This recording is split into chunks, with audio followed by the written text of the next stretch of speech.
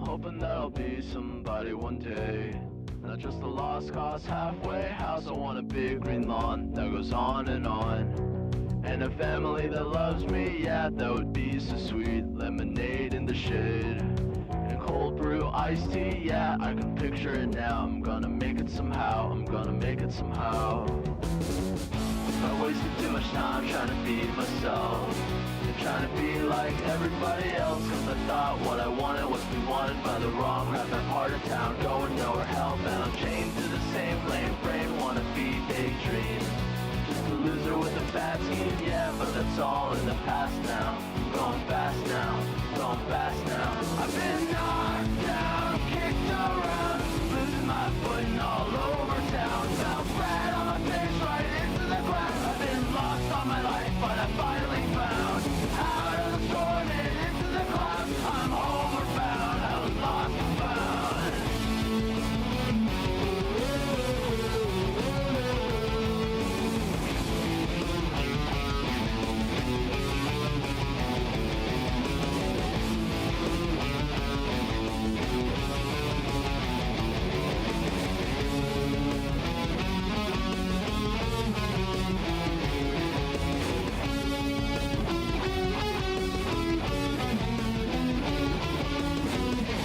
Hoping that I'll be somebody one day, not just a lost cause nowhere in town. I want a great big house with a loving spouse, and kids that really love me, yeah, that would be so sweet. Lemonade in the shade, and cold brew iced tea, yeah, I can picture it now. I'm gonna make it somehow, I'm gonna make it somehow. I've been knocked down, kicked around, losing my footing all over town. Fell flat on my face right into the ground. I've been lost all my life, but I finally found out of the storm and into the clouds. I'm homeward bound, I was lost and found.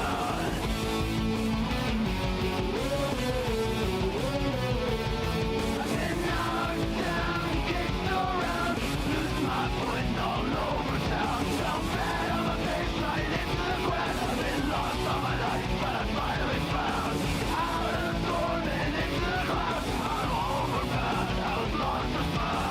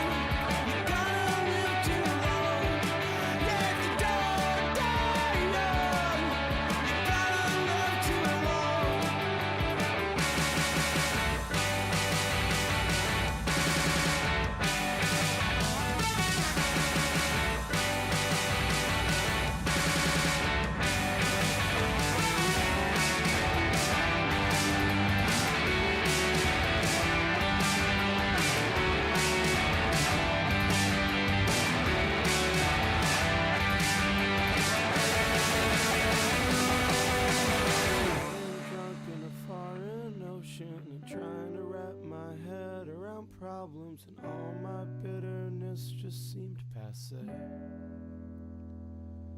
Because I realized as soon as I said it, how long it'd take to swim from Jones Beach to Indonesia. Maybe you're waiting on a call from me. And maybe you're working at a crowded restaurant, and you know what he's got a life so fucked up you don't know what happened. Just like you saw me working at some restaurant in Paris, 'cause my life was just so fucked up, and I don't know how it happened.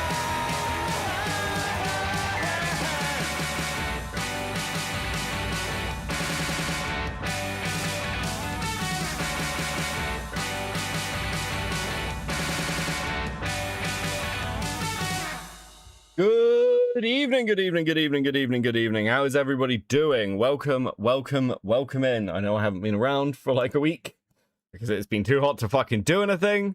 And the only thing that has been going on has been this endless fucking Destiny drama, which I don't know how to make heads or tails of right now. It is fucking bizarre.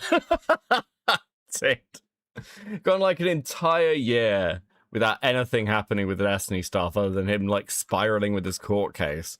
And now it's just endless fucking open warfare involving accusations of like fucking age play and insane women. So I haven't made my mind up on it yet. So I've just been watching that shit unfold. Oh my god, how are we doing, guys? Guys, what I have for you tonight is probably one of the fucking weirdest stories that I've come across on the internet in ages. It's absolutely like I can see some people in chat being like, what is this? What is this Lego thing, Beckett? This Lego thing is absolutely fucking insane. I have about 4 hours of videos to go through with you. I don't know whether we're going to get through it all tonight. I've got like random statements from like the Minifigs company. The CEO of Minifigs had to do a stream with some like, I think it's like a 3K shitter channel. 6K shitter channel where he had to go on and answer questions about the Minifigs drama. It is, I mean, that's it. I don't think we're going to get through that stream. It's 2.5 hours long. It's bro, like to set the scene. Transnight member for 4 months. I need you to know I'm hyped for this. Lamau based. Welcome in. Random web user. With the member for 16 months at molding. There's a Lego drama. Finally, we get something important. Look, let me set the scene for you on this. Hey, the goals work. That's nice. Christopher with the 5. Not on cam at building Legos. We'll explain this. You're a bad streamer. That's true. I did consider it, but it again is way too fucking hot. Okay, let me set the scene. How the fuck do I explain this? We'll go over like all this, but here's the TLDR. A Minifigs store, a Minifigs Bricks and Minifigs is a company that resells Lego, okay? They are essentially a collector's company. They are nationwide in the US. They are not a small operation, okay? This is not a mom and pop shop. They basically franchise out their stores, and they took repossessed, or took over the contract of a former franchisee. And that former franchisee had some kind of deal with somebody to basically hold their Lego models and sets, which the claim is this like was worth somewhere in the region of $200,000. Minifigs, it is important to note, Bricks and Minifigs dispute this. I believe that their number, we'll look at this in a bit, is around, like, they reckon it's somewhere between 60 and 80,000 at most.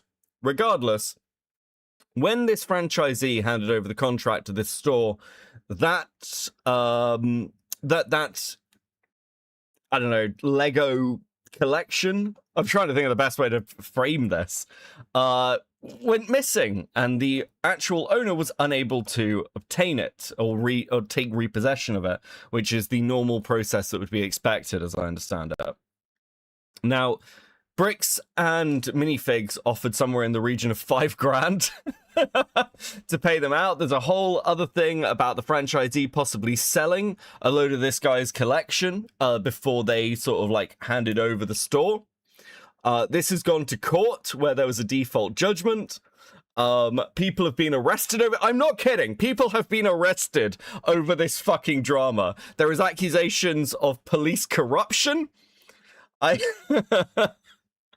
Beckett, are these stores just scalpers with extra steps? It is really fucking hard to tell. I mean, like, some of it seems like legitimate business. Now, the person we're going to be looking at who has sort of done all of this is someone named Reckless Ben. Now, for those who don't remember, we actually have looked at Reckless Ben before. He is a YouTuber who essentially does IRL stories. Like, he got involved in this haunted mansion story about a year ago, and we looked at a load of that because it was kind of interesting. He is fairly extreme and one of these people who puts himself very much in the middle of the story that he is covering. I'm trying my best here to TLDR this because I cannot explain to you how fucking bizarre some of the like interactions are, because it's basically an online, like, Reckless Ben is essentially an internet troll who conducts guerrilla warfare campaigns against people he believes are scammers. That's the easiest way to explain Reckless Ben. And yeah, this shit's absolutely fucking wild. It's absolutely fucking insane. CID with a 5. Why couldn't this Lego drama be something funny, like an employee was stealing Legos to build their life-sized Lady Damasco Lamau? True. Carthonic with a 5. Hi, Crabman in chat. Crawling out of my hole to say hello. Been following Charlie's coverage of this. This shit is wild. It is indeed. Artemis with a 5. It's like an EB Games or GameStop in it. I don't know. It does seem to be a fairly independent company. I don't really know how to describe like Bricks and Minifigs. It's a reseller, right? Why does anyone take Lego this seriously?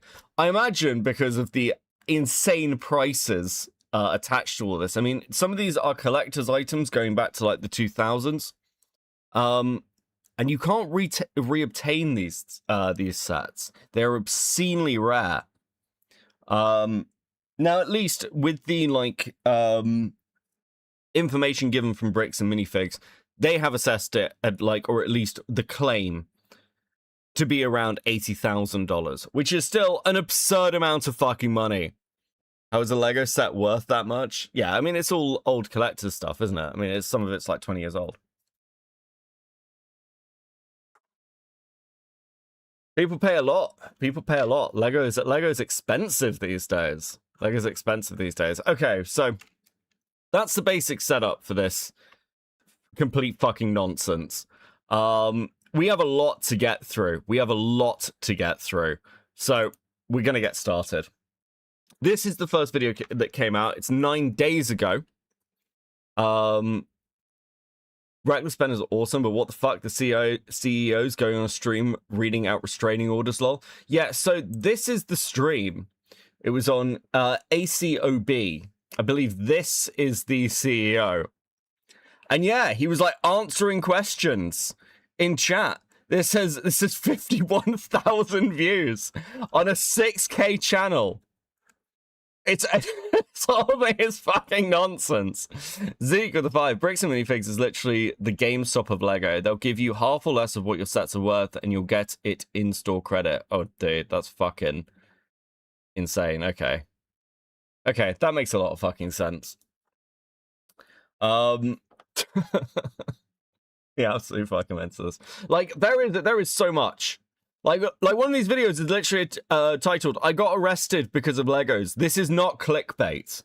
This just isn't clickbait. Is it worth actually reading through the statement? Well, maybe that's a good place to start. Bricks and Minifigs has published a lengthy public statement setting out the company's position on a dispute that has generated widespread attention across the Lego community. And this is some of the filings. Additional franchisees may offer consignment services, approved theme entertainment services such as birthday parties, holiday parties, or school events, approved off-site events after schools, project-based programs teaching the principles of building Lego bricks to children, and other toy-related services approved by us, as franchisees may offer also offer, for example. So the argument here, basically, is this was done outside of the company's normal business practices without their approval. Bricks and Minifigs says the policy demonstrates that the arrangement at the center of the dispute fell outside approved company practices. CEO Ammon McNaff also told Brick Fanatics that the company is genuinely regretful that the dispute remains unresolved. Purchasing news and used products. To be profitable, it is vital that you understand what you are buying. The more informed you are about the purchase or store-buy side of the business, the greater chance of success you will have.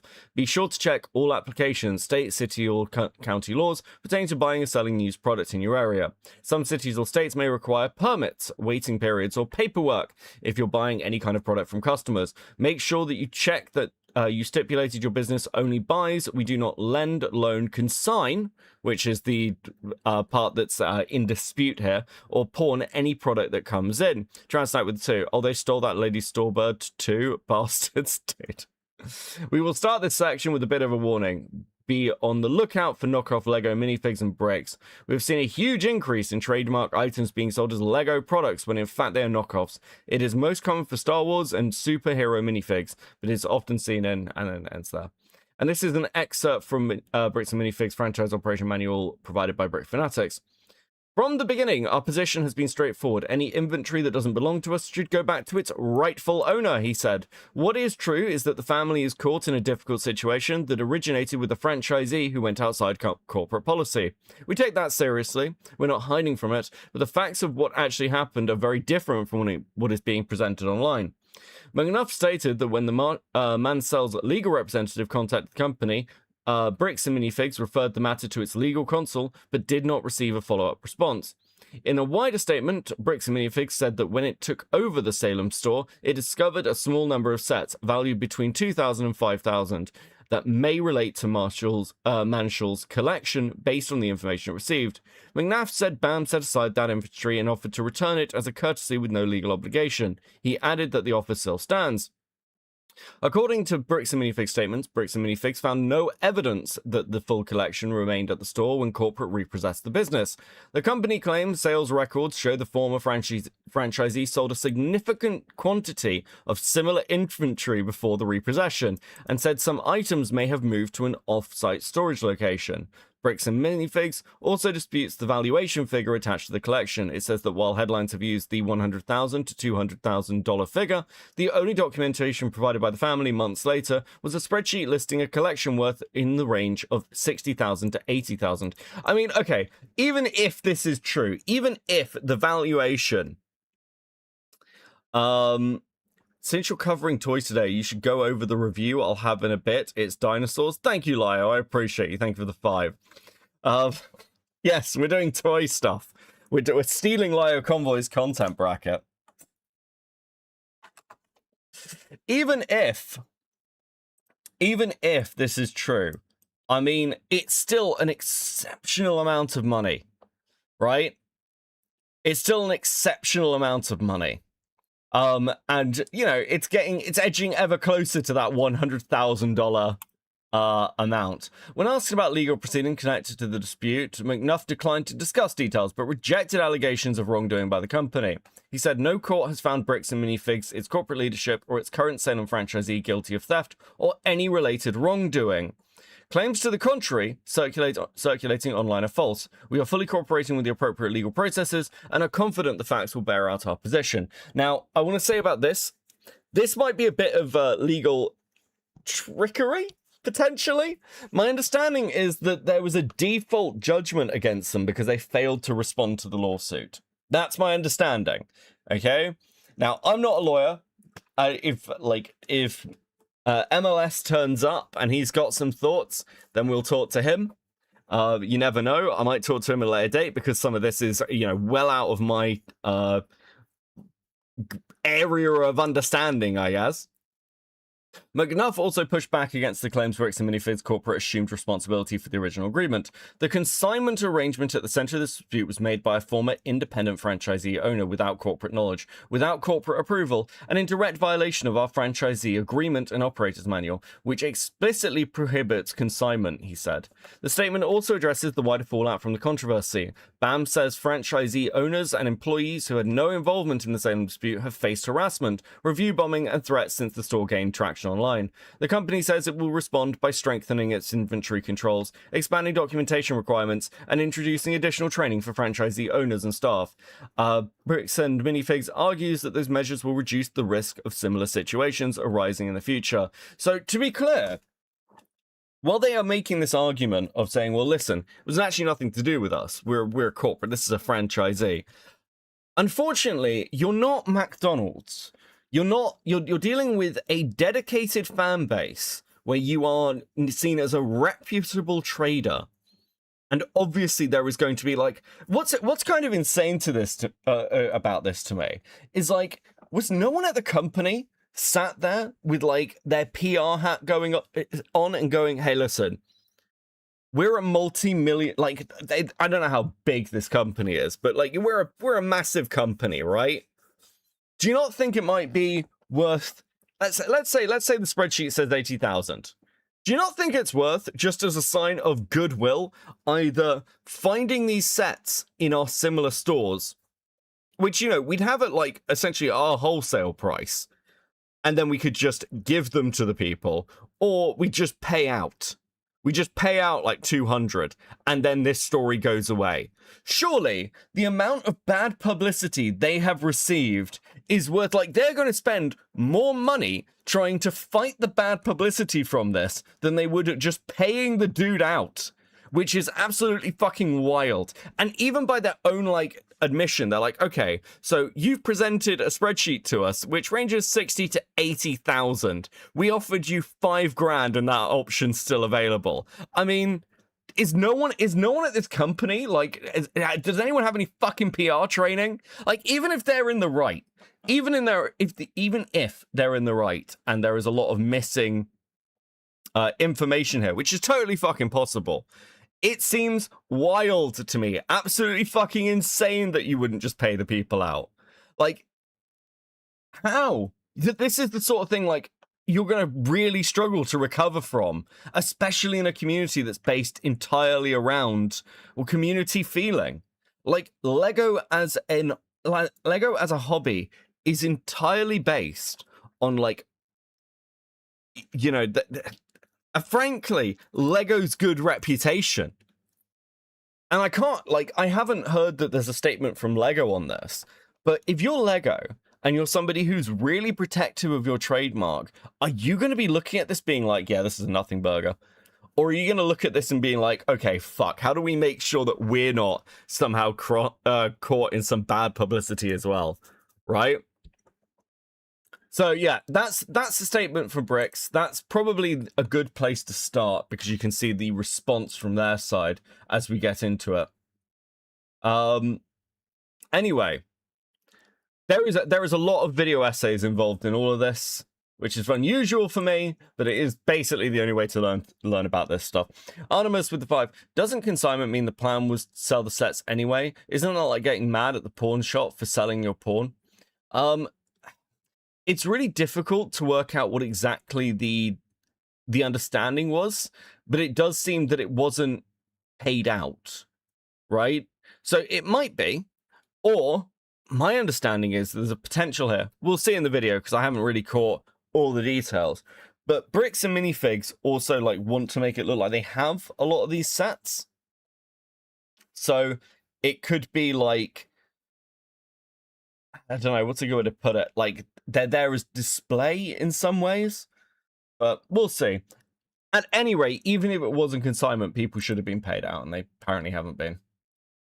Collecting what's now known as...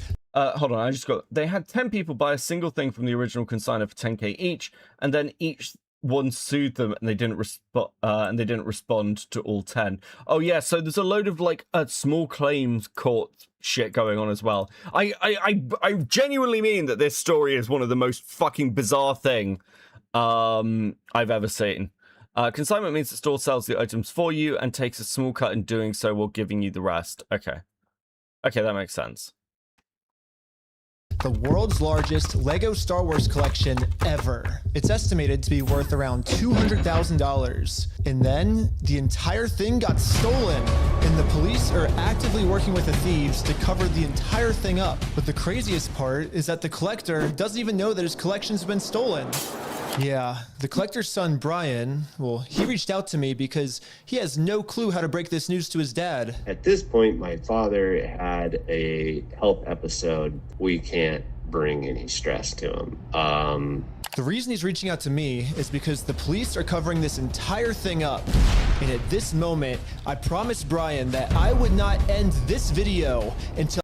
Okay, so the store would sell the, So the agreement was the store would sell the figures for the family and would then pay the family the money they got from the sale. Okay. Good evening, Becky baby. I'm happy that you haven't melted away completely, hoping the rain comes your way. Thank you, Kickin, with the 50 Swedish. It is incredibly fucking hot here. I actually fucking hate it. Till I get his entire world record Star Wars collection back. But anyways, the thief of this collection is actually a corporation called Bricks and Minifigs. Bricks and Minifigs, the biggest toy store of its kind. Is the largest toy store. Bricks and Minifigs were not just your average Lego store. For collectors, Bricks and Minifigs is basically seen as the best and safest way to sell your Lego collections. I'm selling my Legos. So what I'm planning to do with them is take them to my local Bricks and Minifigs. Because there's so much positive media about them everywhere, Brian thought that this would be the perfect store to finally sell his dad's Lego Star Wars collection. So I wrote up a contract. In the contract, it says that these are still the family's Lego sets, but every time one gets sold, the store gets to keep a small percentage of each sale. This was a store's worth of inventory. So that store that day was nothing but my dad's collection. Like, all the shelves filled. So if that was the agreement, and they've got it in writing, and you've got, like, and Bricks and Minifigs, like, again, we're just at the beginning of all this, but Bricks and Minifigs have, like, a list of products that were sold that seem to match up with the list provided by the family. And also, hold on, when they said that the spreadsheet ranged from, what was it? Listing collection worth in the range of 60 to 80,000. Is that Bricks and Minifigs wholesale valuation? Or the sales valuation? Because those could be radically fucking different things, right? Like, you could manipulate those things of like, well, we could go to a wholesaler, or like, oh, we have this stuff in stock and inventory. Well, we've bought it and it's like worth this amount. But it's like, yeah, but you're talking about the sale cost because like you're selling it at sale cost and then taking a cut of the sale. And that was the agreement signed with the former owner. Now, I agree that that shouldn't have been signed, but if, at least from my impression, if you're a corporate head office and somebody does something that's like outside the bounds of your like contractual agreements with them, you may not bear full responsibility, but surely the sensible thing to do would be to pay out those people, right? Like, that seems like you could probably go, listen, we admit no fault, but as a sign of good faith, we'll pay this person out, right? Like, that seems to be the sensible thing too. And you've got all the financial records to show whether these, like, sets were purchased. Surely, because you'd have it on your, like, inventory registry. And they've said that they've sold a load of the fucking sets. So, you must know when those sets were bought, by who, and for how much. Surely. Like, you keep records of this. Jack of Slade, member for 5 months at Seething. Man, it got so chilly in my place, I had to turn off the AC. Hope you're having a good one, Beckett. Going back to painting Gotrek. Oh, based. Enjoy. Enjoy. Join the Discord, post a picture of your Gotrek. GameStop for Legos, true, well. Fennec with the member for 9 months at Seething. That makes 2 of us, King. I was at a wedding earlier, and oh my fucking god, the heat. Yeah, it is unfucking believable. Actually unbelievable. They had to bring in extra shelves and filled the whole party room with shelves. But the owner of the franchise, this woman, well, her husband had to actually leave the country due to some work-related reasons. My husband and I were planning on moving out of the country. I reached out to corporate to let them know, hey, this is something that's coming up in the next like 4 to 5 months. She told the Bricks and Minifigs head corporation that she was planning on selling the store, so the corporation actually was able to find a buyer to buy it from her. Translate with the two. Oh yeah, corporate just be lying. Don't believe them. Yeah, I mean, at this point, it does seem very unprofessional. They let me know that they had somebody who was interested in purchasing a franchise in the area. He was going to be in town and he was going to stop by and just take a look at it. It wasn't until Brandon got there that he informed me that they were terminating my franchise agreement. We were getting threats from Brandon and from corporate that if we didn't leave the store immediately, the police were going to be called. I told corporate I wasn't comfortable leaving that night without the inventory.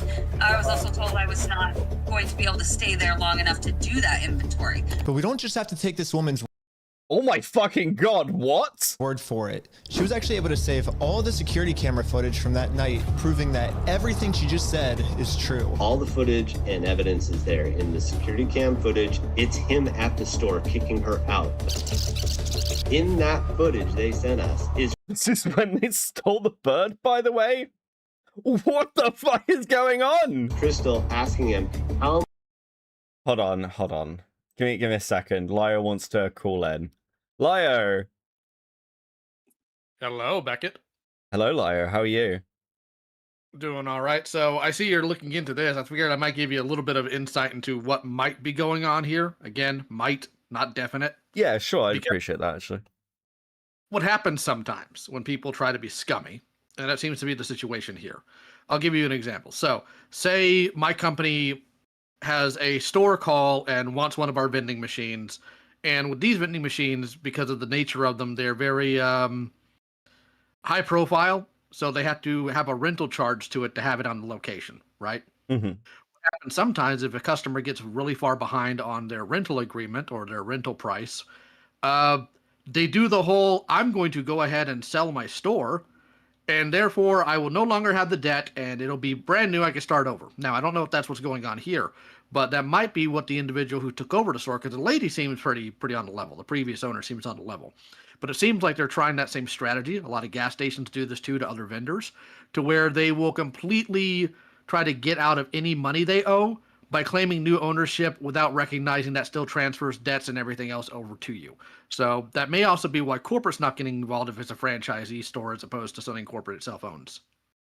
So when you say that, like, let's say she's on the level, like, who, like, are you saying that somebody else has that could potentially have that agreement and is just trying to, like, get rid of the contract as quickly as possible to run? It's possible, and of course, unfortunately, you're also dealing with the X factor that is the insanity of toy collectors. So you'd be surprised how far some of this greed and insanity can go with these individuals. We're talking people pretending to be teenagers. We have people, like, extorting other people for things, harassment, swatting, doxing, all over action figures. So if you think this is crazy, trust me, it gets worse sometimes. Now, I'm hoping that ultimately this will come to a better resolution. I know what's currently going on with it. They've shut the store down, and that's apparently because they don't want to have to pay what they owe the individual. But the way consignment's supposed to work is you sign everything over to the store in terms of like, hey, this is my stuff. You agree to sell it, take a small percentage cut, and then you give me the rest. And looks like they just don't want to do that. And if this is the collection I think it is, it's probably a lot of licensed stuff that's probably not even on retail anymore. So it is not cheap. It is not cheap. I've got the impression that it's like very early 2000s, like the original Lego sets that came out back in the day when the movies, when the prequel movies were coming out. Yeah, when they started when Lego started doing licensed sets, because they didn't used to. So yeah, it seems to me like this is just somebody trying to scam people, because why not? He thinks he can get away with it. Yeah. Okay. Helpful. Well, thank you very much for the input. I appreciate you. Yeah, it's just speculation based on some things I've had to deal with at work. So I hope you guys have fun. And you need to get an AC. Chat, bully him into buying an AC. Thank you, buddy. Catch you in a bit. How am I supposed to pay this guy? These are sets he has not been paid for. These are ones that he has not been paid his percentage yet. And if I don't have my tickets, I won't know how much I need to pay them. That's a business thing and not necessarily yours. He's taking on the business, he takes on all that consignment. His own corporation is sitting there on video saying they're going to take it. After this woman got kicked out of her own... Wait, what? So yours. He's taking on the business. Wait, so they've got them on camera agreeing that it's a consignment and that the new owner is then taking that over. Isn't that like a verbal recognition of the contract? Fucking what? He takes on all that consignment. His own corporation is... Please get an AC, Beckett. I can't afford an AC right now, guys. I'm building a new computer. It's very expensive. It's very expensive. Sitting there on video saying they're going to take it.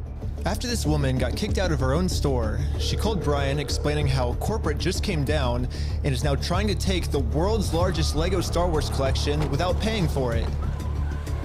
So, Brian called the store to see what was going on. Called the store, and I said, what happened to Crystal? And he goes, well, that's kind of a private matter, but the corporation's taken over the store. There's something I can do to help you with. I said, well, yeah. I am the owner of about half your store's inventory. All those vintage Star Wars sets you have in there are ours. And he goes, I don't know anything about that. I said, well, you better get to learn about it because I have a contract, I have photo evidence, video evidence, like that is our collection. So I went down to the store, brought a copy of the contract. We're like, you need to let me in back and let me see the sets that you still have. All you have to do is let me in back. We can go that route or we can go to court. And the guy just looks at me, crosses his arms and goes, let me tell you what's gonna happen. If we go to court, we're gonna drag this thing out so long and you're gonna end up spending so much more money than your collection is ever worth or what you ever would have gotten on it, that it ain't worth it, man. So if that's the route you wanna go, and I go, that's really the route you wanna go, rather than just letting me walk in there, and he goes, nope. Bro, this is... There must be somebody at corporate who is sitting there banging their head against the desk going, just pay them, just pay them, just pay them, just pay them, just pay them. Have you seen, we're everywhere, okay? The CEO is having to go on a shitter stream to explain himself. Just pay them the fucking money. What the fuck is wrong? Dude, absolutely insane that it's got to this point. Look, there's such a thing as throwing money at like a legal problem, but you don't do that if there is a PR answer. This is going to cost them so much more money. It's literally going to cost them so much more money in the long term. This is going to end up as a business study of what not to do as a franchisee owner. Of like, this is absolutely fucking insane. Dang. What am I to do at that point? I'm a minute behind, but doesn't Britain have window units? No, we don't. We don't have window units or AC or anything like that. Look, we're very behind the time. We have to I have to get like a whole AC thing with like a tube, and it's a whole thing. It's a whole thing, guys.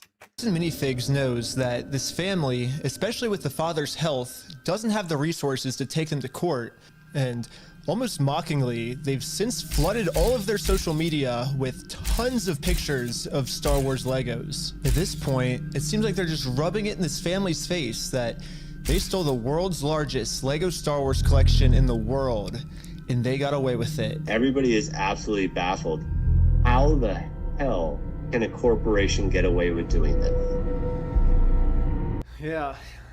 And why are the cops not helping? But luckily for Brian, a YouTuber ended up catching wind of this story and created a team of YouTubers to do whatever they could to get Brian his Legos back. This is the full... This is definitely one of those fear the autism of the internet kind of things. It's like, look, it's insane. You're literally fighting with your your main purchaser base, because while kids buy Lego, right, your parents are going to be like, oh yeah, no, Timmy, it's your birthday, we can get you a new Lego set, that's absolutely fine, Timmy, can't wait for you to play with some Lego. The really big ticket items, when you're talking about sets that are worth a couple of grand, they are bought by the collectors. Like, that whole bracket that you exist in to fulfill is bought by the collectors. Like people like Leo Convoy with $5. Not sure why he keeps talking about the cops. They'll see it as a civil matter. So we'll get to it, Leo.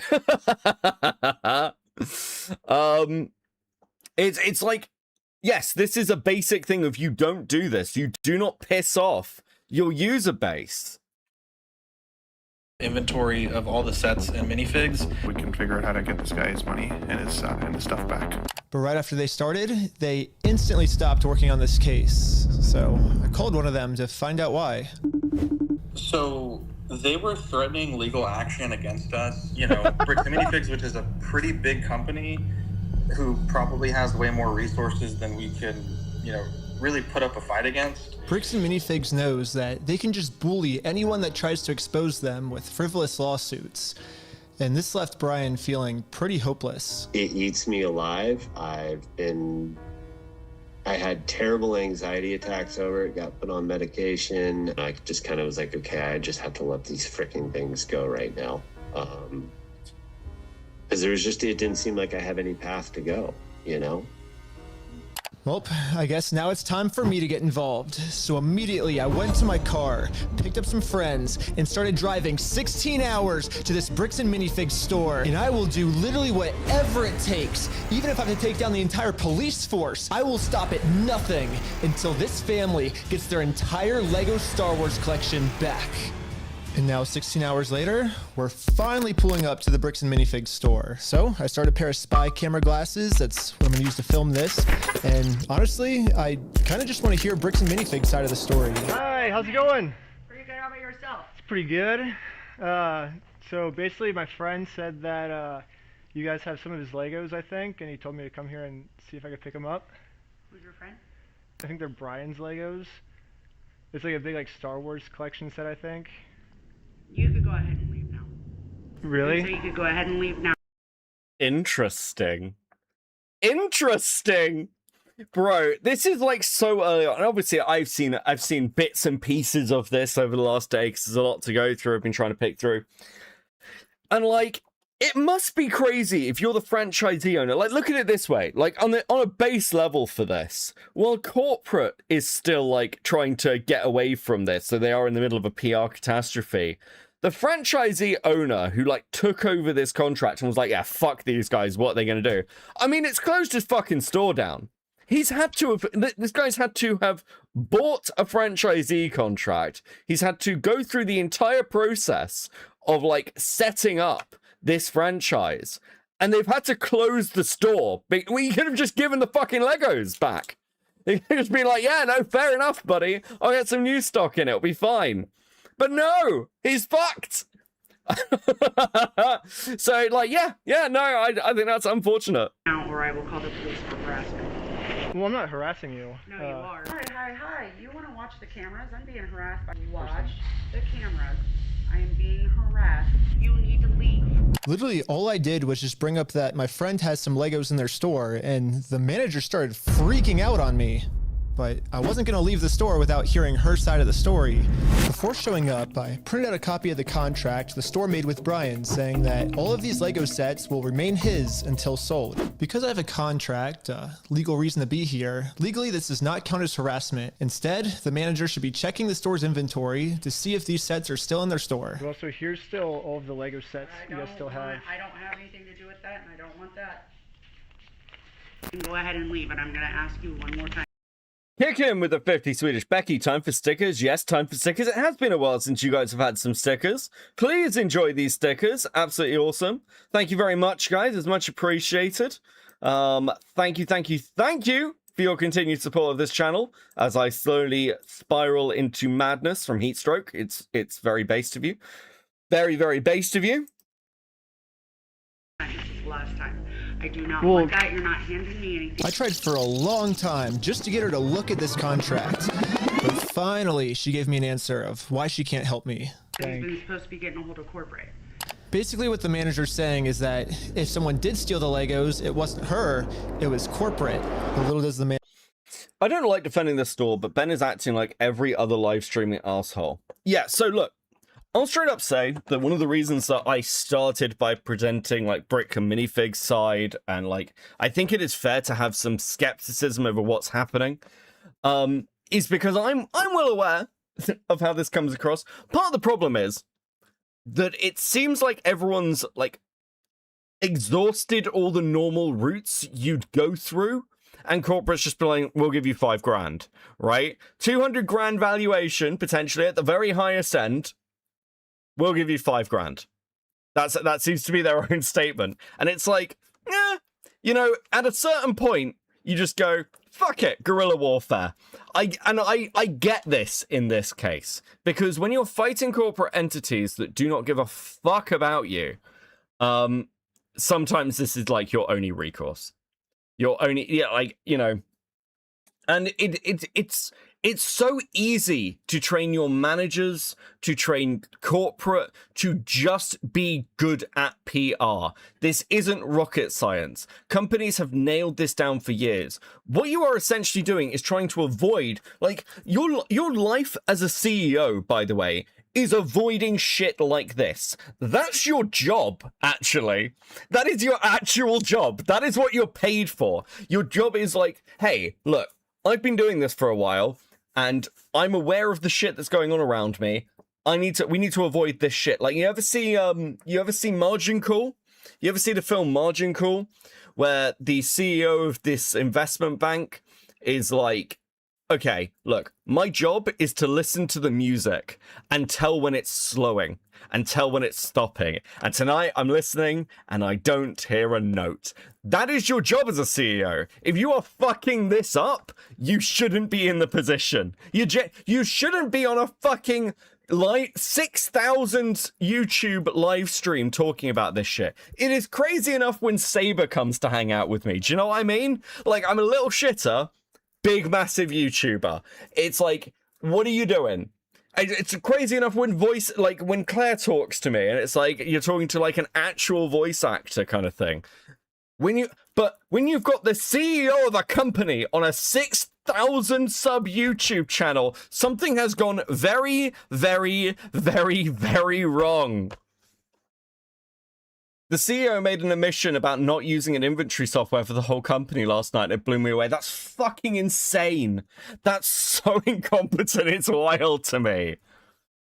Dude, absolutely. And like, you are going to come across trolls like this. People like Ben do not care if they get arrested. They don't give a shit. Because from everything I've seen from Recklessly Ben, he is one of these YouTubers whose sole impression of himself is, it'll be fine. Worst case scenario, I'll spend a couple of nights in jail, right? And it will be great fucking content. And I will like be able to fund this. I think he's probably also got a bit of money behind him. So, you know, it's not a good idea to fight with these people. They're the other side of nightmares to fucking deal with. I'm off to Madrid tomorrow to see my beautiful fiancée Gabby. Getting a UK fiancée visa is a long and expensive process. All that to say, I'm going to lurk and try and fall asleep. Thank you, Dan. Much appreciated. Hope you have a good trip. Oh, dude. So part of the issue is that most American companies are past caring about brick and mortar stores and customers and literally purely exist to inflate stock prices and keep investors. That is also true. However, if that is your motivation, do you think this is going to inflate the stock price? Hold on. It's bricks and minifigs. Bricks and minifigs stock. Market. Are they're publicly traded? There is no public stock market for the... No, they're not. They're not publicly traded. It operates a chain of independent franchises rather than a centralized corporate entity. Becky Goals broke again? No! Did they? Sup, Crab Man? I was back at MomoCon last week, and good lord, was there a lot of people. Might send pics of loot later. Yes, Grey Knight, please do. Welcome in. Thank you for the 5. Fuck, it got broken again. Listen, just keep count. I'm trusting you, chat. Keep count of the super chats, and when you get to the right amount, you'll get a sticker, okay? We'll make it even more interactive. Wait, why is there a Reddit thread of tell me your bad experiences at Bricks and Minifigs? Hold on. Share your Bricks and Minifigs horror stories. Oh, so they are a franchise? Do they have a parent company? I don't think so. We'll find out. I took a bad batch shuttled there and they offered me $50 in credit. I put it on eBay and sold it in 20 minutes for $200. Dude. GameStop of Lego.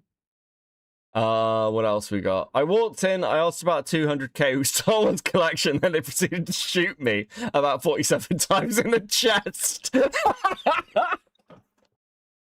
Bro, this fucking drama is insane. I sold all of my childhood Lego sets there from my grandpa's house and only got $100. Dude. It was a lot of rare ones. Scooby-Doo, Lone Rangers, Space Police, City, the other Alien theme. I still regret that decision. I tried to sell my kidneys and they only gave me a silver stud. They had battle droids. They were $7 per droid? What the fuck? No way. Hold on. How much is a Star Wars droid? I'm just going to shopping off screen. Minifig.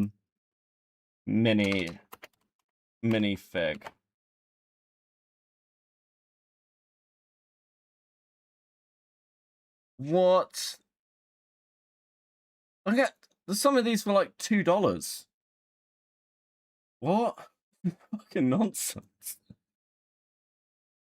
This is so dumb. Oh, that's a nice battle droid. Anyway, sorry. Now I'm just shopping for Lego. Okay, anyway. Manager, no. I already did this. Yep, I literally went to the corporate Bricks and Minifigs headquarters. How's it going? And this was corporate side of the story. You have to talk to the store owner. Yeah, like they're all locally owned and operated, and we can't do anything with it here. Their decisions are their decisions. For sure. So when they say go to corporate, their decisions are their decisions, but they're deciding not to honor the contract. So do you see the new store owner in civil court? Like, what? Bam is trying to make Lego the new plastic crack. I mean, it is the new plastic crack. I spent last year, how much did I spend on Lego last year? Like, £300 on Lego over the course of last year? Just buying random sets?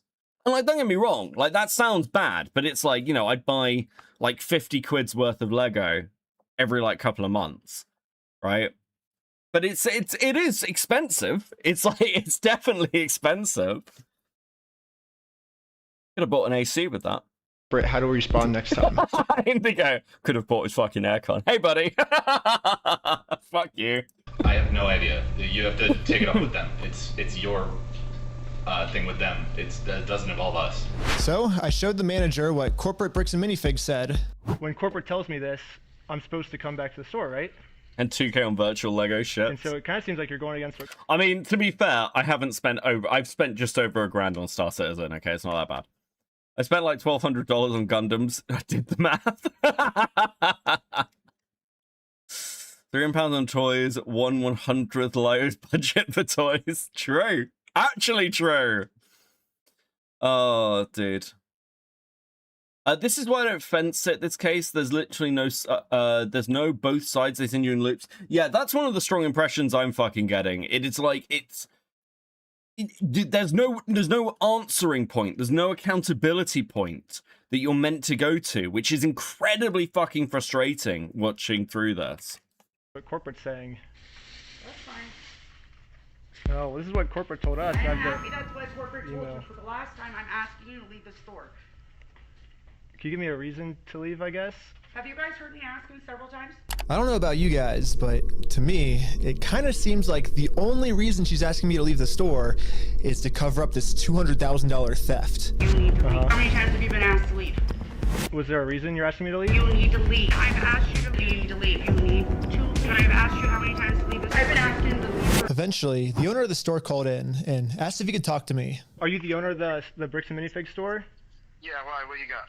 So basically, I just wanted to get some of the Legos back that you guys still have. I think I'm looking for the clone turbo tank. Why do you think you would be entitled to our inventory? Well, at least I confirmed the Legos are still here. The only thing is the owner's claiming that he's the owner of these Lego sets. I mean, it's pretty stupid of him to say that, considering I'm literally holding a copy of a contract he made with the store that said that this Lego Star Wars collection is not the store's property. It's the family's property. The contract makes all of this very clear, so I want to give him one more chance to answer a little bit better. Well, I just want to get it back from my friend. He said he couldn't get it back, so I was just wondering if I could just come pick him up. You guys still have him, right?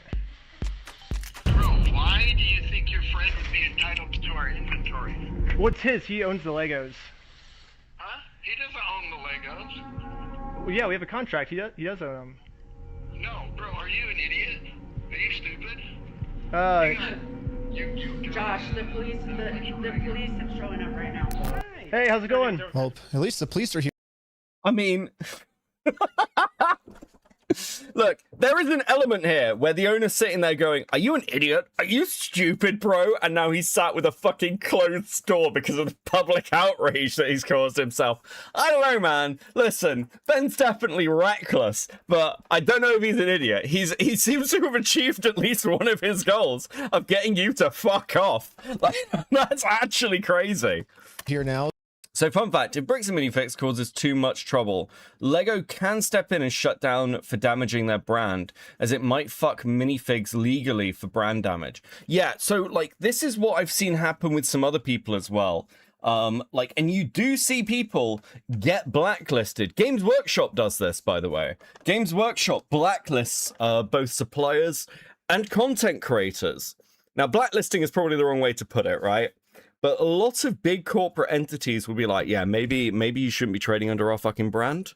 And you're no longer like an officially recognized trader. So that could be a genuinely really big problem for them. Again, pay people out and save yourself PR like issues. Also, once I show him the contract we're in with the store, we can finally get the Legos back. Basically, we have, I think it's like $200,000 worth of Lego sets. Yeah. That we just have them in the store and we just like to pick them up, I guess, because they were going to sell it for us, but I guess they're not selling it for us anymore.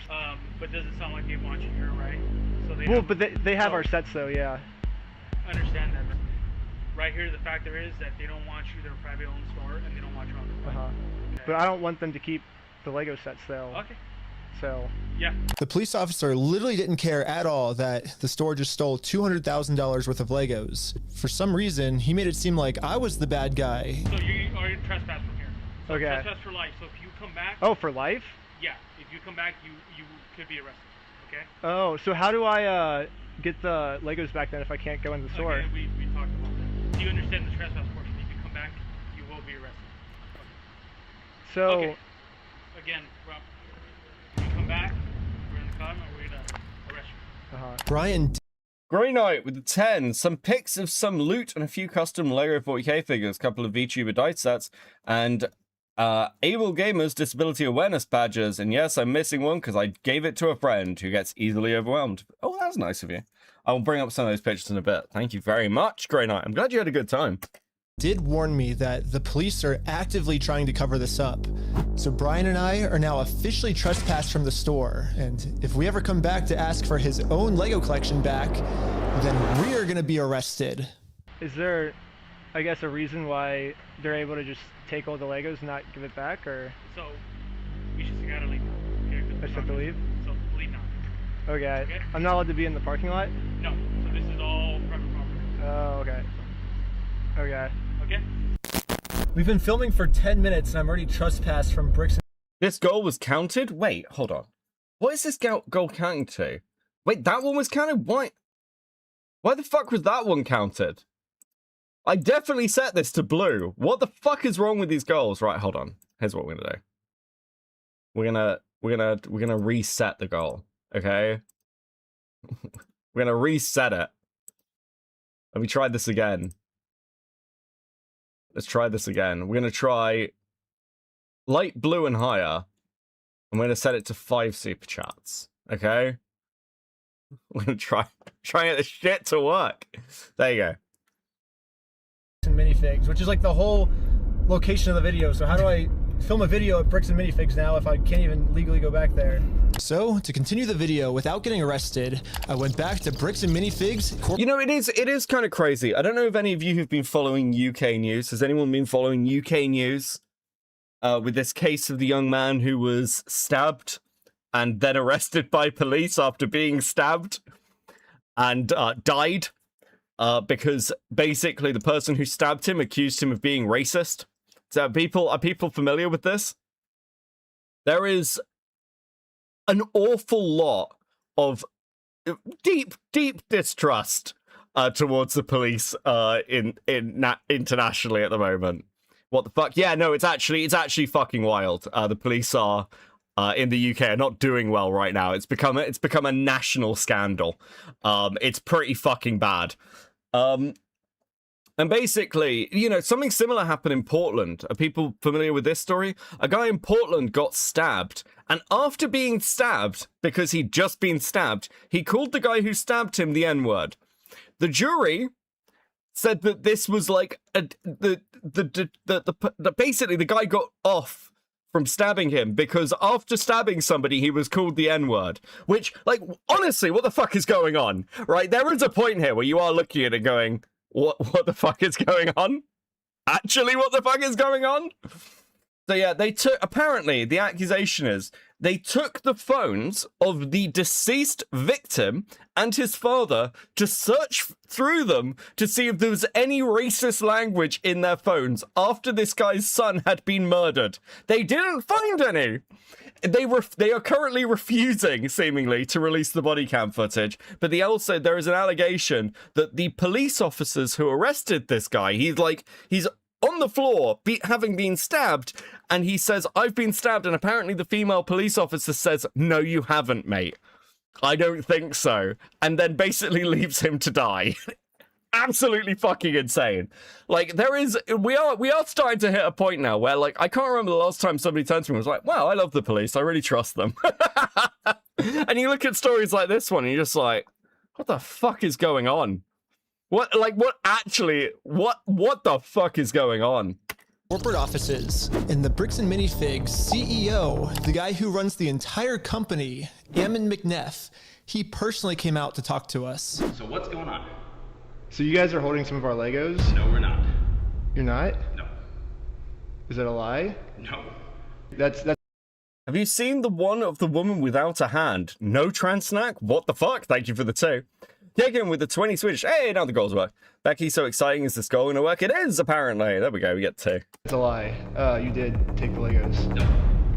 So we have our attorneys have visited. Like, again. So who's Brian Mansell. Does this CEO seem together?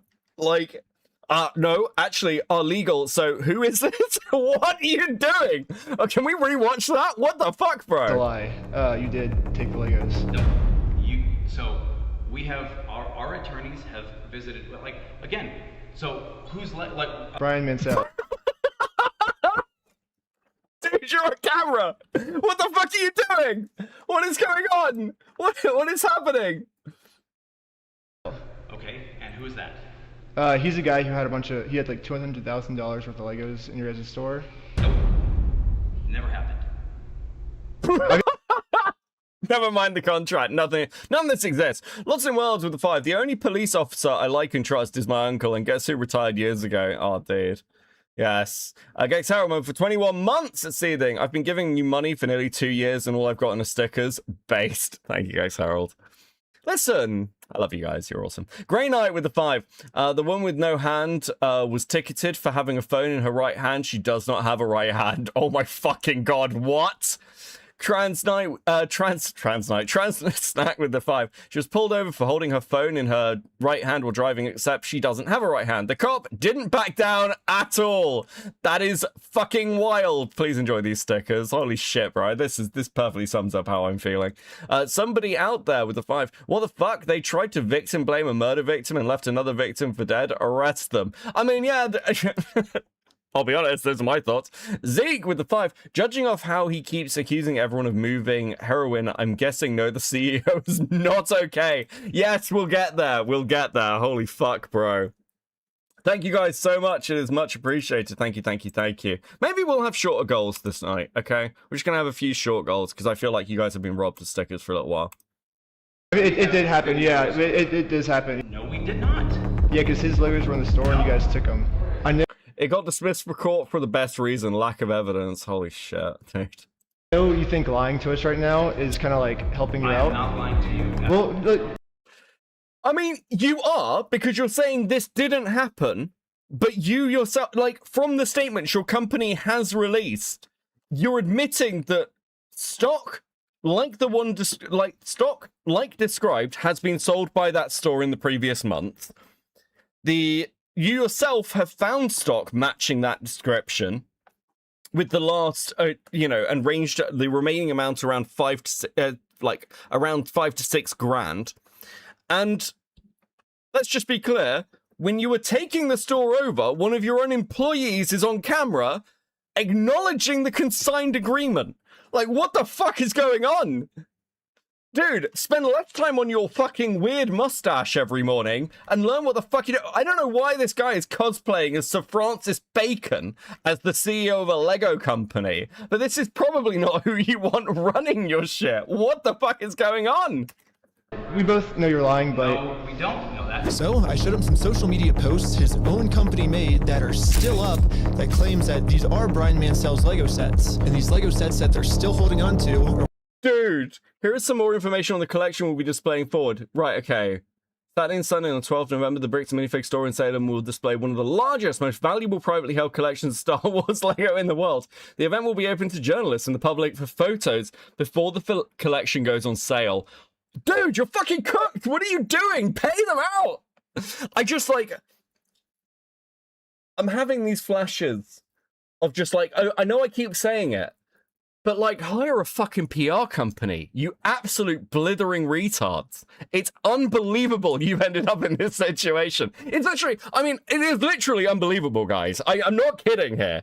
It is inconceivable that a large-scale, national company would allow this to happen to them. Worth $200,000. All of these claims are from his own company. We just caught the CEO of the entire company red-handed in a lie. Yeah, it's crazy to me that even the CEO is in on this cover-up. But anyways, now that we just caught the CEO in this lie, I wanted to let him know that it's going to be much easier if he just gives us the Legos back now. If you just want to give it back now, it's going to be a lot easier for you guys, you know? I think... But PR costs money. We can't waste money on that when we can just double down. I mean, again, yeah, it's like the calculation you make is it's probably cheaper to do the PR thing. It's almost always... There's a guy who does shorts. He's like, he does business analysis. And he talks about things like, for instance, like Costco with the, $1 hot dogs or whatever they are, like $1, $2 hot dogs. Or like cooked rotisserie chickens are loss leaders, right? They are things that are going to cost you more to produce, and you're going to take a lot on them, but they get people through the doors of your store and then you make more money. There's another guy who's a restaurateur, and his process is to basically give away free meals, right?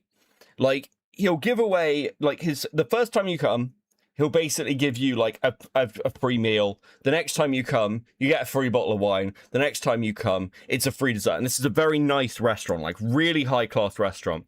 And somebody was saying, like, well, why do you do this? And he was like, because the amount of money I spend to convert a single-time customer into a long-term customer is infinitely less than I would spend on advertising. Because advertising is incredibly expensive and has a far lower conversion rate.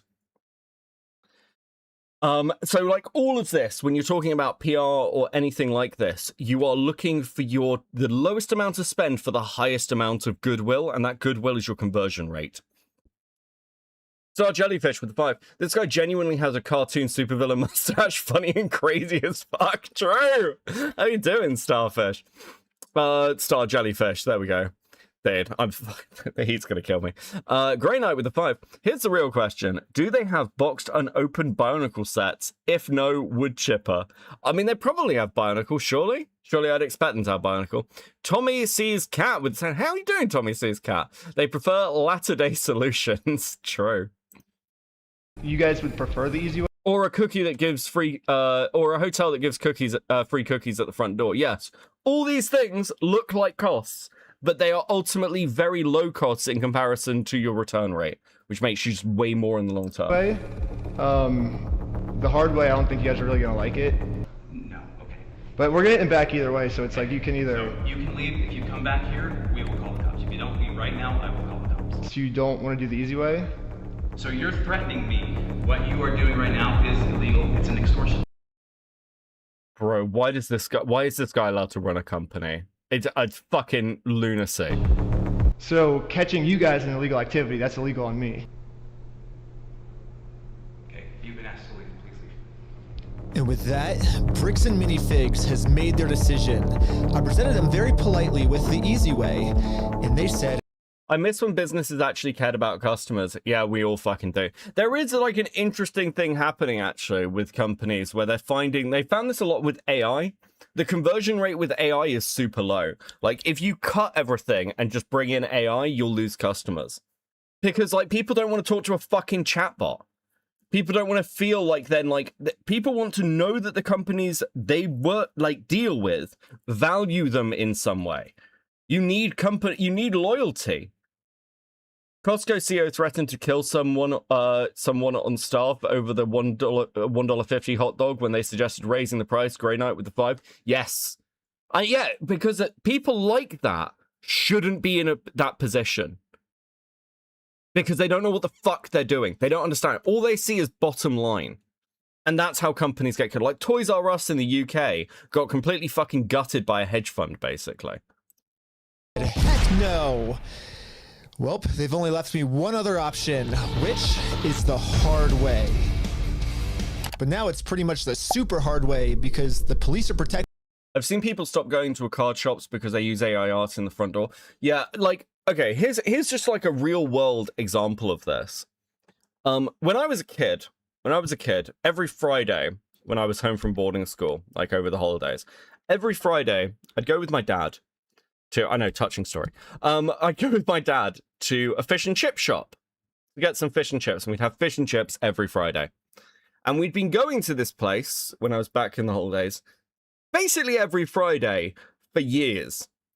And then one day, my dad got into a discussion with the ship shop owner about, I think it was the war in Iraq. And it was fine. There was nothing there. My dad just did not engage. And afterwards, when I was like, well, we're never going back there. Ever. And I was like, what do you mean? He was like, look, I'm there to buy fish and chips, Beckett. I'm not there for a geopolitical debate. And I don't want to hear that just grabbing some food, right? It's fucking irrelevant, right? And it's like the fastest way to like lose business, because it wasn't like the particular stance. It was just like, what the fuck are you doing? I'm just here with my kid trying to get fish and chips.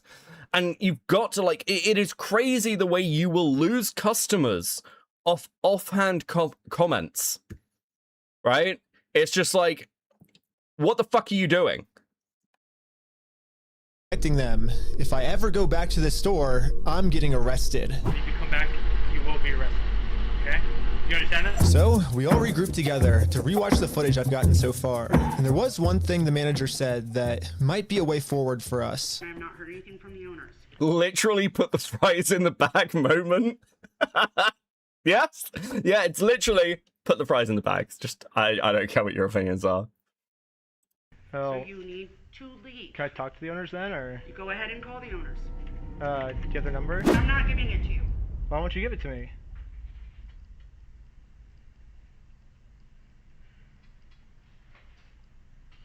Because isn't that the logical next step if we're supposed to work with the owners? Then right there, right? I have the Lego sets you guys have, but I don't have the owner's number now. So yeah, if you give me if that's what you want me to do, then you could give me the number and I can. No, I want you to leave. Basically, she's putting all of the blame on the owner of the store, which is good to find out. The only problem is she's not giving me the owner's number. Yeah, if you could give me a number and we could call him. I'm not giving you anything except for calling the police. But you told me to call. The cops aren't protecting them. Stop framing it like that, you embellishing bastard. So yes, there is probably a very strong element here where it's like an embellishment on that. However, I'm not sure you can say that in the second part of this, where the cops seem to be, what's a good way to put this? Taking an extreme as fuck stance over this stuff when they have literally no evidence for any of it. It is it's weird. You'll see it in the second video. There is some weird shit going on here with this police department. It's also like, police don't want to get involved in civil matters, but this is a significant amount of money. Then there's a claim of essentially theft, which the police just refuse to engage with.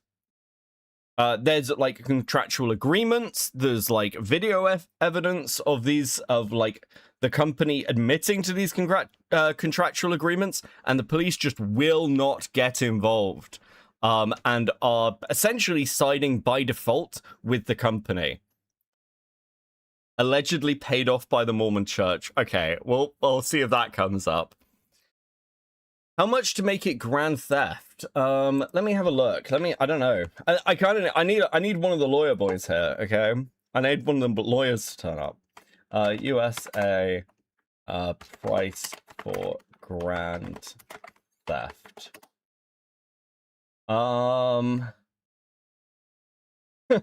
The standard price for Grand Theft Auto is $30. No, that's not what I want.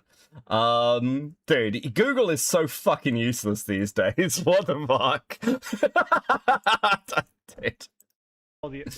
Google, we used to be the best search engine in the world. Now it's rammed full of AI shit that doesn't actually answer your question. Base, thanks Google, you piece of shit. Right? You're absolutely right, but I've asked you how many times to leave the store. So you have his number? Or? No, I don't have any of their numbers. Google, can I turn off this useless AI assistant? No, you have to use it. You have to use AI. Use AI. We spent so much money. That's why I was like, corporate keeps telling me to contact the owners of the store, but with no contact info. So I try to contact the store, and the store hangs up on me and says I'm harassing them. The manager is really trying to protect the store owner from getting in trouble. So if she's not going to give me his number, I'm just going to have to find it a different way. When she hands me the phone, we might be able to see his name and number. Josh Lego. Well, we found out the owner's name is Josh. However, the number was way too blurry on the spy glasses. No, it's so blurry. So I checked the store's Instagram to see if it follows anyone named Josh, which it doesn't. Grey Knight with the 20. Costco doesn't really have lost items. They sell They sell at wholesale price. They make money on memberships 95% of the time. With the hot dogs, they would wound up buying a pig farm and meat processing facility to keep the hot dog prices. Okay, that's kind of base. Thank you for the $20. Very, very generous, Grey Knight. Thank you. Kicking with the 20 Swedish. Becky, my beloved spouse, another hand. Not another hand, but another spin. We'll do a spin. I like a good spin. Thank you guys. Don't worry, the hand will come around again. The hand will come around again. I have too many stickers, which I very much appreciate. Thank you, guys. And guys, thanks for all the support as always. I do appreciate it. Thank you for being tolerant while I've been away for a week, dying from the heat. It is much appreciated. So I checked their business records, but everything got scrubbed. This owner is really going to any length he can to stay fully anonymous. After watching the footage over and over, my final conclusion is, yeah, the manager sucks. But she's not really the mastermind of this whole thing. She's just protecting the mastermind of this whole thing because she's brainwashed. But luckily for me, through my YouTube career, I've infiltrated tons of cults and I've personally experienced some of the most intense and crazy brainwashing in the entire world. Basically what I'm trying to say is I'm pretty sure that I could brainwash one of these Bricks and Minifigs employees way harder than any corporate offices could. If he's recording on Google Glass without telling them, this is all illegal as well, isn't it? Depends on the state. Because if you're in a one-party consent state, you're fine, right? You can record and publish. He has had to blur some stuff, so there is a potential there. But it depends what claims are being made against him. Good. And yes, that's the plan. Brainwash the Bricks and Minifigs employees to be on my side. Yeah, I'm starting a Lego cult. I mean, a true cult would never actually call themselves a cult. They always disguise themselves as something else. So, yes, I'm actually just starting a regular old Lego club. Yep, that's what we're calling it. My friend Victor is going to be the cult recruiter. I dressed him up to look like a famous YouTuber, so he would look powerful, and the employees here will have to listen to him. My name's Victor. We're going to Bricks and Minifigs. Let's go. All right, guys, we are heading into the store right now. He was doing amazing, but we had to make sure that these Christopher with the 5. Utah is one party, and also you can record all you want in 2 party. It just can't be used in court. Oh, okay, thank you, Christopher. That's actually very helpful. I didn't know that. employees know that Victor is the real deal. Dude, that's crazy. Hey, let's go. Yo, we got a fan over here. 1, 2, 3. Toys for everyone. Yeah. Real quick pic.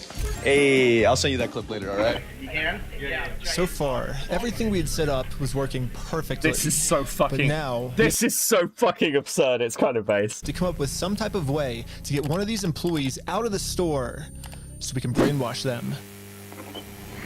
Hey, what's going on? So we're filming a quick video. Maybe you and her want to do like some kind of challenge for like $100. I mean, sure, I'm down for that. I don't want to... What's happening right now? Do they believe it? He's doing the challenge. Hell yeah, they're believing the challenge. 3, 2, 1. Yellow! Go, go, go, go, go, go! And these employees started their YouTube challenge. And yeah, I'm just gonna fast forward to this part. I'm not gonna torture you guys with all this. All you really need to know is that this girl ended up winning. High five, sweet. So now I'm gonna call my producer. It's going right now. How's it going? We have the winner right over here. We're partnering with the local Lego club, and we're gonna kind of do like an award ceremony. Like the Lego club wants to host the award ceremony for you, so yeah. And just like that, she's in. So we traveled deep into the woods and waited for this employee to show up. That's completely fucking absurd. Hey, you want a YouTuber thing? Please come to our satanic ritual. Fantastic.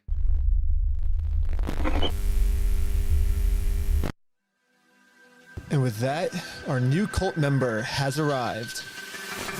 You're the Lego Queen! Yes, she's the Lego Queen! Before you can brainwash someone, they have to be open to it. And most cults achieve this by making the new recruit seem like the most special person in the entire world. Official best employee of Bricks and Minifigs. The winner goes to... Caledonia! Lego Queen! Lego Queen! Lego Queen! Lego Queen! Lego Queen! Lego Queen! Lego Queen! Lego Queen! Lego Queen! Another thing I've personally seen a lot of cults do is they instantly give new recruits power.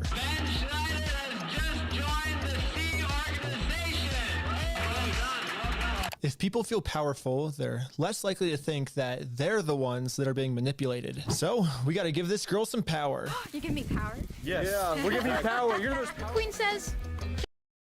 Wait, did they say psyop a fake YouTuber into existence to fuck with the store? Yes, Green Knight. Yes, they did. Thank you for the 5.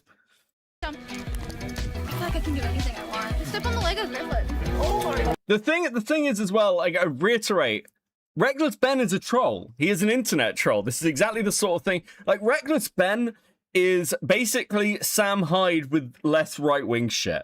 Okay, that's like. Oh my God. Beautiful dog pile.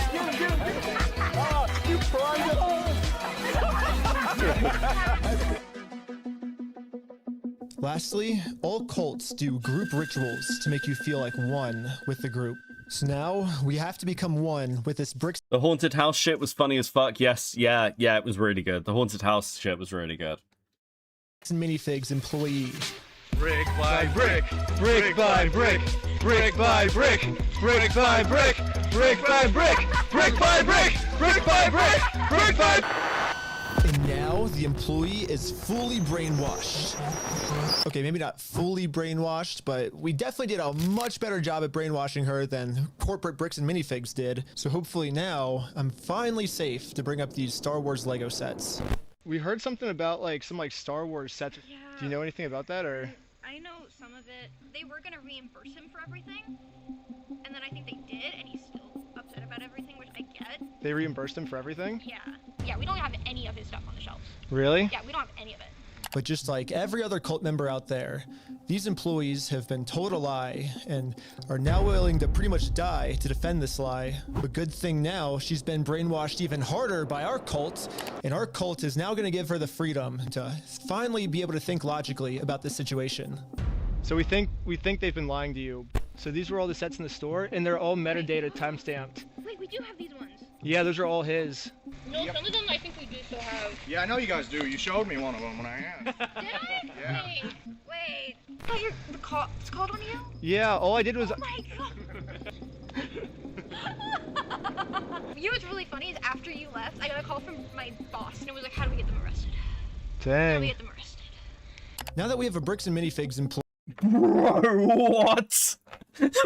Oh, fuck me. You're not going to get them with these cultist people, are you? We need to get them arrested, random shop employee.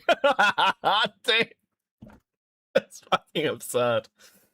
Oh, dude. She must have been so confused by this. It's actually fucking... Dude, this is so... Do you know what? Fuck it. This is really based. This is very funny. On our side, it's time to finally complete our mission and get Josh, the owner's number. Wait, but you have like their numbers and stuff, right? Yeah, I do. Oh, Illusion Magic 100, Lego Cult established. True, Grey Knight, thank you for the 2. Did you give you Josh's number? Can I take a picture of it? Yeah. Oh, nice. Well, now that I have the owner's number, it's time to give him a call. Hello, this is Josh. Hello. I'm just calling to get my Legos back. I think they told me to talk to you about it. Oh, okay. Yeah, what Legos? I think it's the Star Wars set. I have a list. I can kind of pull it up. I was just wondering, like, how we can get them back. Should I, like, if I get your okay, I can just walk in the store and... I don't know what Legos you're talking about, dude. What are you talking about? I think one of them's called, like, the Super Trooper set, I think. We got... What else is there? I don't know what you're talking about. Keep going. You don't? Since Josh was pretending to not remember any of the Star Wars sets that make up half of his store's inventory, I decided to send him over a picture of the contract his store is in. What contract is it? I didn't sign a contract. I didn't sign that agreement. I didn't agree to anything in that. And now I finally understand the legal loophole that Josh is using to get away with this. And it's probably the stupidest loophole I've ever heard in my entire life. Josh is claiming that it's not his name on the contract, it's the previous owner's, which makes no... But unfortunately, you've got video footage of them, like the company, like a company employee essentially saying, yeah, but the consignment would be taken over by the new owner.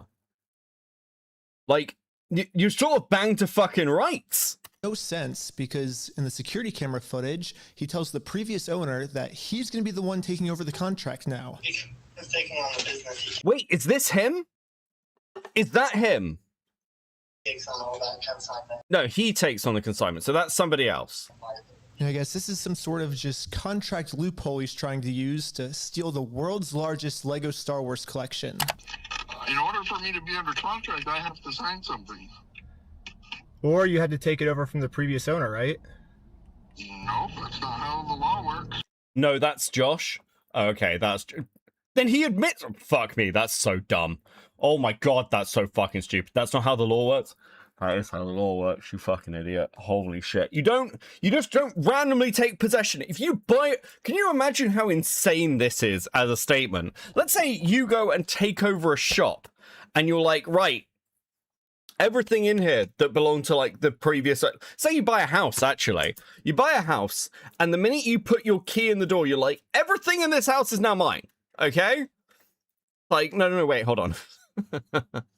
People need to clear stuff out. You don't just randomly take possession of all property inside a building if it's not in the country.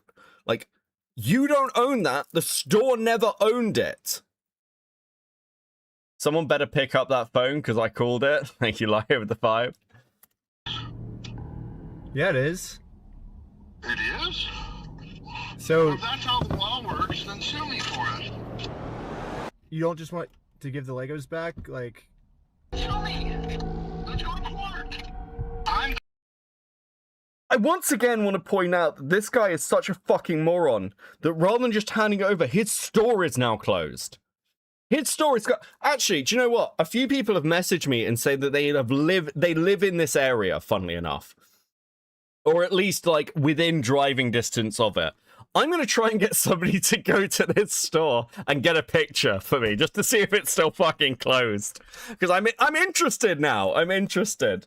I just want to see, like, a little picture of whether this store is reopened. Because this is, I don't know, you'd, like, crash your entire business over this. What the fuck? Calling the police right now, and you guys are going to be arrested for harassment. Translate with 5. I'm learning how to take over a business because I'm going to inherit from my boss. If you don't give up the benefits of a contract, you take it over. Yeah. Guys, thank you so much. Please enjoy these stickers. You guys are super based as always. It is much appreciated. Thank you. You get ever closer to my death from heat stroke, but we'll keep going. It's all good. Or do you feel threatened right now? Yeah. I was surprised at how much the owner wanted us to sue him. He wants this because Brian already tried to sue him, and it didn't work. We've been to a couple attorneys, and they basically spelled it out, saying here's the path that's going to happen if you go down each of these routes. They're now in Spain, so we're getting into that whole international thing just to have them an injunction on the store to have them go back and prove what they sold and not. And that's like $60,000 to $70,000. Yeah, Bricks and Minifigs knows that Brian and his dad don't have nearly enough resources to sue a company as big as Bricks and Minifigs. He's like, we're gonna keep these. He didn't let the sticker play out completely. Hold on. I got you. It's fine. I love a bit of end time. Great night with a 5. And with that, the war has begun. Game on, fucker. You entered the squared circle. True. Okay. Blessed be the dinosaurs. You're gonna walk away from this. You're not coming back. And if you choose to sue us, we will drag this out in court till it is well past what this collection is worth. So let's lay out the puzzle pieces really quick. If Brian and his dad sue Bricks and Minifigs, it's gonna ruin their lives. And by the way, this Bricks and Minifigs company has been treating this family. I only think it's fair if they're the one. I'm gonna be as honest as well. He is probably going to make more off this than like, dude, like, the insane thing is this story is worth him doing for the cost. Ones that get their lives ruined. In order to make things right, it looks like we gotta do this. Now Bricks and Minifigs has their life ruined, and you can see Brian and us, we are the ones now doing the illegal activity. So I told my group the plan. We have to do something illegal. Well, you said you didn't want to do anything illegal. Right. Well, but the thing is, they're getting screwed because of it, because they would have to upfront the cost, and then if they take us to court, then I'm down for the illegal stuff. And the group is in. So now it's time to do an illegal business move against Bricks and Minifigs. Let's just hope that they take the bait and sue us. What I was thinking is, what's the easiest way to get them to sue us? We steal their name. And it broke again. Fuck. No, it's back. It's back kicking. It's back. Thank you for 20 Swedish. Oh, man. Perfect. First, I went to Google Maps and took a screenshot of the sign outside their store. I got rid of their tagline because it's boring, and I changed it to "We steal from old people."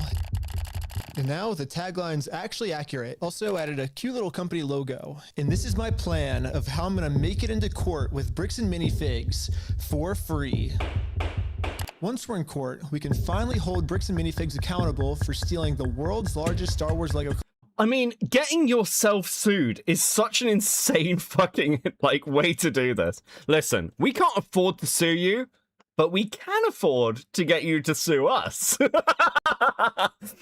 Zeke with the 10. Speaking of the squared circle back here, I need you to choose between the real El Grande Americano and the fraud El Grande Americano original for the mask versus mask match tonight. Well, obviously the real El Grande Americano. Sure. Obviously. The Opinionator with the 5. Hey, Beckett, missed this, but congrats to you and your channel co-owner on reaching 10k subs. Thank you, bro. Much appreciated. Took us fucking long enough. I'm so bad. I'm so bad at sub growth, bro. collection. And of course, they're also going to try and get me in trouble, but this is where I'm going to make my grand reveal. You see, this entire time, my company name was actually called We Steal From Old People. Yeah, the words bricks and minifigs, that's just the company tagline. In America, there's no specific law that says what. Dude, that's fucking crazy. That's totally fucking insane. So, just to be clear, their plan here was set the company name to We Steal From Old People, and then the tagline as bricks and minifigs to avoid copyright infringement or like brand like infringement. That's totally fucking insane. That's actually crazy. Does this work? Great night with the 5. Ben, time for memes and justice and maybe a little corporate trolling. Dude, I do love a bit of corporate trolling. Whether the tagline has to be above or beneath the company name, so I'm just allowed to do this. So people are just assuming that the name is Bricks and Minifigs, when that's really just the tagline of our company, and our company name is actually We Steal From Old People. Yeah. And now, because I'm actually not stealing their name, it's going to be so easy for me to win this court case. And Brian's going to get his entire Star Wars Lego collection back. All while Bricks and Minifigs pays for all the legal fees. So I registered We Steal From Old People as an official Oregon company. And now that my company's legally approved, I made a website, and you can visit us at www.westealfromoldpeople.com. You can help support us by buying some of our We Steal From Old People merch, or give us a call. But as you can see, we have great reviews. And so now to promote this website, I'm going to put my company logo directly over top of the Bricks and Minifigs company logo. So I asked ChatGPT what the dimensions of this billboard is. Sick. I'm making my logo with the exact same dimensions. Yes, dude! Oh my god! It looks exactly the same. This is where we started to realize we are taking this way further than just a bad business practice. I'm pretty sure putting my logo over their logo is actually criminally illegal. But luckily for us, though, if we go back to the beginning of the video, Bricks and Minifigs actually gave us a solution of how any company pretty much can get away with this. You have to talk to the store owner. Yeah, they're all locally owned and operated. We can't do anything with it here. Their decisions are their decisions. For sure. So when they say go to corporate, how do we respond next time? I have no idea. You have to take it up with them. It's your thing with them.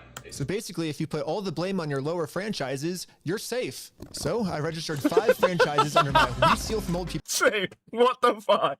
Company. Who wants to be the owner of the first company? Ooh! I want to be an owner. Congratulations, you're a franchise owner! If you choose to put a bunch of banners on their store, I can't get in trouble for anything.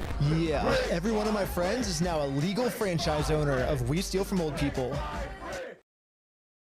Oh my fucking god.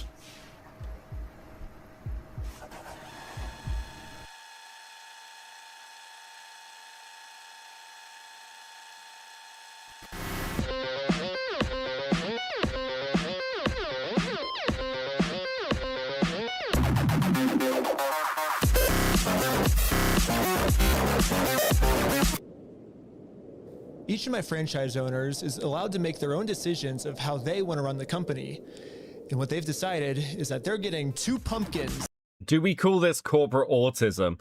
I mean, look, for anyone who ever looks into like corporate legal cases and the shit that goes on behind the scenes, an awful lot of the shit that happens is literally corporations trying to find loopholes to try and get around things.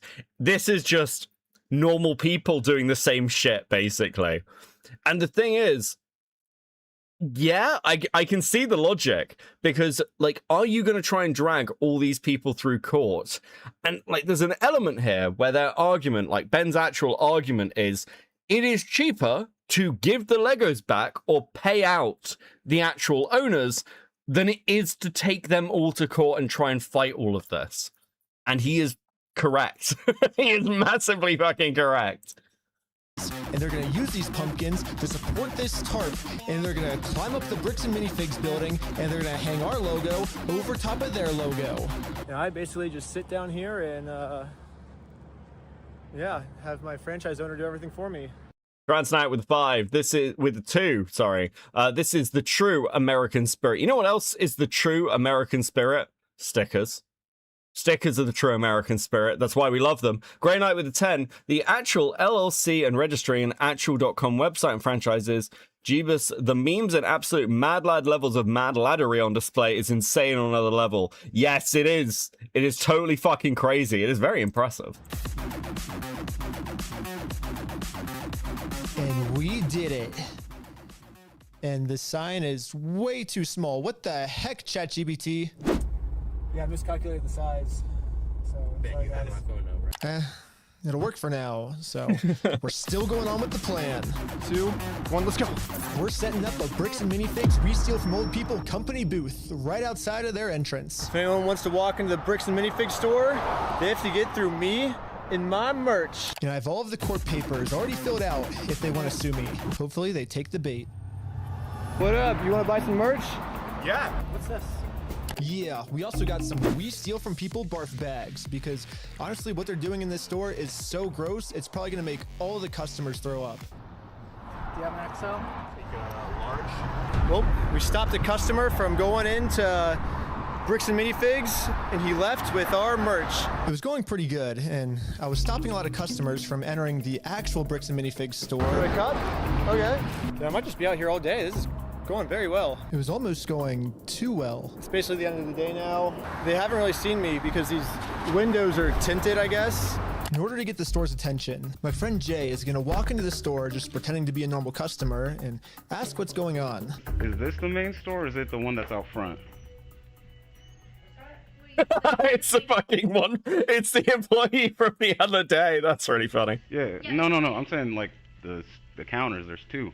There's one here and then one outside. No, there's a guy who's selling stuff out front. I don't know what he's selling. Wait, what? What? Hello, you want to buy a shirt? What? You can't be out here doing this. If you want to buy one, I can give you 50% off if you want. No, you cannot be out here doing this. Why not? Were you the guy that was just trespassed out of here? The guy that was out there, it was the guy that we just trespassed. What? Was it? Yes. She's calling the cops right now. Uh-oh, the police are here. This is a problem. The police told me yesterday that if I ever come back to this store in my lifetime, I'm getting arrested. If you come back, you will be arrested. Mal, the full-on confusion on the employee's face. Yes, Grey Knight. Now, I haven't seen this bit, but are they on the store's property? Because they're on the sidewalk. Okay. You understand that? Uh-huh. And as you can see, they still haven't sued me. I can't just give up on the plan before being sued. So I did a switcheroo with this guy. He's wearing my exact same clothes and his legal name is also Ben. And once the police find out that they caught the wrong Ben, I'm gonna be super far away. Oh, that's so cold. Okay, I couldn't get that far away. The water was freezing, but I think I got far away enough at least. But anyways, back to the store. The police instantly tried removing our booth because us stealing their name is very illegal. But if we want to get away with this crime, all we have to do is copy Bricks and Minifigs. We have to put all of the blame on an anonymous corporate person, and then when they ask who corporate is, we just don't tell them. Police wanted to speak to corporate. Oh, hello, this is corporate. We steal from old people. How's it going? You do what? Well, the corporation is called We Steal From Old People. Our tagline is Bricks and Minifigs. We're a legitimate business, so yeah. What? Who am I talking to? This is corporate. I know it's corporate, but who are you? Corporate? Corporate, We Steal From Old People. No, I know who you are. I mean, who are you as a person? Oh, I'm just the owner that runs it. Who am I talking here? This is the owner of We Steal From Old People. It kind of seems like a civil matter, doesn't it? Like, we have the plaintiff's claim if they want to... Here's the situation. Do you really want to get in go round and around now? And now, Bricks and Minifigs finally gets a taste of their own medicine. They're now in a situation the police... Great Eye with the two, the full-on confusion, yes. Dude, this is beautiful. This is actually beautiful. Can't help them with. The only way this will ever end is if they sue us. So I went back to the Bricks and Minifigs corporate offices to see if the CEO of this company would sue me. Going about things the way that you continue to do this is not the right way. Uh-huh. Do you understand that? So what's the right way then? Do you understand? What's the right way? Well, it's obviously going on a live stream with a 6,000 sub channel to like discuss it with the entire community, apparently, as you're completely burned into the ground. Dude, absolutely fucking wild. And yeah. That like the harassment style that you have conducted, and bragging to people that you've vandalized the store and done other things along those lines. That's not the right way of doing Well, it. I never vandalized the store, but People have told us that you have. I mean, whatever like my like franchises do like underneath me, I guess that's like I can't really control them. I'm just corporate, I guess. Are you a registered franchise? Teddy with the 5. As soon as he said, so I got a different guy who looks like me and also named Ben to take my place, I was in. True, Teddy. Yeah. You guys have FDDs and everything else? In Yeah, various states. yeah. What states are you registered in? Oregon. You're a registered franchisor. So Yeah, I'm actually a franchise owner of the franchise too. The CEO of this company knows pretty much better than anyone that he can't get us in trouble for what we're doing because we can always just keep passing the blame onto our lower franchises. We're just doing the exact same thing he's doing. Brick by brick! Brick by brick! But yeah, it's like a legal. Did you hear that? Okay. It's like, okay, fuck me. Okay, man. Sure. Go ahead. Fuck. Organization. We have like legal franchises and everything. It's 100% by the books, and yeah. I get what you're doing. I appreciate. Dude. Yeah, dude looks actually fucking defeated. Dude looks actually fucking broken. This is totally insane. Is this back in 2023? Has he really been working on this story for years and years and years? Dude. It's actually fucking wild. Appreciate that you think you're being very clever, and that you think that you can do all sorts of fun stuff this way, but it's like you have no business being here. So. Well, we do have business. We have like you guys have a bunch of our Legos. Well, if Bricks and Minifigs is not going to sue me, then I guess we have to settle this outside of court, which is going to be hard because right now, Bricks and Minifigs has somehow convinced the police that they aren't criminals, they just participated in a bad business deal. I mean, Josh has literally already exposed their entire plan to me of how they're planning on getting away with this. I feel bad for him. That agreement Indico, I think this is the most vested I've been in anything you've watched. Yeah, this is totally fucking crazy. is not criminal. That agreement is now civil. So it's a civil matter, it's not criminal. And I have extensive legal knowledge. Yeah, basically a civil crime is just the legal way of saying a business deal gone bad, which, if this truly was just a business deal gone wrong, you would have to settle this through the court. The police aren't able to do anything. We have the police to solve criminal crimes, such as stealing from a lottery. That's a criminal crime that the police would have to investigate. So, here's the plan. Oh my fucking god. What if we do a lottery? Yes. First, Brian donates one of his sets to a lottery, someone wins the lottery, and then if Bricks and Minifigs keeps the prize for themselves instead of giving it to the winner, they have now just stolen from a lottery. Now it's not a business deal gone bad. They're actually interfering with a state-regulated lottery scheme, which is now a criminal offense that the police would have to investigate. That's a good idea. That's interesting. It turns out this is completely legal for us to do. You still own the Legos, correct? Technically, we own all of those. Yeah. So it would be legal for you to auction your Legos off, right? If you still are the owners, right? Yeah. To make sure everything was legally legit, I registered for a gambling license, which, yeah, it actually takes a long time to get one of these, which sucks. But on the DOJ website, it says that if you're a nonprofit or a religion, you actually don't need a license. It'd be cool to use my new We Steal From Old People company, but... No, seriously, what is happening? A YouTuber known as Reckless Ben went to war with Bricks and Minifigs over stolen Star Wars Legos. And it's destroying a company. Teddy with the 5. Zoom and Nathan Fielder is as shit imagined what this dude can do with more money. Dude, yeah, imagine what this dude could do with more money. Yeah, like, bro. This is Reckless Ben is the sort of YouTuber who's probably, if he keeps going, is going to be like one of those oh shit kind of YouTubers in the future. Like, when his name will become synonymous with certain groups of like, maybe just find an easy way out of this.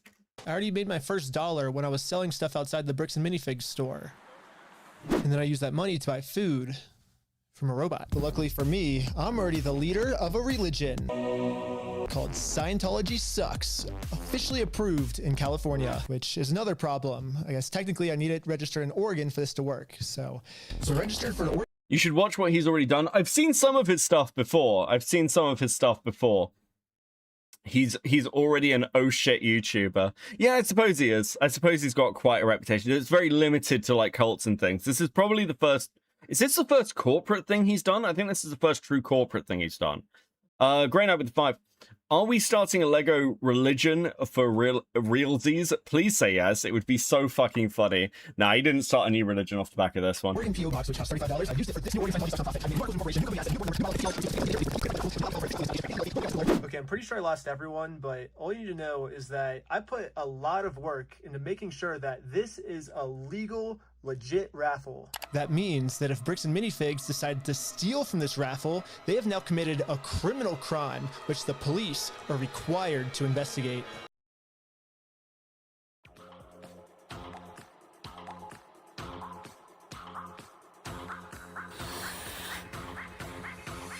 I want everyone's attention. We're doing a Lego raffle. This Lego set is worth $1,000. Pretty much instantly, we were a hit, and everyone wanted to win this Lego set. But there's a problem. Under ORS 167.117, each participant must pay something of value in order for this to be considered an official lottery. We're about to charge lots. I fuck with Legos, no shame there, but to cause drama over this is stupid. Okay, so don't think of it just as Legos drama.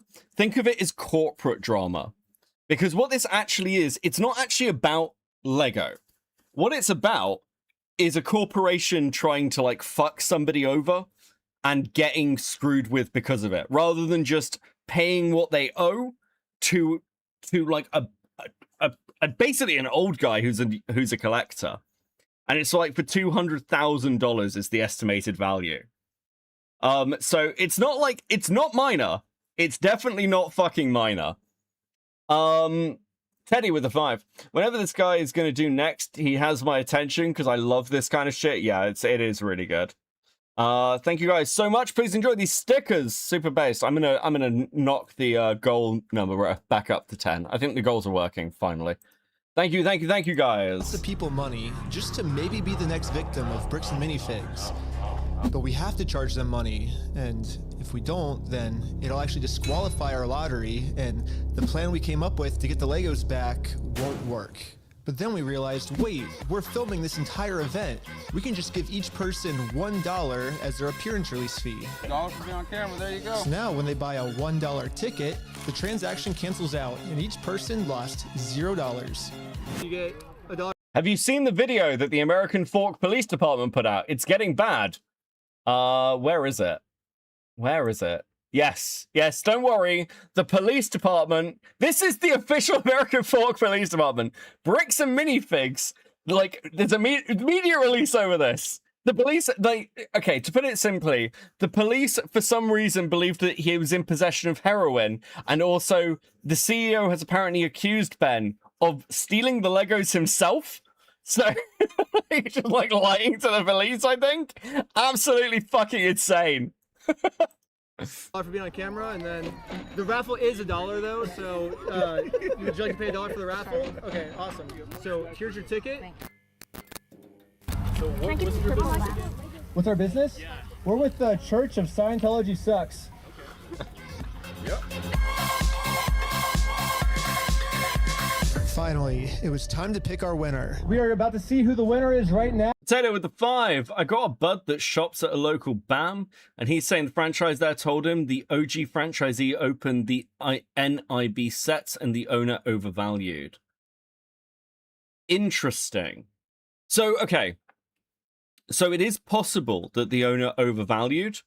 And again, from Bricks and Minifigs' own statement, they say that the list that was provided is somewhere in the region of $60,000 to $80,000.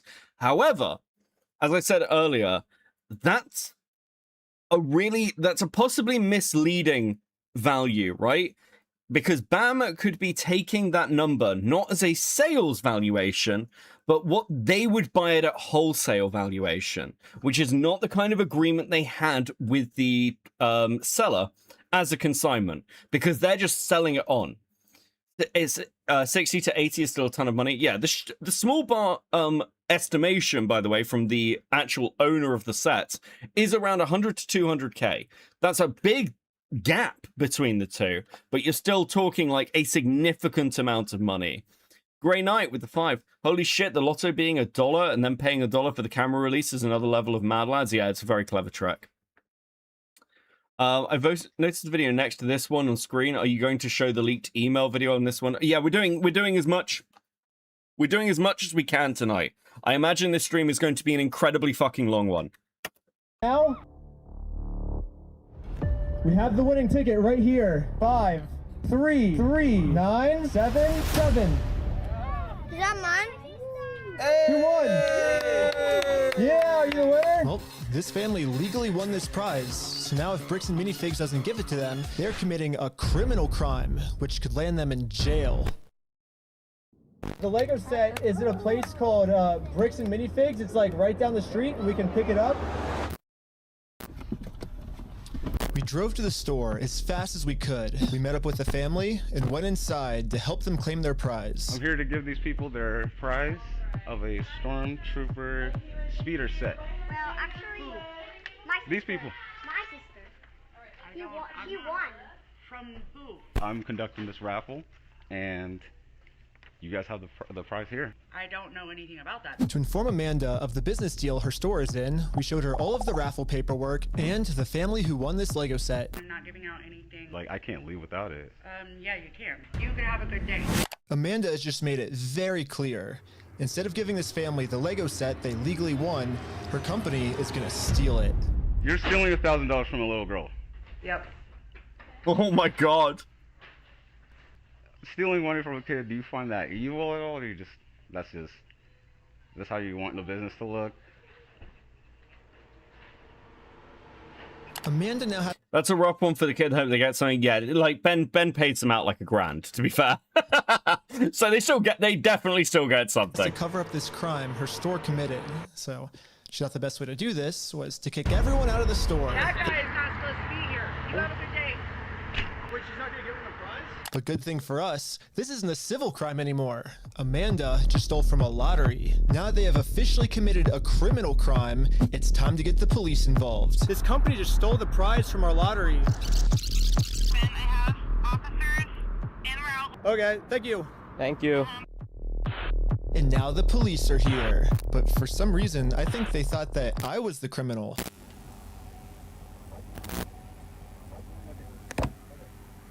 Is this typically how you treat victims if they get their prize stolen, or?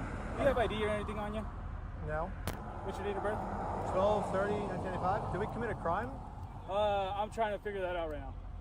The police were very confused on who the actual criminals in this situation were. So we explained everything to them. I'm supposed to be getting this prize from here. Okay. And they're not gonna give it to me? But the police don't just have to take our word for it. I'm carrying all of the legal... Bro, these people are pure evil. Which ones? I mean, like, this is like chaotic. This is like evil, like lawful evil, right? Star Jellyfish with the 2. Thank you. Raffle paperwork, plus the Oregon law book that specifically states this is a criminal crime the police are required to investigate.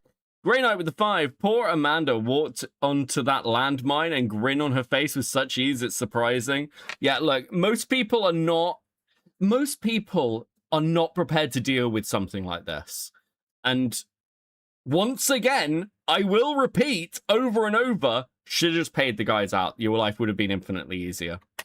We have all the paperwork here. Stealing from a DOJ-approved raffling scheme is a criminal offense which the police have to investigate.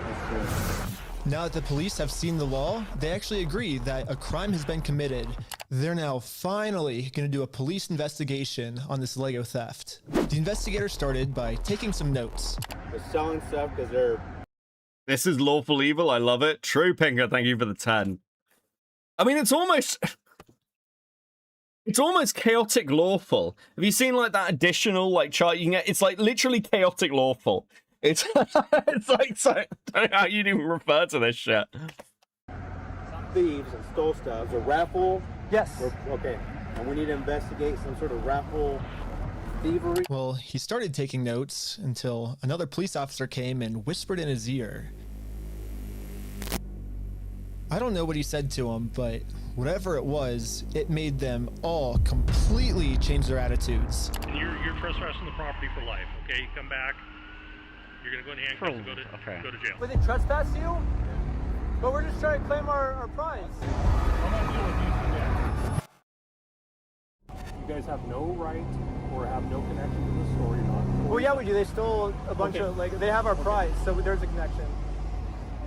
That is a civil issue between... No, it's criminal. I got the... Are you going to listen to me? This officer's trying as hard as he can to cover up this crime, but I wasn't going to let him. Again, they're at the point where they're having to make public statements on this shit. It has 53 subscribers and 20,000 fucking views. Like, at what point at the police department do you go, listen, guys, we need to do something, because this is getting fucking out of hand. But eventually, he said, if I don't let him cover up this crime, I'm getting arrested. We really want to dive down this really deep. We're trying to get some outs.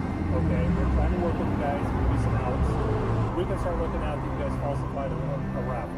Whatever that raffle looks like. Well, here's the thing: it's not a falsified raffle. We have all the legal paperwork right here.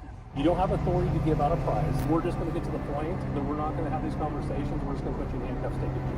Are we all on the same page? No. Okay. Well, yeah, I'm not gonna let the police just cover up this crime. I'm gonna get this Lego set to the rightful winner. First off, we do have the authority to do this raffle, so we are legally... Are we done for the night?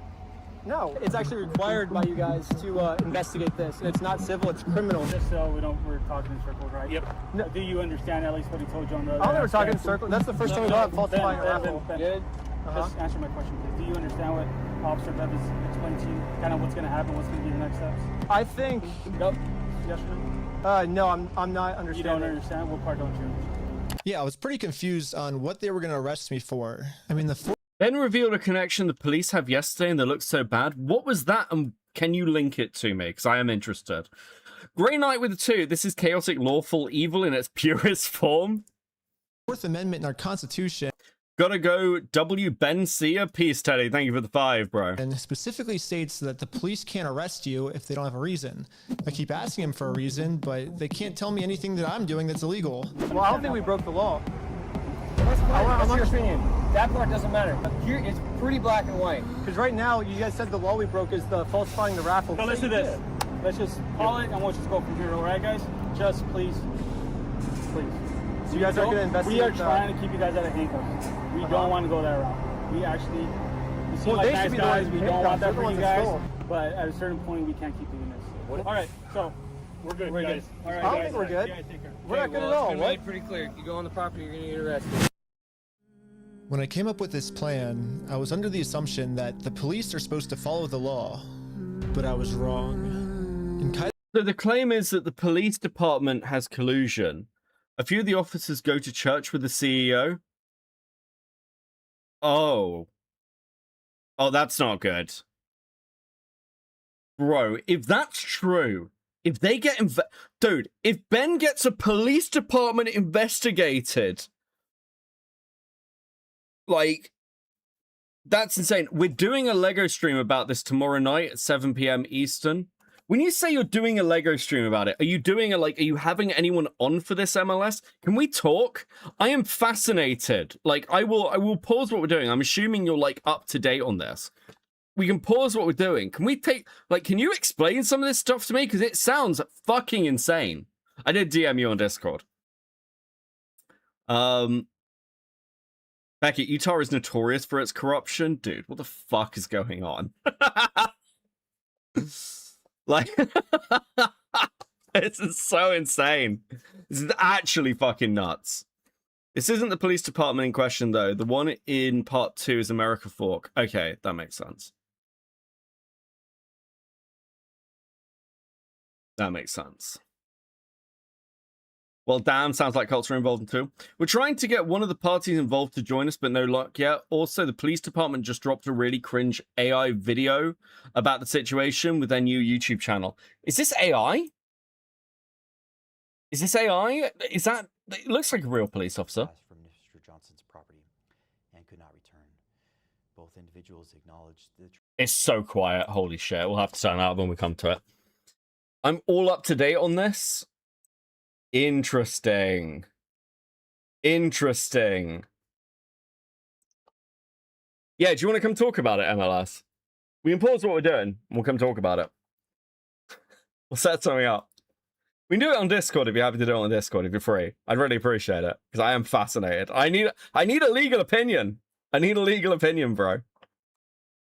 As for Oregon, the police don't follow the law. And because of this, another family got... Okay. Dude, and and MLS is up to date on the interviews with the it's fucking AI. Dude, MLS is up to date on everything, bro. This is fucking insane. Scammed by Bricks and Minifigs. I felt pretty bad. If you manage to get one of the guys involved, can I come tomorrow? I have so many questions. So I just paid this family what this Lego set was worth myself. Do we call the police officer? Like, what do you do when there's just corrupt police? Should you go to the police department? Should we go to the police department? So we went to the police department to tell them that some of their police are corrupt. And then we realized we're literally just telling the police that they are corrupt. Of course they're not going to do anything about it. Yeah, they just sent us home.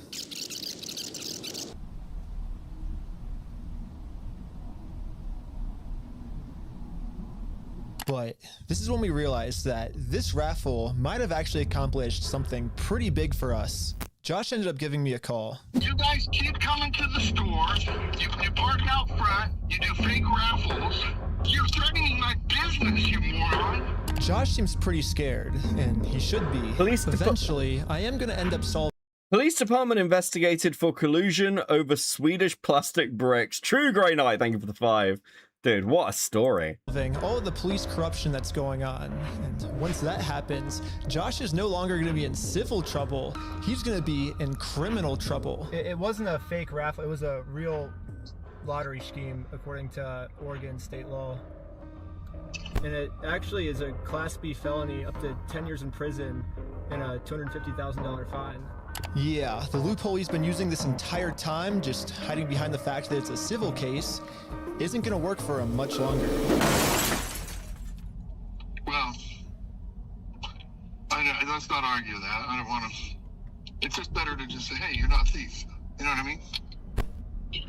Definitions of whether it's stolen or not, I don't... No, anyways, it's not stolen. Why do we care about that? Well, who cares whether it was theft or not? But for some reason... Who cares if it was theft or not? Bro, none of these people should be running fucking companies. Holy shit. Josh still decided not to give the Legos back. I think he might just need one more push. Here's the plan. Take a picture of every single sign that's outside the Bricks and Minifigs store. And now I'm going to redesign every single one to make them way better. For example, I changed Turn at the Light to Turn and Go Home. In Buy, Sell, Trade, I changed it to Steal, Sell, Trade. And I'm printing all of them out to scale. And nope, I didn't use ChatGPT this time. This time, I'm using a much better method, which is a tape measure. We've been trying to tell you that LDS, Latter-day Saints, I do not mean this as an insult. They do not pass the bite model. They're a cult. They're very us versus them. Thank you, Transnack, for the 5. Yeah, I mean, I think the Latter-day Saints do have a pretty strong reputation in certain ways, let's say. The exact dimensions of their actual sign that they have up right now. Now it's time to put our signs directly over top of their signs. But before we had time to do this, Josh gave me a call. He's still trying to convince me to sue him so he gets charged with a civil crime, not a criminal crime, which could land him in jail. If you think it's illegal, why don't you sue me? It's a civil matter. Tell Brian to put his money where his mouth is. Let's go to court. Okay, you want to do double or nothing? What are you talking about? Are you stupid? If you're wrong, you pay us double. If I'm wrong, I pay you double. Bro, are you dumb? You're obviously a kid. You don't know how this works. I think you're scared. Double or nothing, let's do it. You're so dumb, bro. I think you're scared. Okay, I'm not scared. Let's do double or nothing. I'm not doing If you lose, you pay us $400,000. You're scared. You're a chicken. I'm calling you out. You're scared. I'm calling you out. Bro, quit being stupid. You're too scared. You're scared. Okay, do you want me to Put your money where your mouth is. Are you just gonna be a pussy or are you gonna I'm putting my money where my mouth is. You put your money where your mouth is. Okay, let me talk. Okay. When Brian first came in, we identified anything that was on that list that would have been his that Amanda didn't sell, and we set it aside. And it's still sitting there. We're happy to give you your stuff back. I just don't want any more damage to the store. I guess Josh has finally realized that. Now, here's a fucking stupid thing to say. We identified the stuff you're talking about. It's currently in the store, and we'll give it back. Other things Amanda sold. They have a fucking contract on those items that say that they are like, it's a contingency. Like they don't own it. Like, you're admitting that you didn't do, that the company didn't pay out. What the fuck are you doing? So either you give the stuff back along with the money that is owed, or you give the payout. Like, this isn't hard. Whatever he's going through right now will literally never end for him. Consignment, there we go. Unless he gives the Legos back. I'm happy to give you the inventory. It's only bringing me harm because you guys are doing wackadoo crap trying to attack us. Well, it looks like we... Josh is faltering and letting his emotions run wild and admitting to this shit. It is fucking actually wild. Yeah, none of these people, like, there's this thing of don't talk to the police without a lawyer. Don't talk to a YouTuber without a lawyer. Speaking of which, no. I need to, like, fucking, like, kidnap MLS, I think.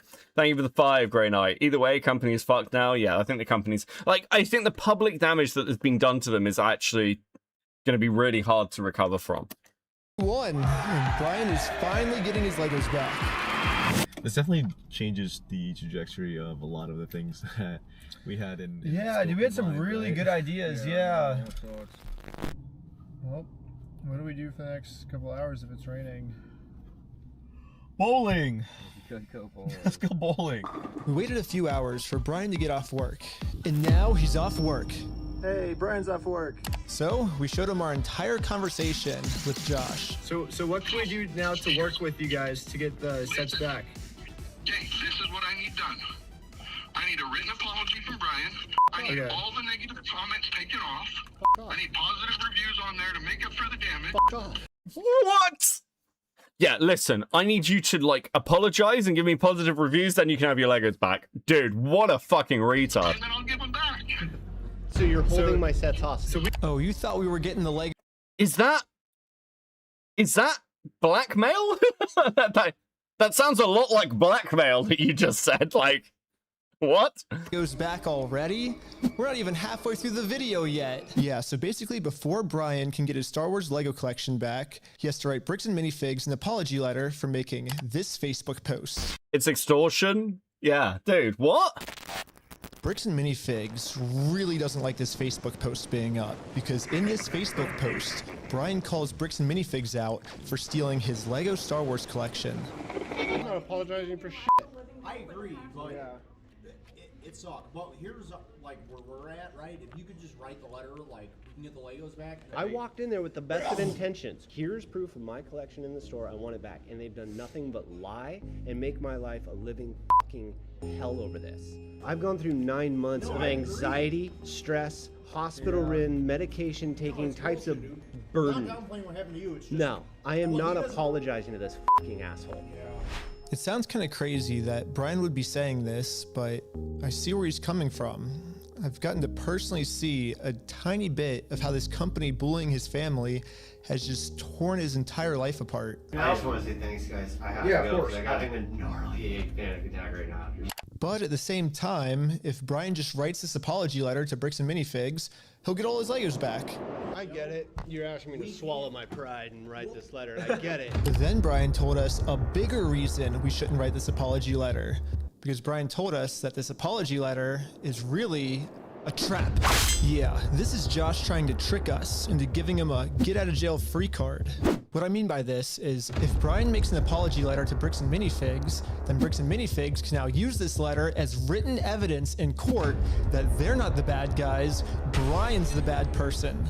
Brian told us that if we give them this get-out-of-jail-free card, then they have absolutely no reason to ever give the Legos back. I just want to say, if this is actually what Bricks and Minifigs' plan is, then that's insane.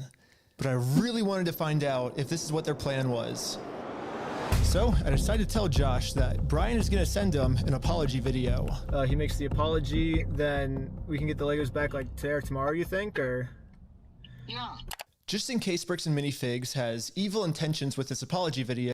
So here's part of the problem as well. Like, if they make the apology under duress, does that hold up? This is a crazy ass fucking story I gotta run. I'll probably be back. I'm trying to get in touch with Ben. Based, please let me know if you do. This shit's fucking wild. Have fun, dude.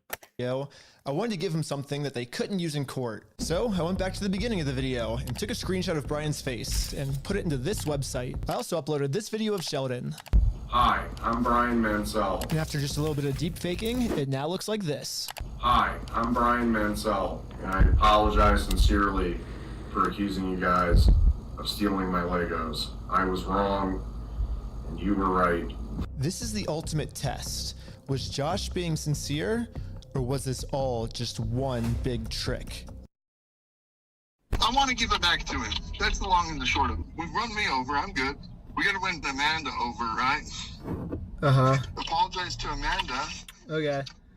I guess Brian's just a little worried that you guys are just gonna keep postponing it until, No. You're gonna get him.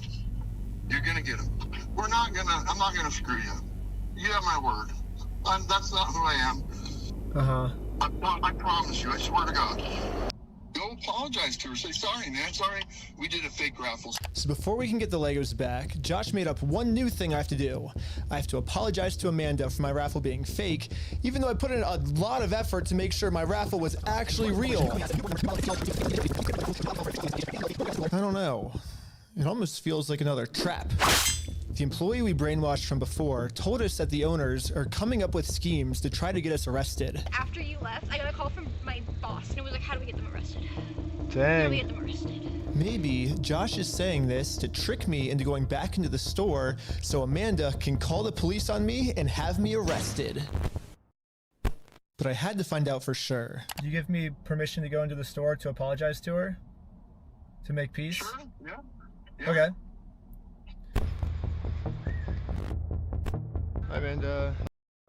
Star Jellyfish with a 5. Actually crazy, a 1001 IQ YouTuber versus evil Lego cartel. Who will win in the end? True, very good question. Please enjoy these stickers, guys. Thank you, thank you, thank you.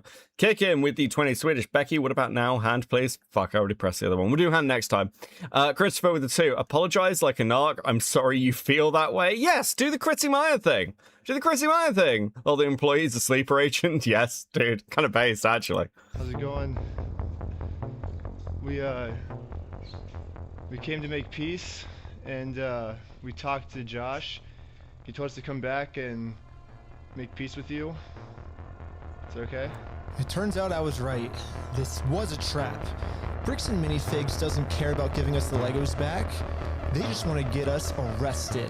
There was a gentleman who was trespassed off the property maybe 4 or 5 days ago, and he's literally standing right in front of the store. Right here in the store in front of me. We only have a very small amount of time before the police arrest us. So we decided to use this time to see if we could finally convince Amanda to make peace with us. Well, I guess before they get here, we just wanted to talk to you, like, civilly, if you would like to have a peace treaty with us. Not in a harassing way, not in a very peaceful way. Well, that be okay with you? But making peace with us did not seem like a priority for Amanda. Her priority was to get us arrested. It's just a regular peace treaty, a one-page document. Great night with the 5. Do you think Josh has talked to his legal counsel before engaging in these shenanigans, knowing that call is probably recorded? No. No, because you gotta remember, none of this has been made public at the time, right? When all this is happening, when they're doing all this shit, they haven't made the video yet. So he probably isn't thinking ahead like that. Just your nightmare with the 5. Nick Rakita should have been on this case, give him a pound of cocaine and a new Lego set, and this would have been repaid tenfold. So true.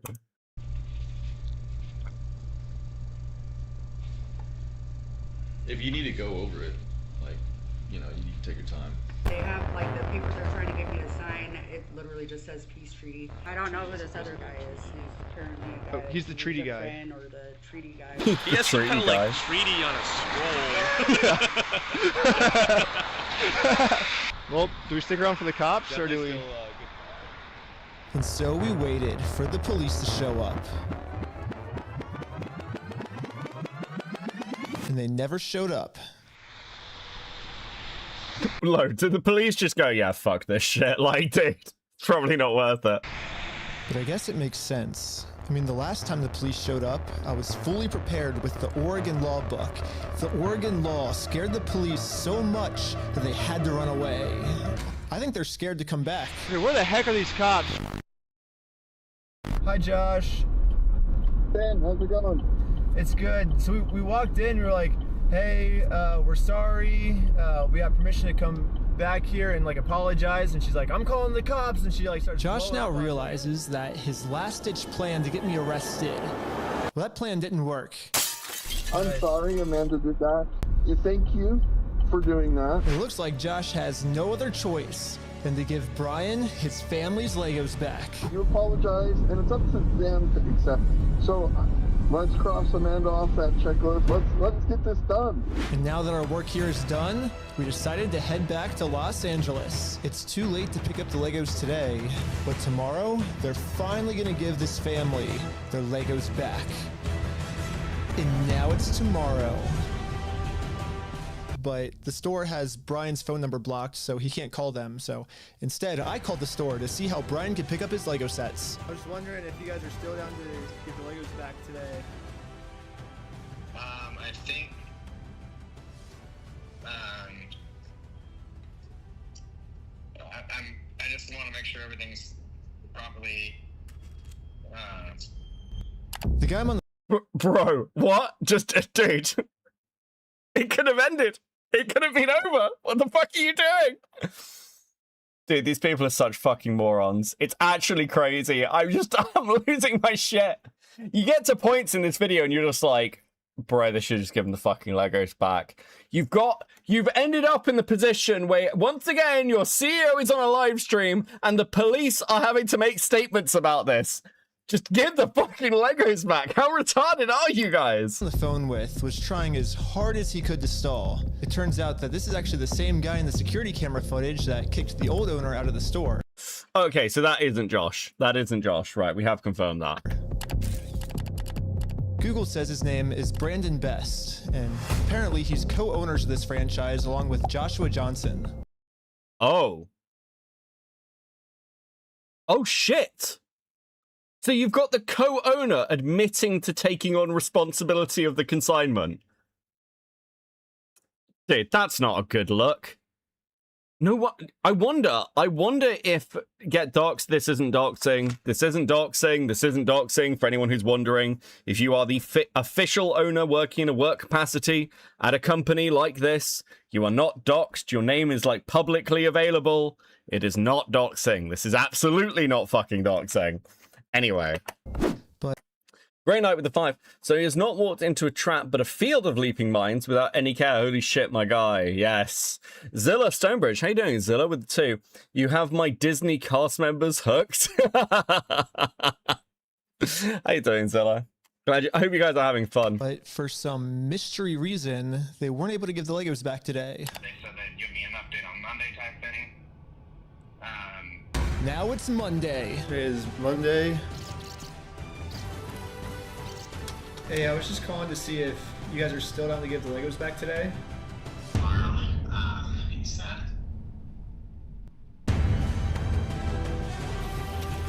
I would imagine it'll get done sometime this weekend, so I don't know for sure. Oh my fucking god, bro. I don't have a quick update, unfortunately. Unfortunately, I still don't have really a good update.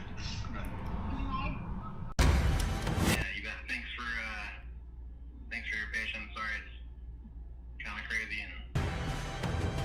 Hey. Please leave your message for. He said I probably won't be able to talk tonight. What the heck? Why do they keep postponing this?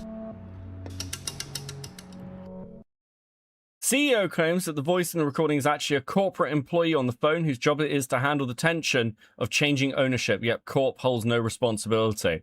Oh my fucking god, bro. Call has been forwarded to voicemail. What the heck? Yesterday he said he would call me today. Call has been forwarded to voicemail. Call has been forwarded to voicemail.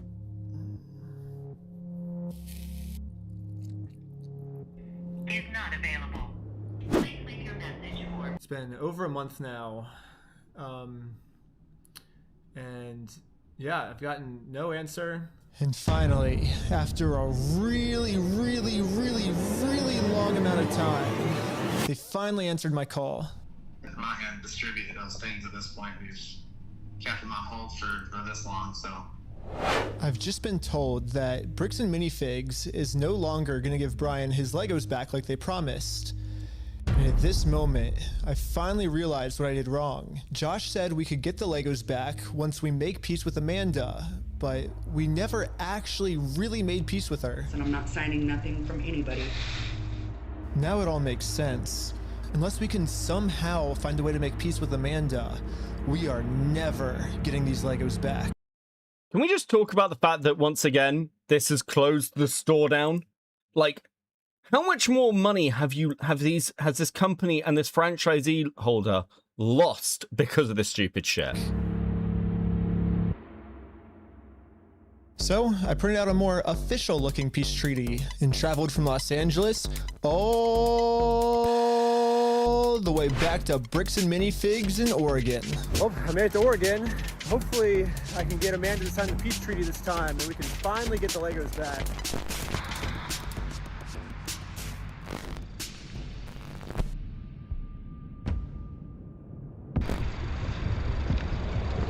Hello. What? You're not allowed here. Oh, no, Josh told me to come back. I think we didn't get the Legos back because you didn't sign the peace treaty. You want to call Josh? Bro, the level, like 10 ignored lawsuits. Yeah, the level of stupidity involved in this is like, I keep coming back to it. I keep spiraling on it. Like, what are you meant to say?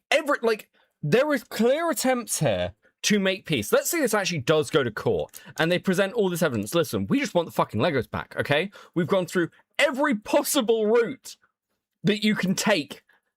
And it's like, if this, no wonder they don't want to go to court over this. They would, like, it seems as well, and you can see this in the second video, that when judges look at this, because they did try to get Ben put in jail for a month, the judges are just going, yeah, kind of fuck this. What are you doing? What actually are you doing? Great night with the 2. Time to brainwash Amanda.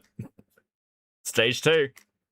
Josh? No, I'm calling the police. Bricks and Minifigs is still doing the same thing they've always done. They're still trying to get me arrested just to avoid giving the Legos back. The problem with their plan, though, is Bricks and Minifigs is never going to be able to arrest me because I have a get out of jail free card. And I've actually had this card the entire video. I just haven't used it yet. Let's rewind all the way to the beginning so I can show you what I mean. So basically my friend said that you guys have some of his Legos, I think? Nope, it was even before this, right here. I made a contract with Amanda that says I, Ben Schneider, should not be trespassed, and all of these legal words, for any circumstance whatsoever, and for literally any reason, they cannot trespass me. And it's effective for the next 10 years. But this only really works as a get out of jail free card if I can get Amanda to sign it. But how the heck am I gonna do that? What? You did what? Oh my fucking god, no way. No way. No fucking way. That's such good shenanigans. Holy shit, that's clever. Hi, sorry, I got a delivery. Can I get a signature? For some reason, Amanda just started signing our contract without even reading it. Thank you so much. No fucking way. Bro. That's so fucking evil. What, dude, this, I'm so impressed. I'm so impressed. In America, we have a duty-to-read contracts law, which states that you have to read a contract before you sign it. And if you forget to read it or... Wait, isn't that entrapment? No. No, I don't believe it is. Because, like, again, they've presented the contract in good faith, delivered on the product that was attached to the, the delivery, attached to the contract. She has then signed the contract that's been handed to her with all the information within it. This is how companies get away with insane clauses in their contracts. They know no one will read them. You just choose not to read it, it's your fault, and you still have to do everything the contract says. So even though Amanda didn't read it, she signed it, so she has to follow everything, including a clause that says for every police officer she calls on me, she owes me $5,000 in liquidated damages. So let's fast forward and see how much Amanda owes me. We got $5,000, keep going, $10,000, $15,000, $20,000, $25,000, $30,000, $35,000, $40,000. Okay, I think that's all the time. This is how people get served as well. Yeah, because you just need an acknowledgement. Times Amanda called the police on me, but if I'm going to be honest, even though Amanda has been helping cover up this giant theft... You also have to know you're signing a contract, though, and Amanda thought she was signing a bill of landing. They'd have to dispute what was said to her at the time of the contract being presented. I still kind of feel bad for her that she owes us This wouldn't hold up in court because of the Disney lawsuit from a few years back, where it was declared that you can't force people to do a malicious shit via slipping stuff in a contract. Interesting. Again, not a lawyer, still very funny, very clever. I don't think they'd hold up with a lot of this shit, but to be honest, there's so much other stuff in this case that I don't think would hold up on the sides of Bricks and Minifigs that, I don't know if it matters. They'd have to dispute literally every legal shenanigan Ben's, engaged in. Like, whether he would, for instance, the branding of, buying a company saying we still steal from old people and saying tagline Bricks and Minifigs. It's is that misleading? Is that, you're technically on the legal side, but have you done something that's misleading the public in some way to believe that it's a branded product, for example? Kicking with the 20 Swedish, super big 07 for that. $40,000. I mean, that's a lot of money. So I'm going to stop continuing to trick her, and I'm finally going to come clean about the contract. Once Amanda sees the agreement she's in, she'll finally realize it's not worth it. Ben, Amanda, you fool, you absolute moron. My machinations have laid dorm this entire time, and now the trap is sprung with you firmly inside. Thank you, Grey Knight, with the 5. To continue racking up this $5,000 debt. Instead, a much easier option would be we team up together to convince corporate to give Brian his Legos back. I'm calling the police because you've already been trespassed off the premises. Well, you don't want to owe $5,000 more, do you? I don't owe anything, and I'm asking you for the millionth time you need to leave. You did say that I'm allowed to be here. You signed a document. Not. You did it? I never once said you were allowed to be here. Well, then whose signature is this then? That is not my signature. It's not? Why do you have anything to do with signatures here? Because you signed this, right? No, I did not. Is that not your signature? So, no, it's not, and I'd like to know how you guys got a signature that's even close to mine. Well, it says every time you call the cops, you owe us $5,000 for punitive damages, but... So, really? Well, I'm just following the contract that you signed. Okay. Now that Amanda knows she can't call the cops on me just for being here anymore, I decided to call Josh to update him on how making... Don't get me wrong, I'm not cuck-pilled for Bricks, but Ben is really stretching what he's legally allowed to do. Yes, again, it is total fucking shenanigans. But, yeah, I think it would depend what he said to them on delivery. But again, not a lawyer, could be wrong. I guess from my perspective, I have low amounts of fucking sympathy because this company is so fucking shady in the way it's acting that literally anything that they're doing, I'm sort of like, that is pretty fucking hilarious. Because, again, I cannot say this enough, just give the dude back his fucking Legos. Pay out. This is nothing to the company in comparison. Peace with Amanda is going. Hey, I just went back to try to apologize to Amanda, and... But what Josh said next, I was not ready for. Dude, when we took over that store, there was nothing in that store. The shelves were empty. I don't know why. How is that? How can you possibly fucking say that, Josh, when in a previous call, you said that you had the stuff?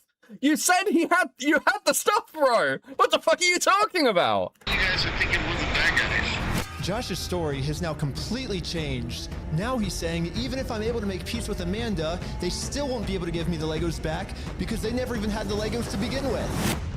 Well, if Josh is telling the truth, then why did Josh say this to us last time? We're happy to give you your stuff back.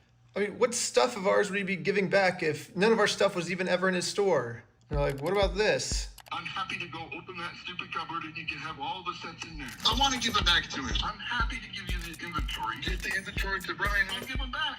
I'm not gonna screw you. Transnat would say this is patently false. The franchisee proved it. Yeah. You have my word. That's not who I am. I promise you. I swear to God. I promise you on everything. I mean, Josh is on video swearing to God and on everything he'll give us the Legos back. But now, for some reason, he never even had the Legos. But this makes no sense. Dude, the shelves were empty. So I decided to remind him of all of these examples where he claims they do have Brian's Legos in the store still. And this was his response. Fuck you. I never said that. Yeah, you did. Give a damn of your fucking opinion. It's wrong. And if you want to test your fucking opinion, let's go to court. Who enforces the law? The court? So Exactly. So you're saying that it's just so you're saying so basically what you're saying is I'm wrong, but you can sue me for it, is what you're saying. Yeah, that's the long and the short of it. So you know you're wrong. So you know that you stole the Legos then. Let's go to court then. Okay, let's do it. Okay, is that what you want? Yeah. You really want that? I mean, I would like to just get the Legos back, but if that's what you want, I mean, it seems like this is what you want. I'm giving you every out that I can, but. Let's just not go down. Look. Dang. Don't go down that route. It doesn't really matter because. I just want to get the Legos back. They're Brian's Legos. Give them back. It's pretty easy. It's kind of funny that this entire video, Josh has just been begging me to sue him. Bro, he sounds so... Wait, are you sure you want to go to court now? Because so much stuff has happened, and they might, like, if Josh is actually sat there thinking, wait, are they actually prepared to go to court? Because, like, that is a scary prospect, right? Look at the state it's turned Destiny into. But the second I agree to it, his attitude completely changes. It's almost like Josh doesn't want me to sue him, and the only reason he's saying that is because he knows that by saying it, he can get away with his crimes.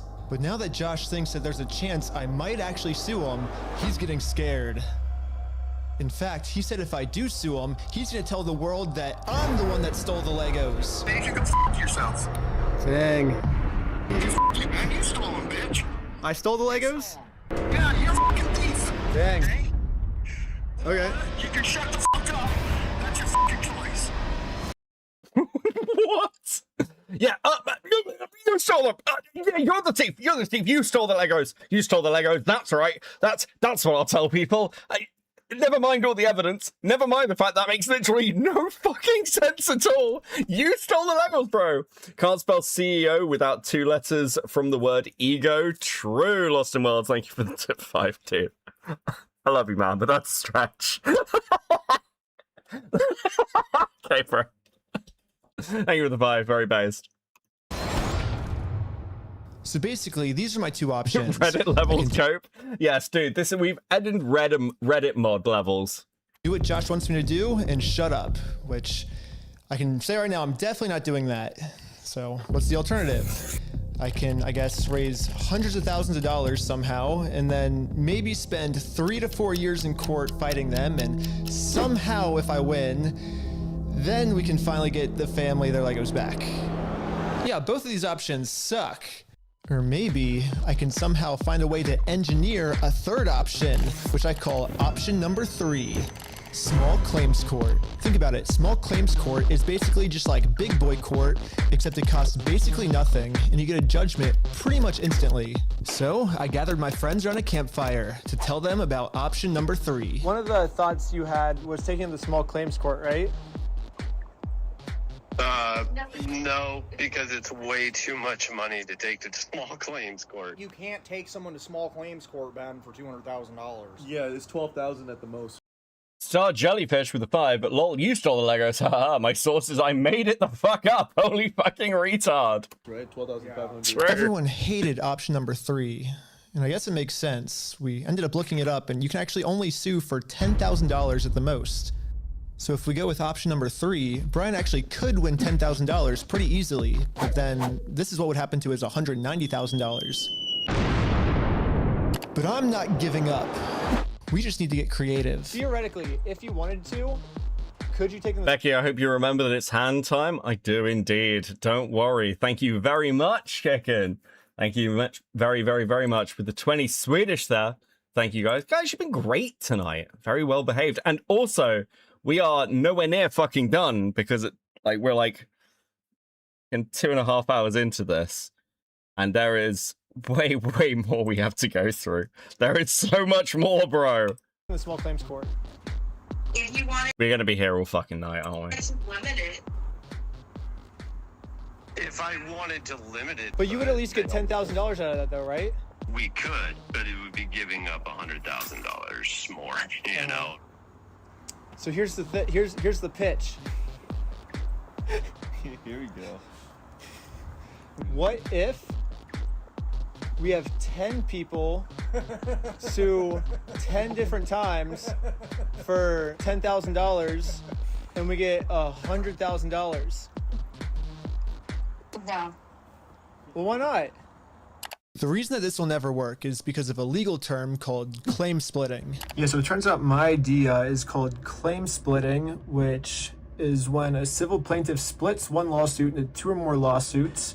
Wait, are they about to sue for each individual set? I'm not sure, Greyna. I didn't watch this bit. Thank you for the 5. But I do know they got sued on it. Like, they sued multiple times for some reason. And that is illegal. Yes, if 10 different people sue and win money for one crime, then that is illegal. But we have already established that if one person sues for this crime, it is a very easy win. So what if this exact scenario just so happens to happen 10 different times? Think about it. If 10 different people get their Legos stolen by Bricks and Minifigs, all 10 people can individually sue, and it turns out that that is actually not considered claim splitting. So basically... Lol.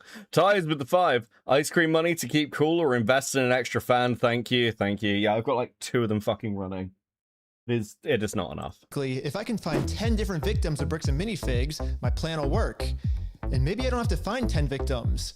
Maybe I can create them. Starting with myself. First, I signed up for a credit card and then used that credit card to walk into the bank and take out a $10,000 loan. I then used this $10,000 to buy a few Lego sets from Brian, specifically these Lego sets. And according to the legal paperwork, they're still Brian's to sell to me. But just in case Bricks and Minifigs tries to argue that for some reason this wasn't a legal sale, I hired a public notary to officially approve the purchase. It's official, we have a public notary approving it. The notary public. We have a notary public approving it. I own these Lego sets now, right? Once I stamp it, it's all yours. Here we go. Pleasure. Congratulations. It looks like I legally now have $10,000 worth of inventory inside this Bricks and Minifigs store. So I wrote a very stern demand letter to Bricks and Minifigs demanding that they give me all of my $10,000 of Legos back. And they never got back to me. So I'm going to sue them in small claims court, completely separate of Brian. Now that there's 2 crimes committed against 2 completely separate victims, this is not considered claim splitting. So this is when I thought, if the plan works this well for me, it should also work this well for all my friends. So I signed up for a ton of more credit cards, took out a bunch of more money, and each of my friends bought $10,000 worth of Brian's Lego sets. $10,000 for you? Here you go. Thank you. Thank you. Shake hands. You felt the need to bow. This is when we realized there's actually a big problem with our plan because we're now all $10,000 in debt, and if we don't pay the banks back soon, the interest is gonna destroy us. Dude, what's the problem? We're $10,000 in debt. Well, how do we solve this, dude? What do we do? We just ask our friends if they have like money to like loan us. Tommy, I'm in a lot of debt, and I just wanted to know if you have 10,000. Bro, just phone your friends. Do you have 10 grand lying around I can have, please? $1,000 to loan me. No. What? Dang. Oh. Well, it was worth a try. Michael, do you have $10,000 to loan me? I literally do not have $10,000. But this is when we remembered that our friend Brian just made about $100,000 from all the Lego sets he just sold us. I bet he has extra money he could lend us. Surely there is no fucking way this is legal at this point. No fucking way can you do this. No, we gave Brian a call. So, we're in a really, really weird pickle right now. I just need $10,000, that's all. I'll give it back. Bro, do you have 10k to loan me? Shadow, I know what you get paid. Shut the fuck up. Do you have 10k to lend me, motherfucker? Super chat me 10k, Shadow. This is weird. I know, it's crazy, but like... I can see about it, but... Oh, okay, yeah. Oh my god, sure. Brian legally gave each of us a $10,000 loan, which allows us to now pay back the banks to avoid interest. And it says in the paperwork that once we win these court cases against Bricks and Minifigs, we'll pay Brian back. Yeah, and we promise once we win this lawsuit, we'll pay you back. Yeah, we'll pay you right back. And if you're thinking, wait, how is all of this legal? There has to be some type of catch. And you're right, there is. It's called sales tax. But luckily for us in Oregon, there is no sales tax. It's one of the only states that doesn't have it. Oh my god, that dude. we can just keep selling Lego sets back and forth to each other over and over for free. Well, I think everyone's in. Should we start? You're gonna go to the top. It's start a filing. But I haven't even told you guys the best part yet. The best part is that all of this is another flashback. Yeah, all of this happened a month ago. So now let's fast forward all the way back to present day where I'm still talking to Josh on the phone. And yeah, Josh has no clue that we've been preparing all of these court cases against him for the last month. He's about to be in for the surprise of his life. You have like, I guess until the store closes, I guess, to get the Legos back if that's the way you want to go. But if not, I guess we'll serve the papers today and then go to court. How are you gonna serve the papers today? Well, figure it out. That's not how it works. Are you young? Bro, how are you gonna serve how are you gonna serve them? That's not how it works. What? What do you mean? Bro, Josh is constantly on 1 HP. It is fucking brutal. That's not how the world works. It's not how the world works? Well, we're gonna do it. We're gonna make the world work that way today. Well, Bricks and This is literally what companies do at large scale. He's just doing it on the interpersonal level, and it's so funny to watch it play out. Yeah, I mean, again, we all know that corporations are corrupt as fuck and play these loopholes all the time. One of the most entertaining parts of this story, if not the most entertaining part of this story, is the fact that it's basically just using corporations' own tricks against them. I thought Legal Eagle was working with Ben. That's interesting. Is this Legal Eagle's speciality though? I'm always a bit sus of law tubers getting too involved in legal cases that are outside their specialization. I don't know what Legal Eagle's specialization is. Minifigs knows the deal. Get the Legos back before the store closes, or they get served court pay. The 10k moving around is how shell companies work. Interesting. Yeah, that's true. Great night with the 5. Oh my god, he's like 1,000 steps ahead. Yeah, he's been doing this for a while. Papers. And now we wait. And then waiting got kind of boring. So I'm going to spend the rest of the day promoting my We Steal From Old People company. Go to www.westealfromoldpeople.com for some awesome merch. And if Bricks and Minifigs calls the police on me for doing this, then they owe me $5,000 more. I've been advertising my company for a pretty long time now, and I've gotten no reaction from Bricks and Minifigs. So I'm sending in a secret undercover agent to see how they're handling the situation from the inside. Oh no! Well, they closed early on us. I think they're afraid of my lawsuit. So we decided to go bowling again. Ben is literally pulling a light unit and go, only it's working. True, great night. Thank you for the 5. Yeah, bro. I mean, look, even from my own experiences, like on small scale dramas, it helps if you're like super far ahead. I had this during the Saberspark thing when I ended up talking to Emmy, and she didn't know I had the text messages, and I finally got Emmy into the call. I'd had the text messages for like 2 weeks. And she was like, yeah, no, I completely cut off Saber. We like completely stopped talking. I was like, okay, well, I've got 6 months of messages between you and him. And she went, oh. Oh. Kind of radically changed the course of that conversation, if I'm honest. No way. Shut up. Oh my God! It's the next day now, and you know what that means. It's go time. You did this to Cloudy as well? I did do this to Cloudy as well. Yeah, that's true. It's go time. The funniest part about yesterday was when I was talking to Josh on the phone, he totally thinks that I just made all of this up in the moment.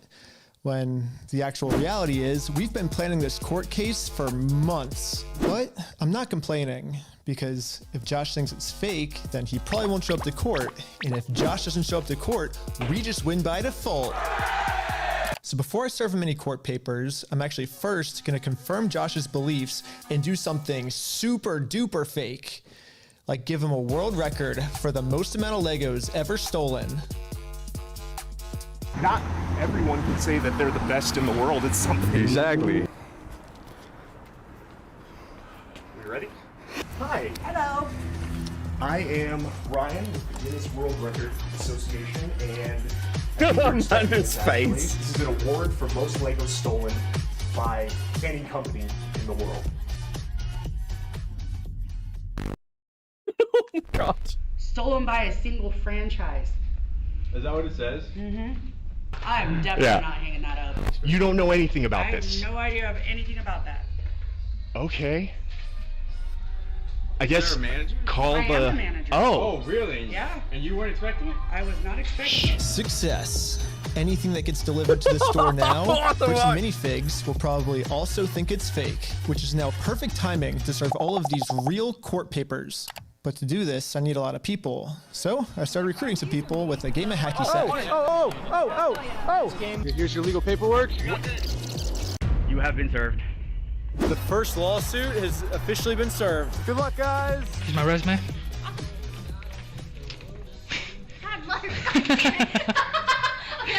Everything was going exactly to plan. I'm amazing. Well, I'm amazed that girl is still working there. And surely you'd quit. Happened. Yeah, Park. Hurry! Yo, can we just talk real quick? I think Josh told this employee to close down the store early to avoid any more lawsuits coming in. Yeah, she closed. As soon as she saw us pull up. Please tell me Josh is not going to show up. I don't think Josh is going to show up, Grey Knight. Thank you for the 2. She started closing. She's a delight. So for she the is rest a of the delight. day, I'm going to continue to advertise my We Steal From Old People company at www.westealfromoldpeople.com.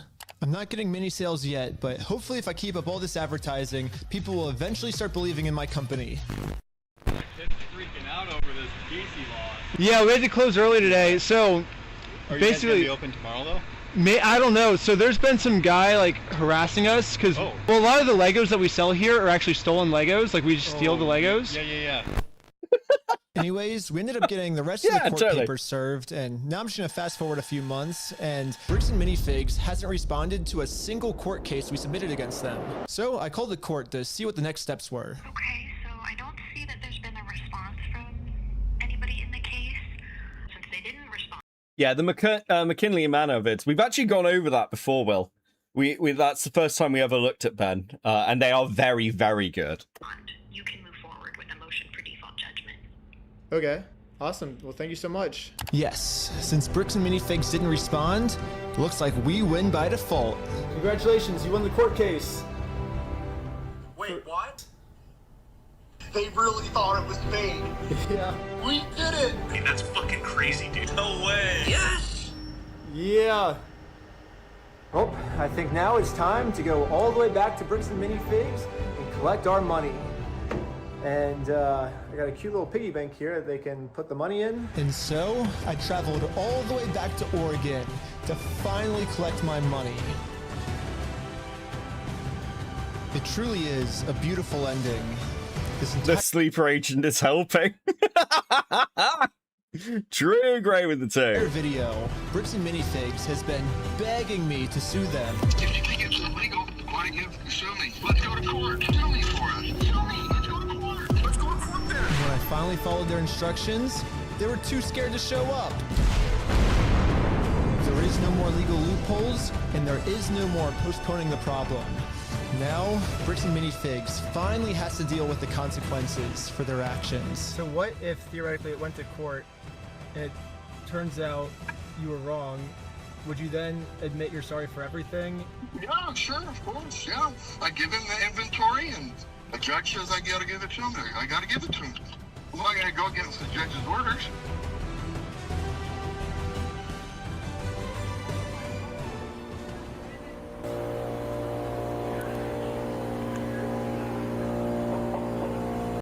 Imagine ignoring legal orders and you lost. Dude, this is fucking dire.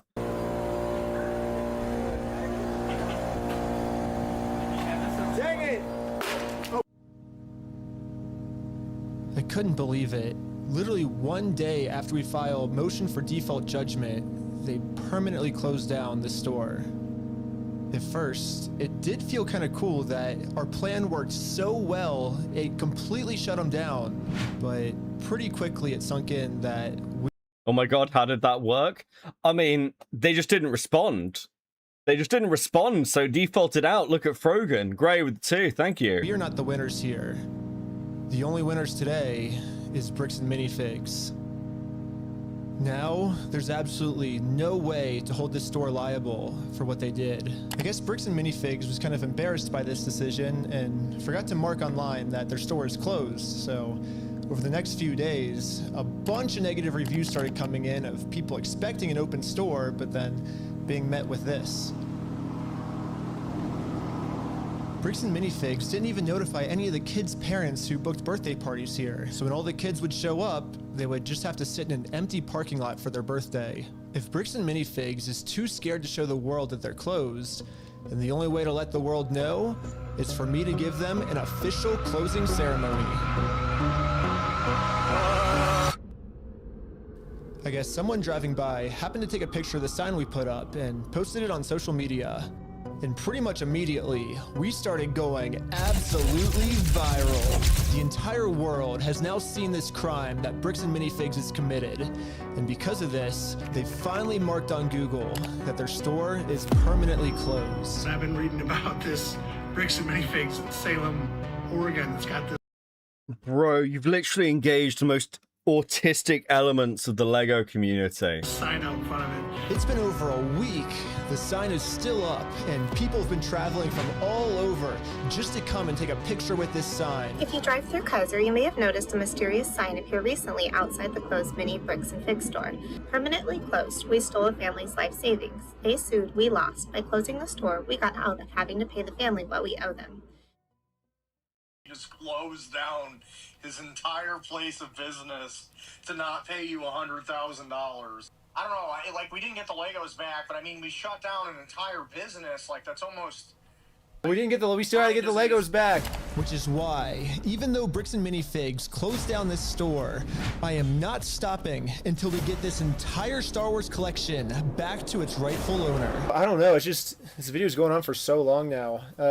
Yeah, I bet you wouldn't believe me if I told you that this is still literally just the beginning of this Lego story. And if you want to watch part 2, it's live right now on my Patreon at Reckless Ben. And part 2 gets insane. Everybody just chill. I like how the Lego video became the craziest video. Also by subscribing to Patreon. Okay, so that is the first one. Dude, that is the first one. We now have a load of leaks. Like, Bricks and Minifigs responded to my video. I got Bricks and Minifigs leaked email, and then we've got another one to go through, okay? So, let's crack on. So, we got another fucking hour worth to go through, and then we've got the police statement, and we've got the CEO stuff. I'm not sure how much of the CEO stuff we'll do, but we'll get there. We'll get there. We'll get there. Jesus. Okay. Where are we? Where did you just open? Oh, it says Bricks. Oh, there we go. There we go. There we go. There we go. This was autistic warfare on another level. It is absolutely and quite impressive. Officially responded to my Lego video we made about them, and I haven't read it yet, but someone just sent it to me, so I was like, well, let's make a video about this. This is not Lego video part 2. Part 2 is still on my Patreon if you want to check it out. Patreon.com/RecklessBen. This is just our response to Bricks and Minifigs response. Okay, should we pull it up? Actually, wait, before we start the video, we gotta talk about our sponsors. This video is sponsored by We Steal From Old People, and you can visit us at www.westealfromoldpeople.com. We're actually at We Steal From Old People's headquarters right now.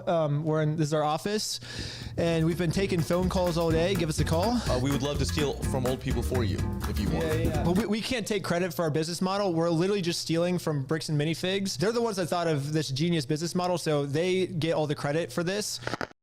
They posted this on their website. Let's see what they said. Over the past several months, many in our community have seen posts and videos regarding a dispute involving the... By the way, the previous ACOB stream had the BAM COO on as well. Interesting. Former Bricks and Minifigs location in Salem, Oregon. We understand the frustration and passion behind these discussions. Do they understand? I don't think they fully understand. Because when I went to ask him about this was his response. What's going on? Phoenix. Phoenix, Dragon Tamer with the 5. I knew nothing of this. Came in very late, but beyond invested. Yeah, like, I know it's been, like, a quieter night because this is basically drama that I don't think has been talked about much on our side of the internet. I think Diorio covered it a little bit the other night. But, like, once I started looking into this, because somebody tweeted at me. If you're the person who tweeted at me, I can't remember who the fuck it was. Thank you. And I was like, this is actually insane. Sneakster with the 2. Such aura and dedication, Beckett. So true. So true. Please enjoy these stickers, guys. Thank you, thank you, thank you.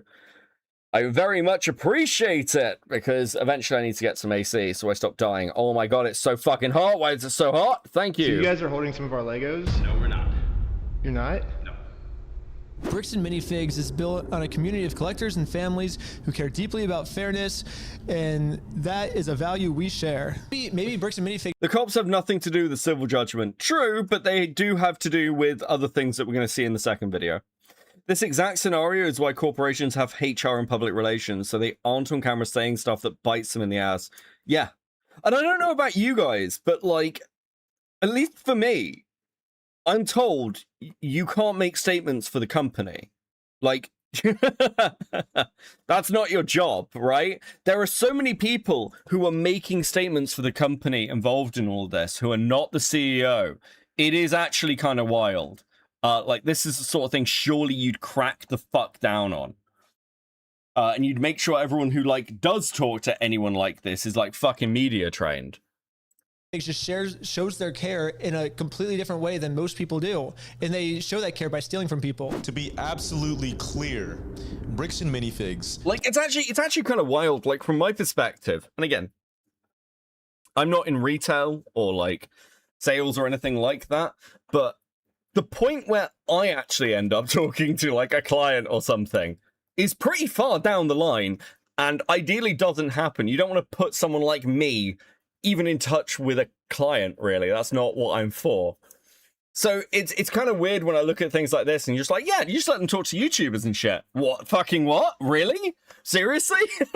Actually, this is something you're not allowed to happen.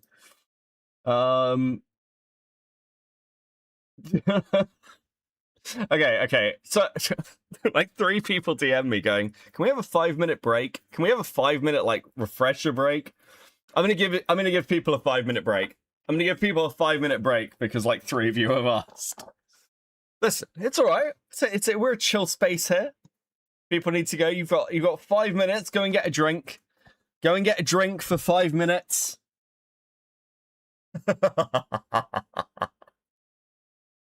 Now is the time. Go downstairs, get that coffee. Bet BRB. Listen, sometimes it's just nice to go and get a break. We've got another, like, couple of hours of this shit. Okay? So make sure you're comfy. Oh. Ivy's like, show the cat. I think we've got some stuff to show actually. What the fuck, bro? Okay, we got cat pictures. Thank you. That cat looks very distressed. I think Grey Knight sent me some stuff as well, didn't he? Sent me stuff from MomoCon. Grey Knight with MomoCon swag. Dude, I like the Marines. That's cool. I'll cry. Dude, this is awesome. Wait. Oh, I like the badges. These are cute. Dude, MomoCon Hall. Nice.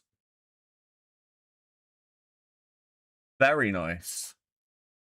Hey, Becky, have a smoke with me? I do need a cigarette, actually. A cigarette is a really solid plan. Solid plan.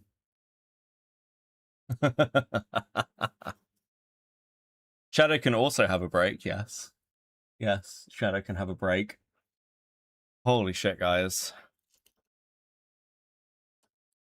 Oh, okay. Cigarette time. Don't do VTubers. I mean, I don't really watch VTubers, but there is like a VTuber I've been looking into, by the way, who seems totally fucking insane. I need to get around to covering them. They're like super small. Do people know who like Mama Oko or Octo Mama or whatever the fuck his name is? They know who this is? There's somebody who they hang out with who is like fucking bizarre. Like just really weird. Like actual like pedo defender. And some really insane shit with them, and I've been looking into them a bit.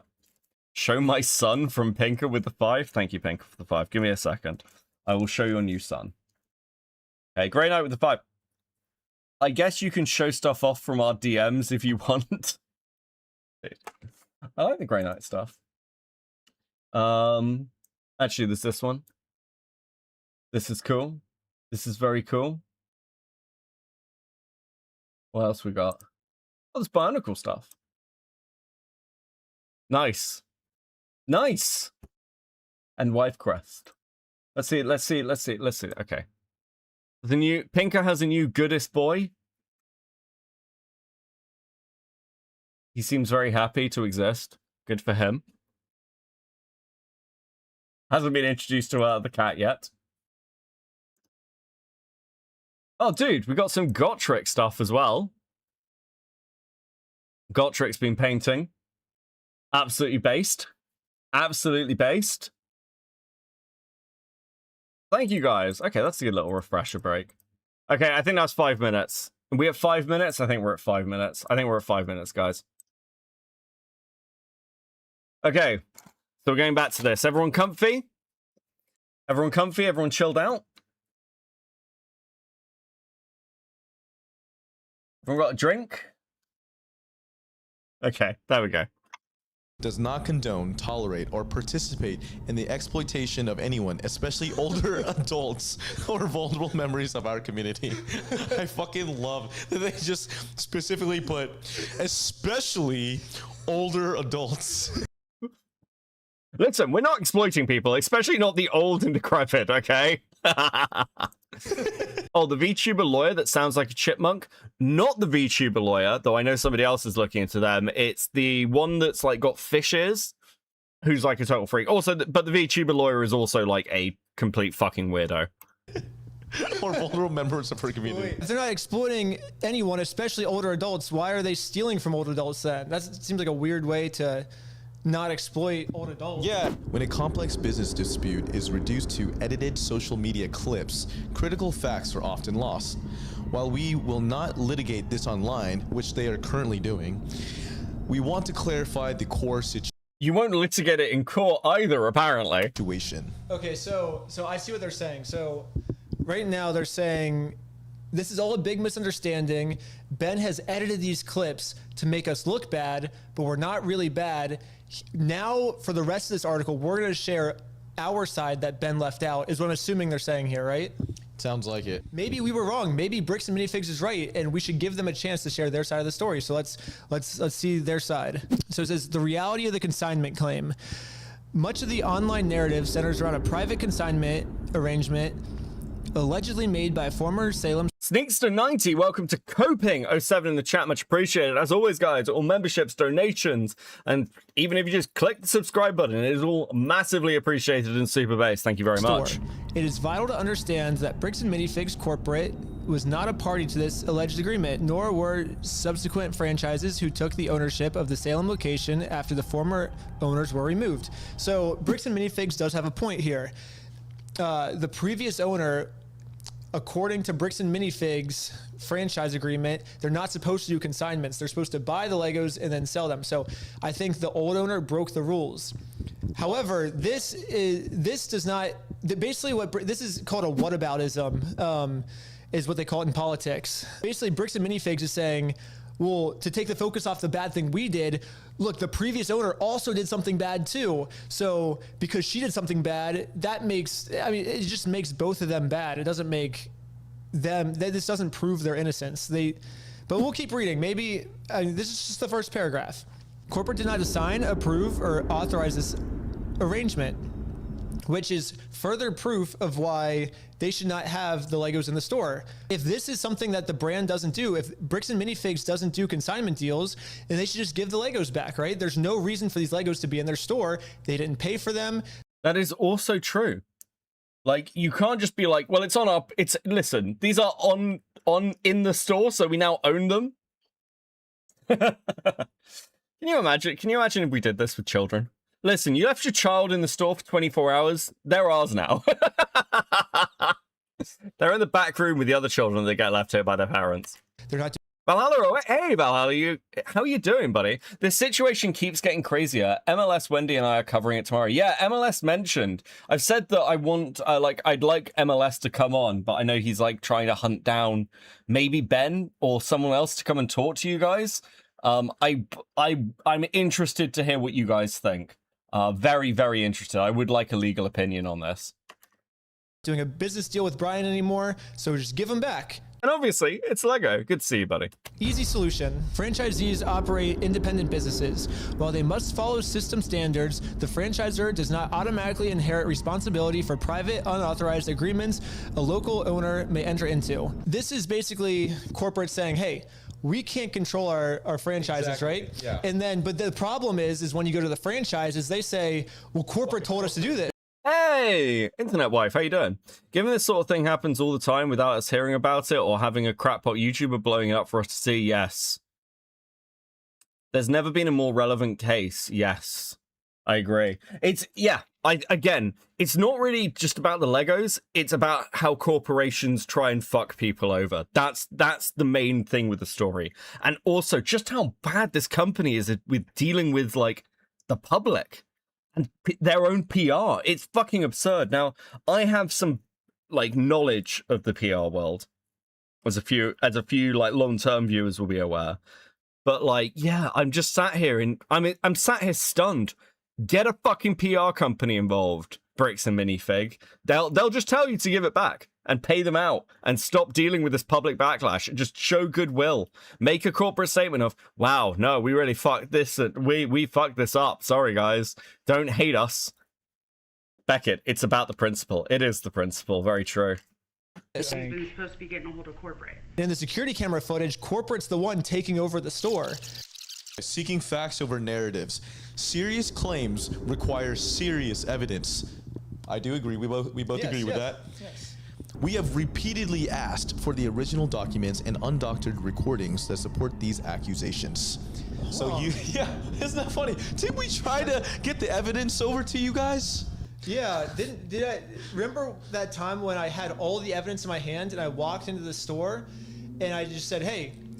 I mean, it's crazy because they could just go to court and get all that stuff through disclosure. Like, if they'd responded to the court cases, they'd have all this. This whole thing reads like my dad going to war with the council on the sheer principle of the matter. Immaculate work, yes. Dude, I do. Like, so much stuff happens based on the belief that no one's going to go to the effort of dealing with it. Right? And if you do...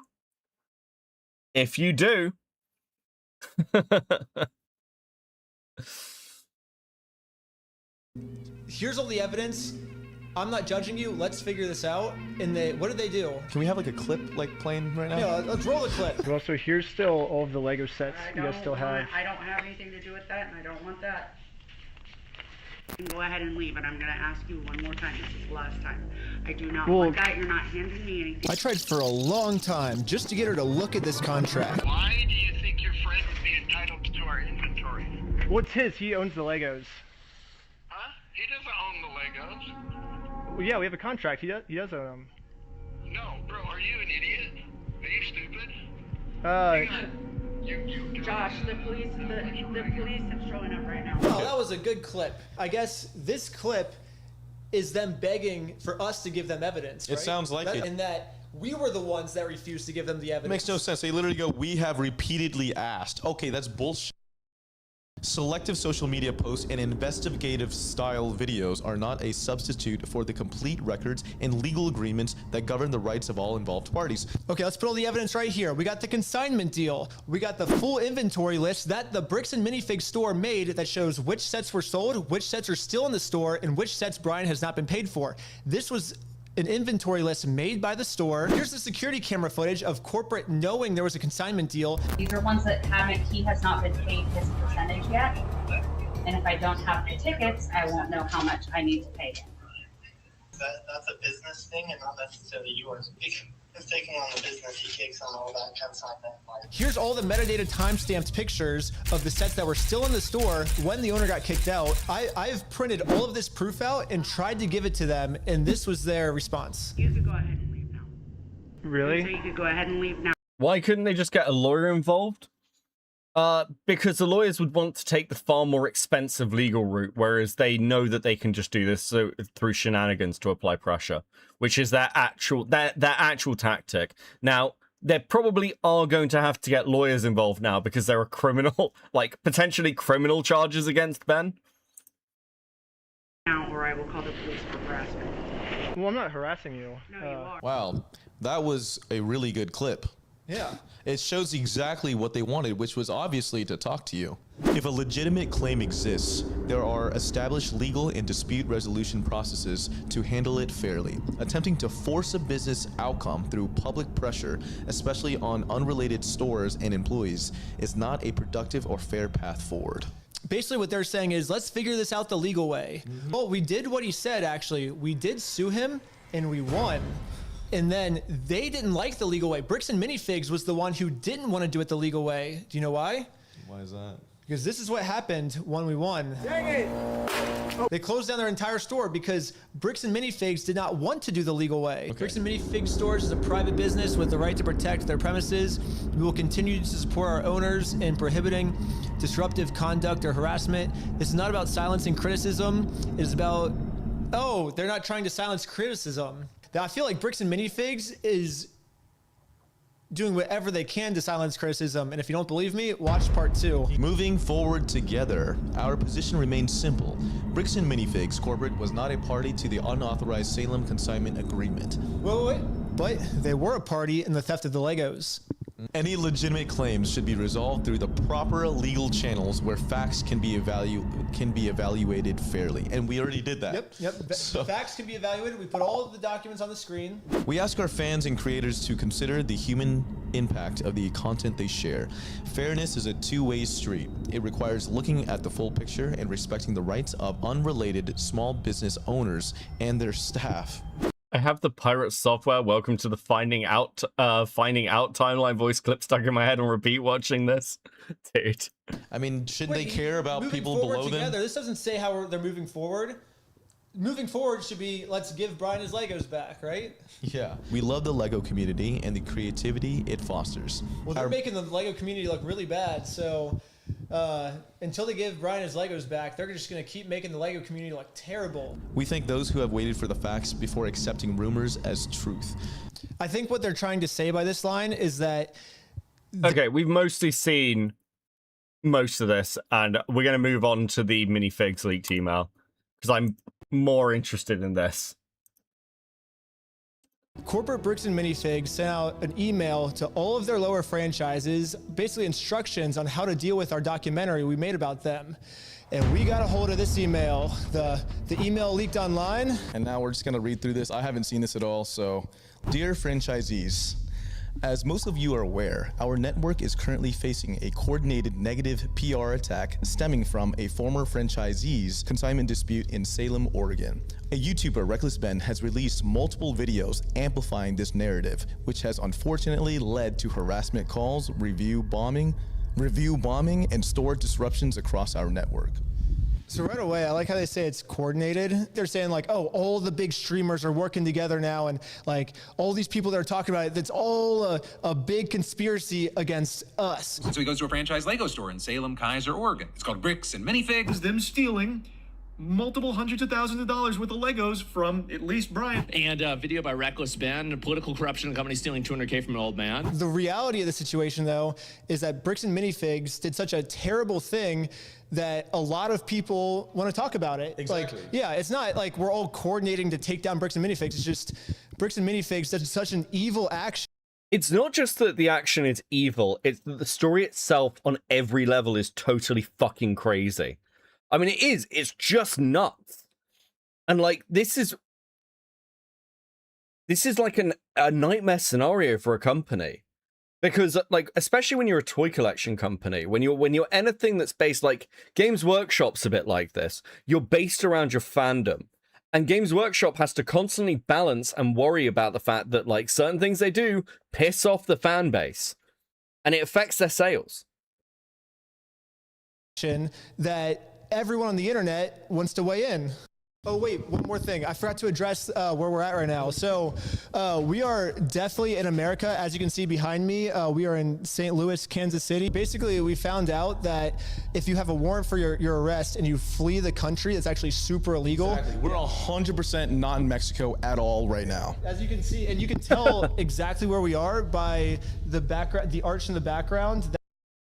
We want to give everyone a clear recap of exactly what... Just to be clear, look at our background. We definitely haven't fled to Mexico. That would be crazy illegal.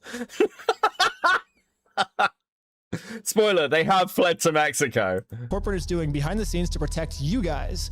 What we can expect regarding a life cycle of this situation and how we can work together as a team to move on from this defense to offense. No longer are we just going to try to defend our actions. We're going to try and take Reckless Ben down. Dang. So now... When you look at stories like this as well, I always think of the Friendly Geordies, right? Like, a YouTuber like the Friendly Geordies was just like a pretty normal YouTuber back in the day and ended up getting embroiled in a large-scale political scandal that saw his house firebombed. And, like, he seemed to have uncovered a huge line of government-level corruption. Not to jump the gun, but did you see what the American Fork PD did today? I've got it up. I did watch it in the background, but yes, I know that they've also released it, but it's probably not going to make sense until we watch the second video. But yes, also completely fucking insane, Valhalla. Also completely fucking insane. We have the leaked documents of how they plan on taking me down. While we will not litigate this matter in the media, we are taking aggressive action behind the scenes. Why not do it in the media, you know? If they have nothing to hide and they actually are the innocent ones, why not do it in the public? Because then if they make it public, the public will see that they have nothing to hide, or they're gonna do it behind the scenes because they know that they're only suing us in order to silence us. Oh, keep going. Sorry, all right. Corporate was not involved in this specific local consignment issue. Wait. Don't we have them on video saying they're going to be taking the consignment over? He's taking on the business. He takes on all that consignment. So that person on the phone is actually one of the people from the corporate offices that says, we are taking over the consignment now. this is a corporate issue. This is corporate lying to their franchisees right now. Corporate was not involved in this specific local consignment issue, and we are holding firm on the facts. I kind of feel bad for the franchise owners here because it's like we are showing so much evidence of these things that are happening, and then corporate's saying, hey, all this evidence, you can't believe it because we have the facts. We're not gonna show you the facts, but we have the facts. And now as a franchise owner, you have to think, okay, do I believe the side with all the evidence and get fired? Because if they take our side with the evidence, then they get fired. Or do I just take the side that claims they have the facts but don't have the facts, and then this way I don't get fired? Yeah, so corporate's kind of putting all their franchises in a really bad situation right now, and it kind of sucks because it's like, I actually like Bricks and Minifigs. I think there's a lot of innocent franchises out there that didn't do anything, but corporate's just saying like, we don't care about our franchises. We're gonna screw over all our franchises.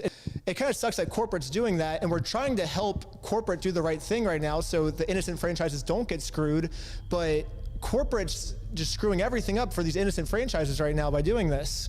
Law enforcement and federal involvement. We are actively working and sharing records with local police, Oregon State Police, the FBI, and USPIS. So basically, Bricks and Minifigs is getting the FBI involved. Legal action. Our legal team is preparing direct claims and seeking a TRO, a temporary restraining order, to halt the harassment and push this matter to full litigation against all parties. So basically, I think what they're trying to say here is they're trying to get some type of order where we can't post anything about them on social media. And so they're like, oh, well, if we can somehow silence them, then we can get away with our crime, is what they're basically saying. The other problem is that they can't really take that route anymore. This has been too widely covered. You cannot go after every YouTuber and every account on social media that's talked about this. It's too big a story. And we can see this because in my last video, they put random like copyright claims and privacy complaints over the entire video of scenes where it's literally just like me and you hanging out with each other. And like, did you want your face blurred in the video? No. Well, I can speak for myself. I didn't want my face blurred in the video. So Bricks and Minifigs is basically doing a bunch of... Wait. So Bricks and Minifigs are putting privacy claims in at random points in the video to try and get it taken down? That's fucking insane. Weird stuff to try and get my videos taken down. And they said in their last response, it wasn't to silence criticism. This makes sense. I was wondering why there were loads of random blurring, but I kind of figured it was something like that. But that's kind of what it seems like it is. Issuing cease and desist demands. Order was granted. Like, again, you're just creating more of a headache for yourself because this looks corrupt as fuck. CID, how you doing, CID? With a 5. Fun fact, that bit where they said they don't do co-assignment was made just a little after the transaction with this drama happened to avoid responsibilities. Oh, what? Do people have earlier handbooks? Dude, that's inconvenient if true. Regarding unauthorized website they created. So basically we made a website called www.westealfromoldpeople.com. Basically Bricks and Minifigs is suing us because we're copying them, I think. So they got really upset at the fact that we decided to also steal from old people, and Bricks and Minifigs was like, hey, that's our thing. Only we can steal from old people. Bricks and Minifigs wants to have a monopoly on stealing from old people, and now that we entered the business, they are going to try and send us a cease and desist letter to take our website down. So that way they're the only ones in the game of stealing from old people. If you have any old people that you want us to steal from, call this number. I will personally answer all your phone calls. Thank you. It says the TRO is a preliminary injunction and is valid court order that will get the platforms to remove the content. Basically what they're saying is everything these guys did in their YouTube video was fair use. It was constructive criticism on how we can be a better company. However, we don't like that they caught us in our illegal act. So we're going to go to court and find some crazy loophole that maybe we can take advantage of the YouTube's AI algorithm there's a lot of flaws in the algorithm. So maybe we can take advantage of that and find a loophole to take down their video so people don't get mad at us for what we did. Benex with 5. Bricks and Minifigs in Chris Chan voice. I'll send in the police. I'll send in detectives. I'll send in everything in my power. Dude. True. That's basically what this paragraph says. So you want to read the next paragraph? Platform takedowns. We have reached out to Google/YouTube, Patreon, GoDaddy, and Facebook to report the specific pages, videos, privacy violations, and the coordinated review. You're gonna take down my Patreon? What the heck? That sucks. Oh man. Well, subscribe now while it's still up. I do want to say this. Part 2. So I'm working. Where is their coordinated review bombing? How would you, like, I've not seen any coordinated review bombing at all. As hard as I can right now on part 3. Once part 3 is up in like maybe a week, part 2 will be live on YouTube, and then part 3 will be on Patreon. So part 2 will be on YouTube very soon, don't worry. But as of now, if you want early access, subscribe to Patreon while it's still up. Policy review. We are actively reviewing internal policies to prevent similar transition issues from occurring in the future. Oh, okay, I see. I think I know what they're talking about right there. So like internal policies. I think they're talking about the consignment deals. That reminds me of another update. So since the last video, I actually got a hold of the franchise agreement that the previous owner, Crystal, made with corporate. And it says in her contract, it says consignments are allowed. Really? Yeah. Holy sh**. I mean, that's their #1 argument. And it just says. Bro, that's, wait. Did I miss that in the contract? Hold on, where is it?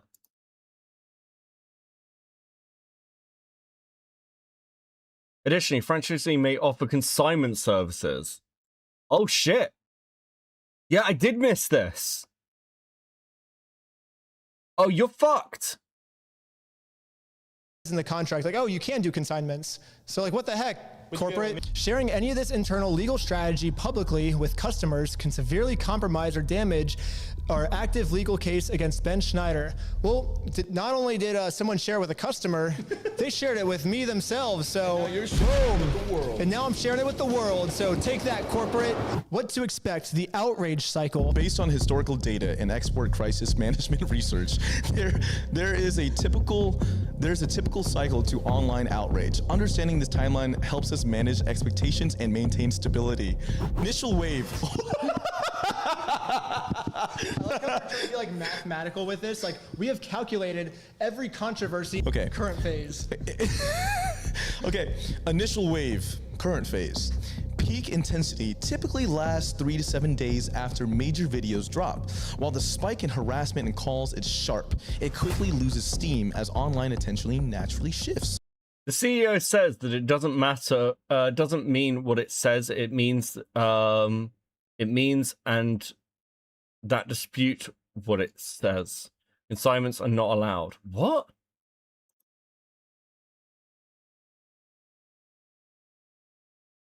The CEO says that it doesn't mean what it says. It means and disputes what it says. Consignments are not allowed. What the fuck?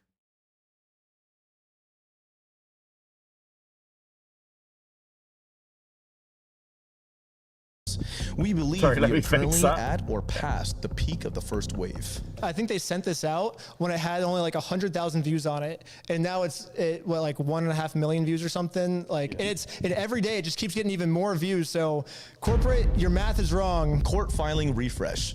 The CEO went on another stream and said that the consignments were not allowed despite what the contract says. So even though the contract says consignments are permitted, apparently they're not. What the fuck is wrong with this guy? Is he like actually mentally retarded? You can't be like, yes, I know in our contract it says that you can do that, but actually you're not. Then what the fuck is it in the contract? You're the CEO. What the fuck is going on? I have such sympathy for the girl working the front counter of the Lego store now that Geordie's name was mentioned. Reminds me of how my mate coped abuse after one of his vids called out a radio station. Yeah, I can, definition of man, I just work here. Yeah, I mean, the manager's responsible. To be fair, the girl working the desk, who was like chill and laughing, I think she's fine. That's funny. That's like, she's precious. When we formally file our legal actions, expect a short, renewed spike. Another 3 to 7 days of heightened noise. They're like, hey, our lawsuit is so garbage, there's going to be outrage, is what they're saying. Yeah, so just be prepared for it. The opposing side will likely frame our legal defense as silencing the little guy. Well, if it's not silencing the little guy, what is it? This is a normal, expected...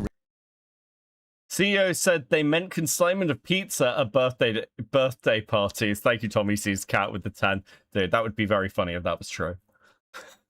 I hope it is. I want that to be canon now.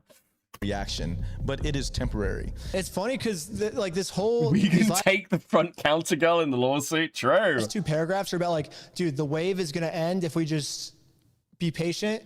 But now Bricks and Minifigs Corporate has just decided to make this go on for like at least 2 more years because that's how long lawsuits take. So I guess we have content for the next 2 years on this. What they say? They said 3 to 7 days is the heightened noise. Now the noise is going from 3 to 7 days to 2 years, and that's all corporate's fault. So you guys are just screwing yourselves at this point. Decay phase, 2 to 4 weeks. Most online outrage fades significantly within a month, assuming no major new fuel. Do they think this is my only video on them? Like, we have at least like 6.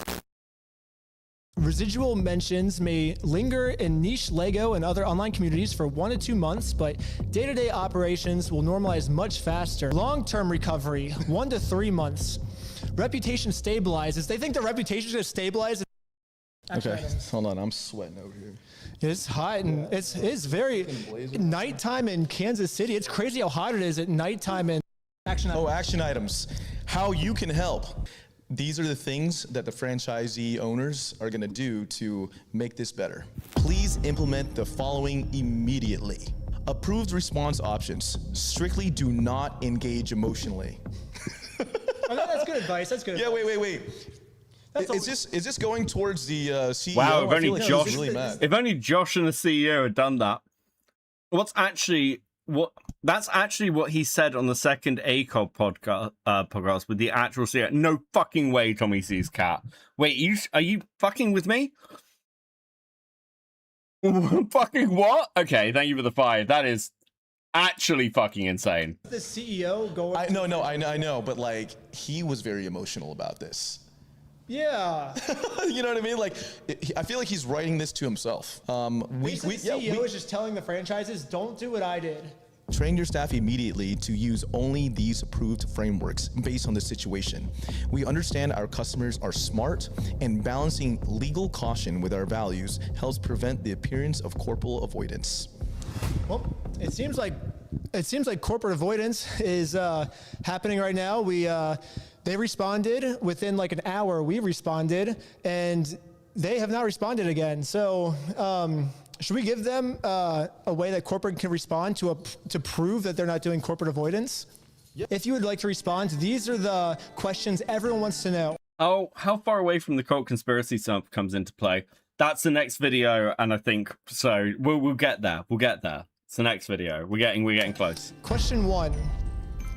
In this footage, corporate says we are taking over the consignment. He's taking on the business, he takes on all that consignment. However, you say here, we did not take over the consignment. So on one side, we have proof. On one side, which is your side, we have no proof. Why should we believe your side if there's no proof? If you believe a side with no proof, that sounds like something a crazy person would do, and your customers aren't crazy. So right now, your customers are siding with the side with proof. But if you want to take the lead, corporate, you can give some proof of why you weren't involved in the consignment. And it also says in the franchise agreement, consignments are allowed, but you say they're not allowed. Can you explain that one? Also, why can't Brian just have his Legos back? You're still keeping them, even though you didn't pay for them. Like, what's stopping you from doing that? Yeah, well, that's just the main 3 that come to mind. But if you start with those 3, that would be a great way to win back public support if you could answer those questions. Okay, so for general frontline staff, quick casual inquiries. Okay. Casual, yeah, casual. Oh wow, wait, these are like quotes. These are quotes that they want. Wait, they're giving them scripted quotes to come back, dude. Want them to what? Say, memorize this. Okay, wait, come at me. Like, ask me a question. Okay, ready? Hello. I heard your company stole a bunch of money and is not giving it back. Holding my emotions in. This is a separate independent location, and I don't have any information to share regarding that situation. Well, you must be correct, and I will leave. Where are Brian's Legos? I'm gonna burn this entire place down. Yeah. You know, I'll call 911. I am unaware of the specific details of that situation and have no comment at this time. Well, I guess I better leave then. Wow, that actually works. We're here to get Brian's Legos back. Well, I actually have a script ready for you. Oh, you do? We are aware of the situation involving another independently owned location, and we understand why people are upset and asking questions. While we can't speak to the specifics on an ongoing situation, Bricks and Minifigs does not support behavior that harms trust within our communities. Our local stores remain committed to operating with fairness, transparency, and respect for our customers. Oh, these guys are fucking cooked. The idea with the two, all this drama and poor business over Jar Jar Binks. Yes, dude. It's a fucking cuts. You know what most of this is probably over is like clone troopers. Do you guys know how much fucking clone troopers, like classic clone troopers go for? It's actually fucking wild. Does that answer your question? Man, okay, well, if that's the case, I guess I'll just... Well, actually, it doesn't answer the question because it says Bricks and Minifigs does not support behavior that harms trust within our communities. But they're doing that exact same behavior that harms the trust within their communities, which is stealing from old people. Exactly. I guess they think stealing from old people helps the trust, but maybe we have to break them the news that that's actually not a good thing. Okay, Bricks and Minifigs. If you steal from old people, that does not help the trust in your community. That makes it worse. Yeah, if you steal from old people, that people get upset at you if you do that. And so if you want to gain the trust back, you can give Brian the Legos back, and because that's ultimately your goal, right, is to get the trust with your community. So we're giving you a step-by-step guide of how you can get that trust back. Step 1, give Brian the Legos back. Yep. Step 2. Well, there's no step 2. Yeah, that's all you have to do. It's a very easy tutorial. I think they just didn't know how to do that before. But now that we made this tutorial for them, it should be very easy for them to gain the trust back. They have further canned response. What's a canned response? Like a candid? Like candid, maybe? Canned response. Candid, I think that means like candid. It's not like they put the response in a can and give it to... All they have to do is give the damn Legos back. Yeah, it's such an easy win. I literally don't understand it. Someone like... I don't think so. Pre-written reply that someone reuses over and over instead of typing a new message each time. Oh, so basically, I think this is part of the brainwashing. You know, it's like, hey, instead of thinking for yourselves, just blindly follow what corporate's saying without asking any questions. Because if you ask any questions, you get fired. Somebody reached out to me yesterday saying they got fired because their friend asked a question on your YouTube channel. Your YouTube post asked a question and they got fired. That's crazy. They're telling their employees, do not say anything. Like they think, you read the whole thing. They think if they just shut up and stand back and be quiet, it'll blow over. It's like they don't know Lego fans and they don't know Star Wars fans. Yeah. This is crazy. They hired a crisis team. Social media monitoring. They hired a crisis team. How much did you pay for the crisis team, and why didn't they tell you just to give the fucking, like, dude? Holy shit. Actually insane. Okay, so one thing that I will say from my own, like, experience a little bit is there is, like, a growing knowledge of how to handle online controversy, but it's still almost in its infancy. And a lot of, like, people I've spoken to, both in like, you know, legal brackets and other areas, are like, yeah, a lot of companies fuck this up royally because they think about dealing with online drama like dealing with mainstream drama, and it doesn't work the same way.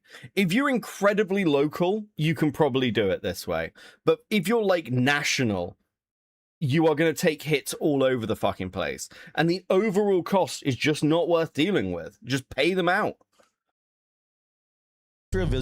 Extra vigilance is required right now when monitoring your social media. You can even say that it's like, you can claim no fault and just be like, yeah, that was actually nothing to do with us. We paid out in good faith, way above the amount. Like, wouldn't it be better if you're like a massive company and you're like, right, we're going to give them 300 grand. It's like, it's been described as the largest Lego Star Wars collection in the world. It's like a pretty major thing. We've advertised it on social media. Just give them 300 grand and be like, listen, We are so sorry this happened to this person. We can't imagine like how upsetting this situation must be for like a long-term Lego fan. We stand with the community. Easy, done, you're sorted, based. You get like a load of good publicity as well. Imagine how good Bricks and Minifigs publicity could be right now. Wow, the company that paid out 300 grand to like one person just because they felt bad about how something happened with a contract? Dude, that's incredible. We wish more corporations were like this. Think about the goodwill. Yeah, we recommend turning off the ability to comment on. Think about the way lawsuits work as well. We recommend turning off the ability to comment on your store's social media posts for the time being. Yeah, that always works. Go and ask KP how that's turned out for her. Because the minute you reopen those comment sections, you're going to be flooded with, oh, we can comment again, can we? You guys still stealing shit? Like, who here remembers the story about the Lego's coffee burn? Right? Who here remembers the Lego coffee burn, where a woman got paid out in like hundreds of thousands in a lawsuit for being burned by by McDonald's coffee? And like the story that was spun for years was, oh yeah, no, this dumb customer like absolutely burned herself on some McDonald's coffee. Like what do you mean? It's just like it's a sign of how stupid people are. The coffee was scalding. She had like first-degree burns, if I recall. It's like absolutely fucking insane. And McDonald's was like, well, we've lost a lawsuit, but we need to spin a media campaign that it's actually her fault. That's how corporations are. You should not trust these people. Do not trust companies. They do not care about you. On your store's social media posts for the time being. Wait, they said they're not trying to silence criticism, though. Oh, it's third-degree burns. Third-degrry burns. Thank you, Pinker. Isn't that literally silencing? It's like, oh, if we're getting criticism, let's silence it. Yeah, exactly. How is that not silencing criticism? Let's keep going. Sorry, I cut you off. Review monitoring. Monitor your Google, Facebook, and... The Lego coffee burn? Did I say Lego? Fuck. Guys, it's really hot. Leave me alone. How long have you been awake? It's the heat. It's completely fucking my brain. I'm totally cooked. Thank you for the 2, Phoenix. Thank you for the 2. Yelp reviews and immediately flag/report any spam or retaliatory reviews. But they're not silencing criticism, though, Victor. Please instruct your staff. Do not trust companies is baby's first opinion right next to capitalist bad. Congratulations. I'm sorry, have I not been woke enough for you recently, you wife? I'm sorry. Kicking with the 20 Swedish where I forgot, should you steal from the old? Absolutely. Absolutely. Based opinion. Thank you very much, guys. Thank you for the stickers. That is super based of you and very, very kind. Very, very kind. Let's go. Thank you. Have to actively solicit a Google review with every single transaction. A brief verbal reminder at the register to share their honest feedback goes a long way. So they're saying we need to flag all of these reviews that expose us for stealing from old people, but then let's make up for it by just every single transaction, leave us a good review, and maybe people won't see the crime that we committed, which is stealing from an old person. Please use the hyperlinks below to download the following assets we have prepared for you and your team. Crisis De-Escalation Playbook. The short playbook includes verbatim scripts for handling in-store filming, hostile phone calls, and social media comments. So I feel like you should download these and then. Yeah, if any Bricks and Minifigs employees have links to any of these videos and want to send them to us. Next steps in moving forward. We understand how stressful and frustrating situations like this can be for you and your staff. Please know that your safety, peace of mind. Jenny, I click on the stream and the first thing I hear is complaints about the heat lol. I'm gonna buy that AC tonight. I think Jenny may have actually hit the point where she's going to buy me a fucking AC to get me to shut the fuck up. Every time I've called her in the last week, she's like, how are you, Becca? I'm like, I'm hot, Jenny. It's too hot to stream. It's too hot to do anything. I'm melting. Guys, I took time off work, off my day job. I literally phoned my boss one morning. It was like 8 a.m. And I was like, I'm going to take some annual leave. I'm going to take a vacation, a couple of holiday days. I'm going. I'm literally done. I can't come in. It is too fucking hot. I'm not gonna be able to think. I'm literally doing it right now. The people have had enough. And the protection of your local business are our absolute highest priorities. Well, it seems like all of that is actually their lowest priorities, because if it was their highest priority. Every stream is further evidence that Jenny has to manage Beckett like a Tamagotchi. It's actually really true. I'm not even kidding. She really does. I'm just like totally fucking useless. I'm completely fucking useless, guys. Listen, I can organize streams. I can, like, in my working life, I'm great. But when it comes to taking care of myself, it is kind of a miracle that I'm still alive. I'm going to be honest with you.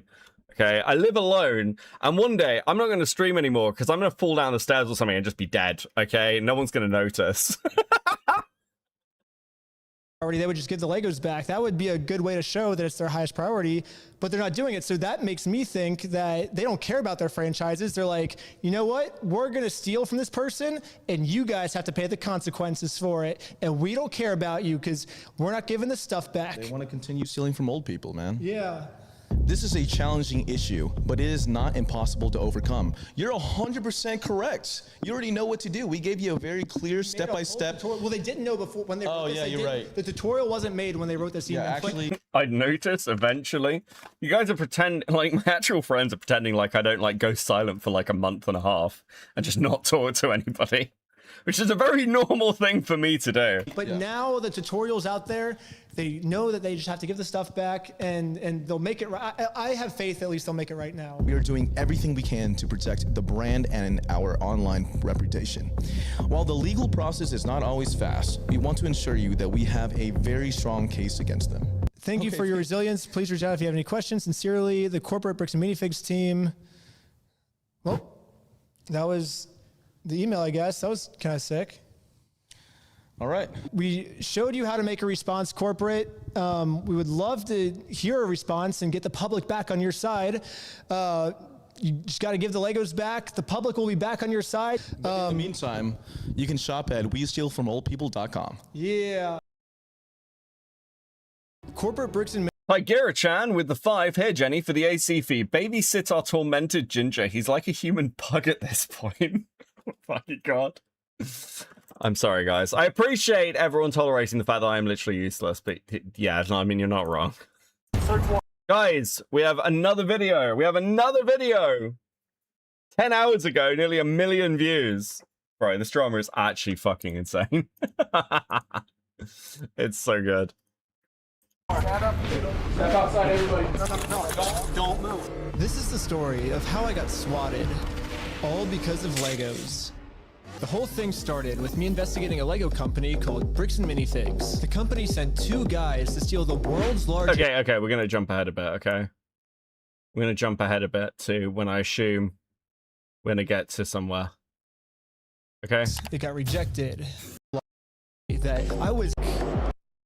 Right now, the 2 owners, Joshua Johnson and Brandon Best, probably think that they're safe by closing out the store. Once again, not doxing. For anybody who's like, this is doxing. This is not doxing. But the reality is, I can literally just sue them all over again, but personally this time. So I started to file my lawsuit. But right after I filed this court case, it got rejected. And the reason was, I failed to demonstrate a good faith effort to resolve the dispute prior to filing. Basically, before this court case can get approved, I have to at least attempt to settle with Josh outside of court first. I tried calling Josh, but I'm blocked. I'm sorry. Man. So my only option left is to travel to his house to have this conversation in person. Basically, if Josh wants to save the day, I got him a trophy that says, Joshua Johnson saved the day. And we'll give him this trophy, but he has to give the Legos back first. So we started driving to Josh's house to have this good faith conversation the court requires us to have. We're in Josh's neighborhood. Oh my gosh. But when we showed up, Josh was already outside talking on the phone to someone. Oh my gosh, okay, Josh is outside on the phone. That's crazy. Wait, do I interrupt his phone call or do we just like wait? Interrupt his phone call? No, probably not. I thought it would be pretty rude to interrupt his phone call, so we parked around the corner and decided to wait for him to get off this call. I like how we should have this conversation outside. Right. Taken with the 50 Swedish. Becky, baby, why this color? That's just for the first goal. Anyway, if you were away from Twitter for more than 2 weeks, I'm calling the police. Thank you. Wait, why are we on this color? We shouldn't be. Okay, well, we're on this color for a little bit. We're on this color for a little bit. Fuck, I'm not resetting the goal again. I don't know. I didn't put it on that. I swear. I swear. Actually, maybe I did because my browser thing reset. Fuck. He doesn't want to get his wife involved. He's hiding something. Everything's good, honey. What the heck? I'm pretty sure Josh is on the phone with corporate Bricks and Minifigs. And the reason I think that is we were actually just there right before this. Okay, pulling up to Bricks and Minifigs headquarters. The plan was to give them one more chance to do the right thing before suing them again. While we were there, one of the corporate employees answered the door and told us he would get the CEO to come talk to us. Okay. Hello. No, they said they're getting some guy to talk to us. We're just waiting. I can already tell you right now, no one's coming out to talk to you guys. Really? But they told us that they were. I know. Since Josh only lives like 15 minutes away, they must have informed him that we're in the area. Because a few minutes later, this happened. Dude, the police just showed up. What the heck? Why are the police at his house? Oh, there's another one, dude. 2 cop cars. 3 cop cars? Oh my gosh. Cop cars. Why is there 3 cop cars at his house? We didn't even walk up to his house yet. The cops are following us. What the heck? That's so crazy, dude. Obey every traffic law. He's got his lights on. Oh, shoot. He's pulling us over. My name's Officer Ashcorp Police. The reason I stopped you is the stop sign. You didn't stop that. I didn't? No. I thought I stopped. Wait, what? Yeah, you definitely stopped. You said you ran a stop sign? Huh? You said you ran a stop sign? I didn't see what happened. Yeah, I was like... Because we definitely stopped at the stop sign. Stopped. Yeah. I was so sure that we stopped at the stop sign that I actually requested all the police footage of this. And as you can see, we didn't even do a rolling stop. We fully stopped at the stop sign.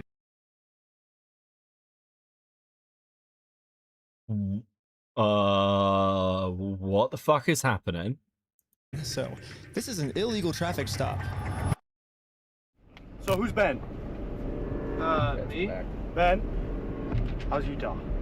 It's good. Like it? Okay, it's pretty... Dude, what the fuck? You are pulling over a YouTuber, being like, "Who's Ben?"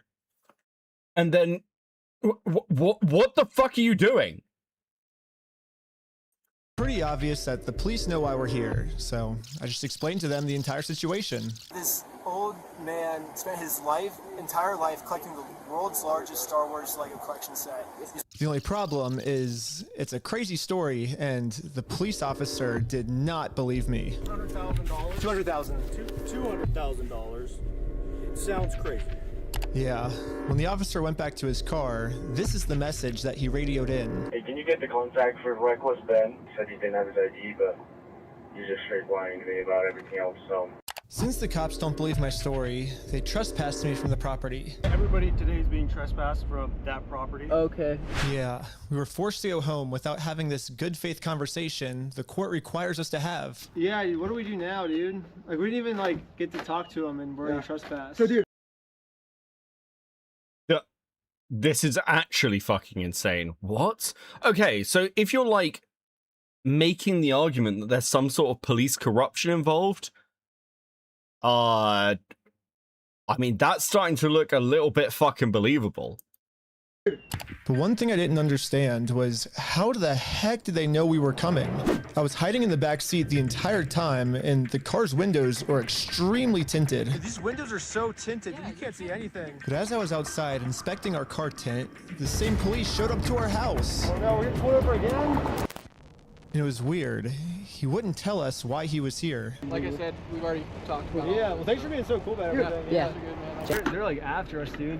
Anyways, since Josh clearly doesn't want to have this good faith conversation with me, I took his trophy and destroyed it. Yeah. Wait, guys, let's throw it off that thing.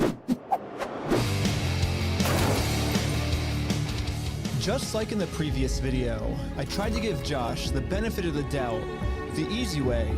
But again, Josh does not want to do the easy way. The only option left is to go the hard way. But before going the hard way, I actually remembered that there's another owner of the store named Brandon Best. Brandon is the guy in the security camera footage that illegally kicked the first owner out of the store so he could steal all their Legos. I tried calling him, but I am also blocked. I'm sorry. The only option left is to show up to his house. Hello.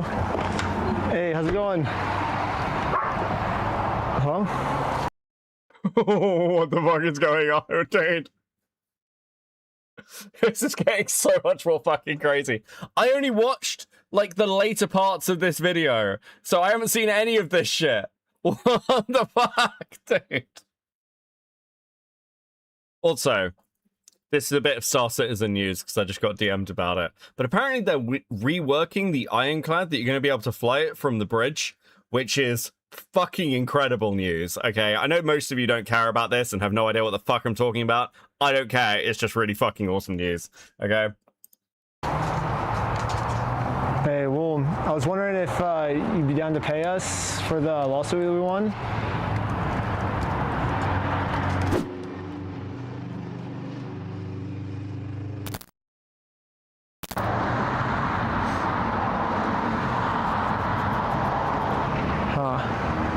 It kind of seems like Brandon doesn't want to have this good faith conversation to resolve this problem outside of court, and I gave him plenty of time to speak.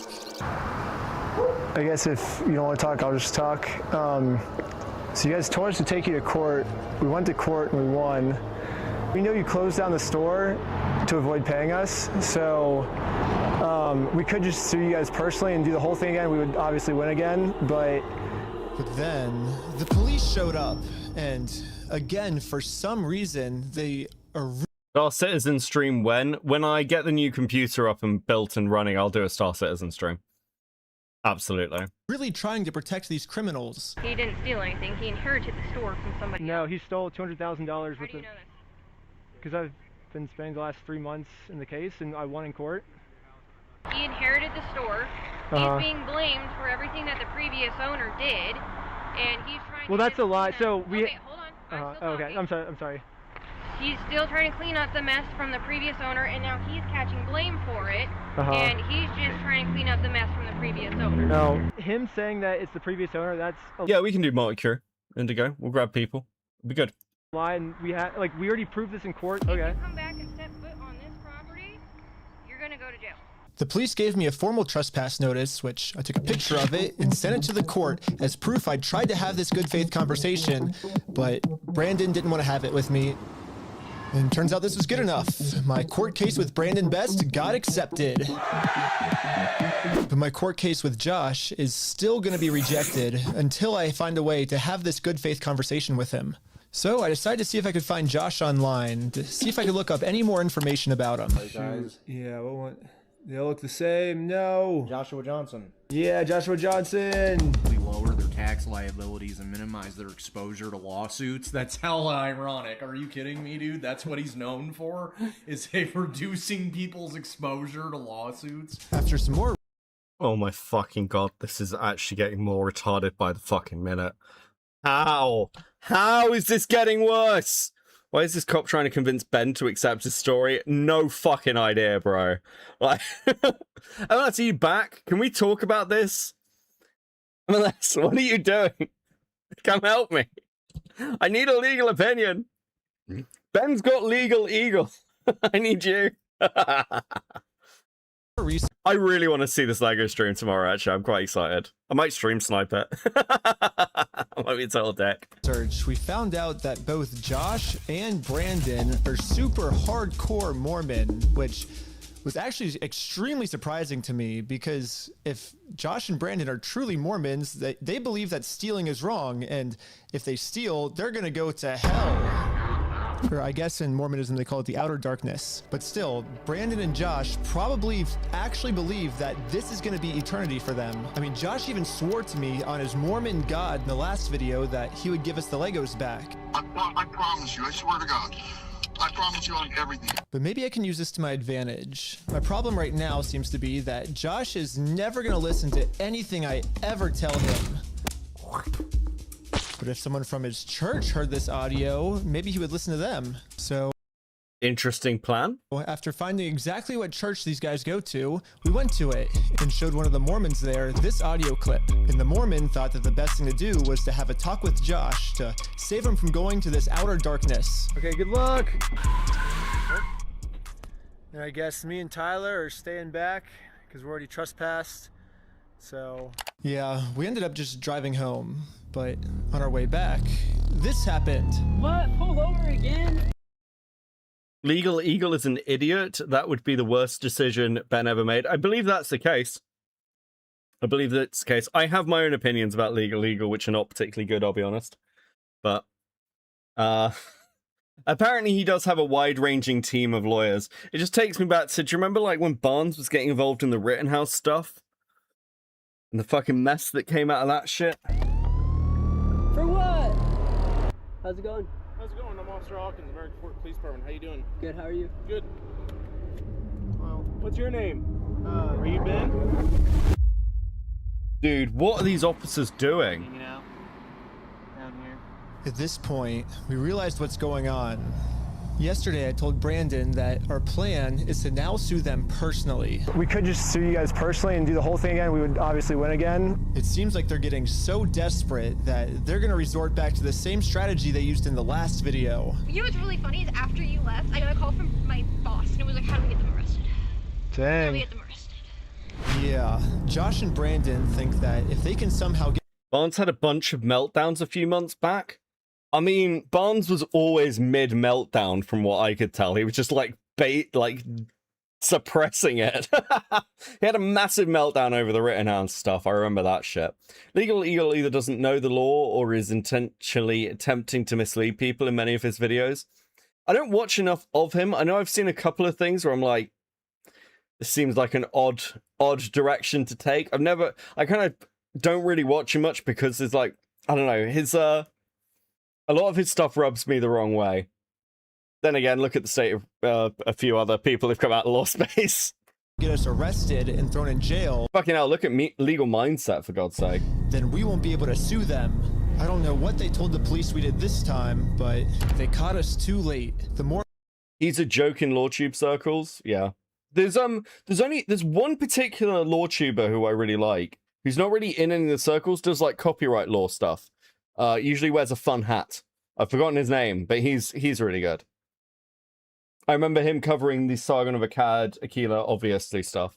Mormon kid was already on his way to Josh's house to save him from this outer darkness and bring him back to God. What's going on, sir? You're gonna sit on down here for me first. What brings you here? I'm just here trying to talk to Brother Johnson. Okay. I'm in the Harvard Second Ward. There's been an audio going around with the young men group. Okay. What's the audio that you wanted to play? Here's the audio. I'm not gonna screw you. You have my word. That's not who I am. I promise you. I swear to God. Oh, the cops are definitely being directed by the same cult as Bam. I mean, it does look like there's at least, what, collusion? Who's that? So, I guess from? That's him. No, I know that. I could tell that from the voice, but I was just gonna ask him, like, is he willing to give up everything like he said? Because he swore on everything. He swore on God. This might be a crazy ask, but could you take a selfie with me? But anyways, back to us. The police apparently got a call that we had heroin on us. this officer is going to conduct a search of your person because there are illegal substances in the vehicle. Really? So he's going to do that. I'm going to put this away, and then we'll be right. Don't reach in your pockets for me, okay? Bro, what? Hold on. So you've been talking to these guys, like you've been like watching all this stuff unfold, and now you're like, yeah, I think there's like heroin involved?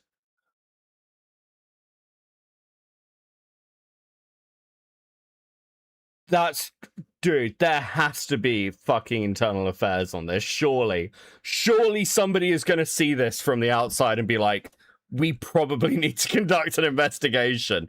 Because this is making, like, Yeah, this police department just looks fucking corrupt. Sounds good. Thank you. Ready for this? The vehicle will be searched. Okay. I'm gonna have you stick by with my sergeant.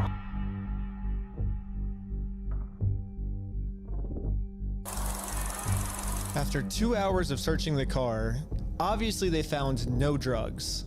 So he didn't find I explained to the police that we didn't have drugs, and the reality of the situation is that Bricks and Minifigs is so desperate at this point that they're willing to do anything to get us arrested so they don't have to pay for the property they stole. And the police was arguing back with just some of the worst comebacks I've ever heard, which is why I think the police actually redacted this audio in this clip, because if they kept the audio in, then the world would get to see how stupid the American Fork Police Department is. But anyways, even though we were passing every single drug test they gave us, they were still not going to let us go until we told them where the drugs were. Your eyes, for example, right? There's a constriction, which is dilated, and then... What the fuck are you doing? Yeah, we haven't found any drugs, but we do believe you're high. What? So I haven't been looking at this. I'll show him. Look, go ahead and look at him. I'll look at you? Yep. You do see it? So... It's crazy. I have no idea, because I've never done any drugs in my life. I don't do drugs, I don't do alcohol. I've never done any of that in my life. I'm willing to do any drug tests. Like, I'm very cooperative. I don't understand, what you're seeing in my eyes. I'm gonna have a discussion with this officer. And then the police department illegally redacted this conversation too. My guess is that they acknowledge that it's very obvious we don't have drugs on us. Fucking hell, bro! They're gonna try and pressure us into giving some type of false confession anyways. I'm not sure if you're lying to me or not, to be honest. I'm willing to take any drug test you want. I'm walking a very dangerous line, which should get you hemmed up a lot. Yeah. And you could end up in jail in Utah when you're from Cali. Okay. Not worth it, right? Yeah. We play differently here. Does that make sense? Yeah, apparently you do play differently here. Is this what the American... Like, dude, is this... I know people have been, like, saying, listen, this is just what the American police are like. Fucking hell, I thought we had problems here. Yeah. I'm willing to cooperate with you guys and do anything you want me to, because I'm not hiding anything. I can promise you that. I promise. We weren't giving the police a false confession like they wanted, so eventually I guess they just got tired and let us go. We'll let you guys go now, but you're walking a thin line. Just be mindful of that. Does that make sense? Okay. At this point, I've documented everything I've been through to the court, that I've tried to have this good faith conversation with Josh. He just doesn't want to have it with me. And because of everything I went through, my court case finally got approved. The police aren't normally this bad. This is a Utah thing, though LA is also pretty bad. God, I remember when I was like I was like 15, 16, and I was drinking on the beach with some friends. We had a bag of fireworks, like a bin bag full of fireworks. We got stopped by the police, and they were just like, look, I mean, what we were carrying was super fucking illegal. It was crazy illegal. Like, it was just a huge bag, like, we're all fucking minors. Huge bin bag of fucking fireworks. And the police were like, listen, just give us the fireworks, and put down the alcohol, and nothing will happen. We're like, yeah, here's a fucking fireworks, officer. There you go. That was it. That's all that happened to us. I look at shit like this and I'm just like, man, we did have it easy.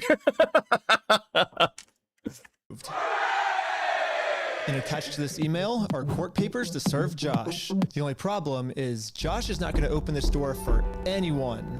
He wouldn't even talk to another Mormon. Instead, he just called the police on him in order to get Josh to come out. They really were just begging you to stop being annoying children? Yeah, pretty much. Listen, I mean, if they were arresting kids for drinking on the beach, they'd have been arresting kids, like, all they would have done is just arrest kids for, like, every weekend. Side, I'm really gonna have to get creative. So, I made this poster that says, I stole a dying man's life savings, and printed it out. Now I'm placing this poster in a public space right across the street from Josh's house. Yeah, it turns out this tiny patch of land is actually free for any person of the public to use. And since we have the freedom of speech, I am breaking no laws by doing this. So when Josh walks outside to take down this sign, I have a process server to serve him his court papers. But almost immediately, my sign got blocked. Oh no, he's blocking our sign.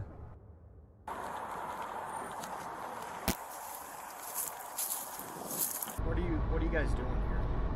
So we are in a court case with them and we have to serve them legal papers. So I explained to the cops the entire situation. I'm not going on his property. Right, no, that's fine. Yeah. That's fine. The police realized that we're not breaking any The police are just like, yeah, I mean, there's literally nothing we can do about this. laws, and they've been called here for a false reason, so they decided to leave. Awesome, thank you. This is going so much better than yesterday. So now it's time to serve Josh these court papers. And then we got the police called on us again. Hello. This man stole basically his family's life savings. So we're just here to serve him his court papers. Again, I explained to this police officer the entire situation. I wish we could just send him an email or a phone call, you know, but yeah, the court requires us to come in person for some reason, so. Again, the cops realized that we are doing nothing illegal and decided to leave. Now it's time to serve Josh his court. I like the way they've like just requested all the body cam footage and are using it in the video, dude. There's going to be a fucking ton of these, aren't there? We're going to be covering this for a while. Oh, I just mentioned, hey, Lawful Masses with Leonard French. That's the copyright dude I was talking about. I like Leonard French. Court papers. But we got the police called on us again. Hello. He's covering this. Dude, I'm actually interested to see what Leonard... How long is this? 34 minutes? We might watch this. We might actually watch this. I'm kind of interested in French's opinion. He's been pretty good previously from, like, online dramas. Yep, can I see those papers? Yeah. So this is what you're trying to serve him with? Yes. That's required by the court. Again, the police agree that we are not breaking the law. They've been called out here for a false reason. This guy told me that he could even just serve the papers for me. You okay if I give these papers to him? Yeah, for sure. Okay, just give me one. I love that story. I believe I told it before. They thought my boyfriend was a pedophile and had kidnapped a child. Me. Fucking what? What? Dude, it's really good. I'll have a look. I will. We may watch it after this one. Before we do the CEO stuff. 1 minute. Okay, thank you. Sadly, we can't see the police officer serve Josh because the police department redacted all of it. But the only thing that really matters is that Josh is getting served. He does not want the paper. So He's not want the papers? here's that back for you. Okay. Yeah, the police told me that they can't serve the papers. The police told him they can't. Is that legal? Surely the police can't be like, hey, you've got all the legal rights to serve this, but we're refusing. No fucking way can you refuse court papers. No fucking way is that legal. For me because I'm lying to them, and these aren't even real court papers. Not sure what this is. Brian has now been sued by BAM. What the fuck? Never seen something like that. To be honest with you. These are court papers. Okay. It doesn't have a judge's name or anything like that on it? Because it hasn't gotten to the judge yet. So this is serving him, and then we'll go to the court, and then the judge will be there. So the judge doesn't get involved until we're in court. Why is he saying that you guys went on the property? Because he wants us arrested, so he doesn't have to go to court. It doesn't look good when you've been trespassed. Yeah. Trying to serve papers. Well, I think it looks exactly how we're supposed to do it legally. This is the legal way to do it. Jenny, sorry, I don't want to be sued, actually. Thinking about it, I'm just not in the mood today to be sued. Bro, what the fuck? I need to make friends with some fucking cops. This is crazy. Is this how you get out of legal trouble? This is wild. Well, we have 2 or 3 incidents. Yeah, well, first, so they're incidents because he's lying to you guys. He's making them incidents. We came to do a good faith conversation, which is required by the courts before we can get a court case approved. So we did that. He called the cops on us. He lied to you guys saying that we had heroin on us. And we did a 3-hour search of the car yesterday. We found no heroin in the car. He's going to make up any lie he can to get us arrested. We are doing things the legal way, the correct way. The reason he's hiding in his house is because he's the criminal. If something doesn't look good, it doesn't look good for him, not for us. Go the legal. Hold on. We've got a story here, right. So I used to live in an all-white city. At night, my then boyfriend used to drive us around to spend time together. The cops used to pull us over all the time. I thought it was because I was black. Turns out that wasn't the case. Finally, one cop told us that all the police in the area were on the lookout for us. They thought he had kidnapped a child and that he was a pedophile. They were waiting for me to be brave enough to ask for help. What?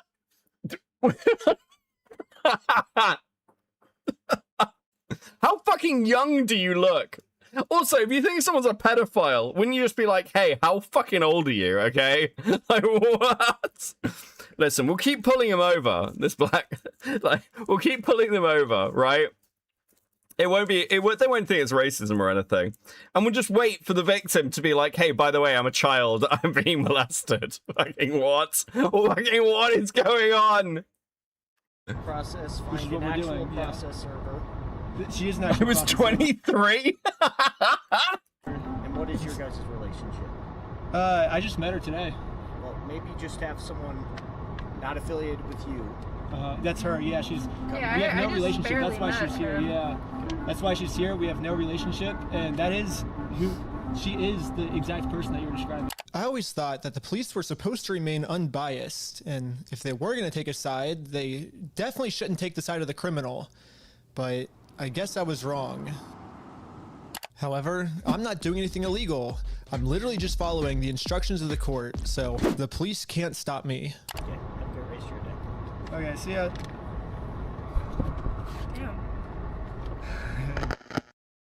Now that the police are finally leaving, it's time to game plan how to serve Josh. But then, you guessed it, we got the police called on us again. Oh, sure. The For paper? what? The serving paper? Yeah. Here you go. Well, Do they think it's a false case? What the heck? Thank you for holding. How can I help you? Trying to speak with someone to verify if Oh my fucking god, this is so retarded. a case is, just verify if a case is real. Yeah, looks like a real small claims case in our court. Okay, thank you for your help. That's all for today. Thank you.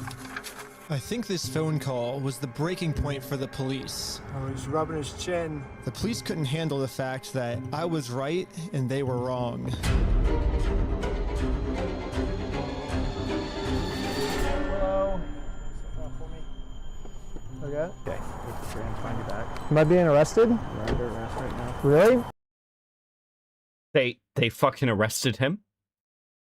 They arrested him? For trying to sue somebody? What the fuck? What is wrong with these people?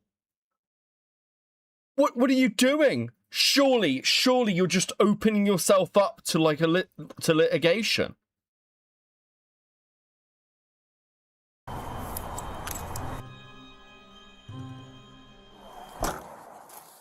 Ben got arrested.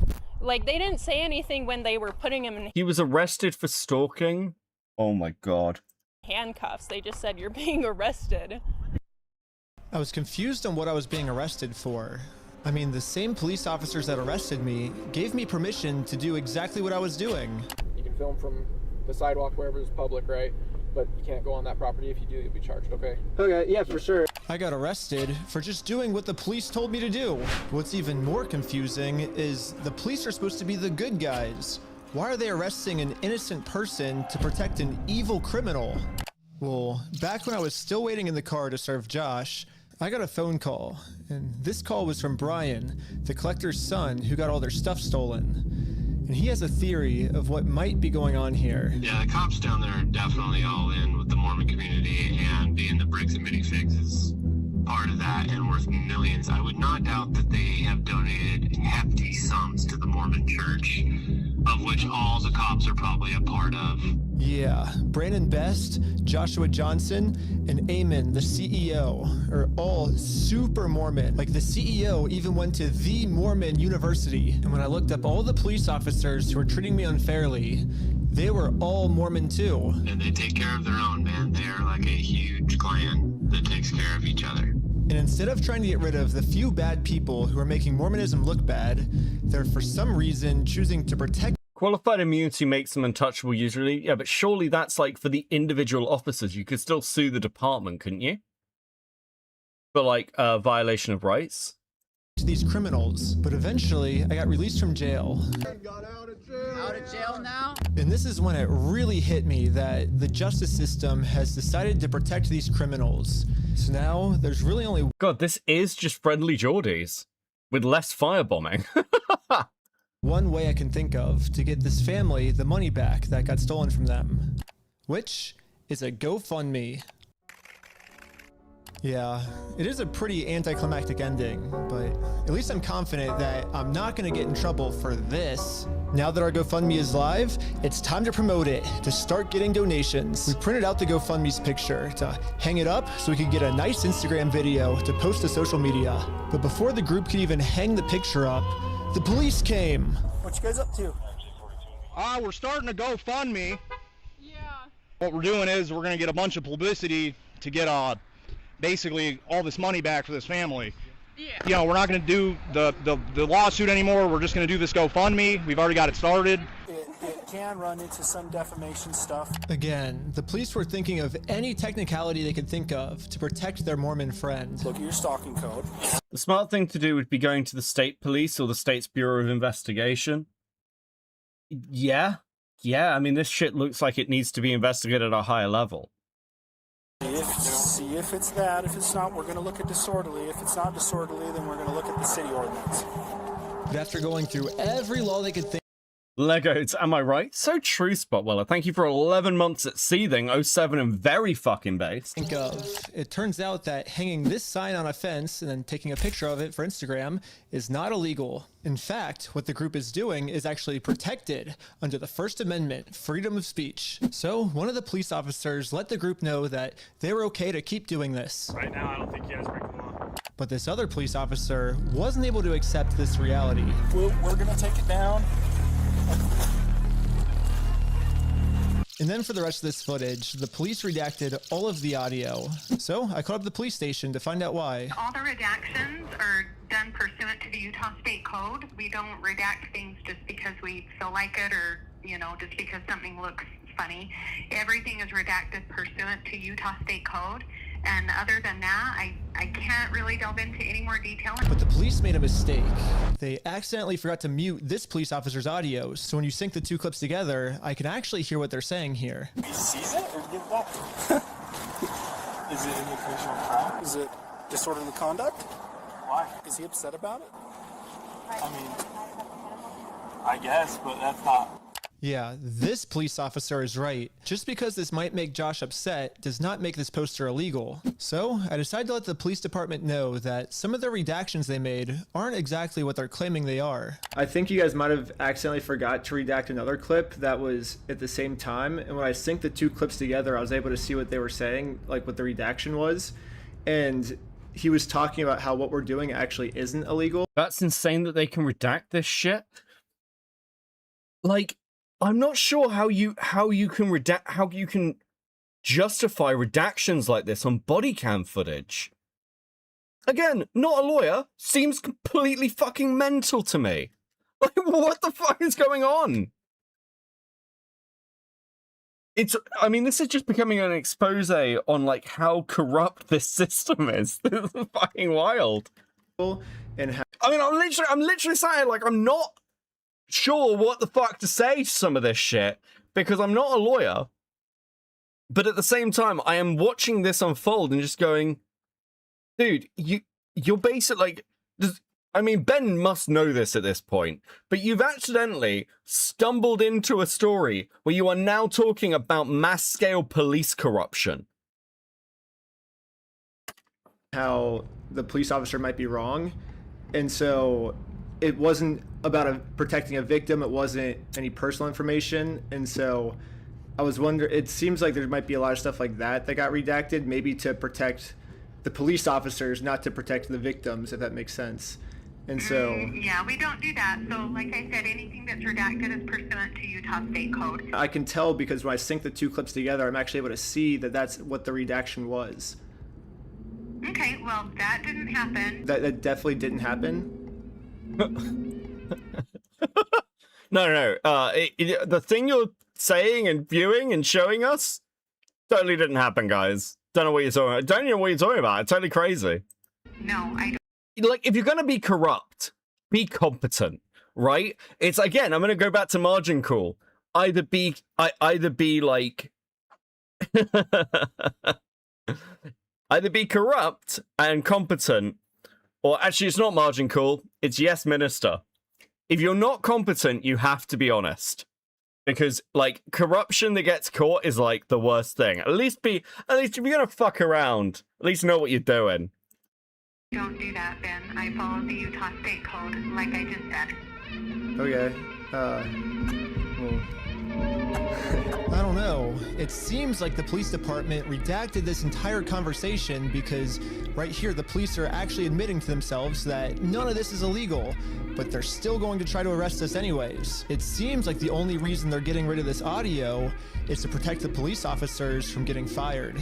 I don't know what the police officers are saying in this next clip, but I'm pretty sure they're scheming up a way to get the group arrested, because this is what happens next. And Lieutenant Adamson can correct me if I'm wrong, but we're going to seize your phone right now. Do not do that. You understand me? Right now you're attempting to destroy evidence. Okay? Put your hands behind your back. I was just locking my phone. Okay, I'm gonna switch over to the police officer's body cam POV so we can dissect what just happened. First, the police officer asks if he can confiscate Sheldon's phone, so Sheldon says, okay, and reaches in his pocket to give it to him. But at this point, Sheldon sees that his phone is unlocked. And at this moment, he decided that before giving it to the police officer, he was going to lock his phone, which is totally legal. There's no search warrant, so Sheldon is legally allowed to lock his phone. Bro, what the fuck is wrong with these guys? But as the police officer saw Sheldon's thumb moving towards that lock button, he snatched it out of his hands. And now the police officer's claiming that because he tried to lock his phone, he's destroying evidence. Silence. Yeah, I was giving it to you. Stop talking. I was Stop giving talking, it to you. Okay? It's That's on a problem. it's on my money. Look, it's on my wallet. I was turning it off. Right now, this phone is being seized as part of this investigation, and you're being arrested. Okay? Let's put him in the back of the car. Don't worry, it gets worse. Holy fuck, bro.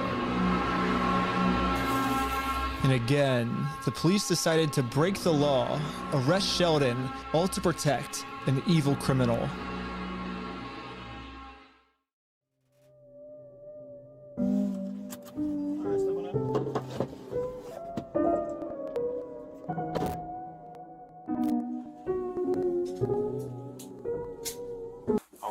My name's Detective Nikosha. I work here at the police department.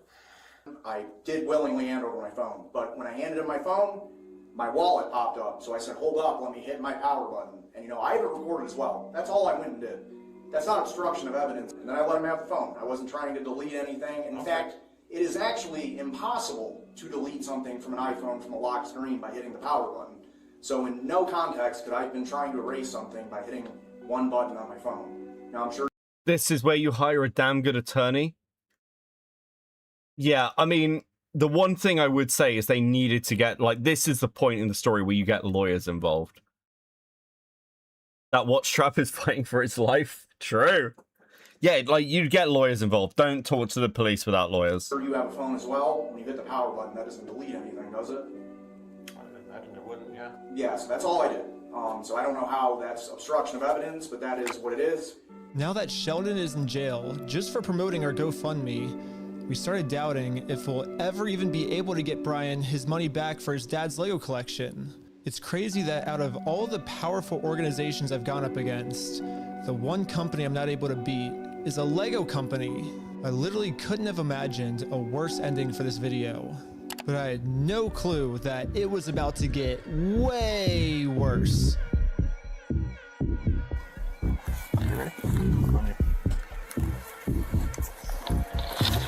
Ashcorp Police Department, make yourself known.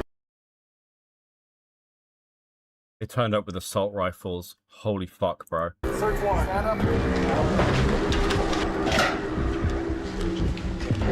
Step outside, everybody. Come on. No. Don't move like that. You understand me? Don't move like that. Okay? Yeah, this cop pulled my arm so far back, it dislocated my shoulder. He claims it's because I was attempting to make an escape or something. Don't move like that. You understand me? Don't move like that. Don't move quick. Everybody just chill. But if we go back a little bit, you can see I was being completely still when he grabbed me, and I actually made 0 quick movements. So this police officer is just straight up lying so he can give me a serious injury. Included in the warrant are Legos. Yes. The police department got an official warrant to search our house for stolen Legos. I should have seen this coming. Josh did threaten me in the last video that if I go out... Keffels moment? Hey, Hugh, thank you for the 5. Bro, no, this isn't, like, this is what it actually fucking looks like. Holy shit.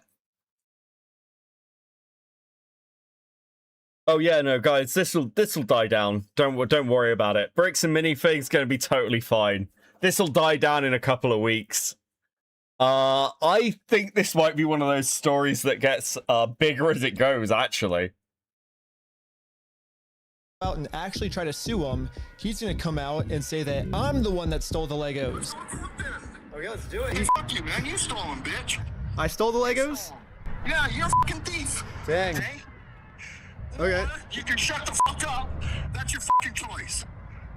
I'm gonna fast forward a little bit just to give you guys some context, but I actually got a copy of this warrant. The reason they were searching our house was, it says, there is now certain property or evidence described as any stolen merchandise, specifically Lego merchandise.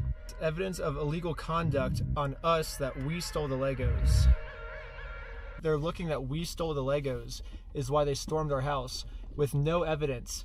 And this is after he's been proven to make up stories about us before. And so now he's just pulling something out of his butt. Oh, they're the ones that stole the Legos. And for whatever reason, the police take him seriously, even though he's acting like a crazy person.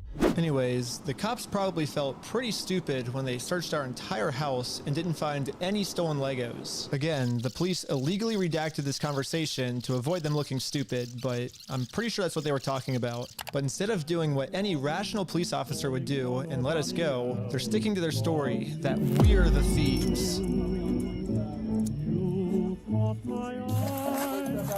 I've got a feeling I'm falling.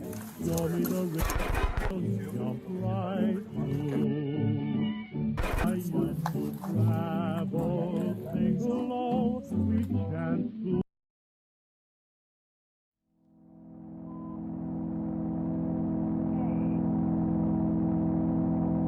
Back right? Yep.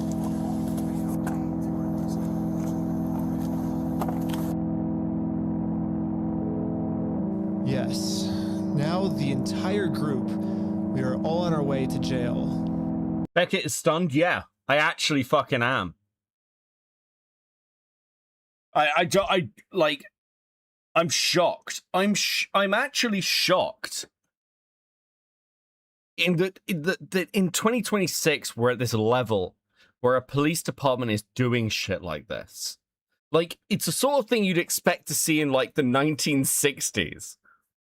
It is crazy, actually crazy, that small-town departments are working in this way without oversight and without anyone stepping in to be like, yeah, like, you actually can't keep doing stuff like this because no one has any faith in the police. It's fucking insane. I am also thinking of the stuff that's happening in the UK currently, where increasingly, like, and some of it is misinformation. There's like a particular story you may have seen where police officers turned up at somebody's house and wanted to seize the daughter's phone. And like that story, actually, when you pick into it, is a bit more complicated. They actually were like, there was claims that from this daughter's account, there was posting of child pornography. And the police were checking for that. It wasn't for like racist Facebook posts. So it's hard to make heads or tails of like what's misinformation and what's real. But there's definitely stuff going on where like the faith in the like police in general is just degrading at such rapid levels. On like look at the stuff that's happened with the Geordies in Australia. When you look at stuff like this in America, when you look at the stuff that's happened to this young lad, the stabbing victim in the UK, all the grooming gang stuff that gets brought up. the general faith in the police, and this isn't just like the big things, right? Like I think I've said before, in the UK, I know people who've been burgled and the police go, yeah, we're just not investigating it. In fact, in the like red button, blue button video that I put out, I made a little dumb fucking very cringy old style joke about this shit. But yeah, like there is a genuine problem where it's like, you can't, people don't feel like they can trust the police to give them like a fair shot anymore. And that is terrible as a situation for a society to be in, because people will just stop phoning the police and start trying to deal with them this stuff themselves. And we are increasingly seeing shit like that. Teddy with a 10. So hold on, this started with a guy trying to help a guy with his Lego collection, and now he's just fighting the police? Yes. And seemingly an entire county. Kick in with the 50 Swedish. Guys, how do you feel about Blue Lives Matter? I have feelings, dude. Yeah, this is... I remember there was the stuff with the school shooting where police refused to enter a building where there was an active shooter. And the court ruled that they don't have... Like, police aren't there to put themselves in danger. And it's like... You kind of are, actually. That's kind of the expectation of a police officer. You are there to put yourself in danger to protect the public. That's your job. In the opinion of most people. If you're not there to put yourself in the way of harm, then the expectation is that people have to do that themselves and you clean it up afterwards, which is not really what we want our police to be doing. An armed society is a polite society. Yeah, I mean, it may surprise people because I'm a Brit, but I am very pro-gun ownership. I'm very pro-home defense ownership. I think it is absolutely fucking insane in the UK that guns are so restricted. Because it's not like we don't just have problems with other things, right? But yes, you know, I've always held this position. I was taught to shoot at a very young age. You know, I was taught to shoot rifles and shotguns from a very young age.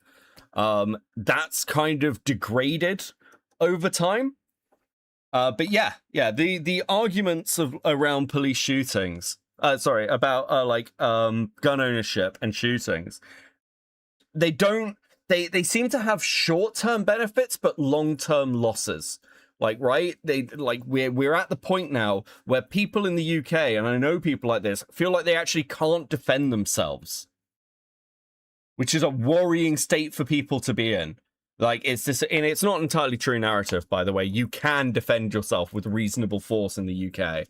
But there's an entire narrative online that the UK is like, you cannot defend yourself at all. And some people do believe that. Again, not true. You know, if someone breaks into your house in the middle of the night, you can absolutely defend yourself against them. You will not be arrested for it. You might be taken in for questioning, but as long as you're like, yes, I use reasonable force against an attacker.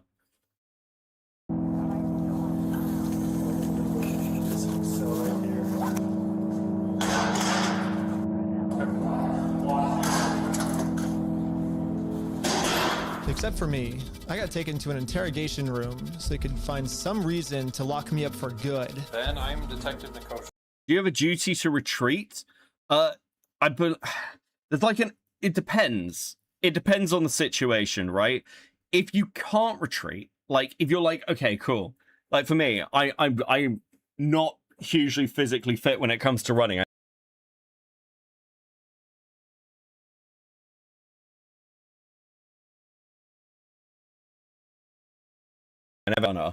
I'm just not built for it.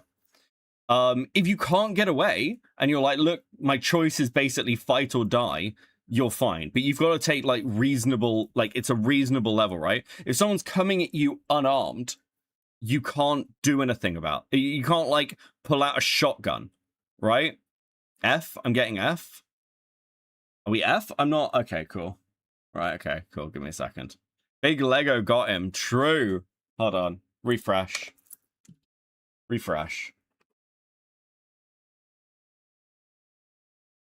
Yeah, I just refresh. Sorry about that, guys. Yeah, you have like a duty to like it's like reasonable force in the UK. So if someone comes at you unarmed, you can't just shoot them. Basically, that's the expectation. Last time, I was able to get released on bail. But this time, they're requesting that I be held in jail a month until my court date. But there's honestly nothing for me to hide, so I went through the entire story with them to show the detective that this whole thing is just a big misunderstanding. If you think about it, 83-year-old man versus $400 million company. Even though the $400 million company's in the wrong, they're gonna win, you know? I wish we could just send him an email, like show up to court this day. That would be so easy for us, but this is how the law works. Like, that's not my fault. Like, I don't make the law. If I made the law, send him an email, and they're like, he doesn't want your papers, you just have to figure it out civilly. I'm like, this is the civil method, you know? Like, to do it civilly, you have to serve. They're like, well, then just sue him then. I'm like, that's what we're doing. Like, you see how this is a circle? I am very interested on Josh's side of the story because I think he said, might have said we had heroin in the car or something, and they did like a 3-hour search on our car. Obviously no heroin, so I don't know what Josh is telling them to... Any progress made yet? It's got even fucking worse. It's not working for us. So let's do a GoFundMe. Right after I mentioned this GoFundMe, the investigator wanted to leave the room. Hang tight here, and then I'll be back with you, okay? Okay. Okay. Something about me mentioning this GoFundMe really caught his attention. All right. Good. Well, I'd just like to know more about this, like, GoFundMe. Like I said, I have no idea what's going on. Yeah, we were just trying to get, so basically what ended up happening is Ben got arrested, which we were pretty blown away he got arrested, but I'm like, all right, I'll take over now. Like, I don't want you to get in any more trouble. And he's like, yeah, I can't get in any more trouble. Like if you take over, like that, you know, that was my decision. Yeah, so I mean, I don't know. What other questions do you, like, I guess, have? Because there's not really, I guess, much else to say in the situation, to be honest. That's just the whole thing that just happened. I mean, I'm honestly, like, kind of shocked to be arrested at this point for that. Yeah, this is definitely a very strange thing to be getting interrogated about, especially considering from my angle and the evidence I've seen, the overwhelming evidence that they just blatantly stole from this guy. It's like us trying to then do a GoFundMe to get him his money back, and I'm the one, you know, getting put in cuffs. It's crazy. I guess the detective didn't get what he was looking for, so he decided to interview the rest of the group. It sounded like a great project to me. I was like, okay, like, it's for a good cause. How are you doing? And for some reason, he was trying to get all of them to admit that the GoFundMe was my idea. Hello. Obviously, Ben was behind the GoFundMe idea as well, right? I don't know whose idea that was, because I kind of just started, I think they... But he was supportive of it as his channel, right? He said, oh yeah, let's do this for the channel, from my understanding.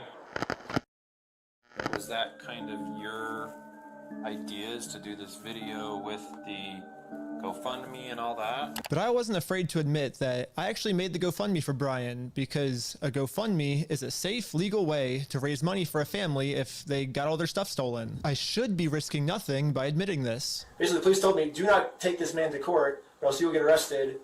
And so I was like, just thinking, and we're like, let's do a GoFundMe, you know? And that was our solution. But I was wrong. We're gonna book you back into the jail, okay? The creation of the GoFundMe, right? We're blasting. So, like, I'm assuming this is a harassment argument. This person all over saying, hey, he's... So creating the GoFundMe was illegal? When I asked the detective how creating a GoFundMe was probably... They've won by default in the small claims court. ...probable cause to send me to jail, this was his response. A lot of this stuff you may have to just get an attorney and fight it in. It's really obvious how this detective is just looking to incriminate Ben and is not concerned at all about justice. Yeah, I mean, this is one of the reasons we say never talk to the police without a lawyer present.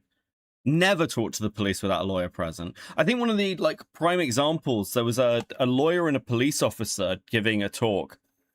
And both of them said never talk to the police without a lawyer present. And it's like, you don't know what's illegal. You're not a lawyer. So, for example, like the example they gave is like, let's say you get stopped at traffic and you've got some lobsters in the car. Now, did you know that crossing state lines with shellfish may be illegal? And it may be a federal crime? So you may think, hey, I've got some lobsters in the car. They're not drugs. Lobsters aren't drugs. They're lobsters. But you're actually admitting to a federal crime. It's shit like that you don't know the law well enough to talk to the police without a lawyer. That's why you need a representative. Just refuse to talk to the police. Just be like, no, listen, I am not going to talk to you without a lawyer present. People get trapped into this because they think I'm innocent, therefore I don't need a lawyer. But actually, you might not be innocent.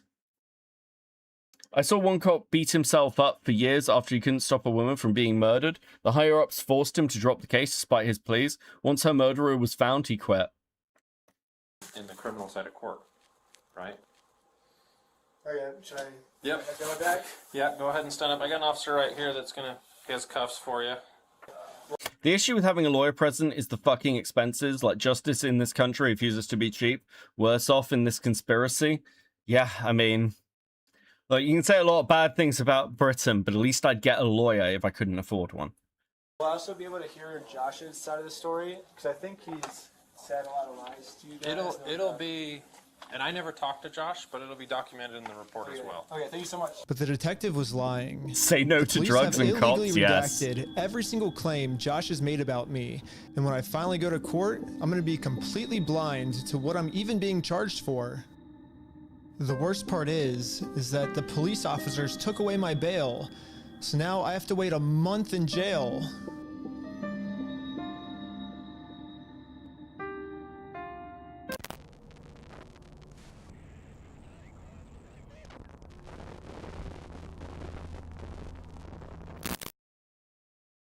However, Lio, only trust your fist. Police will never help you. Thank you, Lio, for the 5. I ended up getting extremely lucky. When a judge ended up reviewing this arrest, they thought the whole thing was so stupid and ended up releasing me on bail. So now, at least I'm a free man until my court case. Let's go, man, baby.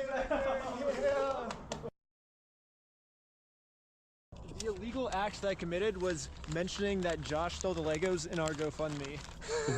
So if you say who the thief is. Okay, you guys can stop pestering me now. Or caring about me, I guess. Jenny has hooked me up with a sweet AC. It'll be here in a couple of days. Thank you, Jenny. For us to do that. Now, I just have to wait for court. And honestly, I'm not excited. My entire life, I was taught if you steal from people, you get in trouble. And if you help people, you get rewarded.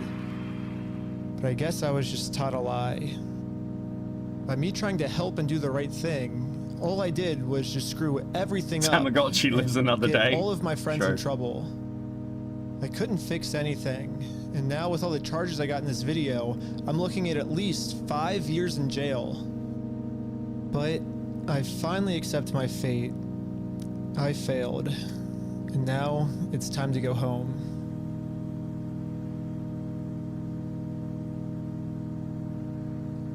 But before I made it home, one of my roommates called me saying that a police officer just showed up to our house.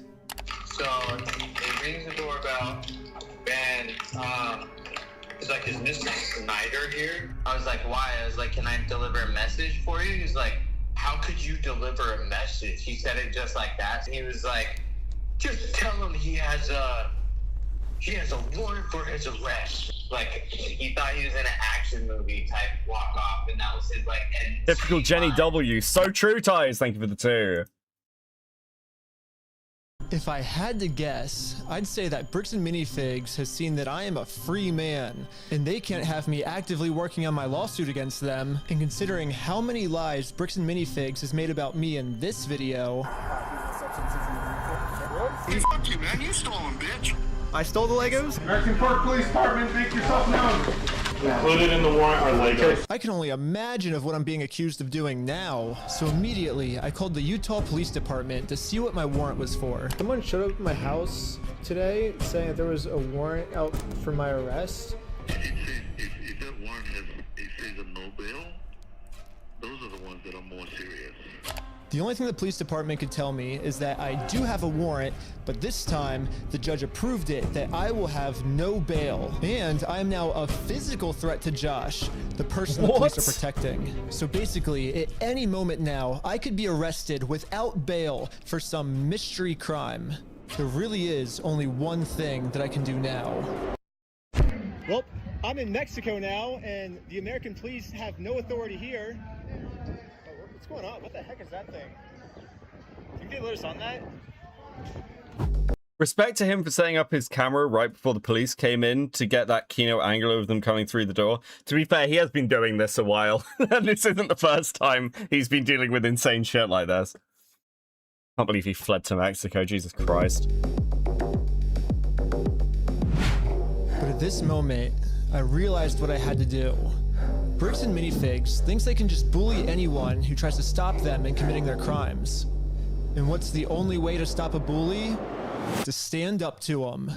If me posting this picture online once got the city this upset where they had to arrest me, just think about how upset they'd be if thousands of people started wearing it. Which is why the picture that got me arrested, I'm putting that picture on a shirt. And you can buy this merch at... Now, I do need to point out this is also illegal on his part, yeah. So, fleeing to Mexico, insanely illegal, actually. WeStealFromOldPeople.com. So go right now. It's gonna be sick. And yeah, all of the law enforcement that's protecting Bricks and Minifigs is gonna be pissed. But there's nothing they can do because I'm in Mexico.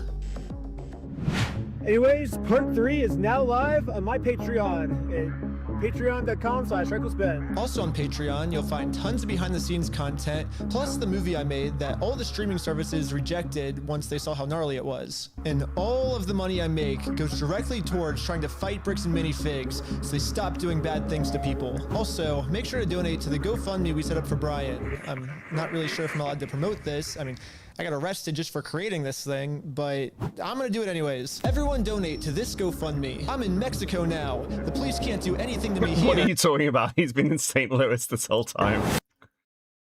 Oh my god. Okay. Look, I really want to see this. Imagine spending 15 years and around... So we're gonna jump ahead to the consignment law trap. Let's have a look at this. This is Leonard French. Leonard French has traditionally been pretty good. Let me start with consignment law, because I suspect most of you, if I asked, would tell me that consignment is when you let a store sell your stuff and you keep ownership until it sells. The store is just a babysitter. Okay, hold on. Let me just... enter reckless Ben, interference with lottery, fraud, and execution. This might be for another day, actually. My autopsy. Let's just hear his autopsy. Let me close with my autopsy. Bricks and Minifigs faced a defendable conversion claim in November of 2024, settling for the wholesale value of the consigned property somewhere between $60,000 and $100,000 would have... Okay, so that's what I said about the article. That's their wholesale, that's probably their wholesale valuation. And that probably would have saved them from a lot of this. Ended this dispute with no public-facing damage to the brand. That's what competent franchise counsel would have advised. What they did instead, in roughly chronological order, they terminated the franchise with no advanced notice. They took an inventory that included third-party property. They placed an inventory contractor in the store who then bought the store. They denied the existence of a consignment that was publicly documented for a year. They refused to return the property after written notice. They continued selling identifiable third-party property. They threatened the consignor with litigation costs to discourage suit. They responded to public pressure with franchisor independence boilerplate. They declined to appear in 10 separate small claims actions, defaulting in all 10, and the day after the defaults entered, they closed the store. 18 months later, where are we? The franchisor is a defendant in a civil suit by the former franchisee. The former location is closed under a $100,000 default judgment. Oh, so I heard that there's another lawsuit going on as well with the former franchisee holders. So, like, there's a whole another element to this that we haven't covered, but someone did send me a video on, which might...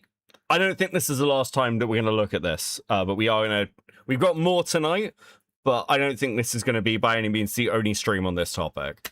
The Reckless Ben video has over 250,000 views and counting. The Bricks and Minifigs brand is publicly associated in collector communities with the phrase, "We stole a family's life savings." The Marion County District Attorney is actively evaluating felony theft charges, and unrelated franchisees around the country are absorbing reputational damage from a dispute they did not create and could not have prevented. Every single step of escalation was avoidable.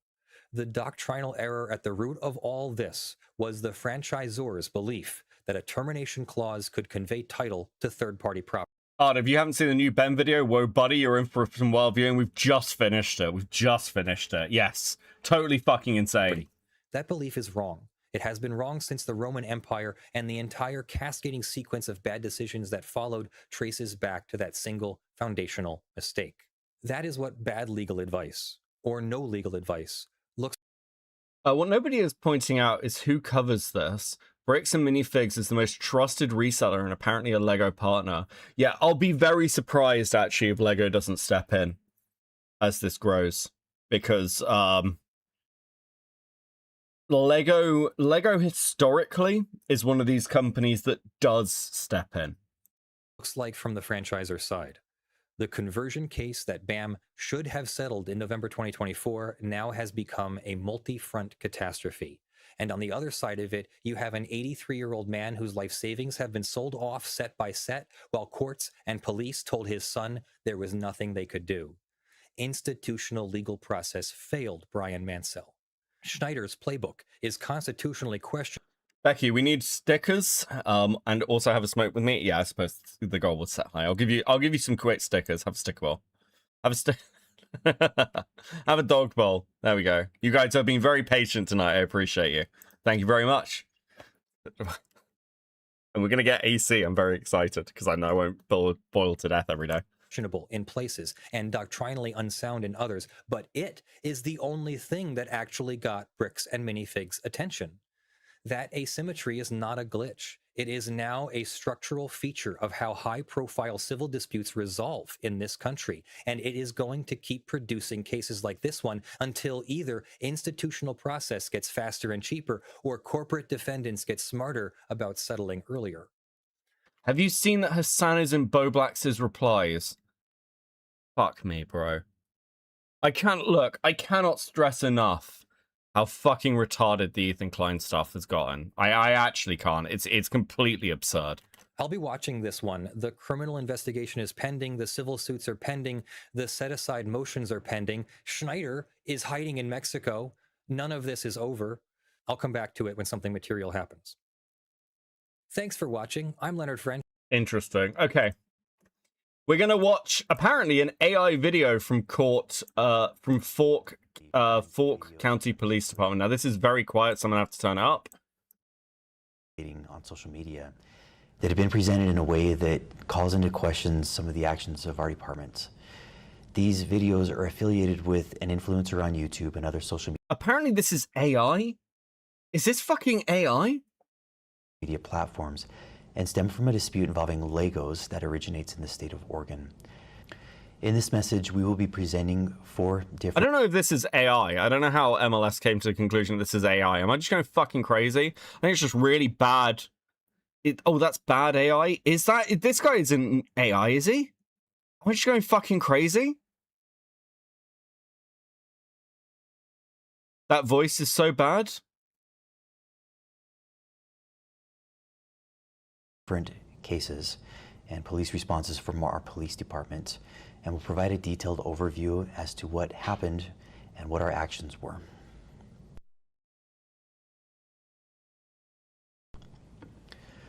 On March 8th, 20... I don't think the voice is AI. I think the voice is a genuine recording. 26, an American Fork resident, Joshua Johnson, requested phone contact from the American Fork Police Department regarding a suspicious individual who had earlier arrived at his home. Officer Tonga with the American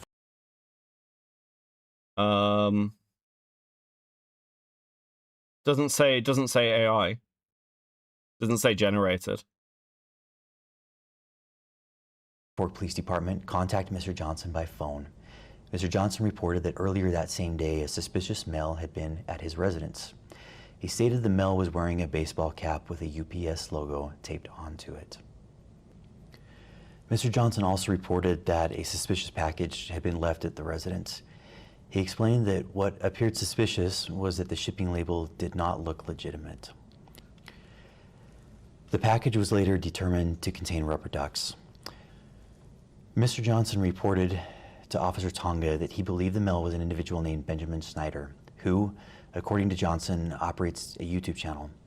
Mr. Johnson further explained that civil proceedings were occurring in Oregon and stated that he believed Snyder was sending individuals to his home to harass him. While Officer Tonga was still on the phone with Mr. Johnson, Johnson reported that 2 females had exited a vehicle and were walking toward his property. He also reported that a male driver remained inside the vehicle. Officers Tonga and Richardson responded to the area. Officer Tonga contacted the driver who... What the Which time? You turned up multiple times. Identified himself as Benjamin Adams. Although Adams initially stated he was there for unrelated reasons, he later admitted he had been filming Mr. Johnson while Johnson was walking around the exterior of his residence. Adams told Officer Tonga that an individual named Benjamin Snyder had flown into Utah on March 7th, 2026, and had contacted Adams requesting assistance with filming, for which Adams would be compensated by Snyder. Video or it didn't happen. I mean, they've got the fucking body cam footage. Adams reported this. But they keep redacting it. I mean, they keep... Fucking every level of this story is so crazy. It never needed to... This is one of those things of like, this literally could have been an email. This literally could have been an email. And it's like, trashed a corporation. What the fuck is wrong with these people? Lie with the 5. Bro, the description has a link to a Dropbox that has the official paperwork and recordings, including full docs info. Okay, look. We need to be real clear about all this shit. No one is being doxxed in this, okay? These are public records for ongoing court cases.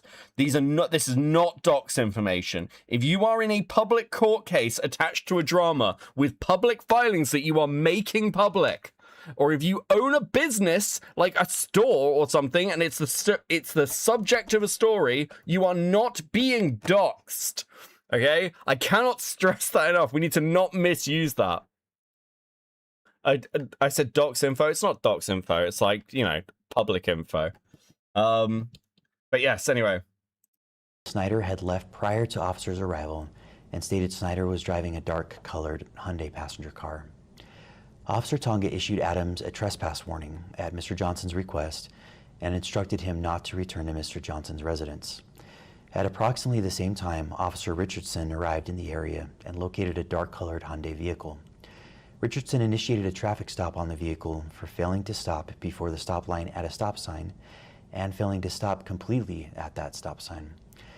Richardson contacted the driver, who identified himself as Tyler Shaw. A rear passenger also identified himself as Benjamin Snyder. When Officer Tonga... Wait, which stop is this? ...arrived at the scene of the traffic stop, he spoke with... This is the traffic stop. This is the traffic stop where they pulled them over. Hold on, we need to go back. We need to go... Bro, this voice is sending me over the edge. What is your excuse for stopping them when the body cam clearly shows that they did not run the stop sign? Adams reported that Snyder had left prior to officers' arrival and stated Snyder was driving a dark-colored Hyundai passenger. Okay, so after being at the house... or trying to go and make... These are different events, aren't they? These are totally different fucking events. What do you mean? Like, they left... they left to go see Josh. At least that's what Ben's claiming. And then the police pulled them over using the excuse of a stop sign. Car. Officer Tonga issued Adams a trespass warning at Mr. Johnson's request and instructed him not to return to Mr. Johnson's residence. At approximately the same time, Officer Richardson arrived in the area and located a dark-colored Hyundai vehicle.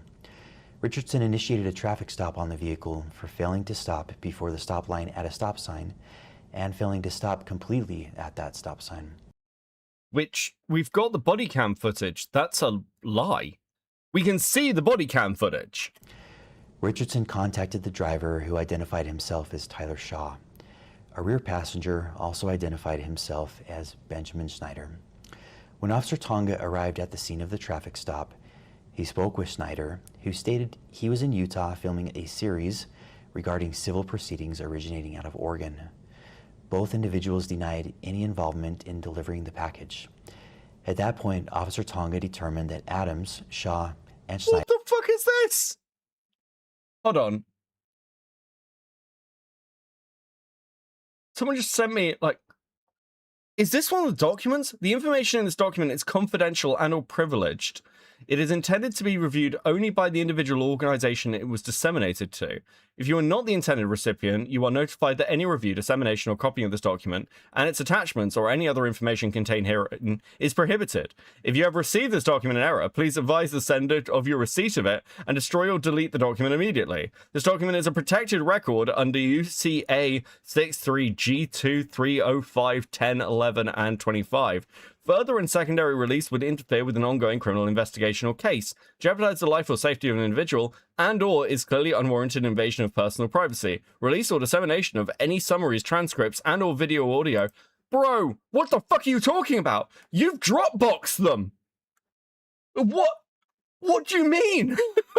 Did you Dropbox confidential documents? Are you fucking for real? This is totally fucking insane. What are you doing? What do you mean? So what, if I take this... By the way, I think this actually kind of is docs information, as it's not lawsuit filings, but police reports, and I think they've redacted things other than the other guy in them. What? Oh my god.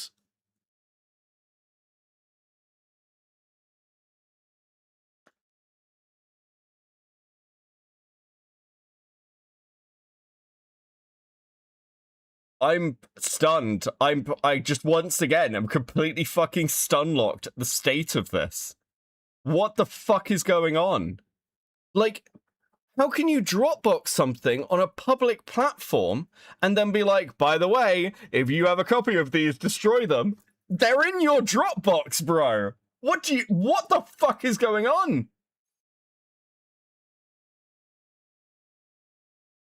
Also, yes, I do want that to be a sticker. Hold on.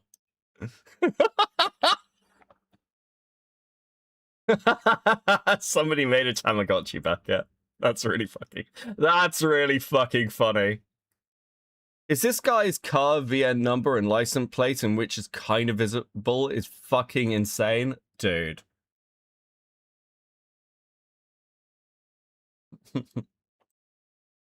That's genuinely hilarious. Yes, make that into a sticker. Absolutely make that a sticker. Snyder did not appear to have committed any violations of Utah's criminal code. Officer Tonga advised Shaw and Snyder that they were trespassed from Mr. Johnson's property and could not return. Both individuals acknowledged the trespass warning and were released.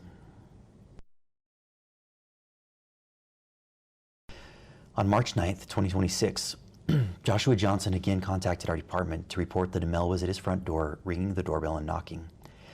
Mr. Johnson reported the male claimed to be part of a YouTube initiative, and Mr. Johnson stated that the male was harassing him.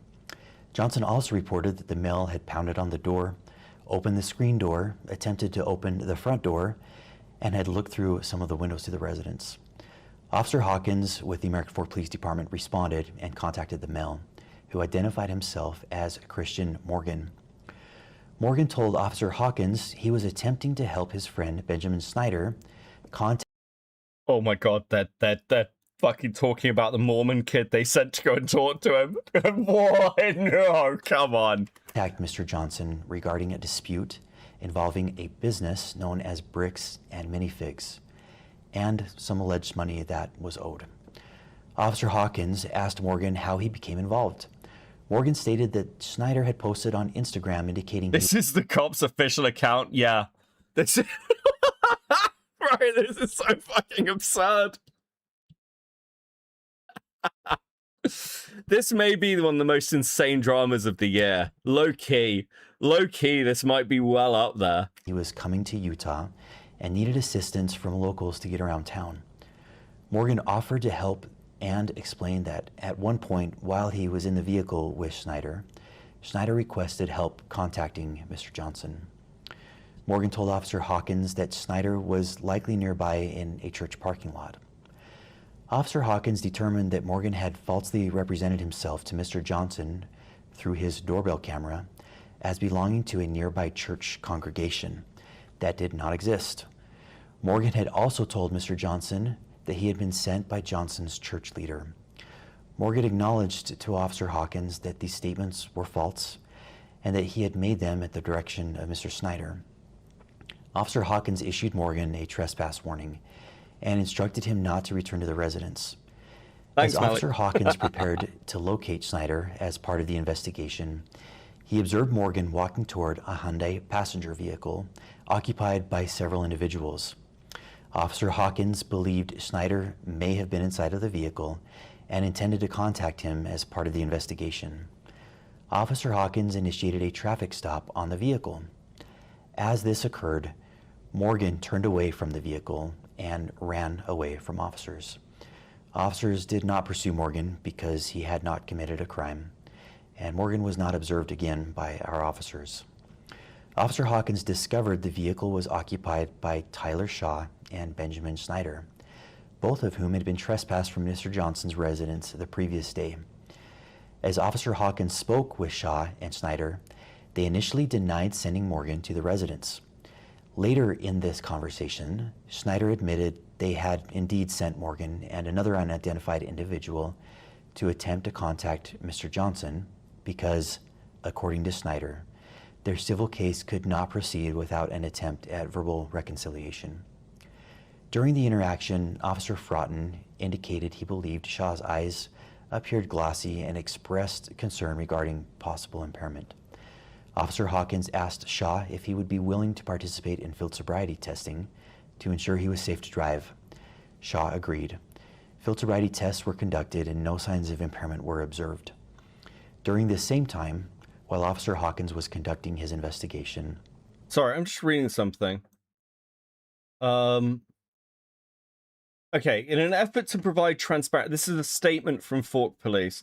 In an effort to provide transparency and address misinformation currently circulating online, a link to a public records folder has been included in the video description. The folder contains the department's body-worn camera footage, in-vehicle camera footage, police reports, and other documents associated with these cases. All these items are public records. Despite claims that have circulated online, the department is not currently seeking Benjamin Snyder as of May 29, 2026. There are no active warrants for Snyder in the state of Utah. Wait, what? They arrested him. There's bail set. So have they dropped their case? Like, that could be careful wording. So Ben isn't being pursued and can be in Mexico. Certain portions of the body-worn camera foot.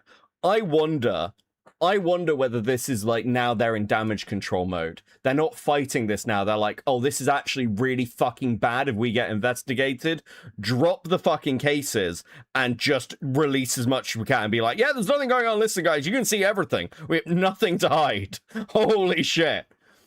We understand that many individuals following this matter online have strong feelings regarding the underlying business dispute originating in Oregon and allegations that people may have suffered significant financial losses. We recognize that some members of the public are frustrated, angry, or believe justice has not yet been served regarding these allegations. Those concerns are understandable. However, the American Fork Police Department's responsibility is to investigate incidents within our jurisdiction and enforce the laws that apply to situations in our community. Okay. Nothing in the actions taken by our officers should be interpreted as validating, supporting, assisting, or defending any individual connected to the separate allegations. Yeah, they're in damage control. Being discussed online, our involvement in these cases was limited to fulfilling our legal obligations and enforcing Utah law-based. Okay. Here's what I'm going to say. There is a huge amount here. It's like 30 gigabytes of footage. So, the police redacted the name and address of the guy they were trying to serve with papers from those documents. Like, that is totally insane. That is totally crazy. Here's what we're going to do. We're going to keep going through some of this. We're going to watch some of the CEO interview. But I'm sorry, Lio, because we were going to do something tomorrow with Chaotix. I think tomorrow we may come back to this. And if I can get... we might start going through... this Dropbox. Unironically, we might actually start digging through this Dropbox and see what's in it, and actually start reviewing the filings, because this has been made publicly available now. While there is stuff here that maybe should have been redacted, the reality is it hasn't been, and I am interested. I don't know. Actually, Valhalla's in chat and has like been following this.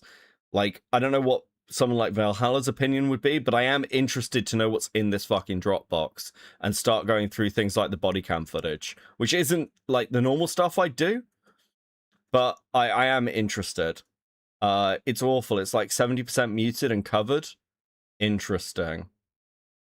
I don't think we get through the full 30 gigabytes, but like we can give it a go. Officer Fraud. Oh, fuck. I've got super chats, by the way. Also, enjoy some stickers. Please enjoy some stickers. Then we'll go for an appropriate one. Liar with the 5. Remember, cops are allowed to lie legally. Star Jellyfish with the 5. What the fuck is this? ASMR police statement? It feels like I'm being hypnotized and falling asleep to this stupid asshole's voice. What the fuck is going on?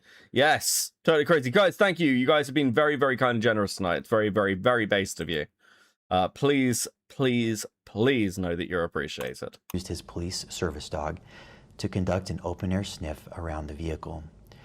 Frotten's police service dog alerted to the presence of the odor of a controlled substance, and the vehicle was subsequently searched. No... Oh, wait, what? Hold on. Officer Frotten used his police service dog to conduct an open-air sniff. So if we go through the body cam footage, did anyone see a dog in any of that body cam footage that was presented? There was no mention of a fucking dog. And you found nothing. So what was it positive on? Around the vehicle. Frotten's police service dog alerted to the presence of the odor of a controlled substance, and the vehicle was subsequently searched. No illegal substances were located inside of the vehicle. At one point during a conversation, Snyder admitted to Officer Hawkins that he and Shaw had actually delivered a package of ducks. There is a mention of dog, I think, in the body cam. Interesting. To Mr. Johnson's residence, with the intent to have Mr. Johnson sign a fake delivery confirmation on Snyder's phone so that Snyder could later use that signature to create a forged contract claiming Snyder could not be trespassed from the property for 5 years. Snyder indicated he did not believe there was anything wrong with this and believed that there was nothing wrong with his posing as a UPS delivery driver. Ultimately, Officer Hawkins warned Shaw and Snyder again that they were approaching conduct that could potentially constitute harassment or stalking. Okay, here's what we're going to do. At least with the documents, we're going to try and redact them of all the personal information, or as much personal information as we can, by tomorrow. And then we'll go through them tomorrow. I think that's going to be the play. Thank you, Jenny. If they continue to send individuals to Mr. Johnson's residence. Officer Hawkins reaffirmed the trespass warning and released both of them from the scene.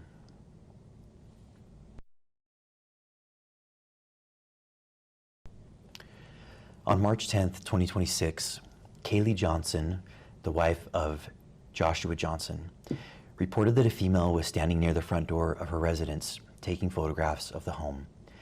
The female was described as wearing long, fake, curly hair. Shortly afterward, Joshua Johnson contacted police and reported he was going to shoot someone as a result of the ongoing harassment. Multiple officers immediately responded to the area. While en route, officers... Yeah, I just got to send it. I just got to send something. Yeah, this needs redacting before I go over it. Holy fuck. With the American Fork Police Department contacted Mr. Johnson by phone. Mr. Johnson reported that Benjamin Snyder and several affiliates were outside of his residence and had approached the home, frightening his wife and his children. When Officer Sumbot arrived, he located a vehicle parked north of the Johnson residence, and that vehicle was occupied by Sierra Lautz and Benjamin Snyder. Officer Sumbot asked what they were doing in the area. Snyder stated that he was involved in a court case and needed to provide legal paperwork to Mr. Johnson. Snyder indicated he worked for himself and that Lautz was his process server. Officer Sumbot then contacted Mr. Johnson to gather additional information regarding the situation. Mr. Right.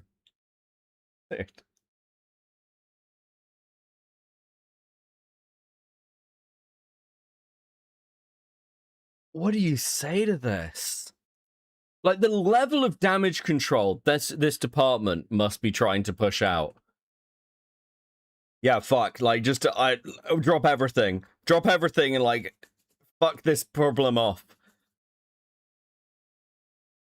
I wonder if that actually being, like, French said that there's an investigation going on. I wonder if this is in response to that, like, state-level investigation. Where was it? Yeah, but, like, French said that there's some, like the DA is actually looking into it. Johnson explained there was an ongoing dispute involving a Bricks and Minifigs franchise located in Oregon. Wait, did Transnight just get screwed? Get screwed by YouTube? I'm sorry, Transnight. Mr. Johnson stated that the prior owner, Crystal Law, had reportedly abandoned the store and requested that corporate representatives take over the location. Mr. Johnson identified himself as an employee of Bricks and Minifigs. What did you say, Transnack? I'll read the message anyway. Just tell me what you said. And stated that he had been sent to the store to secure the franchise location and protect company assets. Mr. Johnson further explained that Law had entered into a consignment agreement with an individual named Brian Mansell, but according to Johnson, Mansell had not been paid. Mr. Johnson stated that when he arrived at the Oregon franchise location, Mansell demanded payment from Johnson and his business partner. Johnson reported that corporate representatives advised him they would address the consignment issue directly. However, Johnson claimed that Mansell continued attempting to hold Johnson and his business partner personally responsible under the agreement. Mr. Johnson also reported there were Lego sets believed to belong to Mansell that remained at the store. According to Johnson, they offered to return those items, but Mansell refused and continued demanding compensation. Mr. Johnson alleged that Mansell had hired Benjamin Snyder to harass, stalk, vandalize the store, threaten to murder the manager of the store. What? Yeah. I'm not convinced this isn't AI. Fallon's gone like full boomer. It's like, this is fake. And forged signatures. Mr. Johnson then explained to Officer Sumbot several incidences from the previous days allegedly involving Snyder and or Snyder's affiliates. Officer Sumbot informed Mr. Johnson that Snyder stated he was present with a process server to serve legal paperwork. Mr. Johnson claimed the paperwork was fraudulent. Officer Sumbot again contacted Snyder, who stated they needed to physically deliver copies of the paperwork to Mr. Johnson.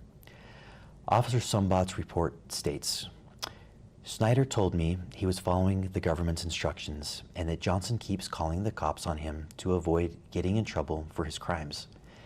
Snyder said this is the third time Johnson has called the cops because he thinks that if he keeps calling the cops on him, he can get away with it.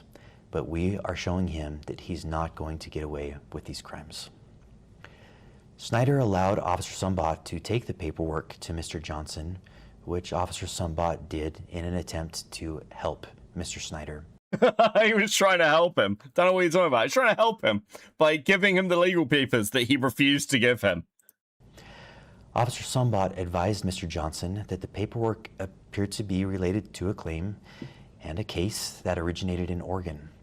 Mr. Johnson stated that he had already contacted the Oregon Law Enforcement Agency with jurisdiction. Good luck with the catch-up, Danny. Which was the Kaiser Police Department, and had been told that nothing had been filed. Mr. Johnson also stated he believed the situation was being created solely for YouTube content purposes and declined to accept service. Officer Sumbot contacted the Marion County Circuit Court in Oregon to verify the legitimacy of the paperwork. The court confirmed that the case was indeed legitimate, but that papers had already been served and no hearing date had yet been scheduled. Wait, what? Okay, I need to turn this down a bit. What? Well, you have actually those papers? Yeah. So this is what you're trying to serve them with? Yes. That's required by the court that we have. I wish we could just set up. Wait, why? But Ben showed footage of the cop in the car calling the county. calling the county court. So why are you showing Ben, like him taking this from Ben, but not the car footage? Send him an email. I wish we could just send him a phone call, or the court could send it to him, but this is what we were required to do from the United States court. So we're just following the instructions of the government. Have you guys been here The Marzella. before? Dude, there is some fucking I came one time to have a good faith conversation with him before suing, which the government also requires us to have before. So are you Benjamin Schneider? Yes. Okay. So I'm just following basically the instructions of the government, and he keeps calling the cops on me to try to avoid getting in trouble for his crimes. So that's why he keeps calling. I think it's like the third time he's called the cops now on us, because he thinks if I just call the cops on me, he can get away with it. But we're showing him like we're not going to let him get away with his crime. So okay. The clip did cut right after they confirmed that it's a real case. Ben did cut but papers have already been served, if that does exist. Yeah, but wouldn't the county just show that? Okay, if I give these papers to him? Yeah, for sure. Okay, hang tight. We're going to finish up some things on our end when we chose out. Okay, we might need you to fill out some documents later then, as proof of service, if that's okay, but because whoever serves him has to fill out a proof of service and might have to fill out some court papers, but... It doesn't make sense since the guy says it's fake and hasn't been given legit papers. Yeah, because he's ignored the other court papers from the defaults, right? It's the legal way to do it. Okay, just give me 1 minute. Okay.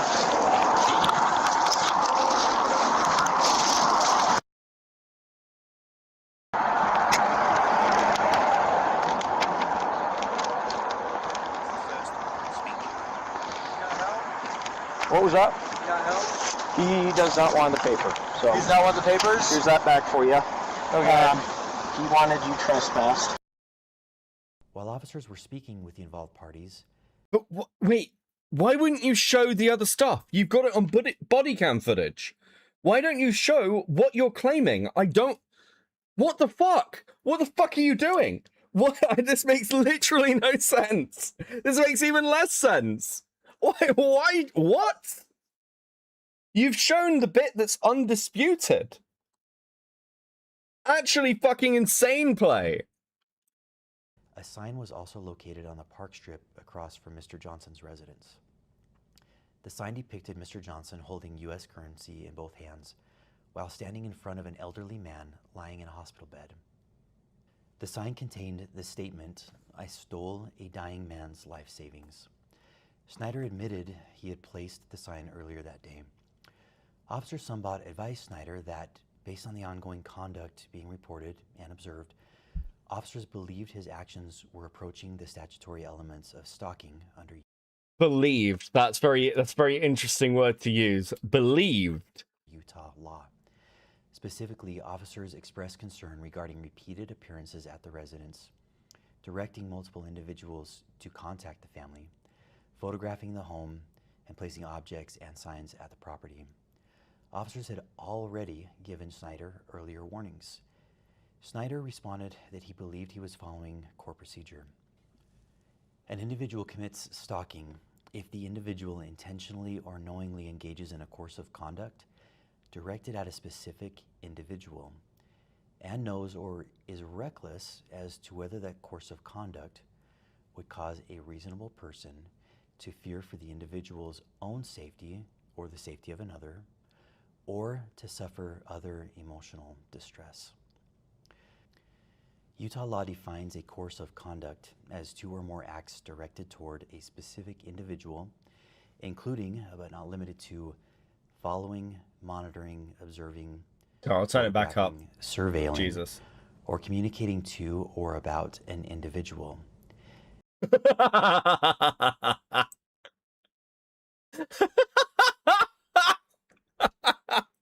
In one of the bits of footage, they fucking redacted the papers he was trying to serve.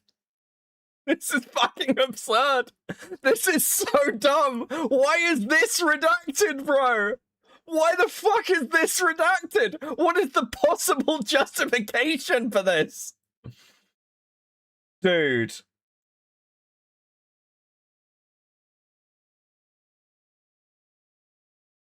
This is actually insane. Okay, look, I can see a few people have posted. I'm checking Twitter that like a few people are like, well, has Reckless Ben edited this to make it look like there's a Mormon conspiracy?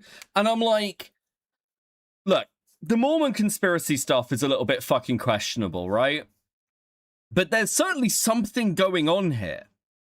Because there is more than just incompetence at play. I'm sorry. Some of the stuff that is being redacted makes literally no fucking sense at all, right? And some of the conversations that have been redacted are clearly like cops talking about like, well, the guy isn't happy about it. Let's see if we can find a reason. Well, essentially agreeing that they're not breaking the law and they still fucking arrest them.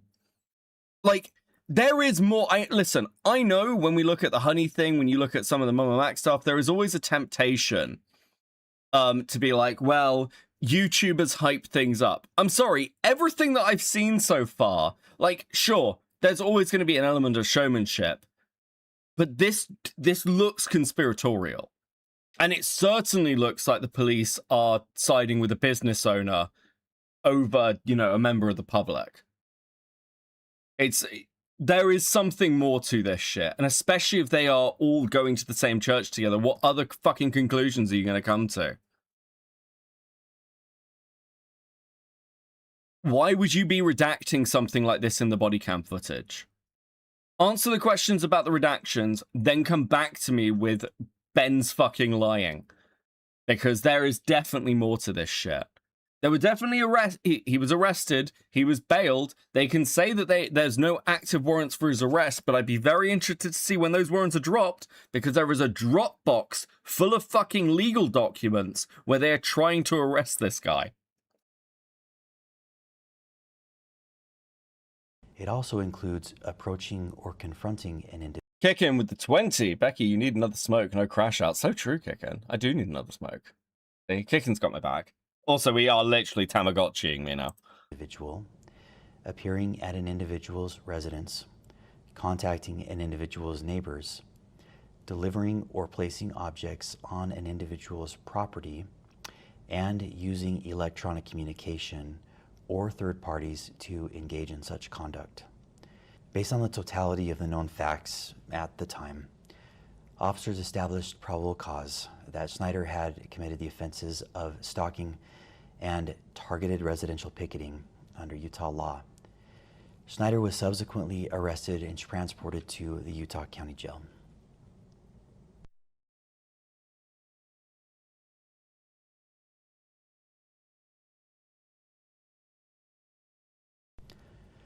On March 11th, 2026, Joshua Johnson again contacted the American Fork Police Department to report that Benjamin Snyder and several affiliates were again in the area.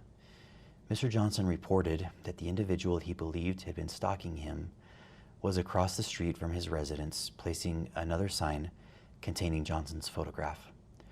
Johnson also reported that individuals involved were speaking with his neighbors. Officer Richardson with the American Fork Police Department responded to the area and observed 4 individuals. Also, just hypothetically, on the offhand, because I know what happens with stories like this, but I just want to make this clear. If anyone would like to discuss this story, I'm sure we could set something up. But just to be clear, let's say this is an incompetent police department wrongfully arresting somebody and essentially stopping them serving legal papers. Is that much better?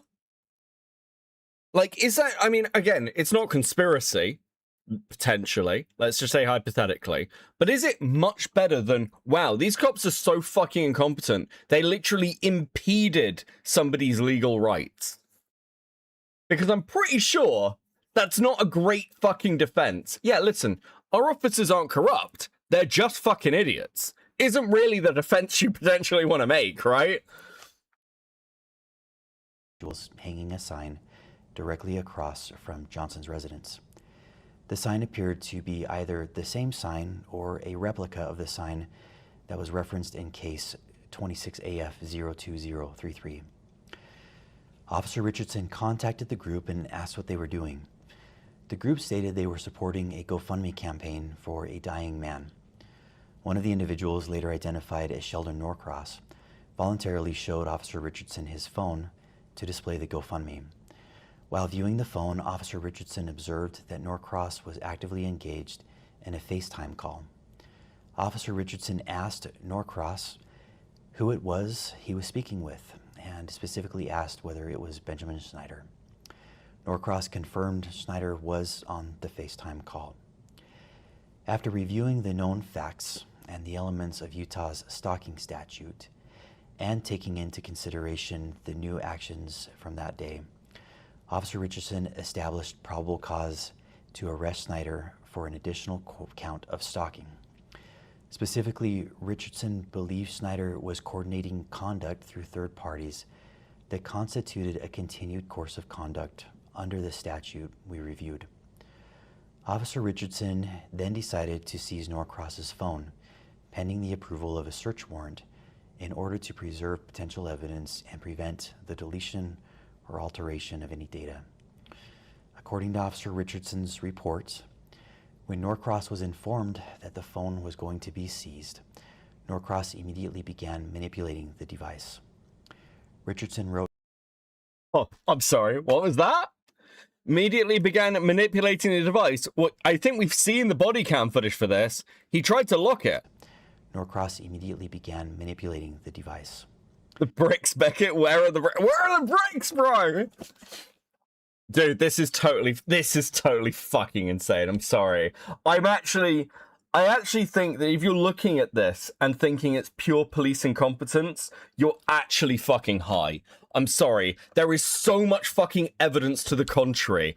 I can't understand anyone who can look at this and be like, yeah, I think the police are just kind of dumb, bro. There is obviously fucking more to this, bro.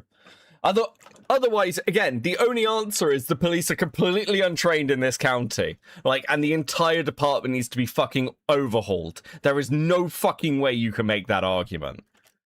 Like the level of negligence you would have to be at. Like, and it's so willful. It's so willful. Once again, bro. Oh, dude.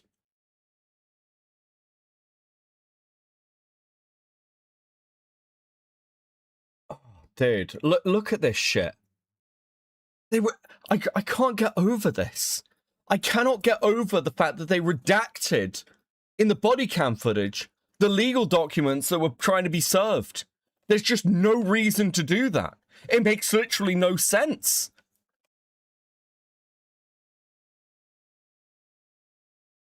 Absolutely fucking insane. Richardson wrote in his report.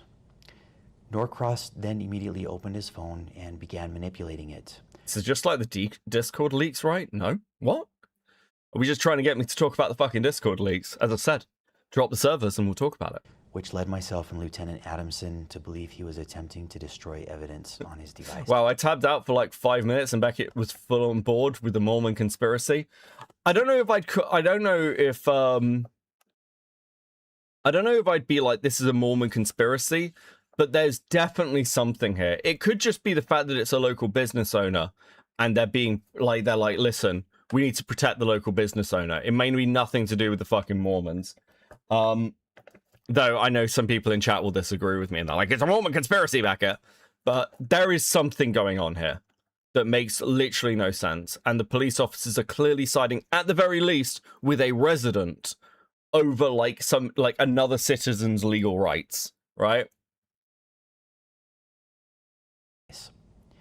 At that point, Officer Richardson and Lieutenant Adamson forcibly removed the phone from Norcross's grasp after what Richardson describes in his report as a very brief altercation. Norcross was then detained in handcuffs as part of the stalking investigation. At this time, officers did not know where Schneider was located.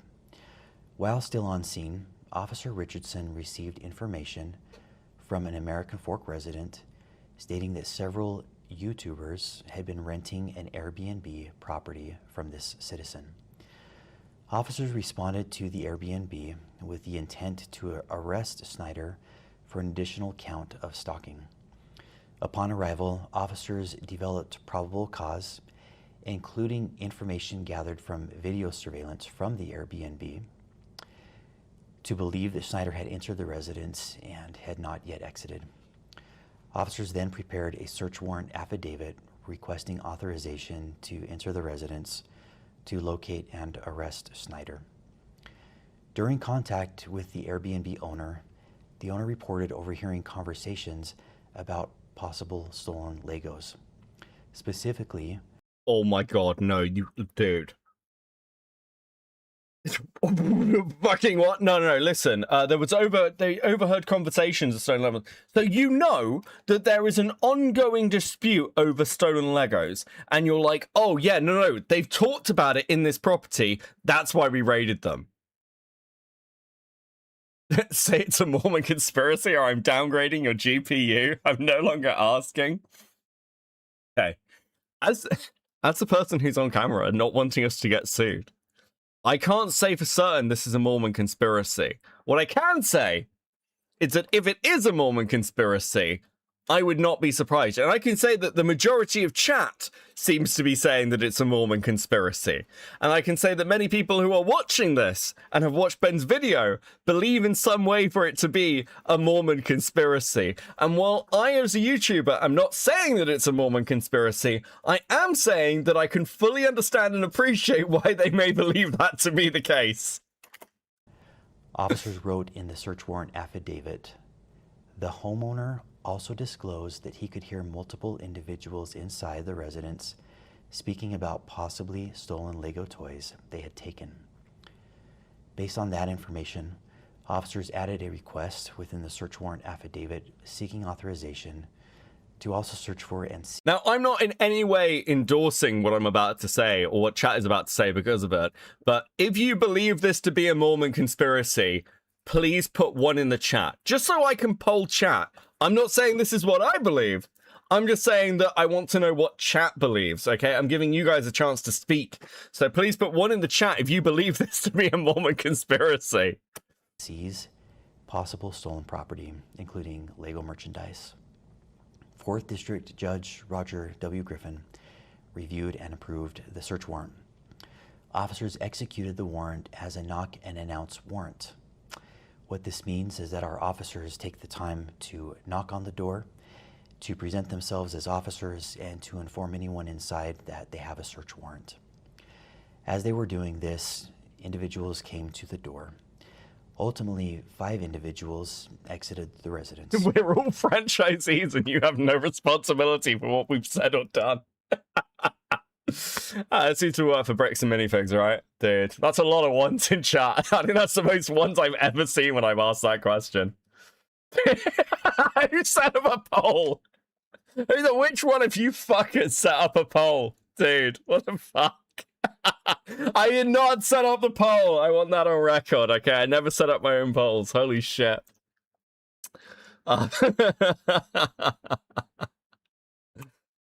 Those individuals were identified as Benjamin Snyder, Tyler Shaw, Stephen Allen, Sierra Lautz, and a male who was later identified as a 16-year-old juvenile. As the individuals exited the residence, they were placed in handcuffs while officers secured the scene. During Snyder's detention, Lieutenant Adamson took hold of Snyder's right arm. Lieutenant Adamson later reported that he felt Snyder tense his arm, at which point Adamson moved Snyder's right arm behind his back to place him into custody. Mr. Snyder later addressed this incident in one of his YouTube... Hold on, let's just hear this again. Lieutenant Adamson later reported that he felt Snyder tense his arm, at which point Adamson moved Snyder's right arm behind his back to place him into custody. Mr. Snyder later addressed... Full transparency, I hate yes before I read all the options. this incident in one of his YouTube videos. In the X-ray image displayed by Mr. Snyder in that video, a small L is visible in the upper right-hand corner of the X-ray. The L indicates the image is that of the left shoulder. The video shows Lieutenant Adamson handling Snyder's right arm during the arrest. Additionally, officers documented no complaints of arm or shoulder pain by Mr. Snyder during his detention, transport, or booking process at the jail. Okay, that's interesting. All 5 individuals were transported to the American Fork Police Department.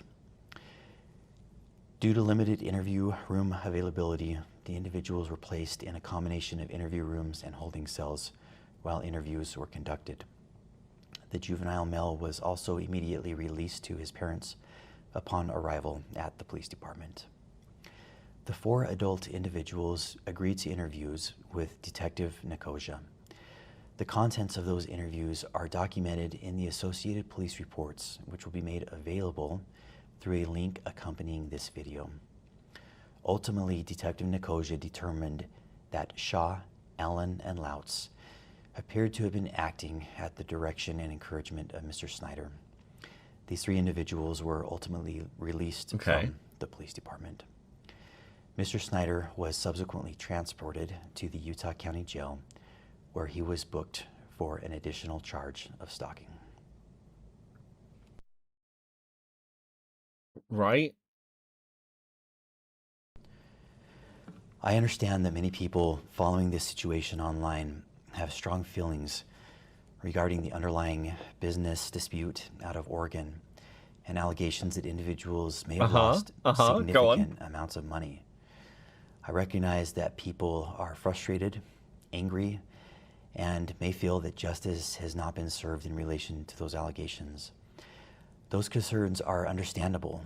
I understand them and I'm empathetic to them. And nothing in the actions taken by the American Fork Police Department should be interpreted as validating, supporting, or defending anyone involved in that separate civil or criminal dispute.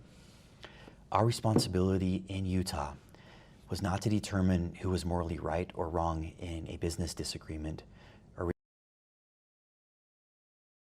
Then why the fuck did you get involved in the way you did? See, okay, here's the problem. You're obviously taking a moral position on this because of the way you've interacted with Ben. Like, you've obviously done that because at every stage through the multiple videos, Ben has been like, hey, I'm just trying to get these Legos back. I'm trying to serve legal papers, and I'm trying to take every option available to me. You've watched him do that. You have interacted with him while he has done that. So, if you have done all of this, why the fuck are you now being like, yeah, but actually, listen, we're just trying not to be involved, bro. It's like, well, clearly you've been involved. Now, I know the stuff around the story is a different police department, but at the same time, you've got long records of police intervening in this to shut Ben down rather than just to serve the legal papers or recover property. Originating in another state. Our responsibility was to respond to conduct reported here in our community. It wasn't a business disagreement. They fucking just stole some shit. So technically, this did start as a business disagreement. As French points out, and as I said at the very beginning, it is very likely that Bricks and Minifigs' assessment of the full list of Lego at around $60,000 to $80,000 is a wholesale price assessment of the stock and inventory that was passed over.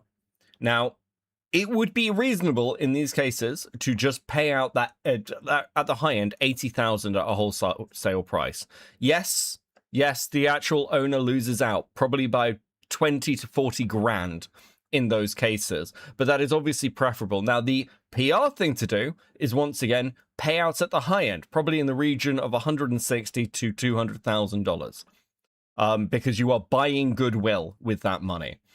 And as French points out throughout his entire video, which I totally fucking agree with, there were multiple stopping points where the company should have just sucked up the losses and gone, actually, fuck, no, we need to just buy goodwill. They have refused to do that at any fucking point. And at that point, it stops being a business dispute and becomes a wider civil issue of how this company is treating Ben and, like, ultimately Brian, right? And his father. Evaluate the facts available to our officers at the time and enforce Utah law.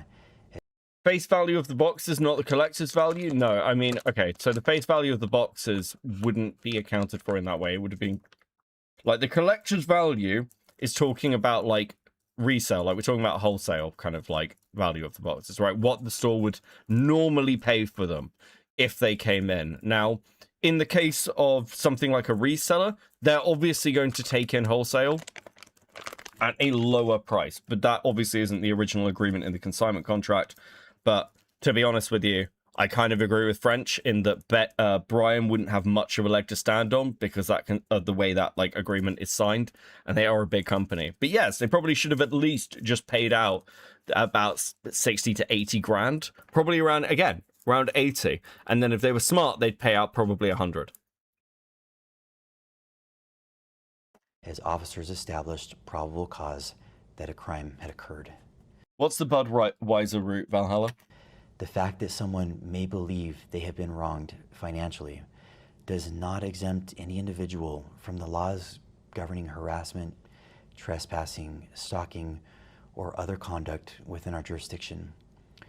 We remain committed to enforce. Isn't there an argument here that like Josh in particular has used the police to harass Ben though? Like that seems to be the case, doesn't it? Because to be clear, with the traffic stop, they're lying about the traffic stop. We've seen the footage. They clearly stopped. It's not a rolling stop. They full stop and then they pull them over. Enforcing the law fairly, objectively, and transparently, regardless of who is involved or what narrative may exist. Transparently, yeah. Super transparent over here. Look how transparent this is, guys. It's so transparent. I can't believe how transparent they're being, bro. By the way, in these documents, they redact the home addresses, apparently, of Josh and everyone else on the other side, whereas Ben's information is fully in these documents. It's not redacted at all. There is obviously favoritism in these redactions.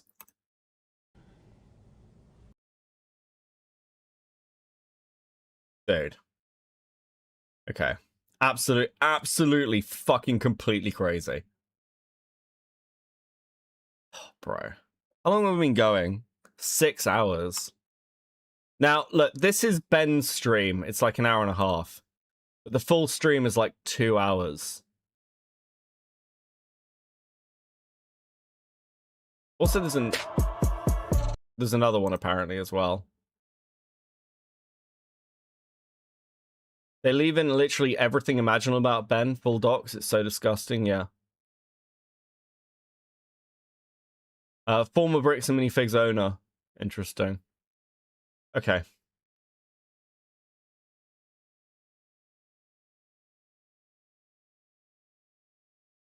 Right, we're going to have a look at this. We're going to have a look at this. Because I don't know whether we'll get to it tomorrow if we go through the other documents. Lost shelf space. We might actually stream snipe, depending on what time the Lego stream is tomorrow, because I am interested in MLS and Valhalla talking about it. Especially if they can get one of the guys on, which I'm rooting for you both. We're doing a full show, baby.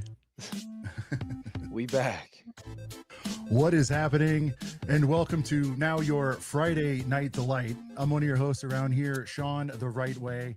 Joining me, as always, the one and only, the legendary Brent from Brent's Bricks. Yeah, that's me. That's what they call me.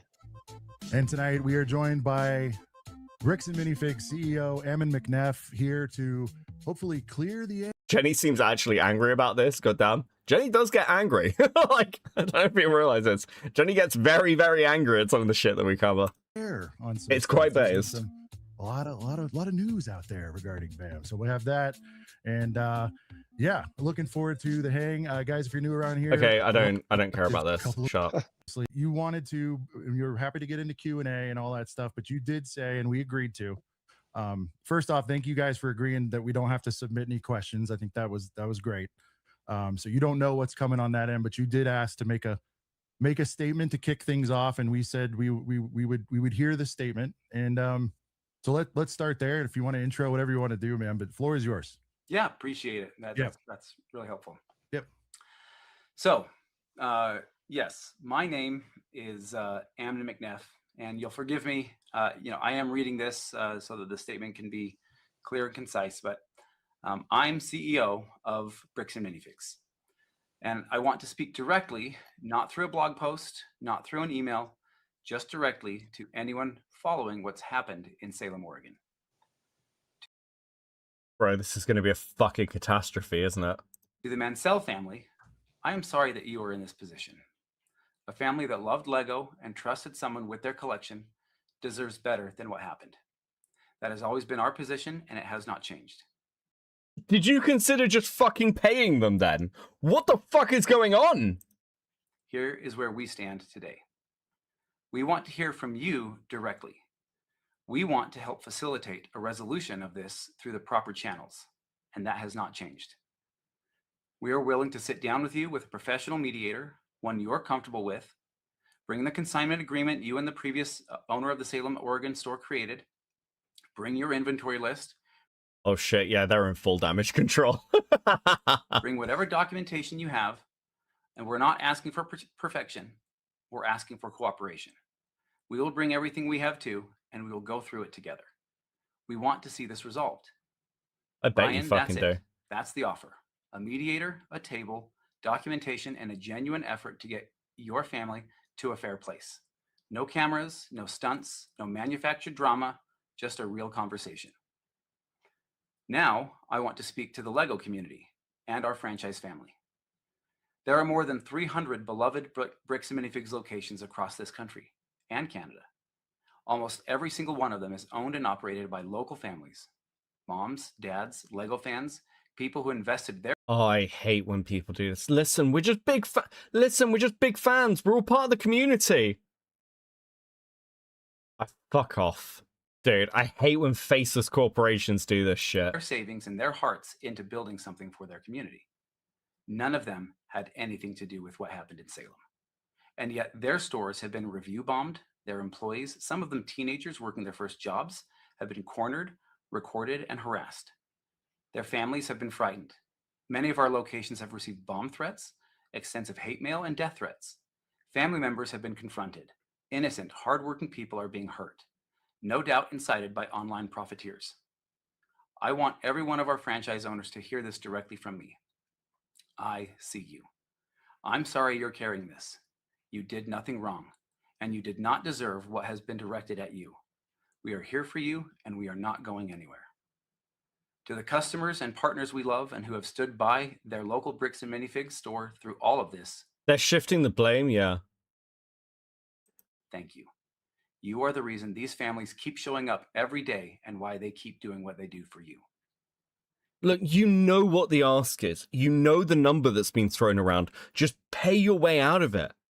Don't go to mediation. Don't go to mediation. Just be like, look, this has been a fucking catastrophe. We hold no, like, you can do the corporate thing. We hold no, like, there is no admission of blame or responsibility. We take no accountability for this. This was not our doing, but we are going to, in good faith, give you 200 grand. Please end this. To the Lego community, we deeply regret the confusion and toxicity that has been created by a few, and I'm here to say that we hear you and understand why the one-sided narrative may have led you to outrage. The facts are becoming clear, and the whole and real truth is unfolding. And at this time, I want to It's really fucking not, bro. Dude, I don't... Dude. The whole and the real truth, bro. Come on. acknowledge that we are striving to refine our processes, and we have a renewed commitment to excellence for the benefit of all. And everyone else watching, if you genuinely care about the Mansell family getting a fair outcome, the best thing you can do right now is encourage Brian to come to the table. Brian, please join us at the table to work this out. We're ready when you are to find a solution. Thanks, Sean. And they literally tried this. You can see it in the first video. Yes, we'll put out an apology. Yes, we'll offer apologies to everyone involved. Just give back the minifigs or pay out. For letting me do that, and I really need to get that off my chest. No problem. And you know, so you had. Also, are we sure this is real? Look, are we sure this is real? Because doesn't this guy look like Brian from College Humor? Or is it Brandon from College Humor? What's his fucking name? Give me a second. Where is this?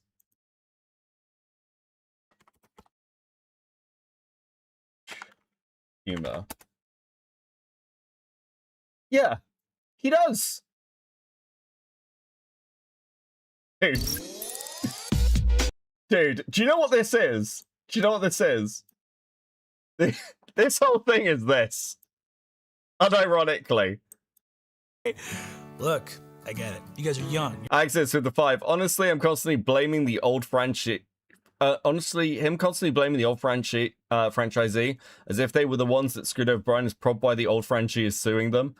Possibly. Your hip. You don't want an old guy telling you what to do. But Tide Pods are soap, and that's not food. So please, stop eating the Tide Pods. And make sure to keep an eye out for Cascade Dish Pops, the lollipop that cleans your dishes. That can we stop? Sorry. Are we calling it a lollipop? I'd love to see one if I could. Just get it. If we can find one in.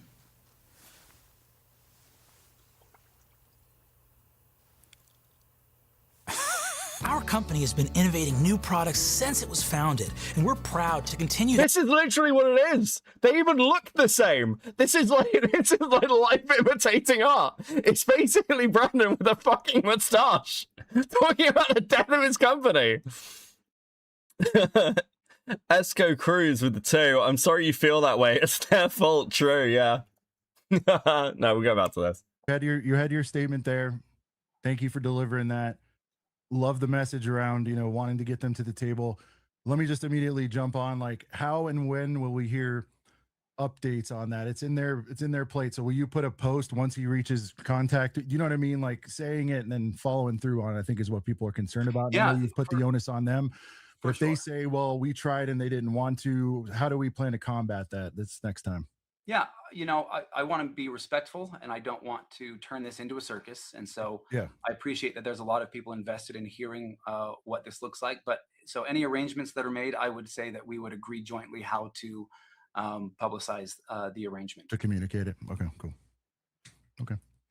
All right. So look, as you can imagine, you've seen a bazillion questions. We've gotten a bazillion. We have thoughts of our own and everything. And I really tried to aggregate them the best way we could. And so we'll just kind of ask those. I understand some stuff you can't answer due to legal reasons, but we're shooting our shot. And if you are able to, cool. If you're not, but yeah. And again, I appreciate you stripping away like forms and prepared stuff, dudes hanging out, talking, trying to resolve stuff. That's kind of the tone, right? Okay.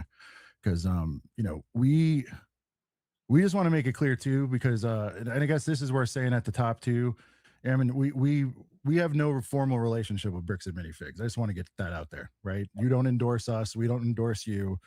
We're not here purely for Bricks and Minifigs to build goodwill towards their brand. This is about letting you give your side of the story.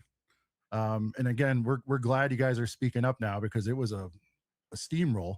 So I just want to be clear with everybody there. There is no arrangement. Everybody can say shill and whatever they want. Brent and I remain independent 1000%. We're not part of LAN. We're not part of Lego. We're not part of Bricks and Minifigs. We're fans of all this stuff, or can be. That's about it. Okay. So here's a fun one right off the rip. Speaking of Lego, has Lego said anything to you guys about this situation? Oh my God. Yet. I don't have any official communications from Lego on the matter. Okay. I don't have any official communications from Lego on the matter. It's a very interesting way to put that. Listen, officially, they haven't said anything to me.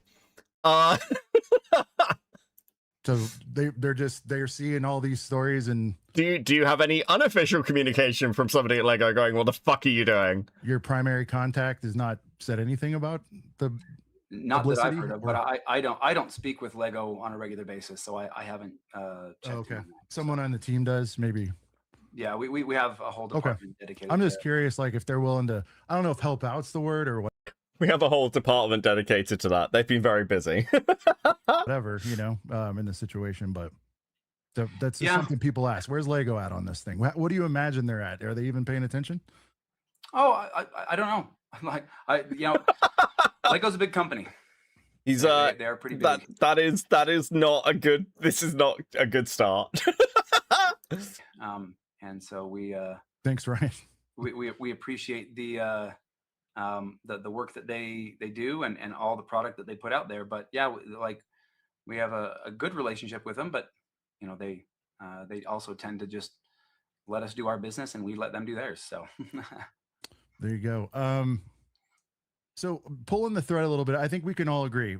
Again, we all want the Lego back or the payments made, and you guys come to the table and all that stuff. And you did speak to your franchises, and obviously we have friends, and you know how every news travels. I know you guys have been making calls there, etc.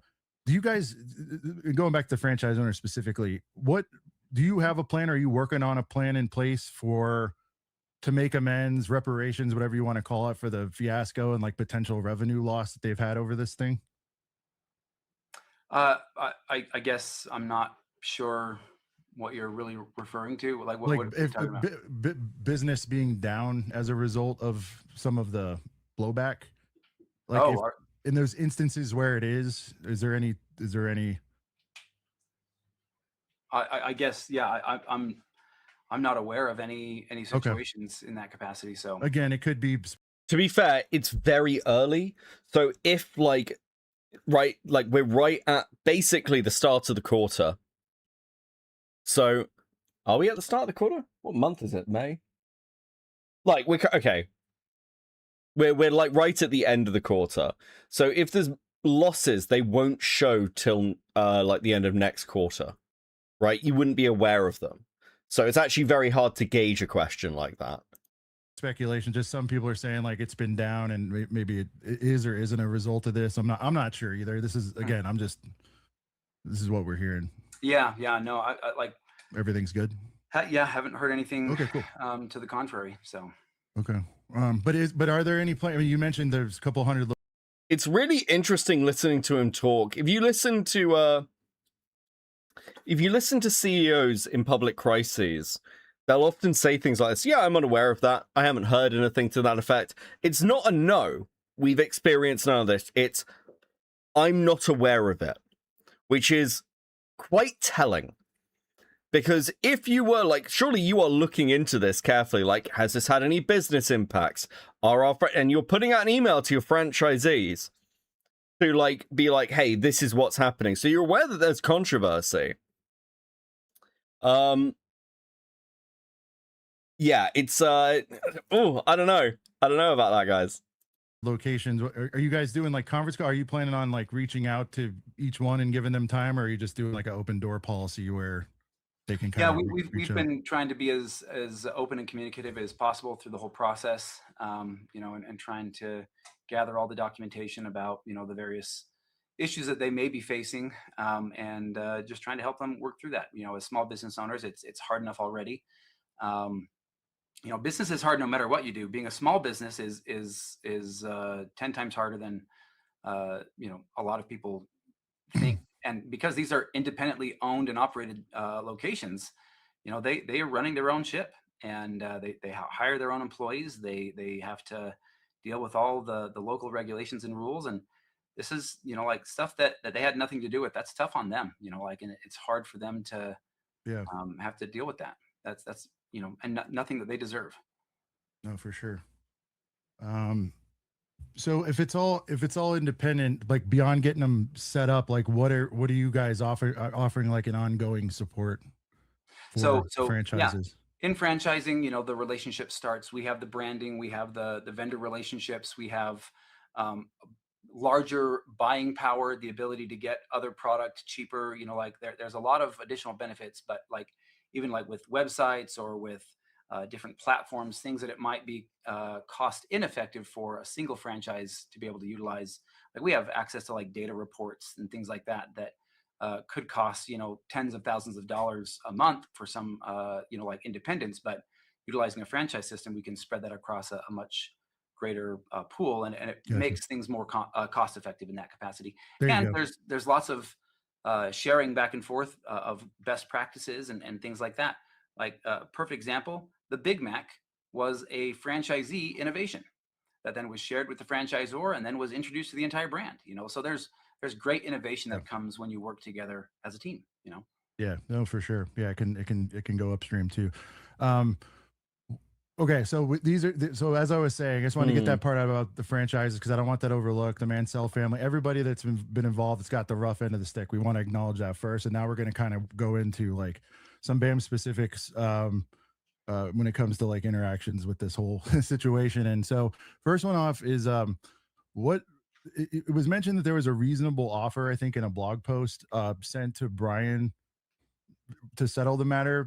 Can you speak to like what that was? Was it a dollar? Was it a straight dollar value based on what you guys thought it would be, or I guess tell me what that offer was as best you can. Americans describing their Lego business. So imagine a burger. Yes, dude. The absolute. This is such a shit show. You know the Homelander clip where he's like the one that's getting mocked online, like I'll suck a dick, I'll eat shit, whatever. Like that's what this CEO is heading towards. Listen, I'll do anything. Okay, you want a minifigure? I'll give you a minifigure. You want your sets back? I'll give you anything, please. More specific? Are you? There was a blog post or reference. What was a reasonable offer has been made to Brian as payment to settle the matter. Oh, okay. I don't know if that's exactly it either, but I think what might have been paraphrasing. I apologize. Yeah, no, you're good. I think what might have been referenced was, I think originally those that ended up taking over the store, they found some sets in their store that they thought, you know what, like there's no way for us to know this, but some of these match this spreadsheet. Let's just offer to give these to them. Like we have no documentation that says otherwise, but let's just offer to give these to them, you know, like because this is what was left in the aftermath of the transition. It wasn't very much, but like they made the offer and said, hey, you can have all this. And that offer was not. Here's again the problem. It means Josh has lied right from the off. You're like, yes, we were aware of this stuff, and then Josh later on is like, I don't have anything. I never had anything. There was nothing in the store. It was empty. I don't know what you're talking about. Children in the basement? There were no children in the basement.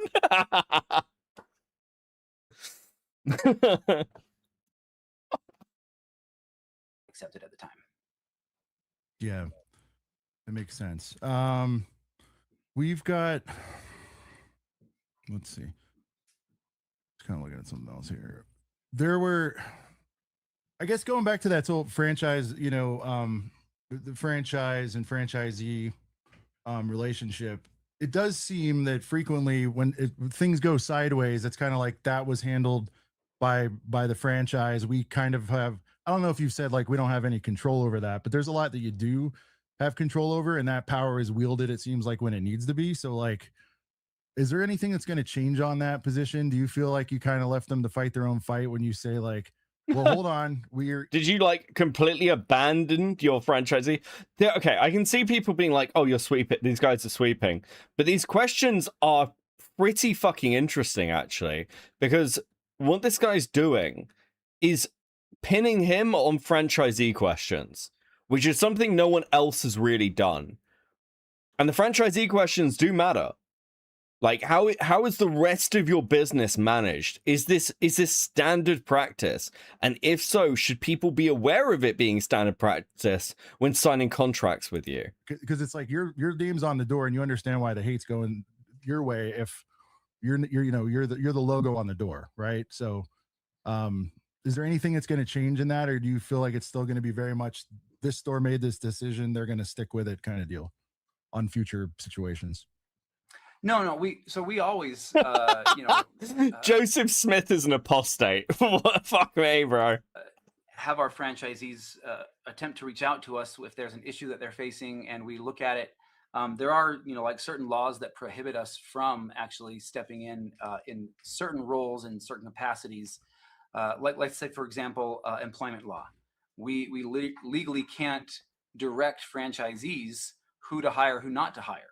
We can let people know that if somebody that they've hired endangers the public or Bro. Hey, Jenny just pointed something out, like this, the release documents for the Dropbox. The release documents were literally created on the 30th of the 5th. The damage control is so bad that they are scrambling to get these documents out. There's no like prep for this. There wasn't any thought. No, just drop everything. 30th of the 5th. Insane. Or is bad for the brand. Access with the 10. So fun facts, Becky. As of 2021, Utah's population is 60% Latter-day Saint. Latter-day Saints also hold 100% of the state's congressional seats and statewide political offices, such as governor. Oh, I've got an update.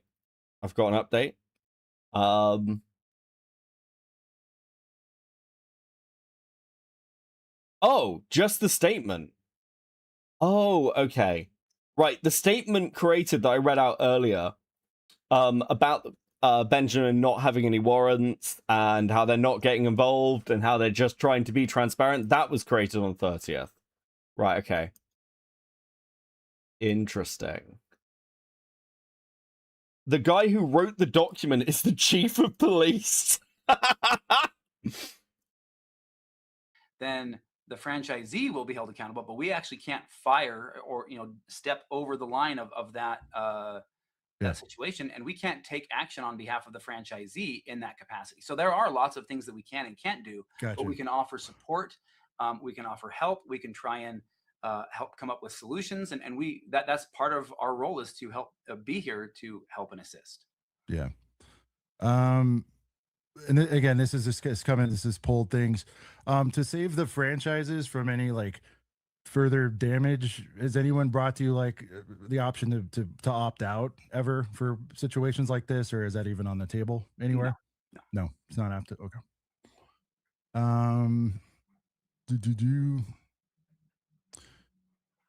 So I guess the question is sort of like, why now? I mean, I think a lot of people have heard a little bit about this, especially if you're in the Lego space. We'd heard, or we'd seen the sign, right? The now infamous sign that was draped over the store whenever that broke initially. Why is it just now that we're paying attention? I mean, was it the videos that have come up that have brought you guys to the table?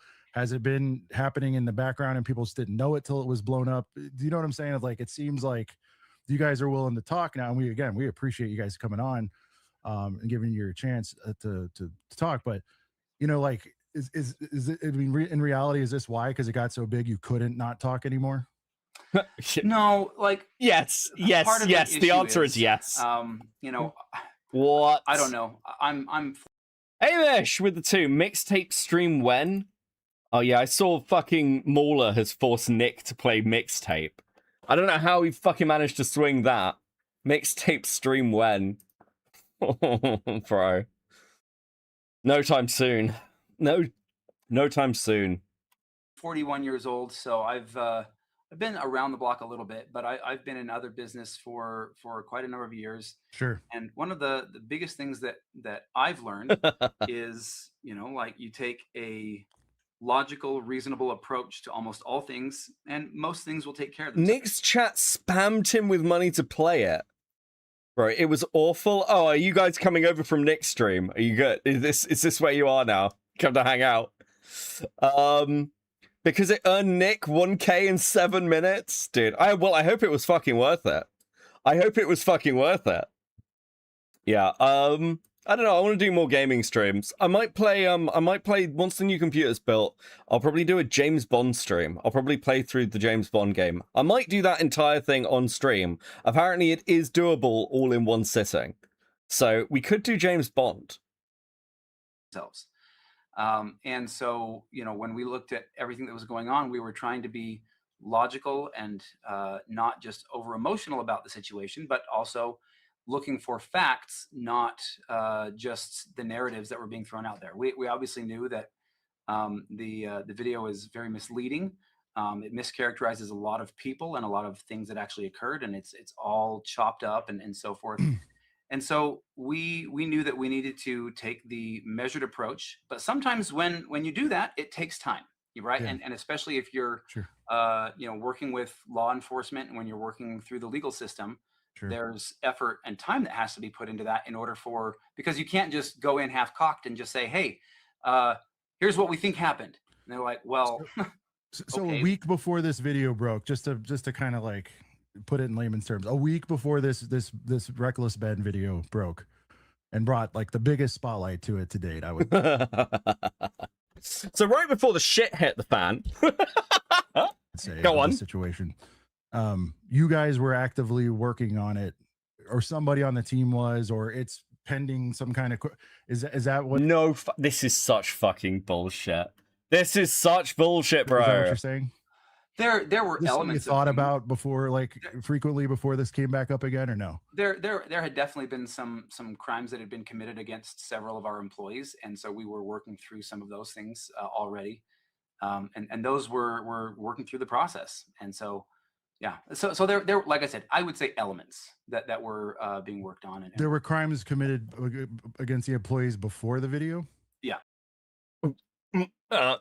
Okay. Well, again, apparently there are no active warrants. So where are these fucking crimes? Look, here's what we're gonna do. There is like 2 hours of this left. There's like 2 hours of this left. I have nothing to drink. I'm sure you guys have been sat here for like hours and hours and hours as well. We're gonna take another short break of about 3 minutes. I'm gonna put on some music very quickly. I want this stream to stay green, otherwise I'd put on the Ed Sheeran Lego song thing as a joke. I'm just noticing it because it's funny, but I'm not going to do that. We're going to play some music very quickly. I'll be back in 2 minutes with another drink, and then we'll carry on, okay? Go grab food for a second. The paradigm of absolute control. And that's why we're just out here doing simple things, pointing out that we're meant to be in nature and be natural, and this is where we find the source that God made to transcend the New World Order. And that's why they want to try to keep us out of it. I'm angry. I've had enough of these people. They're a bunch of Christian murderers scum. They're on giant death factories keeping babies alive and selling their body parts. What more do you need to know about these people? I go out and face these scum. They literally crawl out from under rocks. They have green looking skin and they run around screaming, we love Satan, we wanna eat babies. I have them on video. Hillary's in the creepy, weird, sick stuff, man. She sleeps in the same room with that creepy, weird woman whose mother wears a hood over her head. That woman number one is ugly. Imagine how bad she smells, man. I'm told her and Obama just stink. Obama and Hillary both smell like sulfur.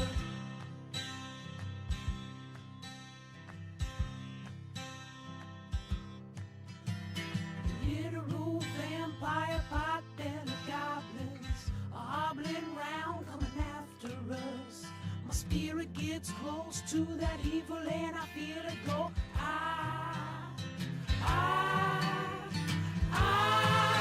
We're such self-centered crap. We don't even notice hell itself rising up against us.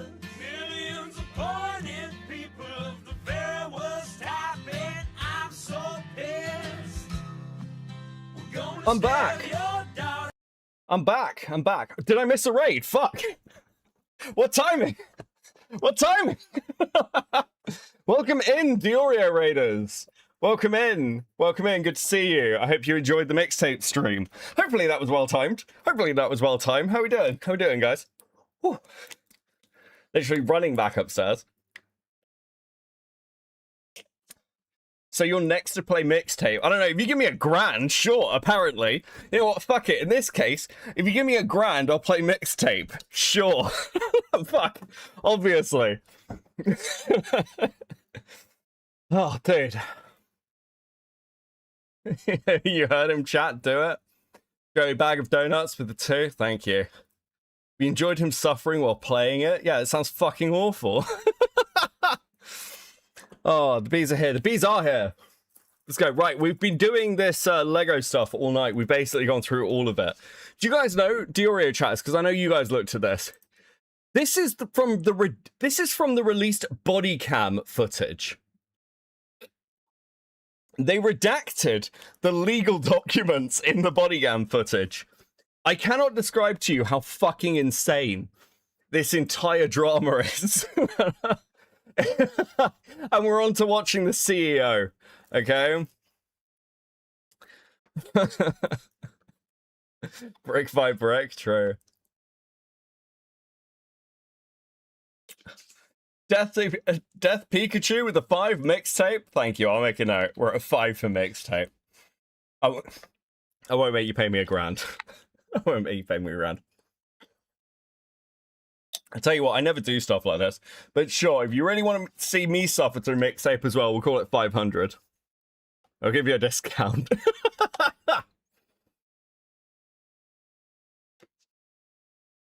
Oh, dude. Okay, right. Welcome in, guys. I hope you had a fun night. Nick's been busy, actually. You did EFAT beforehand, didn't he? Oh, yeah. During the making of the video? Yep. Okay. And is that, and you're saying, your brother was saying, it's gotten worse since the video's released? Is that what you're saying? Yeah. Okay. And so is that making you guys, or is some of that making you guys step up and be public about it now? Again, I would say, it's you got to say, like, you guys are showing up. I mean, I find. Look who grudges with the $50 you asked for this. Put this in the mixtape pool. I will put this in the mixtape pool. Let's fucking go. Blaze with 100 going to build the mixtape fund brick by brick. $500. Yeah, we can pull this off. Let's fucking go, boys. Dude, the absolute suffering that chat wants to inflict on basically every streamer, apparently, for this shit. Incredible work. Listen, to be fair, the amount of money you'd have to pay me to play something like fucking Veilguard. Thank you very much.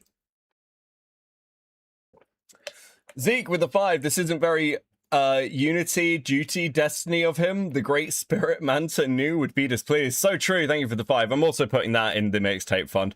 Will with the 5 for no mixtape. Thank you. I'll knock off your 5. Thank you very much. Much appreciated, guys. This is super based of you. Very, very, very kind. I don't know if this is kind, actually. It's to get me to suffer. Be careful what you wish for. Hotsman with the 5. Thank you very much. Much appreciated. Much appreciated. We're at 165. That's like 170 now. Yeah, we're at 170. That was very quick. I'm actually getting a little bit worried. Also, please enjoy some stickers. Especially when I end up playing mixtape. Fuck me, bro. Absolutely dire. Find it a little. It's not coincidental that you guys are willing to talk now that it's blown up and it's getting a lot of views and traction. I mean, can we just like say that's happened? No, for sure not. No, what really happened was we had to wait until all of the documentation was properly filed with the courts. Here's what we'll do. We'll set it to 5 super chats at Magenta. 5 super chats at Magenta. Right? Is that reasonable? This is what you get for offering discounts, true. 5 super chats at Magenta for mixtape, okay? There you go. You've actually got a goal for it now. That makes sense, right? That's even less. That's even more achievable, chat. Though I will put everyone's contributions towards it. Felina with the 10. Played it with a friend on his stream. Time to share the suffering. Thank you for the 10. Fucking grudges with 100. You said a number. We reached a number for the pool. Okay, what are we at now? 280? 280. Okay, we're at 280. Let's fucking go, apparently. To be fair, you hardly play mixtape. Oh, fuck, I'm actually fucked. I'll do it tomorrow as well. I'll actually listen. If we hit the goal, I will straight up just get it done and out of the way with. 280. You're so close, boys and girls. Holy shit. You know, like if you start going out and saying things and mixtape. Thank you for the 10, Joey. Thank you very much. Actually, once again, quite worried. Stuff 290. Before you've properly documented everything to the courts, it really hampers your ability to speak the truth, like in court. Okay, And so we CEO make hat sure- off. So if I'm hearing you right, CEO hat off as a dude, as a fighter for your brand and your franchises. When you saw that happening, you're like, man, I want to go out and say some shit. But you just were like, I can't. And Okay, hold on. We're currently at 340. Thank you very much, Blaze, for another 50. Oh, sure, I'll double down on this. Mixtape Suffering guaranteed to be done now. We're at 340. Holy fuck, dude. Will with a 5. If you want to play a visual novel, play Fate. I'm actually going to include you in the mixtape thing, just to be fair, Will, which I know will annoy you, but that's fine. 345, let's go. until you filed this, what did you exactly file? Is it we're talking about the restraining order or what was filed? So there, yeah, made you there's feel like you multiple can talk actions. now? Yeah, there's multiple actions that have been filed. They're all now public. So anybody Sure. wants. What did I just walk into? Why are you still live? Hi, Arcani. They're currently trying to bribe me into playing mixtape on stream while we are fighting about Lego stuff. How you doing, buddy? Thank you for the 14 months at Seething. Go and take a look at those. Yeah. Well, I so- advise the team, like, I'm not going to do pulling up paperwork here tonight. Like, you're saying it's been filed. And so the reason for the silence is you wanted to get, well, first of all, you got to work your strategy internal. Like you said, you're 40, I'm in my 40s. Like, right. We know there's stuff that goes on behind the scenes. You can't just willy-nilly go nuts, which is why I like my side job, because I can do that. Honestly, that's what I do. We can Yeah. go nuts. Yeah. But I get it. There's things that need to be put into place, but that is the reason for the silence. Did you Boomerman with the 2 for Walking Sim Fun. Thank you. Book of Grudges with the 5. It's your fault for making this a reachable goal for the mixtape Suffering. Let's go. ever Thank you, speak thank you. on the other issue, even at the time of when the banner was draped over the store and all that? Still nothing, no response. Okay. Nope. I mean, all of that was again being worked on, gathered, and looked at from a legal perspective, just to make sure that because again, I have to look out for my job and my responsibility. And it's hard for some people to recognize it, but my job and my responsibility is to look out for the best interest of the brand. If the brand is taken care of, then the brand continues to allow individual bricks. I kind of just sat there like, haha, finally. Fuck you, Ginger. This is for all the marathon, like anti-marathon posting, isn't it? Minifigs to supply benefit to the families that operate them and to the communities. Okay. And so just going off and being cavalier about how we That was a approached it 15 or is 5. not- Yes, dude. Apparently, I'm just. I'm having an existential crisis over fucking mixtape. Thank you so much for the 50, Book of Grudges. Dude. I didn't think this through at all. Supper mixtape. No name Jack. Thank you very much for the 20. not protecting the brand. And so, yes, it can be very difficult sometimes to restrain ourselves and not, like do something that the Very, natural very man is generous, inclined to do, guys. and go and attack and fight. I and do didn't know all how this else to say it. Like, you Yeah. know, as a dude, you want to go out and punch somebody or Yeah. verbally, whatever it is. Yeah. Brent, You know, sorry, I just want to get to that go out opening. This is worryingly close, actually. the West Desert in Yeah. Utah and go to a The gun range Debs and are do some doing shooting, I this. can just kind of take out some of the aggression there. So Dude, prepare for the suffering of mixtape. Thank you so much. Crazy confused. Much appreciated. Thank you. I don't know why I'm saying thank you. I'm fucked. I have to fucking play this shit now. Bro, please, listen. Please enjoy some stickers. You are in the bitch. Thank you, Arcani, with the 2. This is fucking horrifying. I think this might be the last game I play on this computer before I update, and it's gonna be fucking mixtape. Holy shit! Straight up for the good game, for the cost of $20. Play Mina the Howler. Thank you for the 5, Boomerman. Shit. This is not ideal. This is not ideal. I'll reset this goal as well. Get a new one. Thank you, guys. Dude, absolutely fucking incredible work to cause my suffering. Thank you. Very, very base to all of you. No, I really appreciate it. Thank you, especially just had to buy an AC as well, so I'm not going to die of heat stroke. Much appreciated. Thank you, guys. Incredibly based work. Yeah. All right. Well, Brent, you want to hit a super or ask one? I'll do the mix. Also, it won't go members. The mixtape stream won't go members. I'll leave it up public. And I'll either do it tomorrow or Monday or something, okay?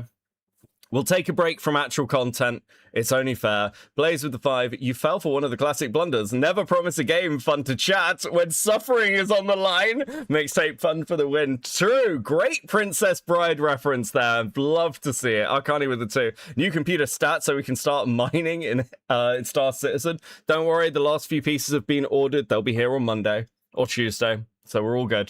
One of your own, and then we can get back to some other questions. And again, thanks for being here, man. I think this is going to hopefully clear the air on some of this stuff.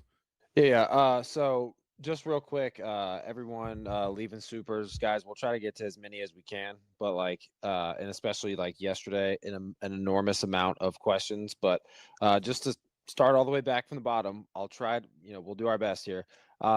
Don't know if you'll have the answer to this one. It's a little bit of an obscure question, but Crystal mentioned on Reddit that she was. You should play Slay the Princess. That game is fun. I have actually played Slay the Princess on stream. I'm not sure it was on this channel or whether it was on Twitch, but if it's on this channel, it will be one of the members' streams, and it is very good. Slay the Princess is a fucking great game. Magical Raccoon with the 2. Sip. So what do we learn, Becky?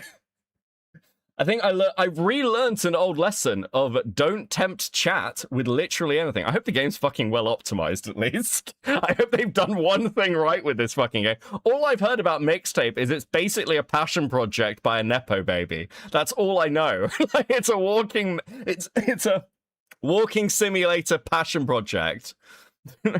That was from the before times. I remember that stream. Yeah, Slay the Princess was great. Yeah, fuck, has it been that long? Not allowed to retrieve her store parakeet. Didn't know there was a parakeet involved. Wow, yes, Kicker. Yes, Pinker, we can. What happened to him? Where is he? I want parakeet justice too. I doubt you know anything about a bird, but yeah. No, actually, Mauler couldn't put the game down. What? By threats of some kind? Like, what the fuck do you mean?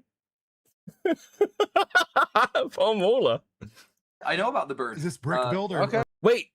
The bird? Tell us about the bird. Apparently a bird was stolen. Let's go back to the Lego thing. Oh my god, dude, I'm totally fucking brain broken. A real bird. What are we talking No, about? it's a real bird that was in the store. And the incoming individual like said, "Hey, don't forget your bird." And she says, "Your problem now." That was the answer. What the fuck? No, is that true? Do you have any evidence of that? Hostman's Lounge with the 5. Chat has me howling right now. Prepare to suffer, Beckett. Fuck. By the way, all this stuff you're saying and what Chris is saying, and again, she was very kind to us to come on and all that. So, and again, we don't know what we're doing, but it's a coming of age game that no person ever came from such an age. Nothing about Mixtape is good. Even the actual music is dumpster juice. Do people remember, what was it called? Dust or something? Where it was like this fucking SJW Swedish game or some shit. Was it Dutch? It was something. It was Netherlands. No, it was Norway. It was Norway. It was a Norwegian company that made it, wasn't it? Dustborn, yes. We're getting into receipts time, right? She says she sorry, not sorry, Beckett. Enjoy. Thank you, Joey. Thank you, guys. Very much appreciated to all of you. Thank you very much. Thank you for the 2, buddy. Incredible work. has video of all those sets being there when you have the takeover. I'm sure you're like, let me see it. And on the flip side, you guys made a video of what you did see. That'll all be turned over, correct? Yep. And that's Is Mixtape like a ripoff of Life is Strange? Kind of, little bit, yeah. Yeah. That's truly what we want the mediation and everything else for, so we can see it all. But yeah, so the video footage, for the claim should clearly indicate that she said, well, the bird's your problem now. However, the bird was, taken to a no-kill shelter, and hopefully it's been now rehomed. So the bird is hopefully in very good hands right now. All right. Appreciate people for just leaving donos and not saying anything. Yeah. And if it's you guys just sharing your thoughts to like. Holy shit. Appreciate the people who are asking no questions about this shit show. You guys are based.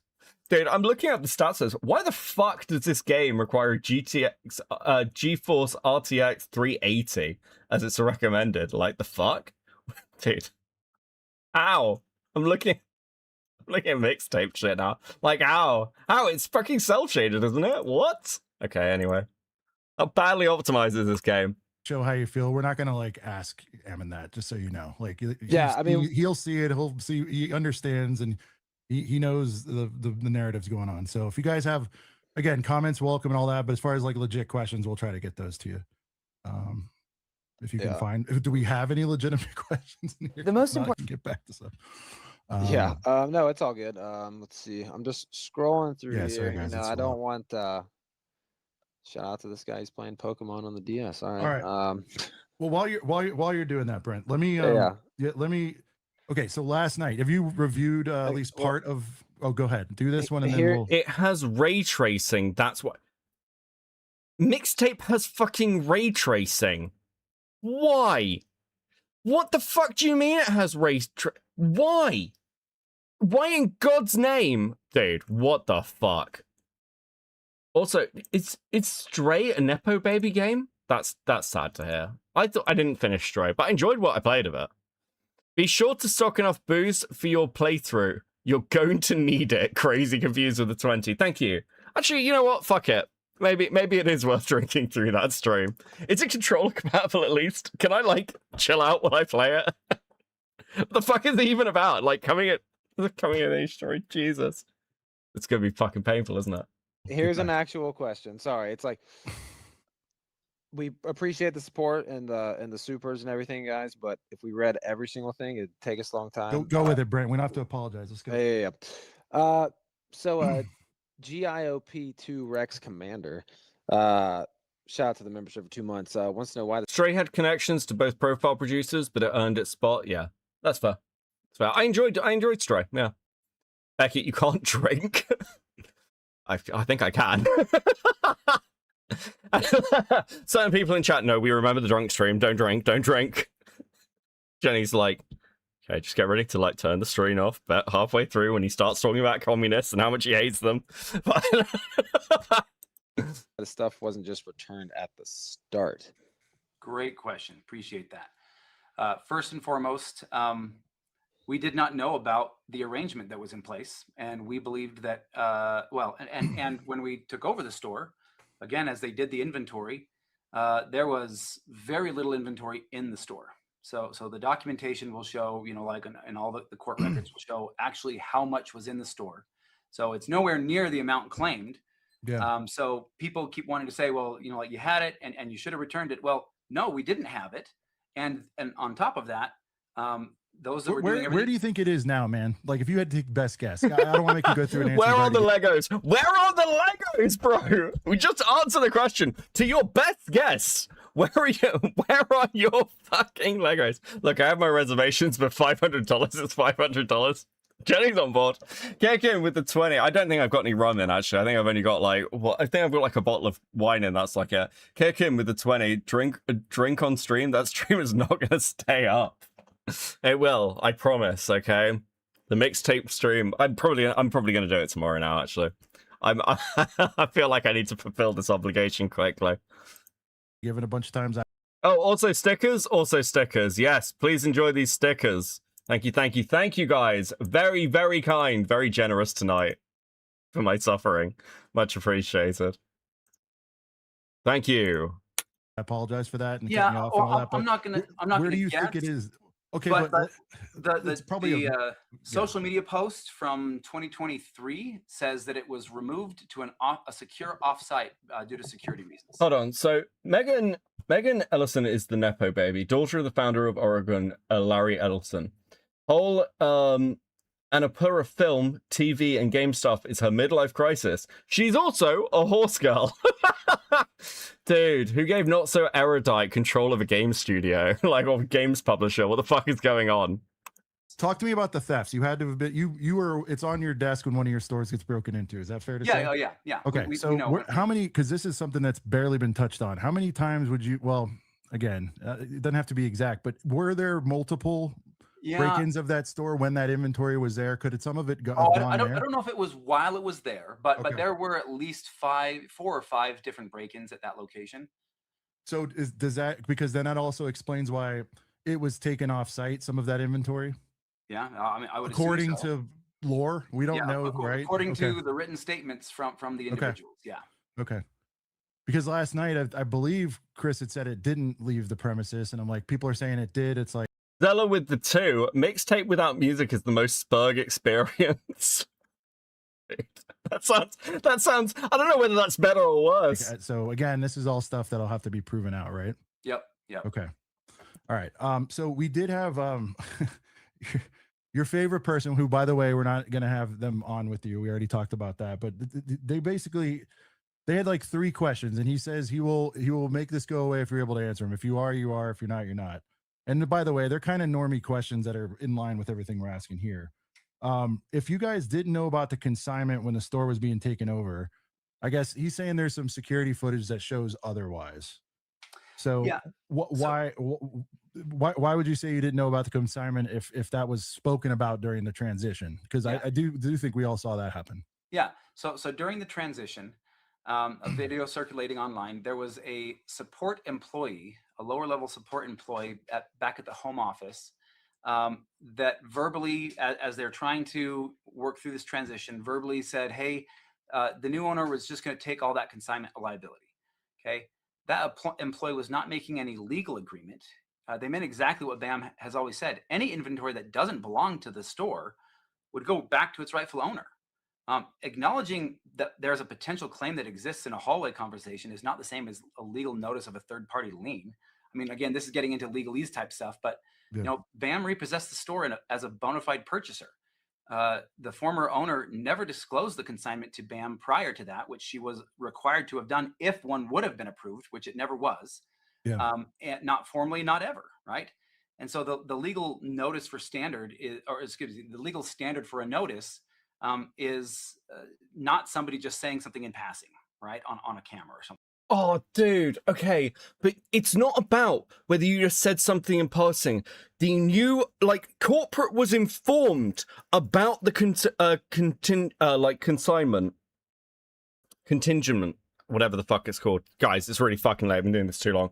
He was informed about it by the owner when she was handing over the store to giving up her ownership. He acknowledged the existence of the contract. He acknowledged the process in place by the company. It's not just something said in passing. It is an acknowledgement that is in place with the store. That is what matters. You have acknowledged that consignment. Corporate has acknowledged it. Multiple times through this drama, the consignment has been acknowledged, both by corporate, both by the franchisee owners, both by the manager themselves. Multiple people involved in this have acknowledged the existence and knowledge of the consignment. It has also been acknowledged on social media multiple times under the old owners. Everyone, no one's even disputed this until it's got to the point where there is actual repercussions for the fact that they need to pay this back. Absolutely fucking insane. And their corporate socials had advertised it before the transition. Yes, yeah. It's all over the place. They've acknowledged it. They've used it as advertising, for fuck's sake. Something along those lines. So in reality, no, we did not know that there was any actual consignment agreement. Could be worse, Beckett. Random Film Talk played mixtape for free. What an idiot. And it's been talked a So little if bit it about. wasn't exactly, I want it noted that I was actually an ask a few. The reason I brought up Dustborn is because there was an offer ages ago for me to play Dustborn for money, and I literally shut it down. I was like, there is no amount of money you can pay me to get me to play Dustborn. It is literally never going to happen. by the book, you're saying it wasn't a legal statement or an understanding. We'll take care of that. Whatever he says, he shuffled it away. You don't think that's good enough? Sorry. Can you repeat the question? I'm not quite sure I understood it. Sorry, I'm multitasking. I apologize. It was but you're saying what's evidence? What was shown there does not satisfy because it wasn't a written request. I thought that's what you were getting into. I'm sorry. No. I guess what I'm saying is even a lower level employee just making a comment over the phone, not being present and saying, "Hey, if there is such a consignment agreement, we'll try and resolve whatever exists with that," is not the same as us saying, "Oh, we know that there's a consignment agreement and we're fully aware of all the things that go in and out of it." Yeah, when you said lower level employee, what does that matter? I guess because if you had the guy who's just the bus driver wipe out people, it's what does that matter? I guess if Yeah, it was a statement made by somebody from the office. Sure. But those lower level employees don't have the ability to authorize those types of agreements or arrangements, and so therefore they don't have the authority to ad hoc just essentially take on a liability or responsibility in that capacity. Got it. So you have that in their JD or whatever. They can't make those kind of calls. Yeah. Okay. Going back to the inventory, because again, dude, I think I mean, that's what's brought everybody here is where are the sets? Let's find the sets or what happened to them. It's also important to note, and I don't know if I've said this yet, there's like from the side of the collector base, they're not just looking at this as 200 grand. They're looking at it as the largest Star Wars collection in the world, right? And you've broken it up and sold sections of it off and denied the like original owner and collector his dues, which for a collector community is a big deal. Yep. Second question was, if Crystal took all the Legos, which is one theory out there, we're not saying that, we're not saying you said that, just to be clear, but if that was to happen, before, and the store was empty before corporate emptied of all that before corporate took over, I guess the question is, how did she get, and again, this will have to be proven out, but how did she get metadata time-stamped pictures of Brian's sets in the store that show them in the store at the time she got kicked out? Great question. Those metadata and timestamp photos are actually from the 2023 photo, like burst that they did on social media to show off those sets.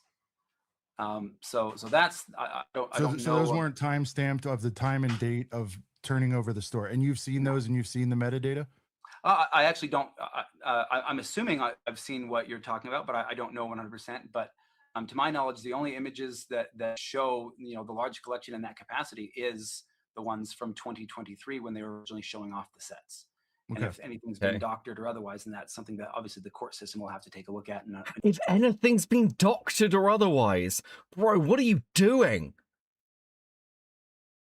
Mistborn Taylor with the 10. I hope EFAT does a mixtape stream and you're invited. At the very least, I'm sure your highlights will be in Joe Danger's video. Dude, I doubt it, but it would be, listen, it'd be cool to be featured, but I imagine it'll be me just suffering for a couple of hours.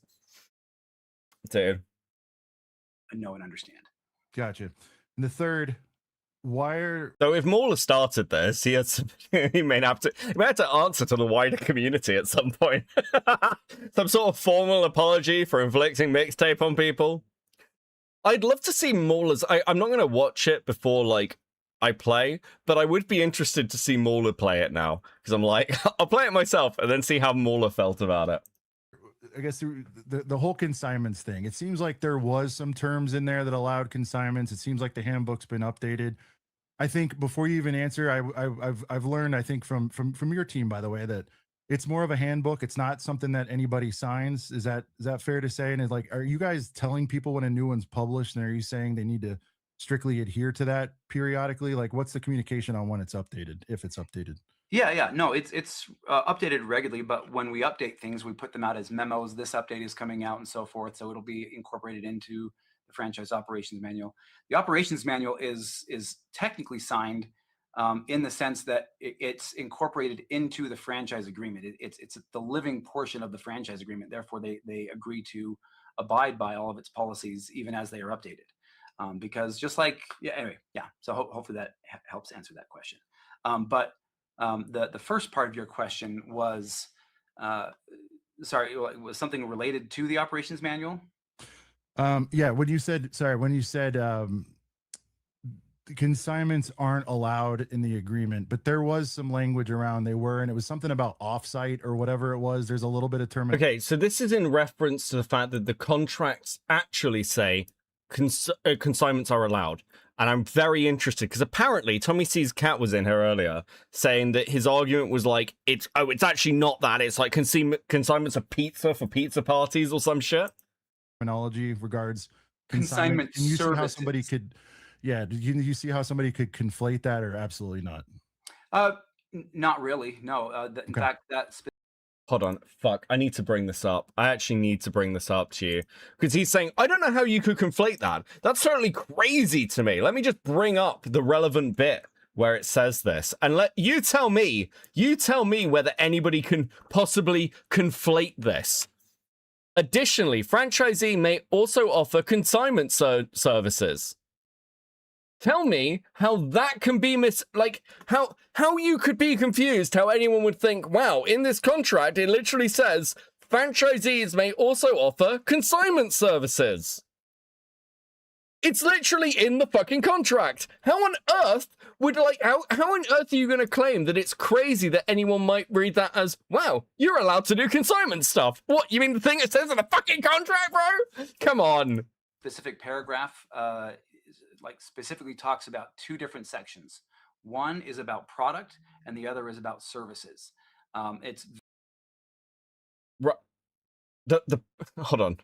Other merchandise approved for us as the products. Additionally, franchisee may offer consignment services. But would consignment services be considered the product? Because a consignment service isn't you necessarily selling your own product. A consignment service is you selling other people's product as a service for which you take a cut.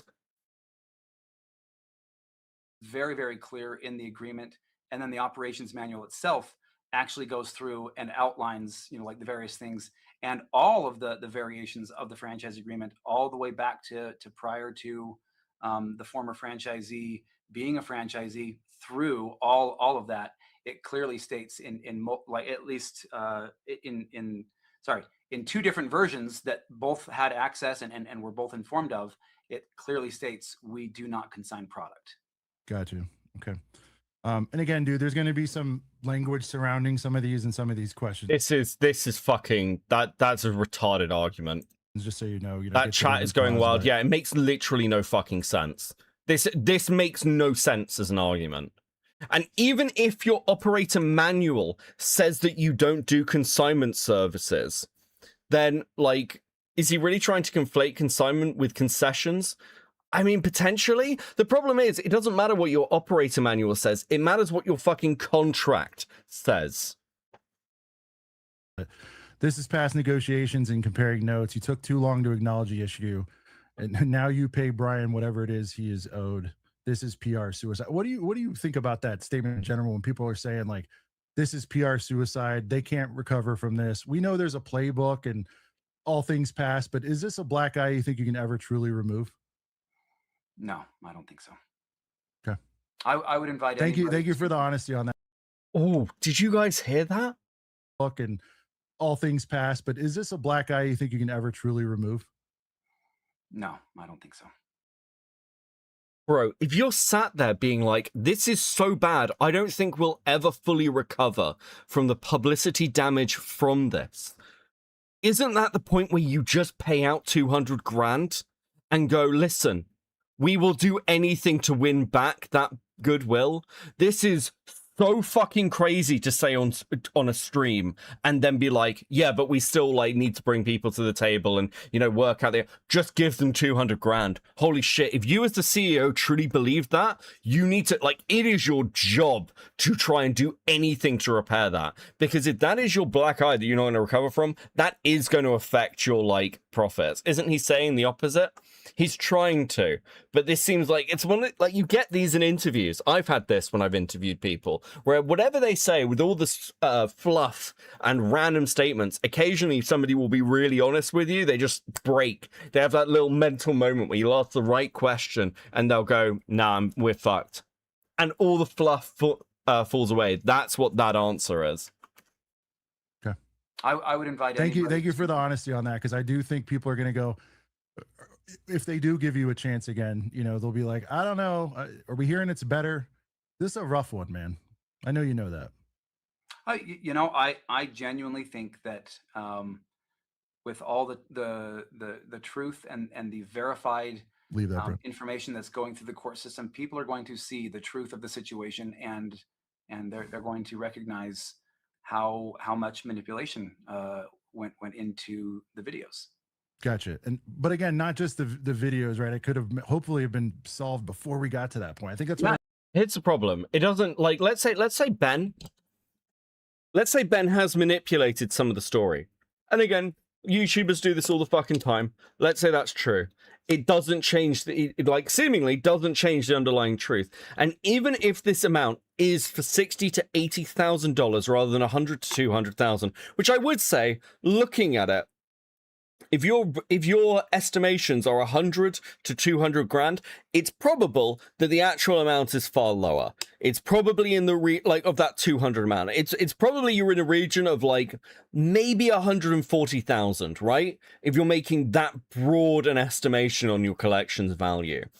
Nevertheless, even if it is, let's say, 100K, take it at the low end of the collection's owner's valuation, that is still an astronomical amount of money, right? 100 grand is, for like in America at the high end, the high middle class end, a year's wages, right? It is huge amounts of money to just flick off, especially if you're like talking about a guy in his late 80s who's retired and they wanted to pay 2 to 5K only. Yeah, that shit isn't like even in dispute.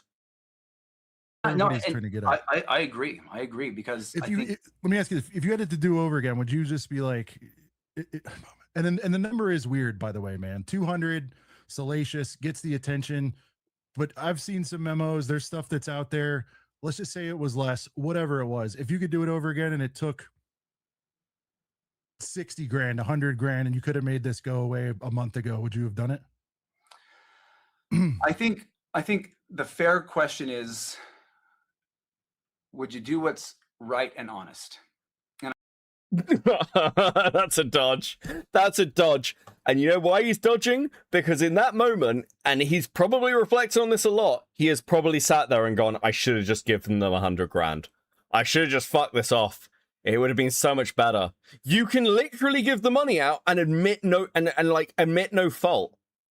You just be like, listen, it's not our responsibility, but we care about the community and we want to see people done right, better than right.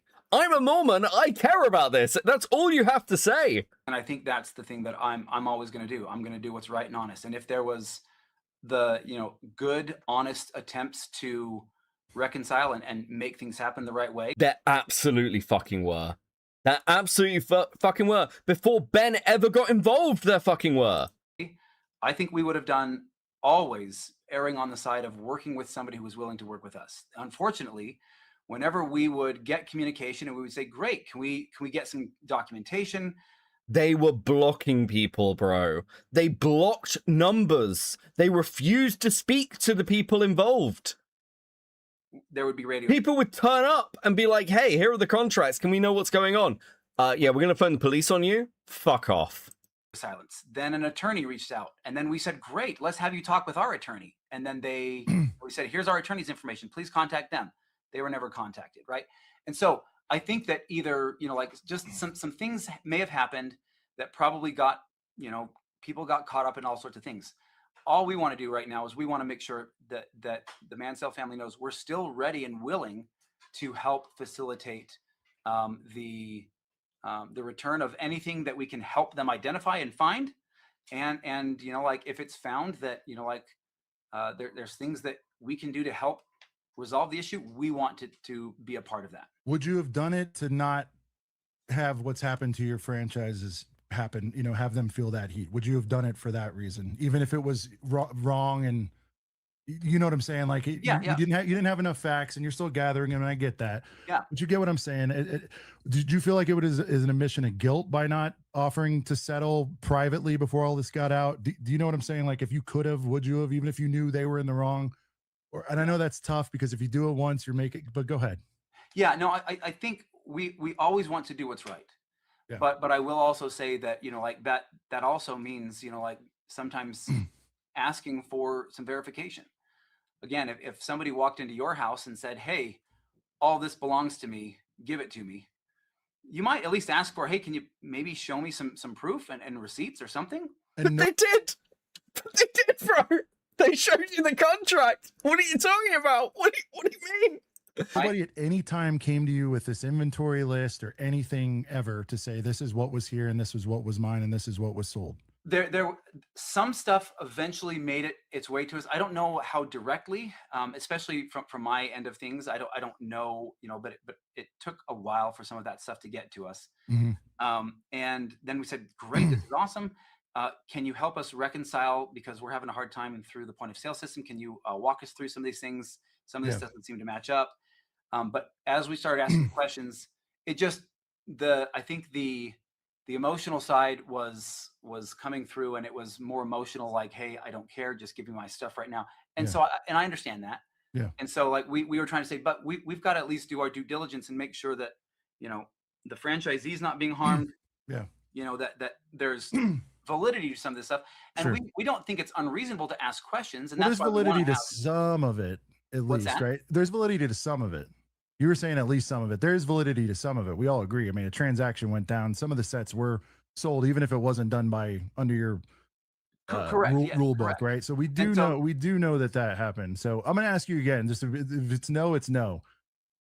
To save the trauma, the abuse, the verbal, potentially. Bro, this guy's actually interesting. This is like, again, this is a 6K sub shitter subscriber channel, right? What's their biggest thing? What's the biggest thing that they've done? Let's go public. Let's go popular. It's gonna be this, isn't it? This is a 6K shitter channel. 41K views 5 years ago, 10K views from the other day, 2.6. Like averaging, like it's nothing. Like, I know I'm not the biggest channel in the world by any fucking means, but like you do look at other channels like this and you go, okay, cool. Like, how experienced is this guy? And certainly from a drama perspective, this is a fucking Lego YouTuber. And I'm genuinely kind of fucking impressed. The fact that he is like nailing him is like, listen, you'll admit that stuff has happened here. That like product was turned over under a contractual agreement there that seems to have been violated by your franchisee holder at the very least. So I'll ask you again, do you think you should have fucking paid out? I'm genuinely like, there are drama streamers who are not this competent live. Sales, you didn't really clarify on that one. If you could have made it go away for the franchise's sakes, would you? I'll be honest. Like, yeah, this is like, someone's like, you're like almost twice their size. Yeah. And certainly video wise, right? I've got like a lot more views and a lot more experience dealing with dramas like this and interviewing people like this. They wanted someone to kiss their ass. Yeah, I think that might have been a miscalculation. And they're being very gently, softly. But I'm actually genuinely impressed. Cube, I cannot pronounce your name. Cube, thank you. Upgraded membership to molding. Much fucking appreciated. Thank you. 07 in the chat. Would you have done that? If it hushed it and then you figure it out legally later and see the hell out of them behind the scenes and not have this play out in public, would you have done that if you could have, in hindsight? I don't think that's a question that I can answer. Like, because again, Meltman with a 2. Nice to see you doing the classic 6-hour stream. I knew this would be a long one. We're at 7 now. I think we're probably going to be here maybe another hour. We'll see.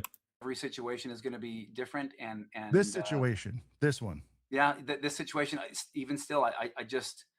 They seem to be handling this well for 6K with 58K views for a live. Yeah, they genuinely are. They deserve some props for this, honestly. I don't think I can answer that one completely the way you're interviewing the CEO of a major company within the fandom. Yeah, they're doing very well. So we've had I tried. I was just like, because I would say yes. I would say like, what are we talking to make this go away and not have them, go through all this? I would have, but you got to do it carefully. And I understand what you're saying. This has been on the stream for a bit. I truly do believe in integrity, and I know like a lot of people are gonna like cry foul on that. Sorry, I've got no commentary for that. I just think it's funny.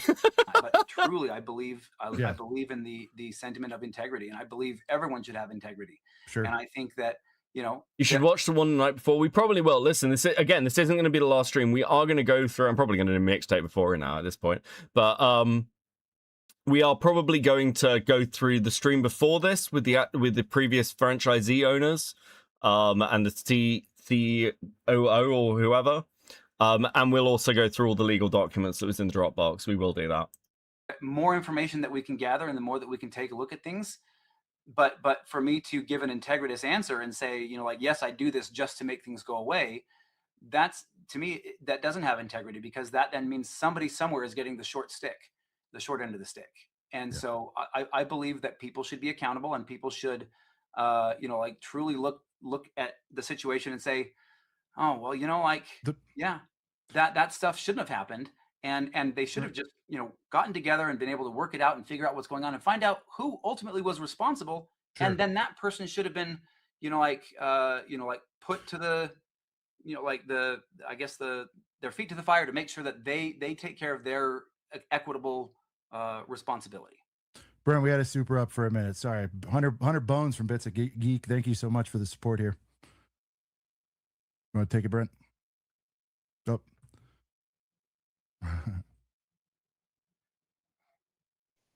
Sorry, I was on mute there.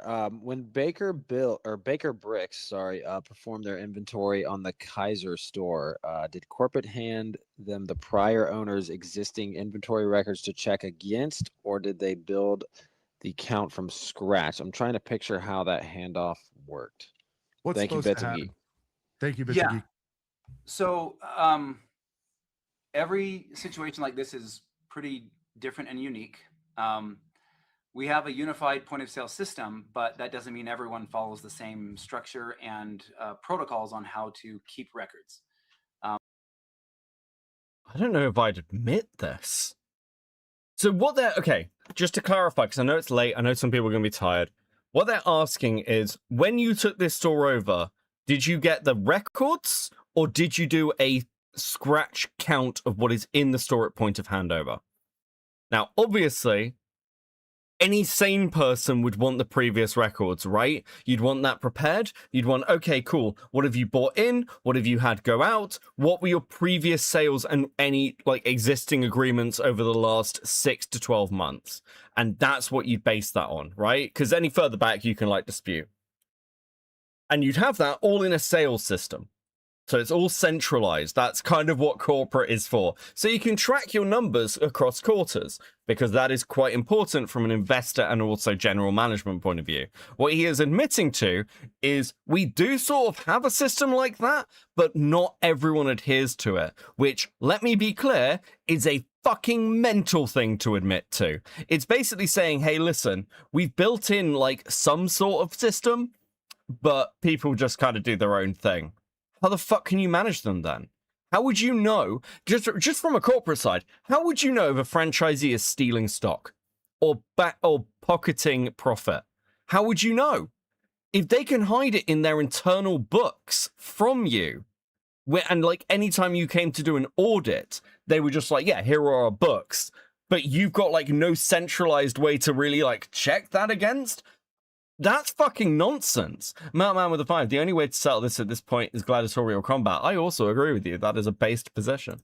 The records in this situation were not well kept, and so we relied on a two-prong approach, making sure to document everything that was in the store at the time through photographic, video evidence, and so forth, and then turn around and try and utilize the records. Now, there's also some issues related to the fact that in order to transition. When you buy a store, you want to know if that store is making decent sales. This should have been discussed. Yeah, so let me give you an example from the bartending world back in the day. Long ago. Again, I'm not in retail and haven't been for a very, very long time, or really ever. But I can give you an example from the bartending world. A bar I worked at had a stock loss of 10 grand. And I remember this happening, like we were a cocktail bar. And bartenders, like, we all used to drink there at discounts. Like, we'd hang out after shift. It was open this place was open like 8:30 in the morning till like 2 a.m. at night every night, except for the weekends when we're open till like 4. So it was one of these places. And proper cocktail bar, like a huge menu. Anyway, we had a 10 grand loss. And I remember going through this with one of the the actual bar manager. And what had happened was that 10 grand stock loss had occurred over the course of multiple years under a previous general manager. And no one had caught it because when the new manager came in, our new GM came in, nobody did like a general stock take. No, so the new GM was in place for 6 months and then found out about a 10K loss. And the way that 10K loss had essentially, like, we'd go, like, at the end of the night, we'd do a clean down and stock take. We'd basically, like, check our bottles at the night. But any general losses were just not documented properly. And over time, that had accumulated to 10 grand because there hadn't been proper inventory done. So when stuff like this happens, it's really serious because the owner suddenly comes in, who owns multiple bars, and goes, hey, your bar is down 10 fucking grand. Where the fuck is my 10 grand? It's shit like that that you're trying to avoid that only sort of comes out in deep audits. And having that happen to you when you weren't the GM, or like, and actually the bar manager wasn't responsible because he'd overhauled the stocking system when he'd come in like 2 years before. But like, yeah, it was me back here. I took the 10 grand. Good to know, Tyrone. I'll go give my old. None of them work there anymore. To be fair, they were all fucking moved on. The point of sale account so that we had greater access to some of the records with the individuals taking the inventory. We had to work through the company, and they took a little bit longer of a time to help us get to that. So there were some disparate records for sure. But here's the other thing: a lot of these records we believe were not necessarily being kept on like some kind of inventory system. So there was a lot. Lol, ouch. One time I took over a store after a GM was fired. The AM when I went in the safe was short like 300. That was a big deal. Bro, yes. I mean, all this stuff is. You know, I remember when I was first sort of starting out in clubs, and if your till was down like 5 pounds, like you'd get like fully like checked out. I remember like there was a stream of like, it was a spate of thefts. And I remember people being pulled off bars during the night to be searched by security, which is a bit fucking awkward for some of us because like we played poker and blackjack with security. Like we hung out with them a lot. So it was real fucking awkward. I remember when somebody else, like, I got grabbed because my till was down. And I, you know, one of the doormen who was a friend of mine, like we hung out a lot, was like, yeah, sorry, back here. Needs to do a search. I was like, it's not your fault, buddy. It's whatever. But yes, like this shit's taken incredibly fucking seriously. And to an extent, yeah, it fucking needs to be, right? Lot that had to be kind of reconciled back and forth. So it wasn't very easy. Gotcha. Bits of Geek again with 300 up in the ante on this one. Bam has said sales. So wait, so Josh violated federal law. This is above Utah at this point, right? The Fed should be looking into this now because regardless of the books, the lottery was valid. I mean, okay, so let's be honest. The lottery may be valid, but there's probably arguments around that. You'd have to prove that that set that was lotteried off was the actual set handed over by the collector, right? Because they could be like, oh, it's a different set. And it's a lot to dig into.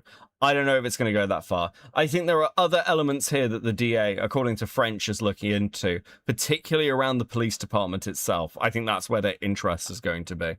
Records show most of Mansell's items sold before the transition to the Kaiser location. Since these POS records would clear BAM, would you commit to releasing the SKU level sales history publicly so people can see the timeline for themselves? I think that would do a lot to clear the air. It's an idea. All of Panda with the 10. Morning, Beckett. Sorry for joining late and being that guy, but can you give me a brief rundown of what happened till now? I'll send another 5 for you, explain using Warhammer 40k. Okay, Panda. Basically, in terms of Warhammer 40k, the ecclesiarchy have taken over a planet where they, like the previous priesthood in charge of it, made agreements with the population which have not been adhered to by the ecclesiarchy. And the ecclesiarchy are now being investigated by both the Inquisition and an independent member of like the rogue traders. Okay, the rogue traders have also got involved in this alongside the Inquisition for the population of this planet. Now, there are discussions about exterminatus, which are being taken very seriously. Unfortunately, the sisters of battle have gotten involved, and they are very on the side of the ecclesiarchy and are very keyed in to trying to protect the priests in this case. And there are claims of collusion between the ecclesiarchy and the Sisters of Battle, which is now potentially going to be investigated by a local Space Marine chapter, though may be turned out to the wider Brotherhood if things get more serious. And what we're really looking at is potentially an entire system-wide crackdown on this particular ecclesiastical bracket, though the Inquisition is unsure about how this will go at the time. Does that help? The Emperor truly does provide. Thank you, Bandit, for the 5. That has to also, please enjoy these stickers. Holy shit, I can't believe I managed to get through this. go through the court system. So technically, those will become part of the public record. So they will become part of the public record because it's going to be going through a court system. Okay. And I think this was alluded to earlier. You are using third-party inventory accountants to oversee the turnovers, or is that happening every time, or is that something you're going to shore up more going forward, or what's the status on that? No, we sometimes, depending on the situation, will use inventory accountants, but it's not every single time, and it's probably not. I think Ben's totally comparable to a rogue trader, personally. Dude, somebody asked me to like explain things in Fortnite terms, and I couldn't do it. But if you asked me to explain things in 40k terms, I definitely got you, bro. Not a bad idea to make it a standard practice for every single time. Though not every area actually has inventory accountants. So let's get it. If you want the TLDR of the 40k comparison, we're basically at the very start of the Siege of Brax. Okay, that's where we are. This is Siege of Vrax before the assassin, like the Aficionado of Assassinorum gets involved. Let me do this. What is changing based on this? Like, is there so? I mean, for that giant 40k nerd, welcome in. 3 to 5 things that are going to change, and we're not talking PR and that kind of stuff. Like fundamentally, operationally, what's going to change? And if it involves PR, I don't want to remove that from the table. But sure. What can we do better next time operationally and for your franchises? Yep. Ensuring that every franchise system is like every franchisee is using the approved accounting and inventory methodology. Why are you not doing that already, you absolute fucking clown? What the fuck are you talking about? Yeah, going forward, we're actually going to like enforce our policies. Fucking what? So ensuring that we have a standard inventory methodology, and that's number 1. Number 2, greater insights through field visits to ensure that, like in inspecting records to see if there's more inventory in store than it shows up on the records or less, then like we'll know that some action needs to be, corrective action needs to be taken. So we're putting some greater oversight and insight in place to ensure that there's no unauthorized, consignment type agreements floating out there, or anything else that's going to potentially create these types of situations, along with greater training to all the franchisees to ensure that they are fully compliant with all of the aspects and elements of the inventory process and customer service process too. Sure. Yeah, that makes sense. Your brother mentioned a temporary restraining order against Ben, Brian, Crystal, and all their associates. How will you open channels of communication with that in place right now? If you're saying come to the table, what would need to change there? Oh, nothing. Like the TRO doesn't prohibit them from using counsel or from reaching out to us and saying, hey, we'd like to talk. Nothing's prohibited there. Okay. This is another interesting one. So I don't know if he was just taunting or what, or if you've had conversations with, I believe it was Josh on the phone, saying if you do the following, apologize, that whole part of the story, we don't have to retell it, but like if you apologize, whatever, to Bam and yada yada yada. I'll give you your stuff back. I mean, do you see that as an admission of guilt, or is he just doing a big dick contest just to get him to jump? What do you think's happening? No, none of the above. So So that means he did have the sets. If he's saying, "I'll give you your sets back," nope, not that either. So please explain. Please explain. What the fuck are you doing? So what ended up happening is during this period of time, there was a significant amount of harassment and death threats and other things that were happening at the store. And after an initial, Bro, this is such bullshit. My Pookie Diesel would have to explain it in MGS. True. Thank you, Kicking, for the 20 Swedish. Dude, we're setting up the D&D game soon, actually. I'm pretty excited for that. We should start that in a couple of weeks. offer, like there was a time that somebody came into the store, like from that side that, said, hey, here's this stuff. And there was an offer, like, hey, here's some things just on our shelves. If like, this is all we've got, but if this is what you want, sure, you can just take this. Does this one belong to you? And he said, no, that one's not mine. Okay, well, what about this one? No, that one. Killjoy, you know what this reminds me of? This reminds me of landlords coping after they put a bunch of people's deposits in crypto and had to explain it to the FCC and shit. FTC. Wait, really? I've never heard that before. That sounds absolutely fucking insane. What? Harassment, even though the first video hadn't come out. Yeah, but the argument for harassment is that while making the first video, they were harassing, right? Ben has done most of this stuff way ahead of time. He's now making videos about the actions he's taken. But again, you seem to have no fucking evidence for this. That one's not mine. Well, how can you tell? I don't know, but that one's not mine.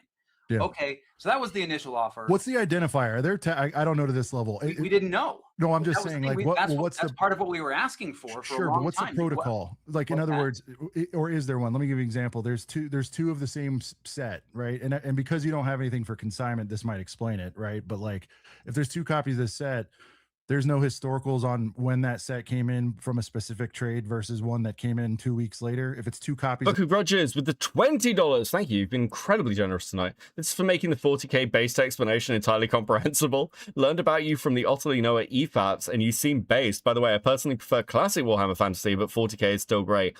Based. Listen, that we do not have enough fucking fantasy fans, okay? Like, there's a guy who was in chat earlier, Arcani, who's like an actual friend, and we play Total War fantasy quite a lot. And yes, I'm a massive fantasy lore fan as well. Listen, we're getting Thankwell soon. I know that I think it's one of my chatters who's been doing it, who goes into Nick's chat to talk about 40k. About Total War. But yes, we're getting Thankwell, I believe. That's a rumor I've heard. I want Thankwell in my life. I want Thankwell in my life. Thank you, Cloudy, with a 5. D&D game. Is it time for me to ruin another friend group? KJ, I'm coming for you. Dude, funny rat, yes. Funny rat, yes. Best rat, okay? we need more rats in our lives, okay? We need more rats in our lives. Of the same set number, it's just two copies. Is that kind of how? Correct. Okay. Correct. Unless there is something like there's this one's the damaged one, has a dent in the corner or something along those lines. But because consignment is not part of our whole process, we don't have a policy or process in place for how to separate consigned inventory. And so because of that, there was nothing that identified these, at least that we could tell. We kept asking, is there anything that identifies these? There's anything that we can do?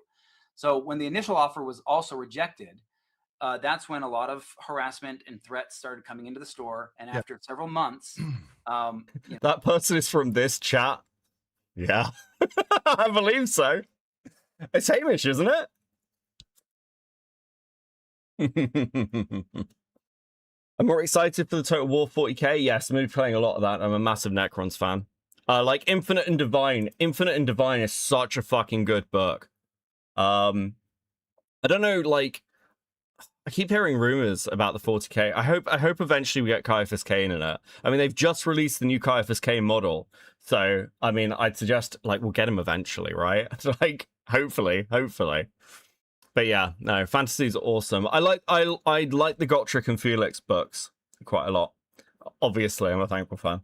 But what else? I'm a big Lizardman fan. I like Lizardman. Lizardmen are fucking great. I like, like the lizard men have like basically Doomslayer, right?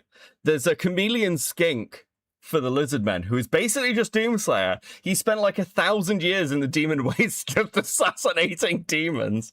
Play the Kane song. Hold on, give me a second. Let me go find it. Emperor text to speech device Kane. Where is it? Here we go. Where is it? There we go. I'm just gonna end up keep playing this now over and over Your again. bravery that made this all possible. Kai, Kai, Kai, hero of the Imperium. So good. Hero of the Imperium. I think, sir. At first I was nervous. So good. Anyway, we need to get through this, otherwise we're gonna be here all night. Fucking hell.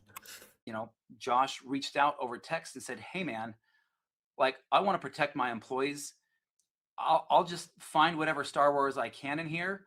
Just and being Doom Guy in the warp, yes. I think he survived the end times as well. Like no one, like it's Oxyotl, and not like there's no. I don't think there's any reference of what happens to him in the end times. I think he just like fucks off back into the demons. It's like, nah, this world's fucked. I'm just gonna go back to killing demons. Fuck it, whatever. I'll just Totally let you come and based take lizard. it was here when Crystal was here. If you want it, you can come and get it. And the offer was rejected, and you know that like there's things that goes into that, and so that's kind of I Was think there where agreement with some of the Crystal? emotional side of things continues to get in the way of actual progress and Yeah. saying like, hey, let's come together and let's figure some of this stuff out. And that's again truly what we want to do. I don't want to like go back and forth on why so, and I know some of your fans want to know how and why this stuff transacted, but you've also got to recognize these are real people. Like No one's people who disputing are- that. Yeah. no, one's I know, disputing but like you've got people who are scared to go to work because people are coming in saying that they're going to murderize them over stuff that they aren't Murderize willing them? to. I am going to murderize you over Lego. Dude, have you met Lego collectors? I also obviously have a special interest in this. For those who don't know and haven't seen, I've like got like custom Lego builds and shit that I have a huge fucking collection of Lego that I just come up and do custom builds with. I've done like Lego lore streams with the lore tuber guys. I love this shit. Great. It's a perfect drama for me. like provide like greater amounts of documentation for that as a business owner. That's terrifying that I'm suddenly responsible for some of these people's lives and they're putting their lives on the risk like on the line for me in this store Right. over some plastic bricks. Yeah. And I understand that there's value that can be attributed to some of those things, but it's not worth threatening somebody's life over. Sure, for sure. And I think that's why I was asking you earlier, like knowing that those things happen now, you still wouldn't have made it go away sooner.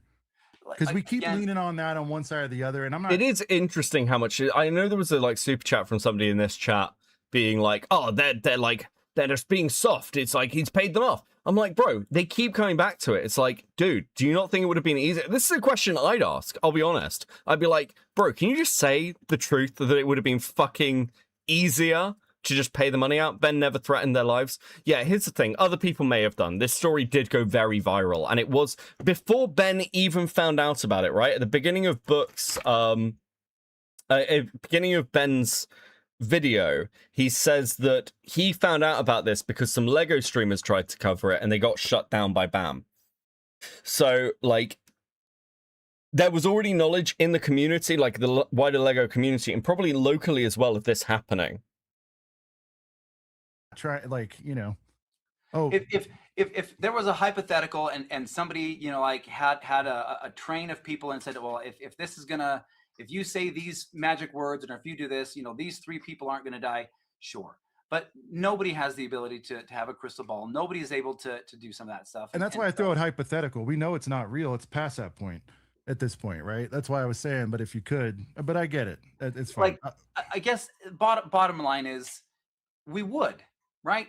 Because it's not worth the hassle and issue of people's lives being threatened. But the reality is, what a horrible world we live in where people can just threaten and intimidate people into. Dude, fucking, what a horrible world.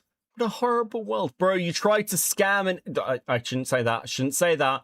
That could be actionable. I apologize. The company seems to have taken actions that have caused harm and distress to an 80-year-old man over his Lego collection that he spent a significant time building.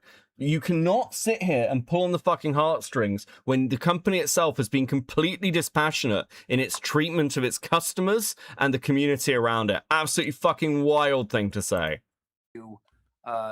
Taking money from them, and to me that's just a hard thing to do. Say like, yeah, would I want to make sure everyone was protected, and would I like, if I had the chance right now to say, hey, if the company was had to go under and you're going to save a child's life, guess what, guys? I think we have to let the company go under.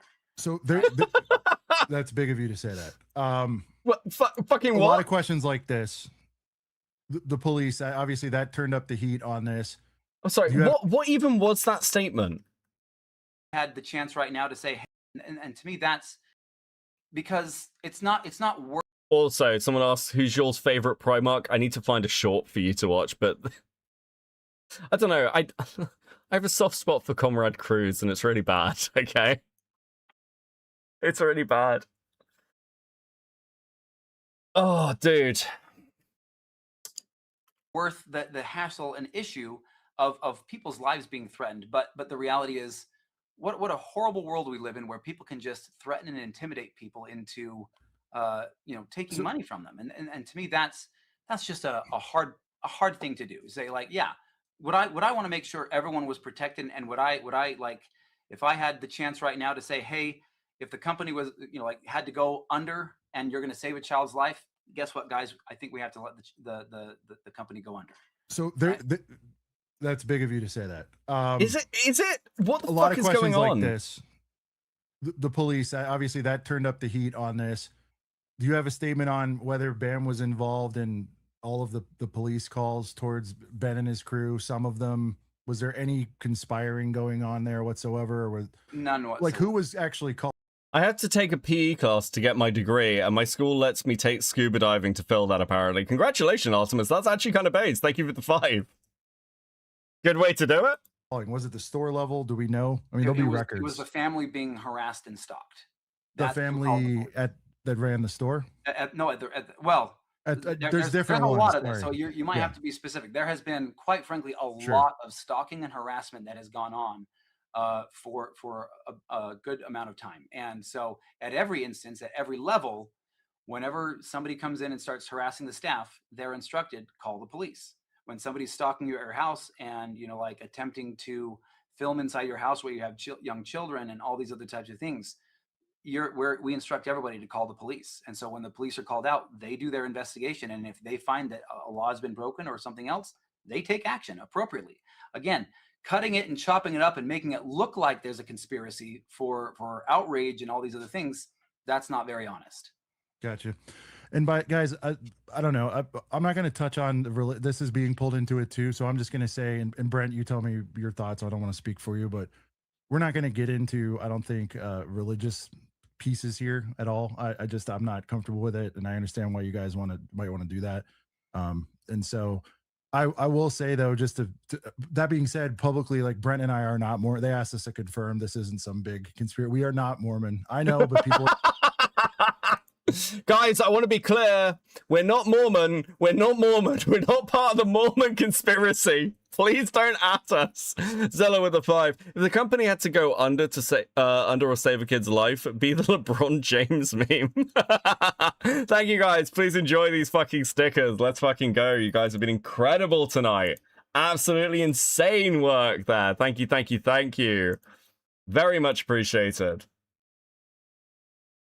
Are saying that, so it's like we have no connection. This is the first time Emin and I have ever talked, period. We have no connection to it, so I did want to answer that, and that's the only time I'm going to touch on that, because I don't know, I'm not comfortable with that. And I know I'm not here to pontificate too much, but I gotta tell you, like some of the messages that I've seen that have been sent to me, I find it pretty difficult how bigoted and hateful a lot of people can be. We have franchisees from all walks of life in our franchise system. that we love dearly, and we want them to be just as safe as anybody else Sure. who might be Oh LDS, my God, who dude. might Who be aren't, who are whatever they. Yeah, I'm with you. I would Right. like the Zoom pass, but I did want to say, like, again, there are no American Fork Police ties that any. Okay, hold on.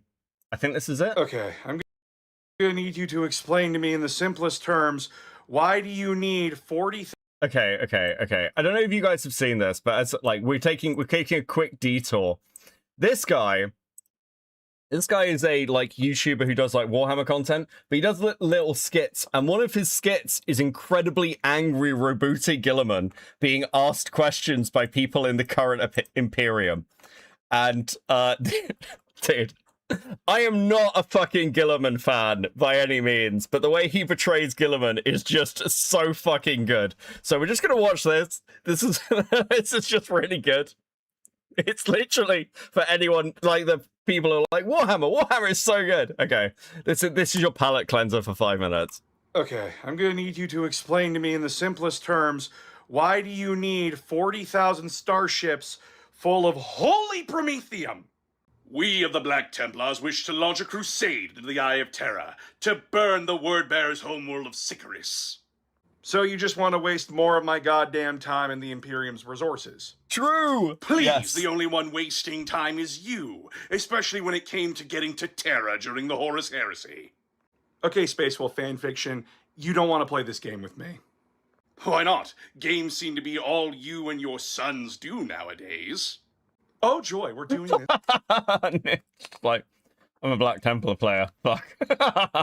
Today. Kato, clear my calendar. Dorn's leftover tumor needs a lesson today. How dare you insult my Primarch? Trust me, if that brick of a person was still around, he'd have a lot harsher words for you than I do.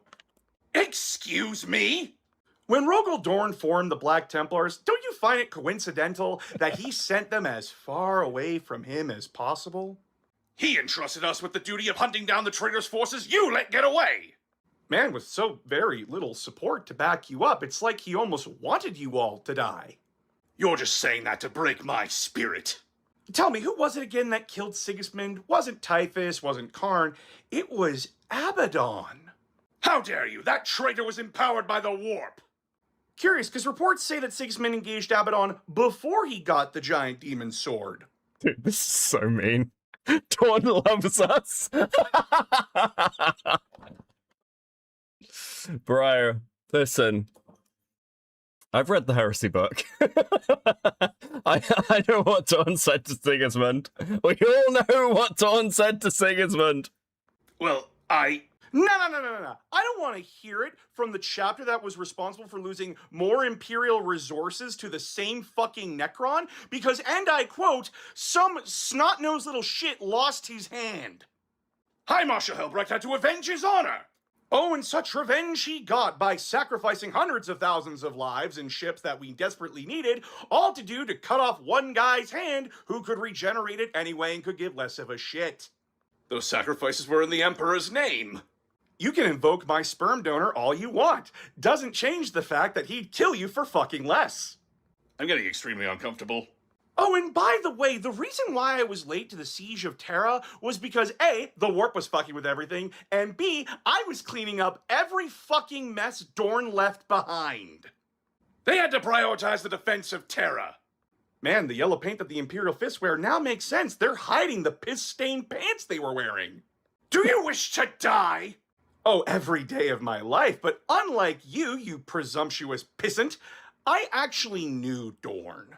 And even on that emotionless brick's worst day, he would deny your request and then hit you over the head with a thunderhammer. Out of my office. You're nothing but a nerd! Man, they talk a lot of shit to the nerd that can deny them resupply, don't they? I like this version of Gilliman. I really like this version of Gilliman. I think there's like some like lore accuracy to it for those reading the current like kind of timeline of the series. Like Gilliman is just constantly pissed off at everything. It's actually great. Even if you don't read 40k, it's worth reading some of the current timeline stuff, particularly the Plague Wars. His interactions with the Ecclesiarchy are fucking awesome. He's so fucking mad. It's great. Anyway, this feels like text-to-speech. Yeah, and it's got the same sort of vibe to it as text-to-speech. He's so annoyed by everything, justly so. True. Yes. Great. That shit was fun. Yeah, he's good. He's good. I watch a lot of his stuff. I'm actually thinking about potentially reaching out to him. He's got some interesting, like, views on gatekeeping in the community and, like, retconning, which I kind of disagree with. And I would be interested to talk to him, so I might try and do that in the future. We'll do, like, if he was ever down, get him to come talk, because I think it'd be interesting. Yeah, Gilliman crashing out at that priest after the maybe Emperor-possessed girl burst into flames is amazing. Yes! Yes! It's so good. There's a guy who does voiceover work who reads a lot of it, and he did a reading of, like, that interaction, and it's fucking awesome. Yeah, current Gilliman's great. Current Gilliman is so much better than Heresy Gilliman. It's like, it's really good. It's interesting how they've changed, like Lion's changed. Does that... I like the fact that Corvus Corax is a fucking bird now as well. How are you going to bring back fucking comics? Are you going to be like... He needs a fucking birdcage. It's true. He needs a birdcage. Anyway. Lion matured. Yeah, it took him fucking long enough. Anyway, back to this.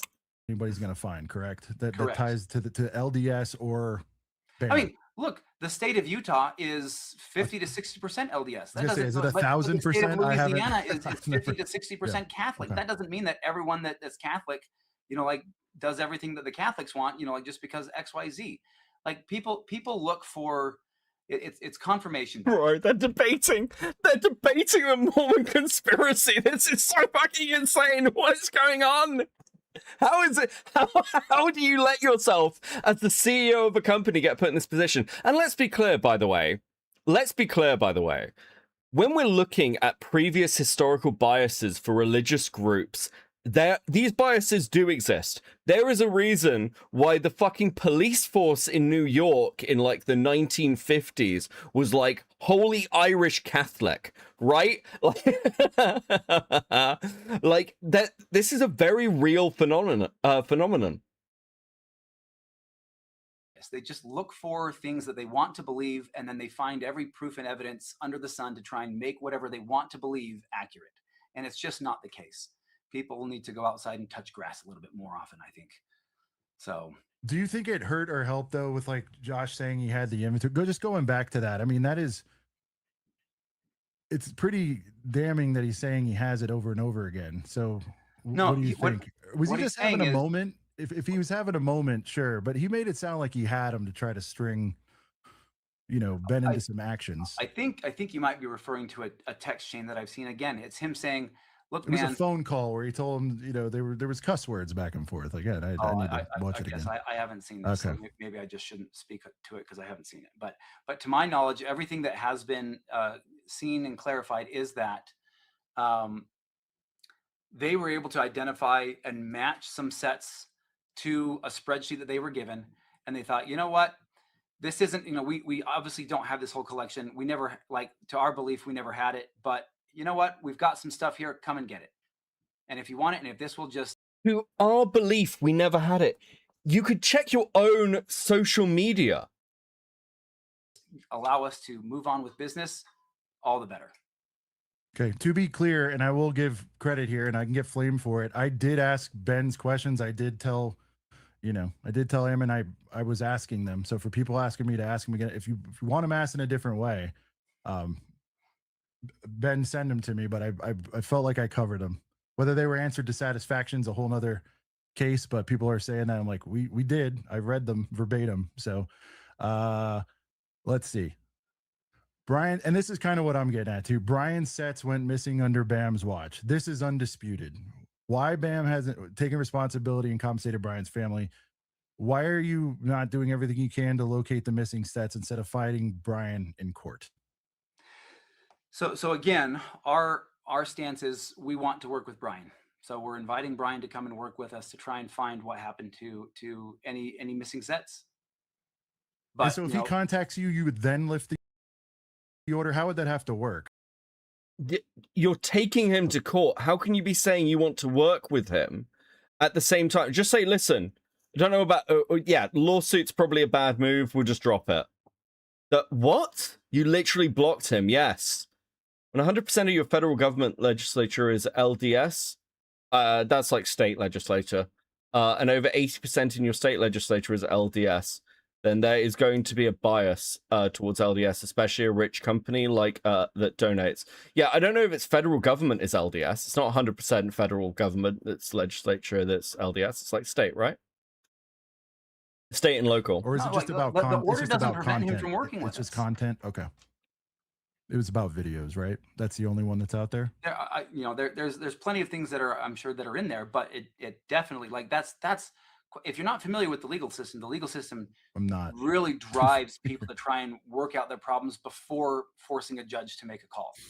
So that they like, there's going to be mandatory, like mediation. Oftentimes there's lots of things, they'll say, like, you have to at least try mediation 3 different times before Right. the judge will actually take a look at some of this stuff. This is another one that came up quite a bit. Like, why didn't anyone respond to the court cases in Salem when it was raised?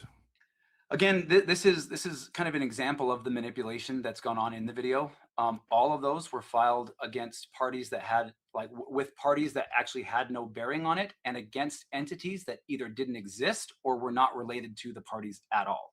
They were all fictitious. They were all dismissed. In fact, we have the documentation from the court that shows every single one of them was dismissed. That's interesting if that's true. If it's true that the cases were dismissed, not given a default judgment, I'd be very interested to see that, because that is a major thing that Ben has lied about if that's the case. Not default on dismissed. So there's a call section in the video where, like, oh, we got it by default. That's all fabricated, completely made up, didn't happen. All of those cases were dismissed. So you can look them up, but but they just flash a paper on the screen and then they go away. So again, it's for rage bait. It's for clicks and for people to essentially be manipulated into believing the story that's being told. Damn, this is going to cost so much money, isn't it? This whole thing for the legal on it. I'm just thinking, I don't know much about it, right? But like, it's going to be a lot, right? Yeah, I can see the chat saying, prove it, show it. Yeah, just show it. Release that information. Those are public court records. Violating the on your side to have to get everybody involved. I guess I just keep going back to, like, why did we make it go away? I need to get off that for now. I'm sorry. Like, woulda, coulda, shoulda. I get it. Let's see. Yeah, I think a lot's going to have to come out regards the. Ben hops on later and says we went to file for default settlement and couldn't because the store shut down. Right, okay, because there's like a time period to this. So they couldn't fully file for default. Because the call said that they could file for default and therefore that they'd win just by default because it hasn't been responded to.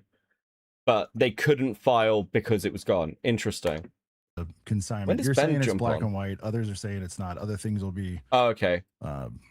Interesting that Ben doesn't stick around for this. Consignment was on your BAM socials. How were you not aware that they were there? I mean, are you looped in fairness on every big trade? I don't want to sound like I'm siding here, but he can't possibly be looped in on every big trade, right? No, and we don't. One of the things that our franchisees have greater oversight on is their own socials. And so other than to ensure no IP violations of other people's property is being violated. But to my knowledge, the posts that were talking about it actually said nothing about consignment. They just said a great collection is going to be on show and they're available for purchase. I don't think there's any consignment language in there. So even if we were aware of every post of that nature, there was nothing on there that said this is a consignment deal. So that's going to set up red flags to us and say, like, whoa, what's going on here? Yeah, that makes sense. Claiming the lawsuit was dismissed, a very bold claim. Prove it. Show us the paper. Again, this is going to come out later, right? Where it was this is all going to be shown in court. We got that. We did that one, Brent. Did we get this one? Okay, Yep. Just making sure. Thank you. Guys, I got to really quick let you know. I've got a call. I've got some stuff I got to help take care of at home. So if there's any way I might be able to wrap up my section here. I do gotta potentially go and Yeah, do your section, and then do your section, and if you want to deliver from the heart a message to everybody watching, how you plan on fixing the situation going for all that good stuff, tie it up in a bow. Yeah, for sure. Jesus. Thanks. Again, our whole stance. Yeah, tie it up in a bow, man. Like, do something. Do something. Do anything. Please. Fuck. Save yourself. What a fucking shit show. Is, this has been an unfortunate situation that has been blown out of proportion by invested individuals that I think have more of an investment in causing discord and just an inability for people to come together and actually make something work. And so our offer still stands that we want to get together with the Mansell family and see what we can do to help resolve the situation in a way that makes everybody happy. And I truly do believe that the Bricks and Minifigs brand is one where people can love and share in the joy of Lego together. And I'm very excited for continuing to help the brand be the place where everyone who loves Lego loves to come. Brent, any closing thoughts? Sorry, you have a few questions. Yeah, we're trying to rattle through as many. I I know you got to people- run. I got people messaging me telling me to try to find specific questions in the super chat that we may have missed. I'm That's trying to gonna be find tough. them. Sorry, Yeah. I'm doing a million things. I hear you. Thank you. I know it's sorry, guys. We're trying here. Yeah. Oh, sorry. One last one for you, because why did the store ultimately close? There's a lot of people saying it was purely due to this investigation, and all that. Why did Salem, after the second owners, have it closed? Is there clarity on that? Safety issues. Enough safety issues happened at the store because of the ongoing harassments and so forth that they and us together made the decision to protect the employees and the people that were there from the ongoing safety concerns. Gotcha. All right, Eamon, thank you so much for your time. And they started off slow. They boiled the mustache frog. It's a genuine tactic, Esco. Thank you for the 2.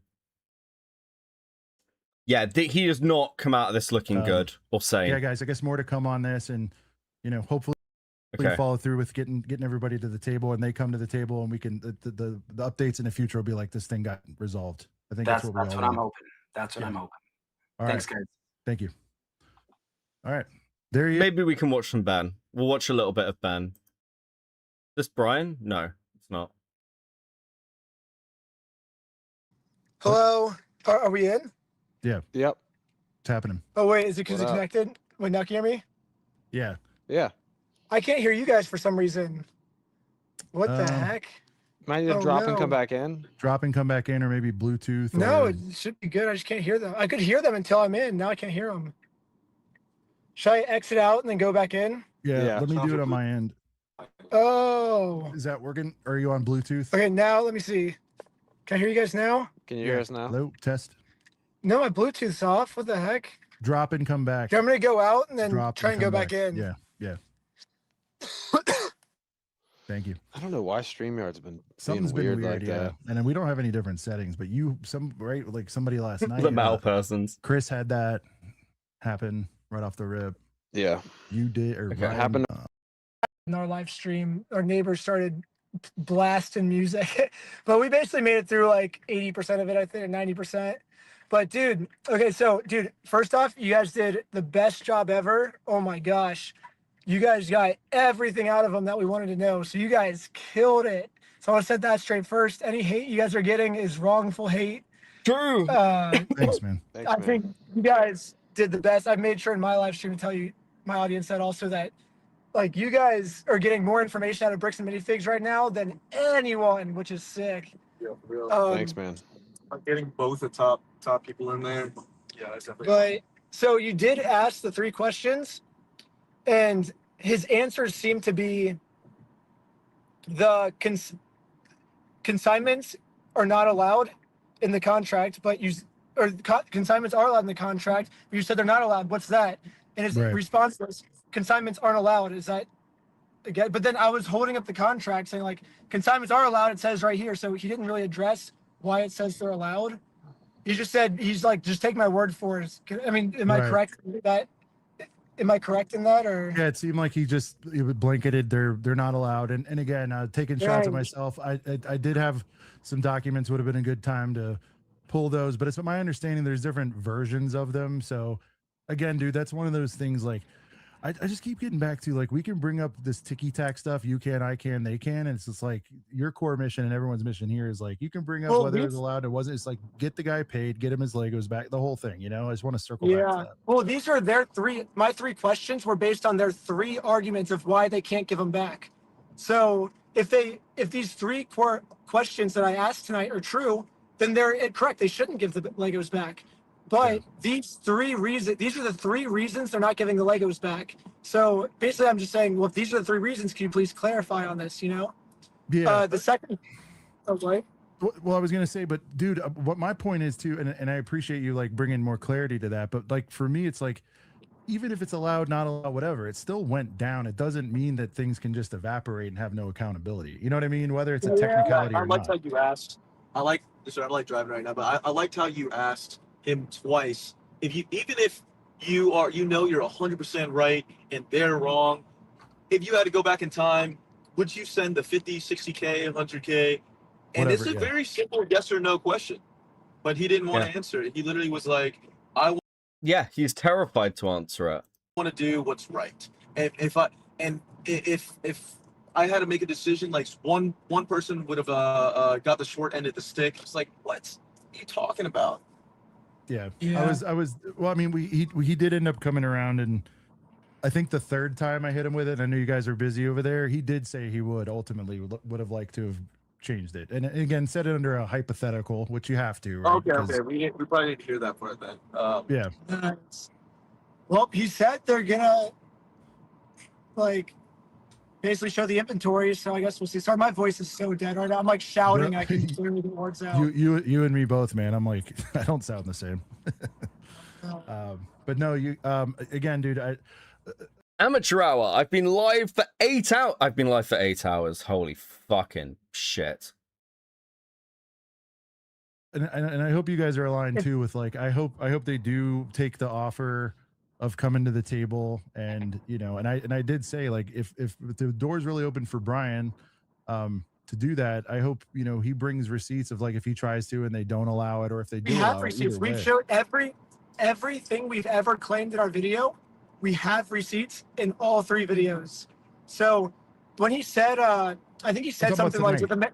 with the metadata timestamp stuff. He's like, I haven't seen those pictures. It's like, so he hasn't watched our video. That like, he's like the timestamp. Okay, we've already done all of this, and I think I've pointed out most of this shit. Didn't show any proof or case number. Can you ask Ben to show proof or case number? And if you did that on your video, Okay, so this is about this I am interested in. Apologize.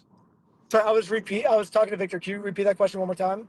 Yeah, we got a super in here from Markeel, I believe. Sorry if I'm about butchering pronunciation. Small claims court. CEO said that you guys didn't win and you didn't show any proof or case number. Can you prove that you won those court cases? So he's correct. We did not win the court case. We filed motion for default judgment because they didn't respond. And so the day after we filed motion for default judgment, they closed the store down. Okay. So that explains that. Yeah. So also the CEO is like, they got dismissed. Well, they only got dismissed, to be clear, because the store closed down. They didn't get dismissed because they won the case. So again, the CEO is misleading you, right? The CEO is being highly deceptive there. Like, well, you know, they were actually dismissed, guys. Like, they wouldn't have won these cases. No, you just closed the fucking store before the default judgment could be served. They're not fake court cases. Once again, the CEO is just fucking lying. Why the fuck are you doing? Dude, what a retard. They got dismissed because they ran from being served. Yes. I don't know, man. It's going to be receipt time soon enough, you know, and there's a couple things I just keep circling back to, like a safety blanket, but like, I just can't wait to see it play out. What's your involvement going to be on this going forward, by the way? You're going to continue covering, or you can't, or you can, or up to a degree, or what's your involvement going I'll to be say going you forward? guys have no clue what's. If you guys thought video 1 and 2 were bad, like video 3 gets even worse. We have even crazier stuff planned for video 4. Like, just wait is all I have to say. Basically, like the video series won't end until Brian gets his Legos back, until yeah. justice is served. Like basically, that what that entails is either he gets his money or he gets his Legos back. Either One of the two. either Bricks and Minifigs does what's right, or we find out in some weird way that Crystal was the evil person and Bricks and Minifigs was just an innocent victim, which there is still a small chance of that. There is still a small chance that Crystal is all a big misunderstanding. Crystal manufactured all these metadata timestamps, pictures and stuff. Crystal actually did steal all the Lego. I hit skip on an ad and it sent me to a VTuber Horse Girls live stream instead of Beckett's. What the fuck? What the fuck? Firstly, how are you even getting redirected to that from my fucking stream?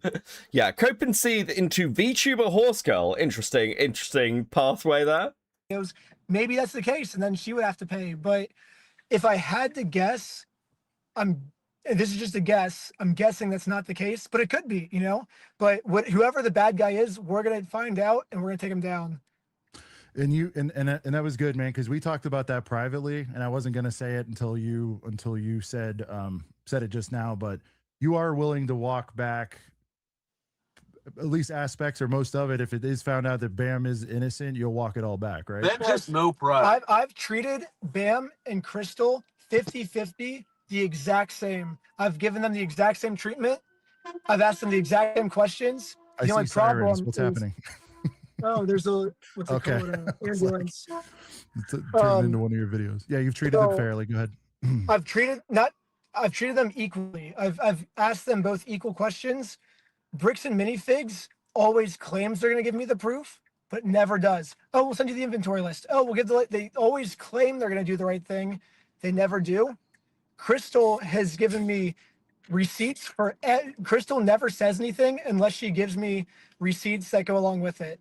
So as a person who's documenting all this, I am more inclined to believe the person who gives me the receipts. And since I'm not getting receipts from Bricks and Minifigs, I'm trying extra hard to get receipts from them. You know what I mean? So at that point, that's where we're at. But Crystal maybe she's faking everything, you know? But so far, treating both sides equally, it seems like Bricks and Minifigs are going to be the bad guys. But Okay, I think that's... Is there anything else here? Can't say. I mean, don't... No, I'll say everything. I don't care. All of your streams are VTuber Horse Girl streams. Shush, Oz. You know that's a secret. I'm going to be like Bricks and Minifigs. Legally, I What I'm doing in the background is my own business. can't talk about this. No, dude. If there's nothing to hide, why not just talk about everything? So, not yet, but I will say, yeah, I can talk about this. Legal Eagle's team reached out and they said, we're going to hook you up with the best Interesting. lawyers ever, with even better lawyers than Bricks and Minifigs. So it's not like an investigation team, but I think we're going to go after him legally. Yeah. And then all the money we make, we're going to do a giant prank on Bricks and Minifig. A giant legal by the way, Wait, you want to spoil stuff, dude? I don't know if you guys have seen this yet because I think it was just posted very recently, but American Fork Police released a statement just a few minutes ago saying there is no warrant for your arrest. Let's Like- go. Not anymore because I went to court. There was a warrant though. I don't know if it's currently or Yeah. what, but it's There was two warrants. There was two of them. If you do AF_police, there's an official press release on there about it. Just Will so they you guys revoke know. it? They revoke it? Yeah, I've already been to court. No, this got resolved. I went to court already, but I've been to court. Oh, wait, what? He's been to court already? It's been resolved? Oh, interesting. Like 5 times already. But at the time of me making the video, He's been to court 5 times already? Wait, fucking what? there was 2 warrants for my arrest. So they must have revoked it then. Oh, Yeah, and 'cause I there's went body to court, cam yeah. footage, but body cam footage No, I being went to- released too. Oh, Rose's nice. drone is still awake. Yeah, listen, we're getting to the end. What were they trying to arrest you for anyway? Like specifically? So One of them's in part 3. I think it's Give us a nugget. Eamon, Give us a nugget. Eamon called the police department saying that I threatened them. Either give us the Legos back now, or I'm gonna burn the place down and shoot everyone inside. That was one of them.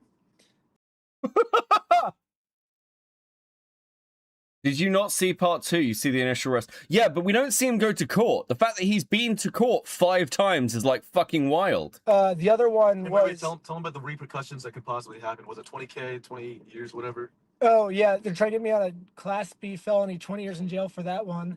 And then the other one is this was just a flaw in the court system. They sent me a Zoom link that didn't work. So when I logged into Zoom, it wouldn't let me log in. So immediately I called the court. I said, hey, your link is broken. They said, okay, we'll let the judge know.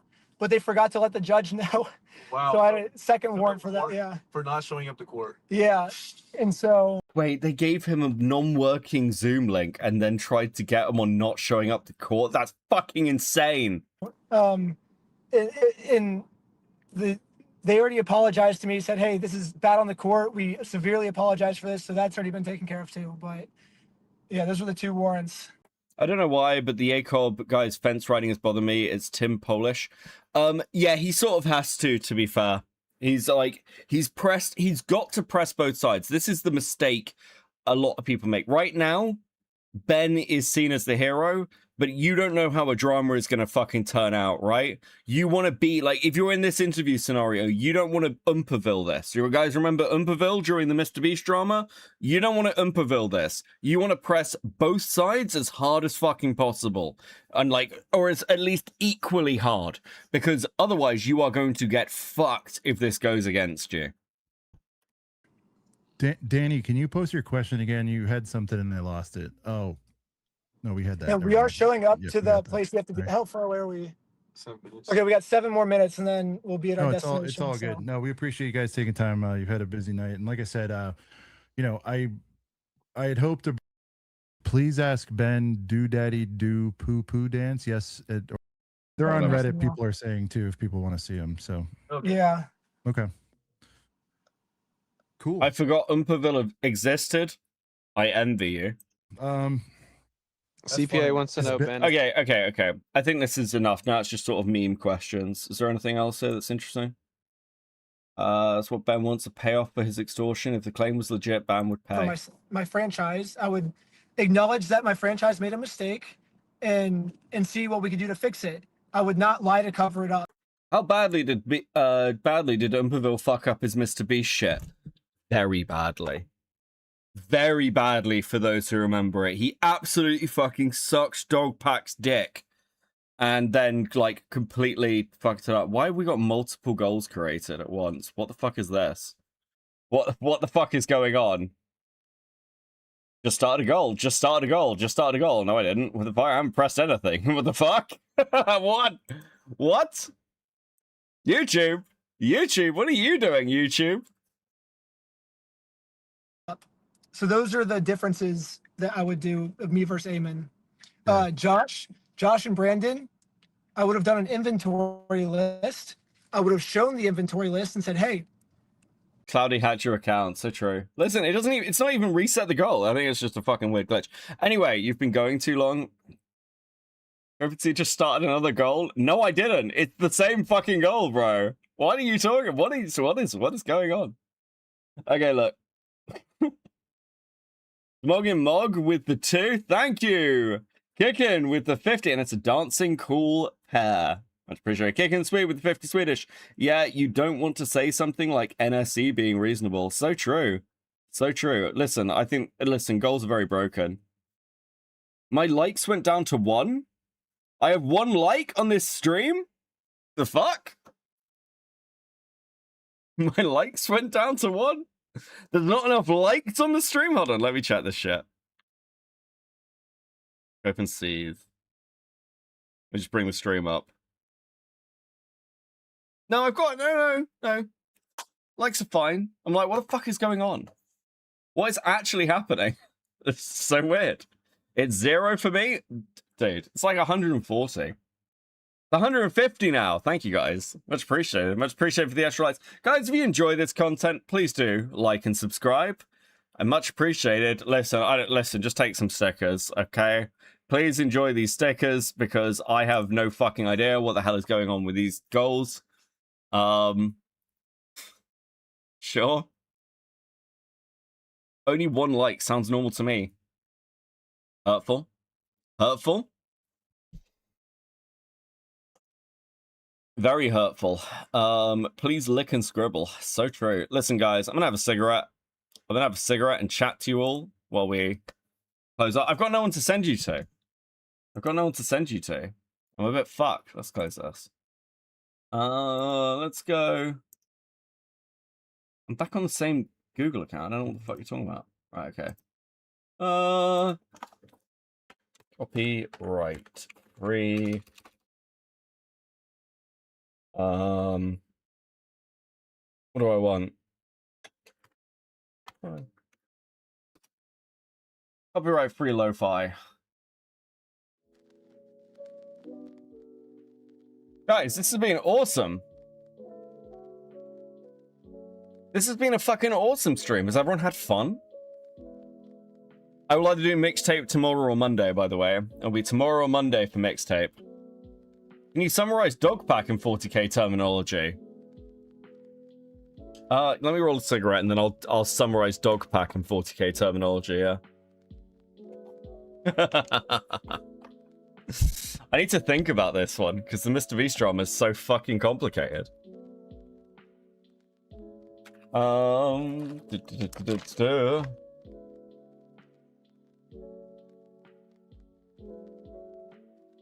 Okay, Mr. Dogpack and 40k terminology. Right. On the Hive City of Mr. Beast. The Mr. Beast Hive City is like one of the top producers for the Imperium. And there was a drama amongst the nobility of this particular Hive City when one of the former nobles, who was very close to the governor, basically got outed for cavorting with young peasants from the middle layers of the Hive City. And while this was treated as a fairly serious drama, what actually kicked off the main, issues at this particular Hive City was one particular person who'd managed to work their way up towards the nobility, who came out to try and expose the nobles to the lower castes deep down in the Hive City. Unfortunately, while many of the lower castes deep down in the bowels of the city were very keen to rise up and spread their mutations and heretic ways, much of what was put forward turned out to be completely fictitious. For example, this noble, this lowborn who climbed their way up to sit within the noble households, was claiming that they were fraudulent with their taxes to the Imperium, that they were ripping off, that they were even cavorting with chaos. But these were massively drummed up. There was no strong evidence for them, and during an inquisitorial review of the Hive City, it was found to still be producing well within quota for the rest of the Imperium. Gene stealers or actual heresy? Well, it does turn out that potentially one of the former noble family, the one that the noble from the family Tyson, did actually seem to have quite strong links to the Gene Stealer cults. That was how the drama started. So the governor of a pleasure world was has one of his administrators get exposed for heresy. However, a rogue traitor who used to work for the governor then used the opportunity to accuse the governor. Yeah, that's a good summary as well. That's a good summary access. Yeah. I need you to do bedtime story streams. I totally do bedtime story streams.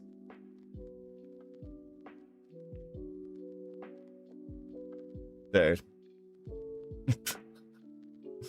Innocence proves nothing. No, it has to be by combat. That's the inquisitorial rules.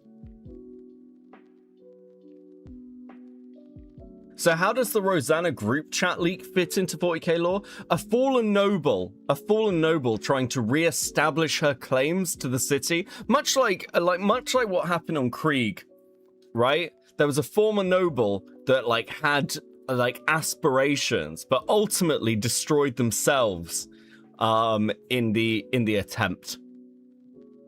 Are you going to play mixtape sober? I'm going to start mixtape sober.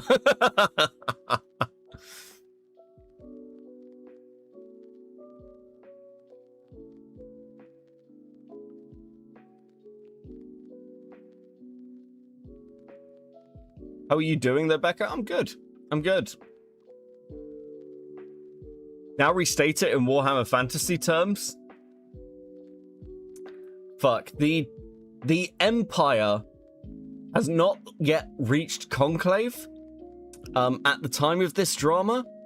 And Sigmar has yet to, and Sigmar has not returned. So Karl France is in a bit of trouble during the Mr. Beast drama, as he has to defend his claims to his holdings from the vampire counts and the southern border princes, right?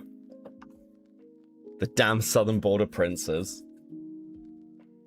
Much like I can't bring the Skaven into this. There's always Skaven. Skaven are basically Discord shitters, okay? Explain the bricks and minifigs drama in 40k terms. I did already. That's how this started. I've opened myself up to the meme now. It was really weird when the noble posted feet pics and pics of her bruised ass. Slanishy behavior, to be honest. True. Do Sigmar's Marines come into play? Nah, that's New World, okay? We're gonna start doing like fucking Age of Sigmar comparisons when I start covering Zuma drama. Explain the bricks and minifigs drama in Warhammer terms. I don't know if I can with fantasy. Gets a lot of Empire crossover. You could probably do it. Maybe around the elves. I'll have a think. Do it next time. I'll do Camden Gerard Davies. So, vampire counts. Dude, I can't. Apparently, Camden Gerard Davies shit is coming up again. Oh, dude. I refuse to learn anything about the New World. Yeah, I mean, the fact that they're bringing back fantasy and like setting it like massively in the past. I think they're like taking it like it's going to be like prequel fantasy. Beckett is appealing to 6 people currently. It's my form of getting one guide, okay? Rosanna would 100% be a Slaaneshi cultist in 40k. Yeah. Yeah.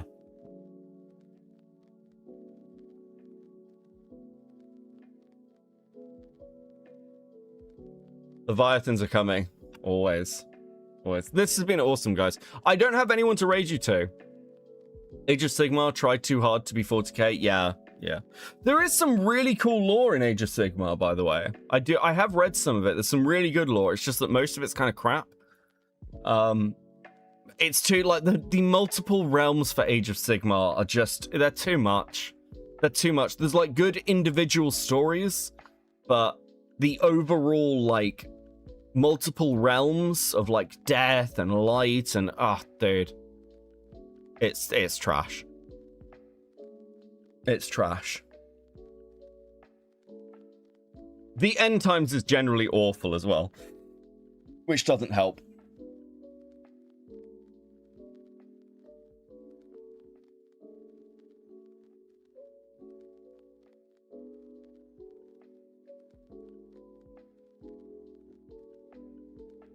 I enjoyed End Times? Really? You are the first person I've ever met who enjoyed End Times. I enjoyed End Times, but it ended. The problem with End Times is they're trying to tie up too much shit. Too much shit too quickly. It's been ages since I've done a Total War Fantasy stream as well.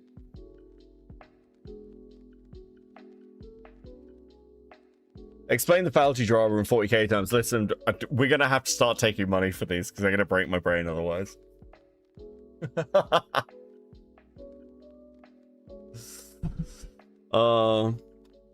End times, you mean Manfred ruins all times. Dude, yes, what the fuck? Was Vermintide in the end times? Yes. Yes, that's how the end times end, basically. The Great Horned... Like, Skaven win the end times. Like, Chaos technically don't win. Skaven win. The Great Horned Rat turns up and fucks everyone up.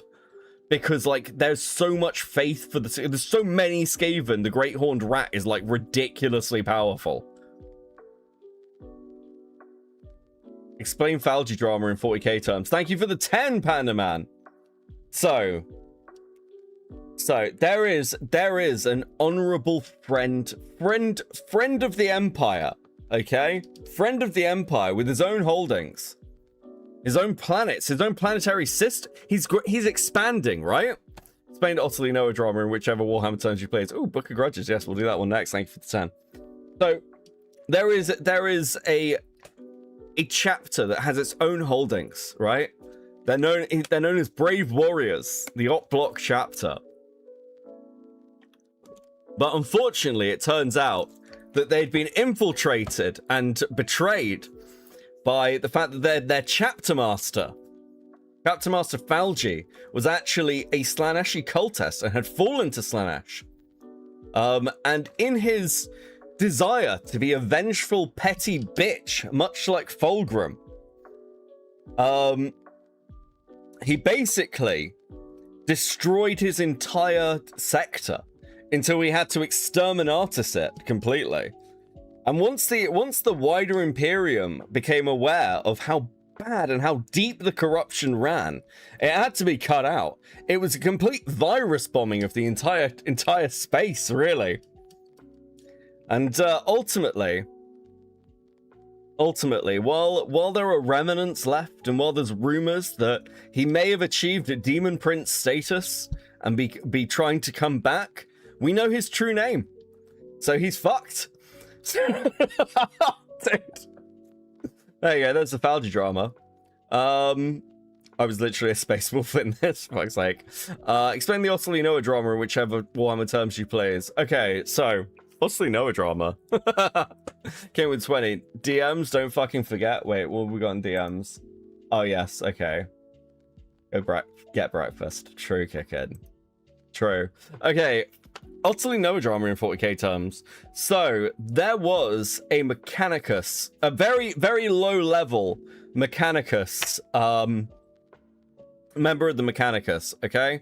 And he worships the machine gods. In fact, he thinks that all other versions and interpretations of the machine god are complete heresy.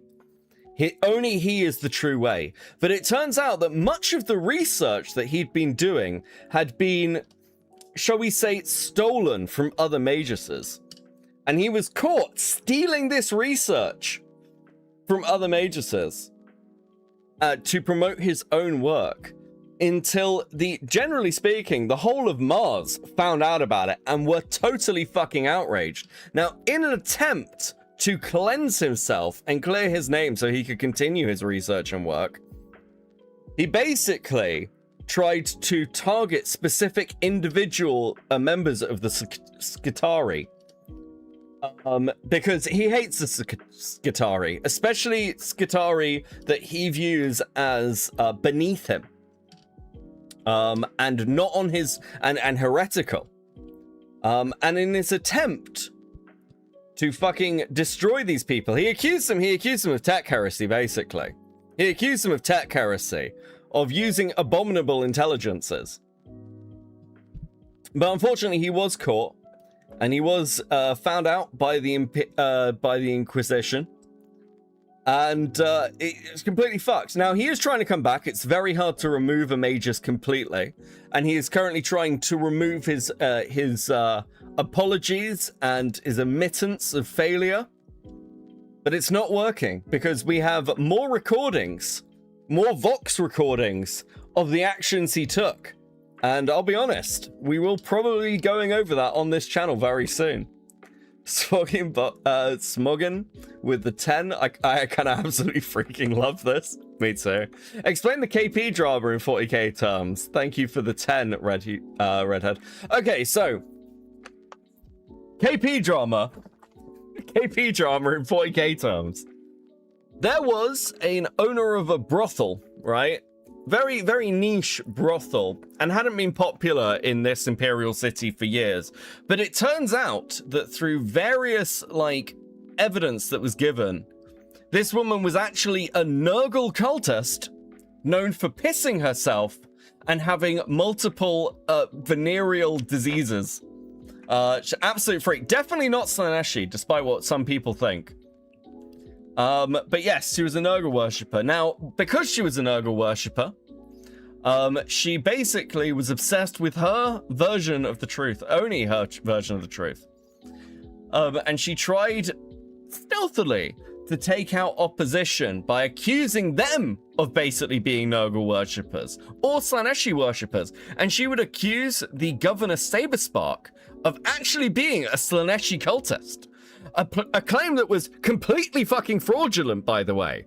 Absolutely unbelievable. Now, unfortunately for her, there was also a Zeechian cult contingent on this planet, and quite a large large Khorne contingent. And the Zeech contingent, who were quite good at planning and plotting things, teamed up with the Khorne contingent and absolutely fucking wrecked her shit over the course of 6 months. She is currently hiding in her battered fucking garden, trying desperately to reclaim, like, a stake on the planet to spread her vicious plagues. But that is literally never gonna fucking happen because even for a Nurgle follower, she's pretty fucking retarded. By the way, if you guys like one-off books from the Black Library, like if you want a really good one-off Chaos book, go and read Lords of Silence. Lords of Silence is legitimately one of the best 40k books I've ever read. It's so fucking good. It basically follows a Nurgle warband. They are not what you expect. It's genuinely brilliant. I highly recommend Lords of Silence. Okay.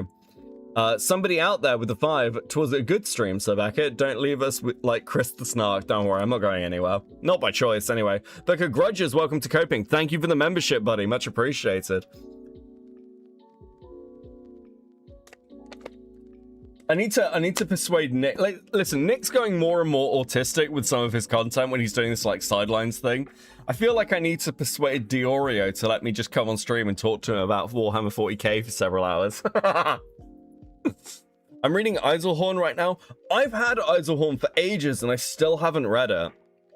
It's on my list. I also need to do the Night Lord books as well. I don't know what it is. I can never get into the Eiselhorn ones. Chris won't stream anymore. I miss him. I mean, I talk to him regularly. He's just really busy. That's the truth. That's the truth. I miss Chris though. I mean, I say I miss Chris. I miss Chris streaming again. I talk to him like every day. Anyway, are we good? Everyone, I finished my cigarette. Everyone got the things out of their system. We all happy? I finished my other bottle of water. I'm basically out of fluids now. I've got like 5 books I just haven't read yet. Yeah, listen, there's too many, and they're all good. Well, most of them are good. And some of them, like, I'd say half of the Black Library is good. I hope Chris is doing well. He is. Just bought all the Thankful books. I've tried reading Eiselhorn 7 times. Can't get through several times. I can't get through it. I don't know what it is. It can be a bit hard. Also, by the way, let's just do a quick sticker at the end. Thank you guys. You've been incredibly generous this stream. I know, again, $500 of it is just to torture me, and we will do that tomorrow or Monday. I haven't decided which yet. I'll sleep and then work it out. I will go and buy Mistborn now, whatever the fuck it's called. Mixtape. There we go. Mistborn. What the fuck am I talking about? I'll go and buy Mixtape right after stream and install it so it's ready. Okay? It's not that much. It's only like 14 gigs. Make sure it all runs and plays properly. Oh, dude. This has been fucking great. Right, I've got no one to raid you to. There's literally no one live who I know. Or can even see. I don't even have any, like, Mixborn. Yeah, Mixborn. Love a bit of Mixborn. We only torture people we like. True. True. 14 gigabytes of uncompressed ass. Yes. So I hear. I haven't watched any of the reviews of it or anything. I barely know anything about it, so I'm gonna go in completely blind. Dust tape, yes. I've heard horrible things about mixtape. Yeah, apparently it's fucking terrible, but I will find out. I'll make sure it runs. We'll do that in the next couple of days. You guys have been based as always. Thank you very much for hanging out. It's very much appreciated. I will catch you in the next one. Have an absolutely fantastic rest of your Saturday night or Sunday morning. I hope you're all good. Peace.